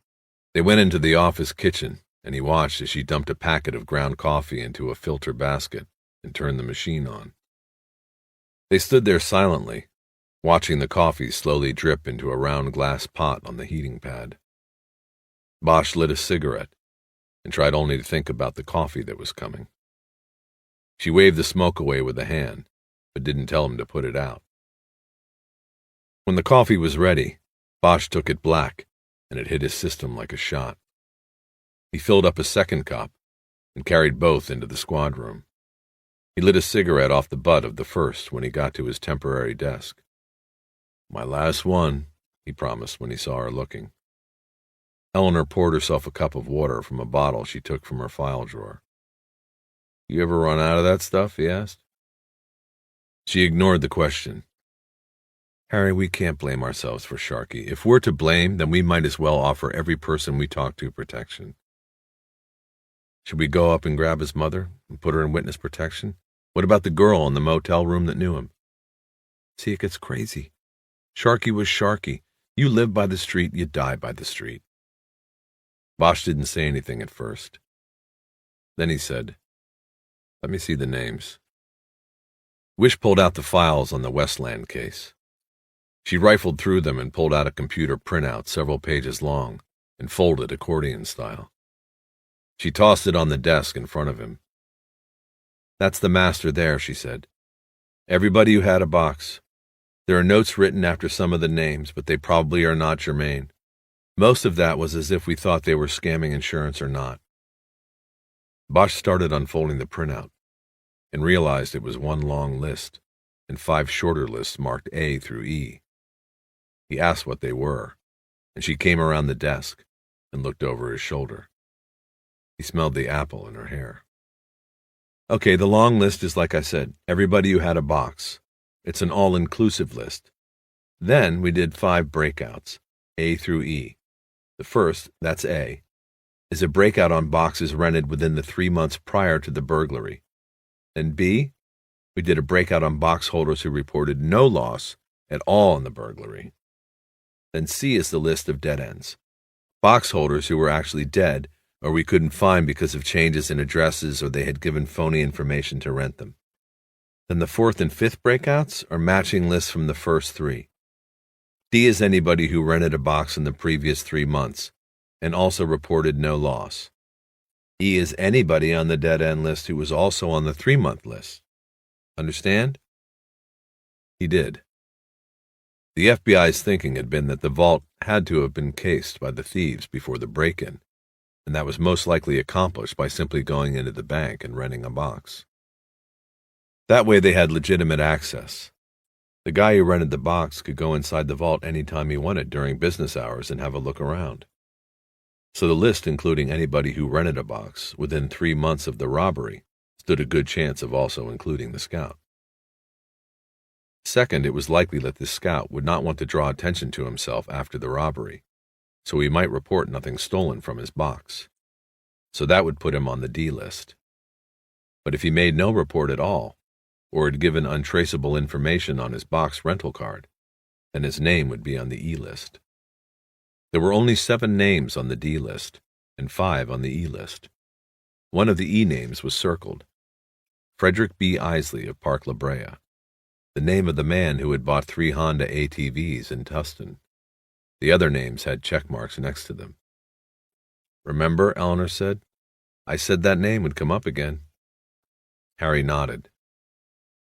"Isley," she said. "We think he was the scout.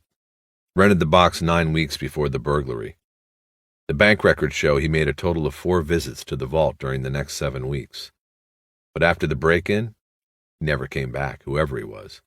Never filed a report, and when we tried to contact him, we found the address was phony." "Get a description?" "Not one that would do us any good. Small, dark, and maybe handsome was about as good as the vault clerks could do. We thought this guy was a scout even before we found out about the ATVs. When a box holder wants to see his box, the clerk takes him in, unlocks the little door, and then escorts him to one of the viewing rooms. When he's done, they both take the box back, and the customer initials his box card. Kind of like at a library. So when we looked at this guy's card, we saw the initials. FBI. You're a man who doesn't like coincidences? Neither did we. We think somebody was having fun with us. Later it was confirmed when we tracked the ATVs to Tustin." Harry sipped his coffee. "Not much good it did us," she said. "Never found him. In the debris of the vault after the burglary, we were able to find his box. We printed it and the door. Nothing. We showed the vault clerk some mugs. Meadows was in there, and they couldn't make anybody. We could go back to them now with Franklin and Delgado, see if one of them was this Isley. Yeah, we will. I'll be right back." She got up and left, and Bosch went back to drinking coffee and studying the list. He read every name and address on the list, but nothing jogged his memory, aside from the handful of names of celebrities, politicians, and the like that had safe deposit boxes. Bosch was going over the list a second time when Eleanor came back. She was carrying a piece of paper, which she slid onto his desk. "I checked Rourke's office. He already sent most of the paperwork I turned in over to records, but the hypnosis memo was still in his box, so he must not have seen it yet. I took it back. It's useless now, and it might be better if he didn't see it." Harry glanced at the memo, and then folded the page and put it in his pocket. "Frankly," she said, "I don't think any of the paper was out in the open long enough. I just don't see it. And Rourke, he's a technocrat, not a killer. Like they said about you at Behavioral Sciences, he wouldn't cross the line for money." Bosch looked at her and found himself wanting to say something to please her, to get her back on his side. He could think of nothing, and could not understand this new coldness in her manner. "Forget it," he said, and then looking down at the lists, he added, "How far did you people check out these people who reported no losses?" She looked down at the printouts where Bosch had circled List B. There were 19 names on the list. "We ran each name for criminal records," she began. "We did a telephone interview and later a face-to-face. If an agent got weird vibes or somebody's story didn't play well, then another agent would come by unannounced to do a follow-up interview. Kind of get another opinion. I was not part of that. We had a second crew who handled most of the field interviews. If there is a particular name that you're interested in, I could pull the interview summaries." "What about the Vietnamese names on the list?" "I count 34 box holders with Vietnamese names. 4 are on the no-loss list. 1 on the dead-end list." "What about the Vietnamese? There's probably a breakout if you look for it on Chinese, Korean, whites, blacks, and Latinos. These were equal opportunity bandits." "Yeah, but you came up with a connection to Vietnam and Meadows. Now we have Franklin and Delgado possibly involved. All 3 were MPs in Vietnam. We've got Charlie Company, which may or may not have a part in this. So after Meadows became a suspect and you started pulling military records of tunnel rats, did you do any further checking with the Vietnamese on this list?" "No. Well, yes. On the foreign nationals, we ran their names through INS to see how long they'd been here, whether they were legal, but that was about it. She was quiet for a moment. I can see what you're getting at. It's a flaw in the way we handled it. See, we didn't develop Meadows as a possible suspect until a few weeks after the robbery. By then, most of these people had already been interviewed. After we started looking at Meadows, I don't think we went back to see if any of the names on the list fit in with him. You think one of the Vietnamese could have somehow been part of this? I don't know what I'm thinking, just looking for connections. Coincidences that aren't coincidences. Bosch took a notebook out of his coat pocket and started making a list of the names, DOBs, and addresses of the Vietnamese box holders. He put the 4 who reported no loss, and the name from the dead-end list at the top of his own list. He had just finished the list and closed the notebook when Rourke walked into the squad room, his hair still wet from his morning shower. He was carrying a coffee mug that said Boss on the side of it. He saw Bosch and Wish and then looked at his watch. Getting an early start? Our witness. He turned up dead, Wish said. No expression on her face. Jesus, where? They get somebody? Wish shook her head and looked at Bosch with a face that warned him not to start anything. Rourke looked at him also. Does it relate to this, he said. Any evidence of that? We think so, Bosch said. Jesus, you said that, Bosch said. Should we take the case from LAPD, add it to the Meadows investigation? He said this looking directly at Wish. Bosch was not part of the decision-making team here. She didn't answer, so Rourke added. Should we have offered him protection? Bosch couldn't resist. From who? A strand of wet hair dropped out of place and across Rourke's forehead. His face flushed deeply red. What the hell is that supposed to mean? How'd you know LAPD had the case? What? You just asked if we should take the case from LAPD. How'd you know they had it? We didn't say. I just assumed. Bosch, I resent what that implies, and I resent the hell out of you. Are you implying that I or someone, if you are saying there is a law enforcement leak on this case, then I will request an internal review today. But I'll tell you right now that if there was a leak, it wasn't from the Bureau. Then where the hell else could it have been? What happened to the reports we filed with you? Who saw them? Rourke shook his head. Harry, don't be ridiculous. I understand your feelings, but let's calm down and think for a minute. The witness was snatched off the street and interviewed at Hollywood Station, then dropped off at a public youth shelter. And lastly, you're being followed around by your own department, Detective. I'm sorry, but even your own people apparently don't trust you. Bosch's face grew dark. He felt betrayed in a sense. Rourke could only have known about the tale through Wish. She had made Lewis and Clark. Why hadn't she said anything to him instead of Rourke? Bosch looked over at her, but she was looking down at her desk. He looked back at Rourke, who was nodding his head, as if it were on a spring. Yes, she made the tale on you the first day. Rourke looked around the empty squad room, obviously wishing he had a larger audience. He was moving his weight from one foot to the other, like a boxer in his corner impatiently waiting for the next round to begin, so he could deliver the knockout punch on a fading opponent. Wish continued to sit silently at her desk, and in that moment, it seemed to Bosch to be 1,000,000 years ago that they had held each other in her bed. Rourke said, Maybe you should look at yourself in your own department before running around making reckless accusations. Bosch said nothing. He just stood up and headed to the door. Harry, where are you going? Eleanor called from her desk. He turned around and looked at her a moment. Then he kept walking. Lewis and Clark picked up Bosch's Caprice as soon as it came out of the federal garage. Clark was driving. Lewis dutifully noted the time on the surveillance log. He said, He's got a bug up his ass. Better move up on him some. Bosch had turned west on Wilshire and was heading for the 405. Clark increased his speed to stay with him in the morning rush hour traffic. I'd have a bug somewhere if I'd just lost my only witness, Clark said. If I'd gotten him killed. How you figure? You saw it. He stuffed the kid in that shelter and went his merry way. I don't know what that kid saw or what he told them, but it was important enough for him to have to be eliminated. Bosch should have taken better care, kept them under lock and key. They went south on the 405. Bosch was 10 cars ahead now, staying in the slow lane. The freeway was thick with a stinking, polluting mass of moving steel. I think he's going for the 10, Clark said. He's going into Santa Monica, maybe back to her place, probably forgot his toothbrush. Or she's coming back to meet him for a nooner. You know what I say? I say we let him go and we go back to talk to Irving. I think we can build something on this witness thing.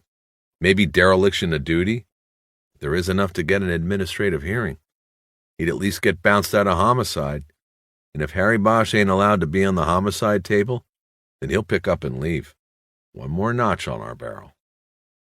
Lewis thought about his partner's idea. It wasn't bad. It could work. But he didn't want to pull off the surveillance without Irving's say-so. Keep with him, he said. When he stops somewhere, I'll drop a quarter and see what Irving wants to do. When he buzzed me this morning about the kid, he seemed pretty stoked, like things were getting good, so I don't want to pull off without his say-so. Whatever. Anyway, how'd Irving know about the kid getting snuffed so fast? I don't know. Watch it here, he's taking the 10. They followed the gray Caprice onto the Santa Monica freeway. They were now going away from the working city, against the grain, and were in lighter traffic. But Bosch no longer was speeding, and he went past the Cloverfield and Lincoln exits to Eleanor Wish's home, staying on the freeway until it curved through the tunnel and came out below the beach cliffs as a Pacific Coast highway. He headed north along the coast, with the sun bright overhead and the Malibu Mountains just opaque whispers ahead in the haze. Now what? Clark said. I don't know. Hang back some. There wasn't much traffic on the PCH, and they were having trouble keeping at least one car between them and Bosch's car at all times, though Lewis still believed that most cops never bothered to check if they were being followed. Today he was making an exception to that theory with Bosch. His witness had been murdered. He might instinctively think someone had been following him, or still was. Yeah, just hang back. We got all day and so does he. Bosch's pace held steady for the next 4 miles, until he turned into a parking lot next to Alice's and the Malibu Pier. Lewis and Clark cruised by. After a half-mile, Clark made an illegal U-turn and headed back. When they pulled into the parking lot, Bosch's car was still there, but they didn't see him. The restaurant again, Clark said. You must love that place. It's not even open this early. They both began looking around in all directions. There were 4 other cars at the end of the lot, and the racks on top of them said they belonged to the cluster of surfers rising and falling on the seas south of the pier. Finally, Lewis saw Bosch and pointed. He was halfway to the end of the pier, walking with his head down, and his hair blowing 100 different ways. Lewis looked around for the camera and realized it was still in the trunk. He took a pair of binoculars out of the glove compartment and trained them on Bosch's diminishing figure. He watched until Bosch reached the end of the wooden planking and leaned his elbows on the railing. What's he doing? Clark asked. Let me see. You're driving, I'm watching. He's not doing anything anyway, just leaning there. Got to be doing something. He's thinking, okay? There. He's lighting a cigarette. Happy? He's doing something. Wait a minute. What? Shit. We should have had the camera ready. What's this we shit? That's your job today. I'm driving. What's he doing? He dropped something into the water. Through the field glasses, Lewis saw Bosch's body leaning limply on the railing. He was looking down into the water below. There was no one else on the pier as far as Lewis could see. What did he drop? Can you see? How the fuck do I know what he dropped? I can't see the surface from here. Do you want for me to go out there? Get one of the surfer boys to paddle over and see for us? I don't know what he dropped. Cool your jets, I was just asking. Now can you remember the color of this object he dropped? It looked white, like a ball, but it sort of floated. I thought you said you couldn't see the surface. I meant it floated down. I think it was a tissue or some kind of paper. What's he doing now? Just standing there at the railing. He's looking down into the water. Crisis of conscience time. Maybe he'll jump, and we can forget this whole damn thing. Clark giggled at his feeble joke. Lewis didn't. Yeah, right. I'm sure that's going to happen. Give me the glasses and go call in, see what Irving wants to do. Lewis handed over the binoculars and got out. First he went to the trunk, opened it, and got out the Nikon. He attached a long lens, and then took it around to the driver's window and handed it to Clark. Get a picture of him out there, so I'll have something to show Irving. Then Lewis trotted over to the restaurant to find a phone. He was back in less than 3 minutes. Bosch was still leaning on the rail at the end of the pier. Chief says under no circumstances are we to break off the tail, Lewis said. He also said our reports sucked ass. He wants more detail and more pictures. Did you get him? Clark was too busy watching through the camera to answer. Lewis picked up the binoculars and looked. Bosch remained unmoving. Lewis couldn't figure it. What is he doing? Thinking. Why come all the way out here to think? Fucking Irving, that figures, Clark suddenly said, dropping the camera into his lap to look at his partner. And yeah, I got a few pictures of him, enough to make Irving happy. But he's not doing anything, just leaning there. Not anymore, Lewis said, still looking through the binoculars. Start her up, it's showtime. Bosch walked off the pier after dropping the crumpled hypnotism memo into the water. Like a flower cast on a spoiled sea, it held its own on the surface for a few brief moments, and then sank out of sight. His resolve to find Meadows' killer was now stronger. Now he sought justice for Sharkey as well. As he made his way on the old planking of the pier, he saw the Plymouth that had been following him pull out of the restaurant lot. It's them, he thought. But no matter. He didn't care what they had seen, or thought they had seen. There were new rules now, and Bosch had plans for Lewis and Clark. He drove east on the 10 into downtown. He never bothered to check his mirror for the black car because he knew it would be there. He wanted it to be there.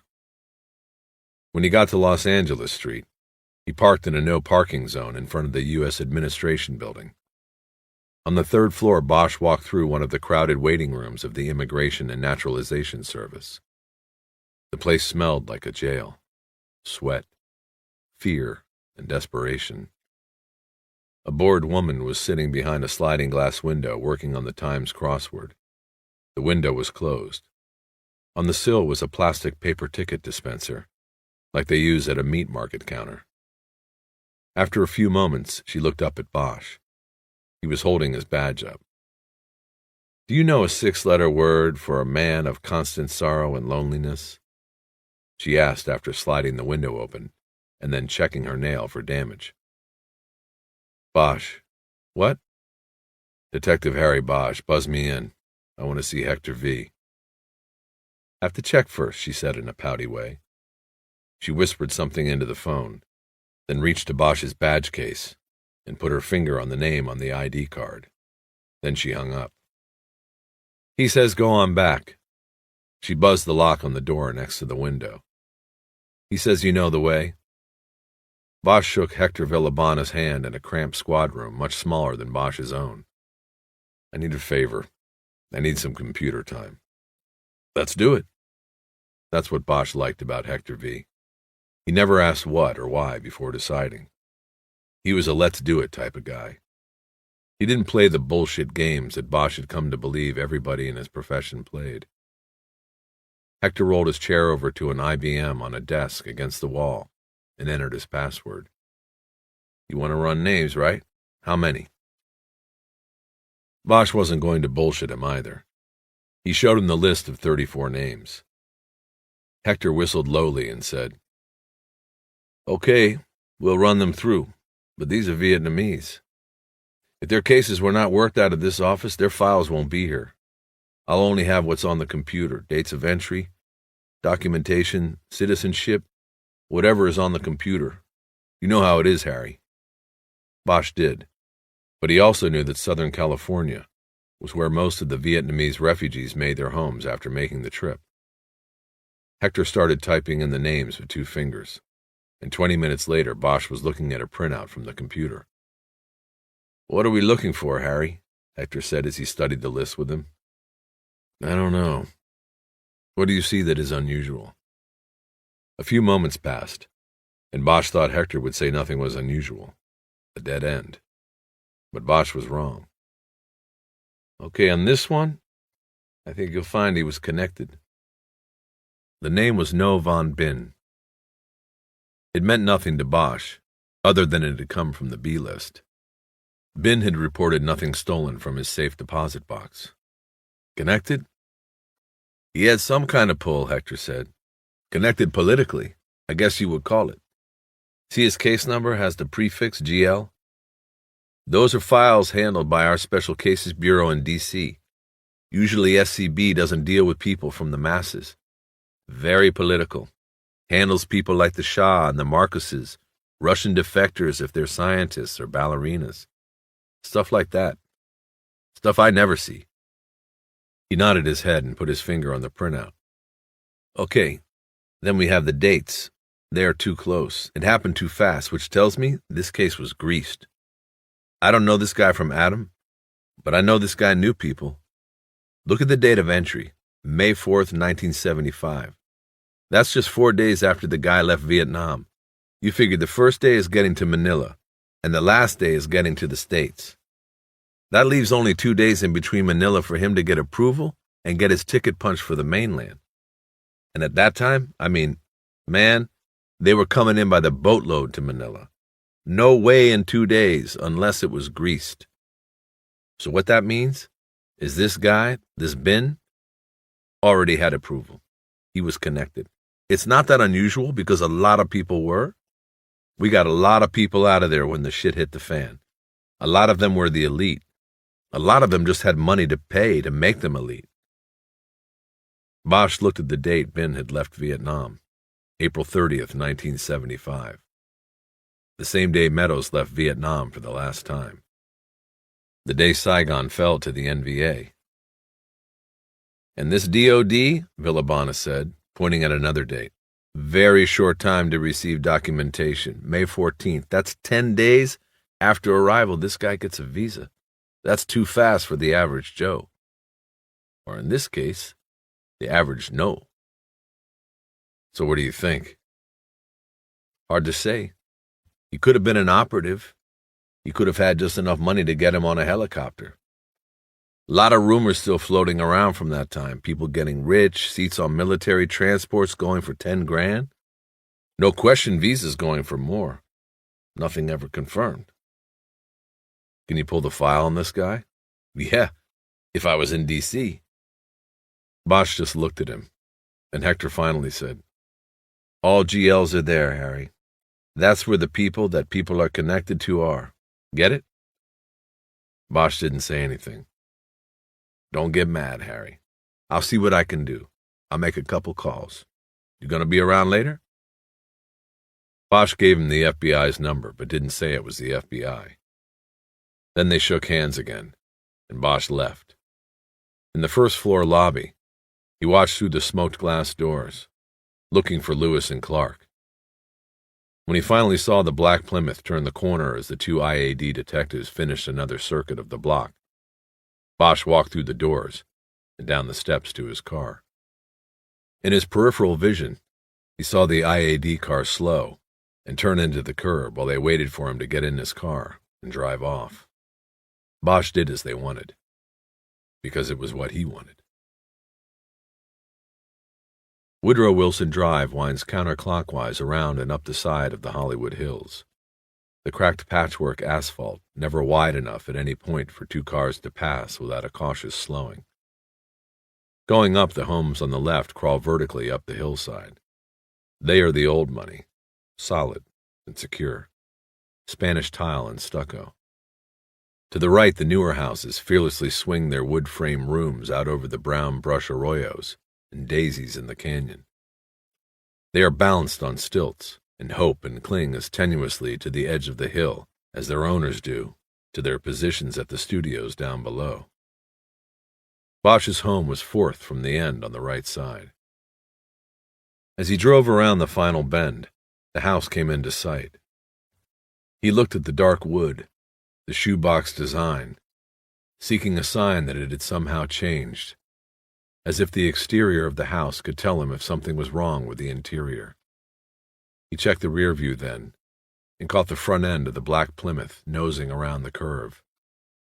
Bosch pulled into the carport next to his house and got out. He went inside without looking back at the tail car. He had gone to the pier to think about what Rourke had said, and in doing so, thought about the hang-up call that was on his phone tape. Now he went to the kitchen and played back his messages. First there was the hang-up call, which had come in Tuesday, and then a message from Jerry Edgar in the pre-dawn hours today, when Edgar had called looking for Bosch to get him out to the Hollywood Bowl. Bosch rewound the tape and listened to the hang-up call again, silently chastising himself for not having picked up on its significance the first time he heard it. Someone had called, listened to his tape message, and then hung up after the first message beep. The hang-up was on the tape. Most people, if they didn't want to leave a message, would simply hang up as soon as they heard Bosch's tape-recorded voice saying he wasn't in. Or if they thought he was home, would have called out his name after the beep. But this caller had listened to the tape, and then didn't hang up until after the beep. Why? Bosch had missed it at first, but now thought the call had been a transmitter test. He went to the closet by the door and took out a pair of binoculars. He went to the living room window and looked through a crack in the curtain for the black Plymouth. It was a half-block farther up the hill. Lewis and Clark had driven by the house, turned around and parked at the curb, facing downhill and ready to continue the tale if Bosch came out. Through the binoculars, Bosch could see Lewis behind the wheel, watching the house. Clark had his head back on the passenger seat and his eyes closed. Neither of them appeared to be wearing headphones. Still, Harry had to be sure. Without taking his eyes from the binoculars, he reached over to the front door and opened it a few inches and closed it. The men in the IAD car showed no reaction, no alert. Clark's eyes remained closed. Lewis continued picking his teeth with a business card. Bosch decided that if they had dropped a bug on him, it was transmitting to a remote. It was safer that way. Probably a sound-activated mini-reel hidden on the exterior of the house. They'd wait until he drove away, and then one of them would jump out of the car and quickly collect the reel, replacing it with a fresh one. They could then catch up the tail on him before he got down the hill to the freeway. He walked away from the window and made a quick survey of the living room and kitchen. He studied the underside of tables and electric fixtures, but he didn't find the bug, and didn't expect to. The smart place, he knew, was the phone, which he was saving for last. It already had a power source, and placement there would provide sound intake of the immediate interior of the house, as well as any conversations that came in through the phone. Bosch picked up the phone, and with a small penknife that was attached to his keychain, he popped the cover off the mouthpiece. There was nothing there that shouldn't be. Then he took the cover off the earpiece. It was there. Using the knife, he carefully lifted out the speaker. Attached behind it, by a small magnet, was a small, flat, round transmitter, about the size of a quarter. There were 2 wires attached to the device, which he knew was sound-activated, and called a T9. One wire was wrapped around one of the phone's receiver wires, piggybacking power for the bug. The other wire went into the barrel of the handset. Bosch gingerly pulled it, and out came the backup energy source, a small thin power pack containing a single AA battery. The bug ran off the phone's juice, but if the phone was disconnected from the wall, the battery could provide power for maybe another 8 hours. Bosch disconnected the device from the phone and placed it on the table. It was now running off the battery. He just stared at it, thinking about what he was going to do. It was a standard police department wire. Pickup range 15 to 20 feet, designed to take in everything said in the room. The transmission range was minimal, maybe 25 yards at most, depending on how much metal was in the building. Bosch went to the living room window again to look up the street. Lewis and Clark still showed no sign of alert, or that the bug had been discovered. Lewis was through picking his teeth. Bosch turned on the stereo and put on a Wayne Shorter CD. He then went out a side door in the kitchen, into the carport. He could not be seen from the IAD car. He found the tape recorder in the first place he looked, the junction box beneath the DWP electric meter on the back wall of the carport. The 2-inch reels were turning to the sound of Shorter's saxophone. The Nagro recorder, like the T9, was wired to the house current, but had a battery backup. Bosch disconnected it and brought it inside, where he set it on the table next to its counterpart. Shorter was finishing 502 Blues. Bosch sat in the watch chair, lit a cigarette, and looked at the device as he tried to form a plan. He reached over, rewound the tape, and pushed the play button. The first thing he heard was his own voice saying he wasn't there, then Jerry Egger's message about the Hollywood Bowl. Then the next sounds were the door opening and closing twice, then Wayne Shorter's sax. They had changed reels at least once since the test call had been made. Then he realized that Eleanor Wish's visit had been taped. He thought about that, and wondered if the bug had picked up what had been said on the back porch. Bosch's stories about himself and Meadows. He grew angry thinking about the intrusion, the delicate moment, stolen by the 2 men in the black Plymouth. He shaved, showered, and dressed in a fresh set of clothes, a tan summer suit with pink Oxford shirt and blue tie. Then he went to the living room and loaded the bug and recorder into the pockets of his jacket. He took another look through the curtains with the field glasses. Still no movement in the internal affairs car. He went out the side door again and carefully climbed down the embankment to the base of the first stilt, an iron I-beam. He gingerly made his way across the incline beneath his house. He noticed along the way that the dried brush was sprinkled with pieces of gold foil, the beer label he had picked at and dropped from the porch when he was with Eleanor. Once he got to the other side of his property, he picked his way across the hill, going under the next 3 stilt houses. After the third, he scrambled up the hillside and looked around the front corner into the street. He was now behind the black Plymouth. He picked the burrs off the cuffs of his pants and then walked casually into the road. Bosch came up unnoticed on the passenger side door. The window was down, and just before he flung the door open, he thought he could hear snoring coming from the car. Clark's mouth was open, and his eyes still shut when Bosch leaned in through the open door and grabbed both men by their silk ties. Bosch put his right foot on the doorsill for leverage and pulled both men toward him. Though there were 2 of them, the advantage belonged to Bosch. Clark was disoriented, and Lewis had little more idea what was happening. Pulling them by their ties meant that any struggle or resistance tightened their ties around their necks, cutting off their air. They came out almost willingly, tumbling like dogs on leashes, and landing next to a palm tree planted 3 feet from the sidewalk. Their faces were red and sputtering. Their hands went to their necks, clawing at the knots of their ties as they fought to get air back into their pipes. Bosch's hands went to their belts and yanked away the handcuffs. As the 2 IAD detectives were gulping air through their reopened throats, Bosch managed to cuff Lewis's left hand to Clark's right. Then on the other side of the tree, he got Lewis's right into the other set of cuffs. But Clark realized what Bosch was doing and tried to stand up and pull away. Bosch grabbed his tie again and gave it a sharp yank down.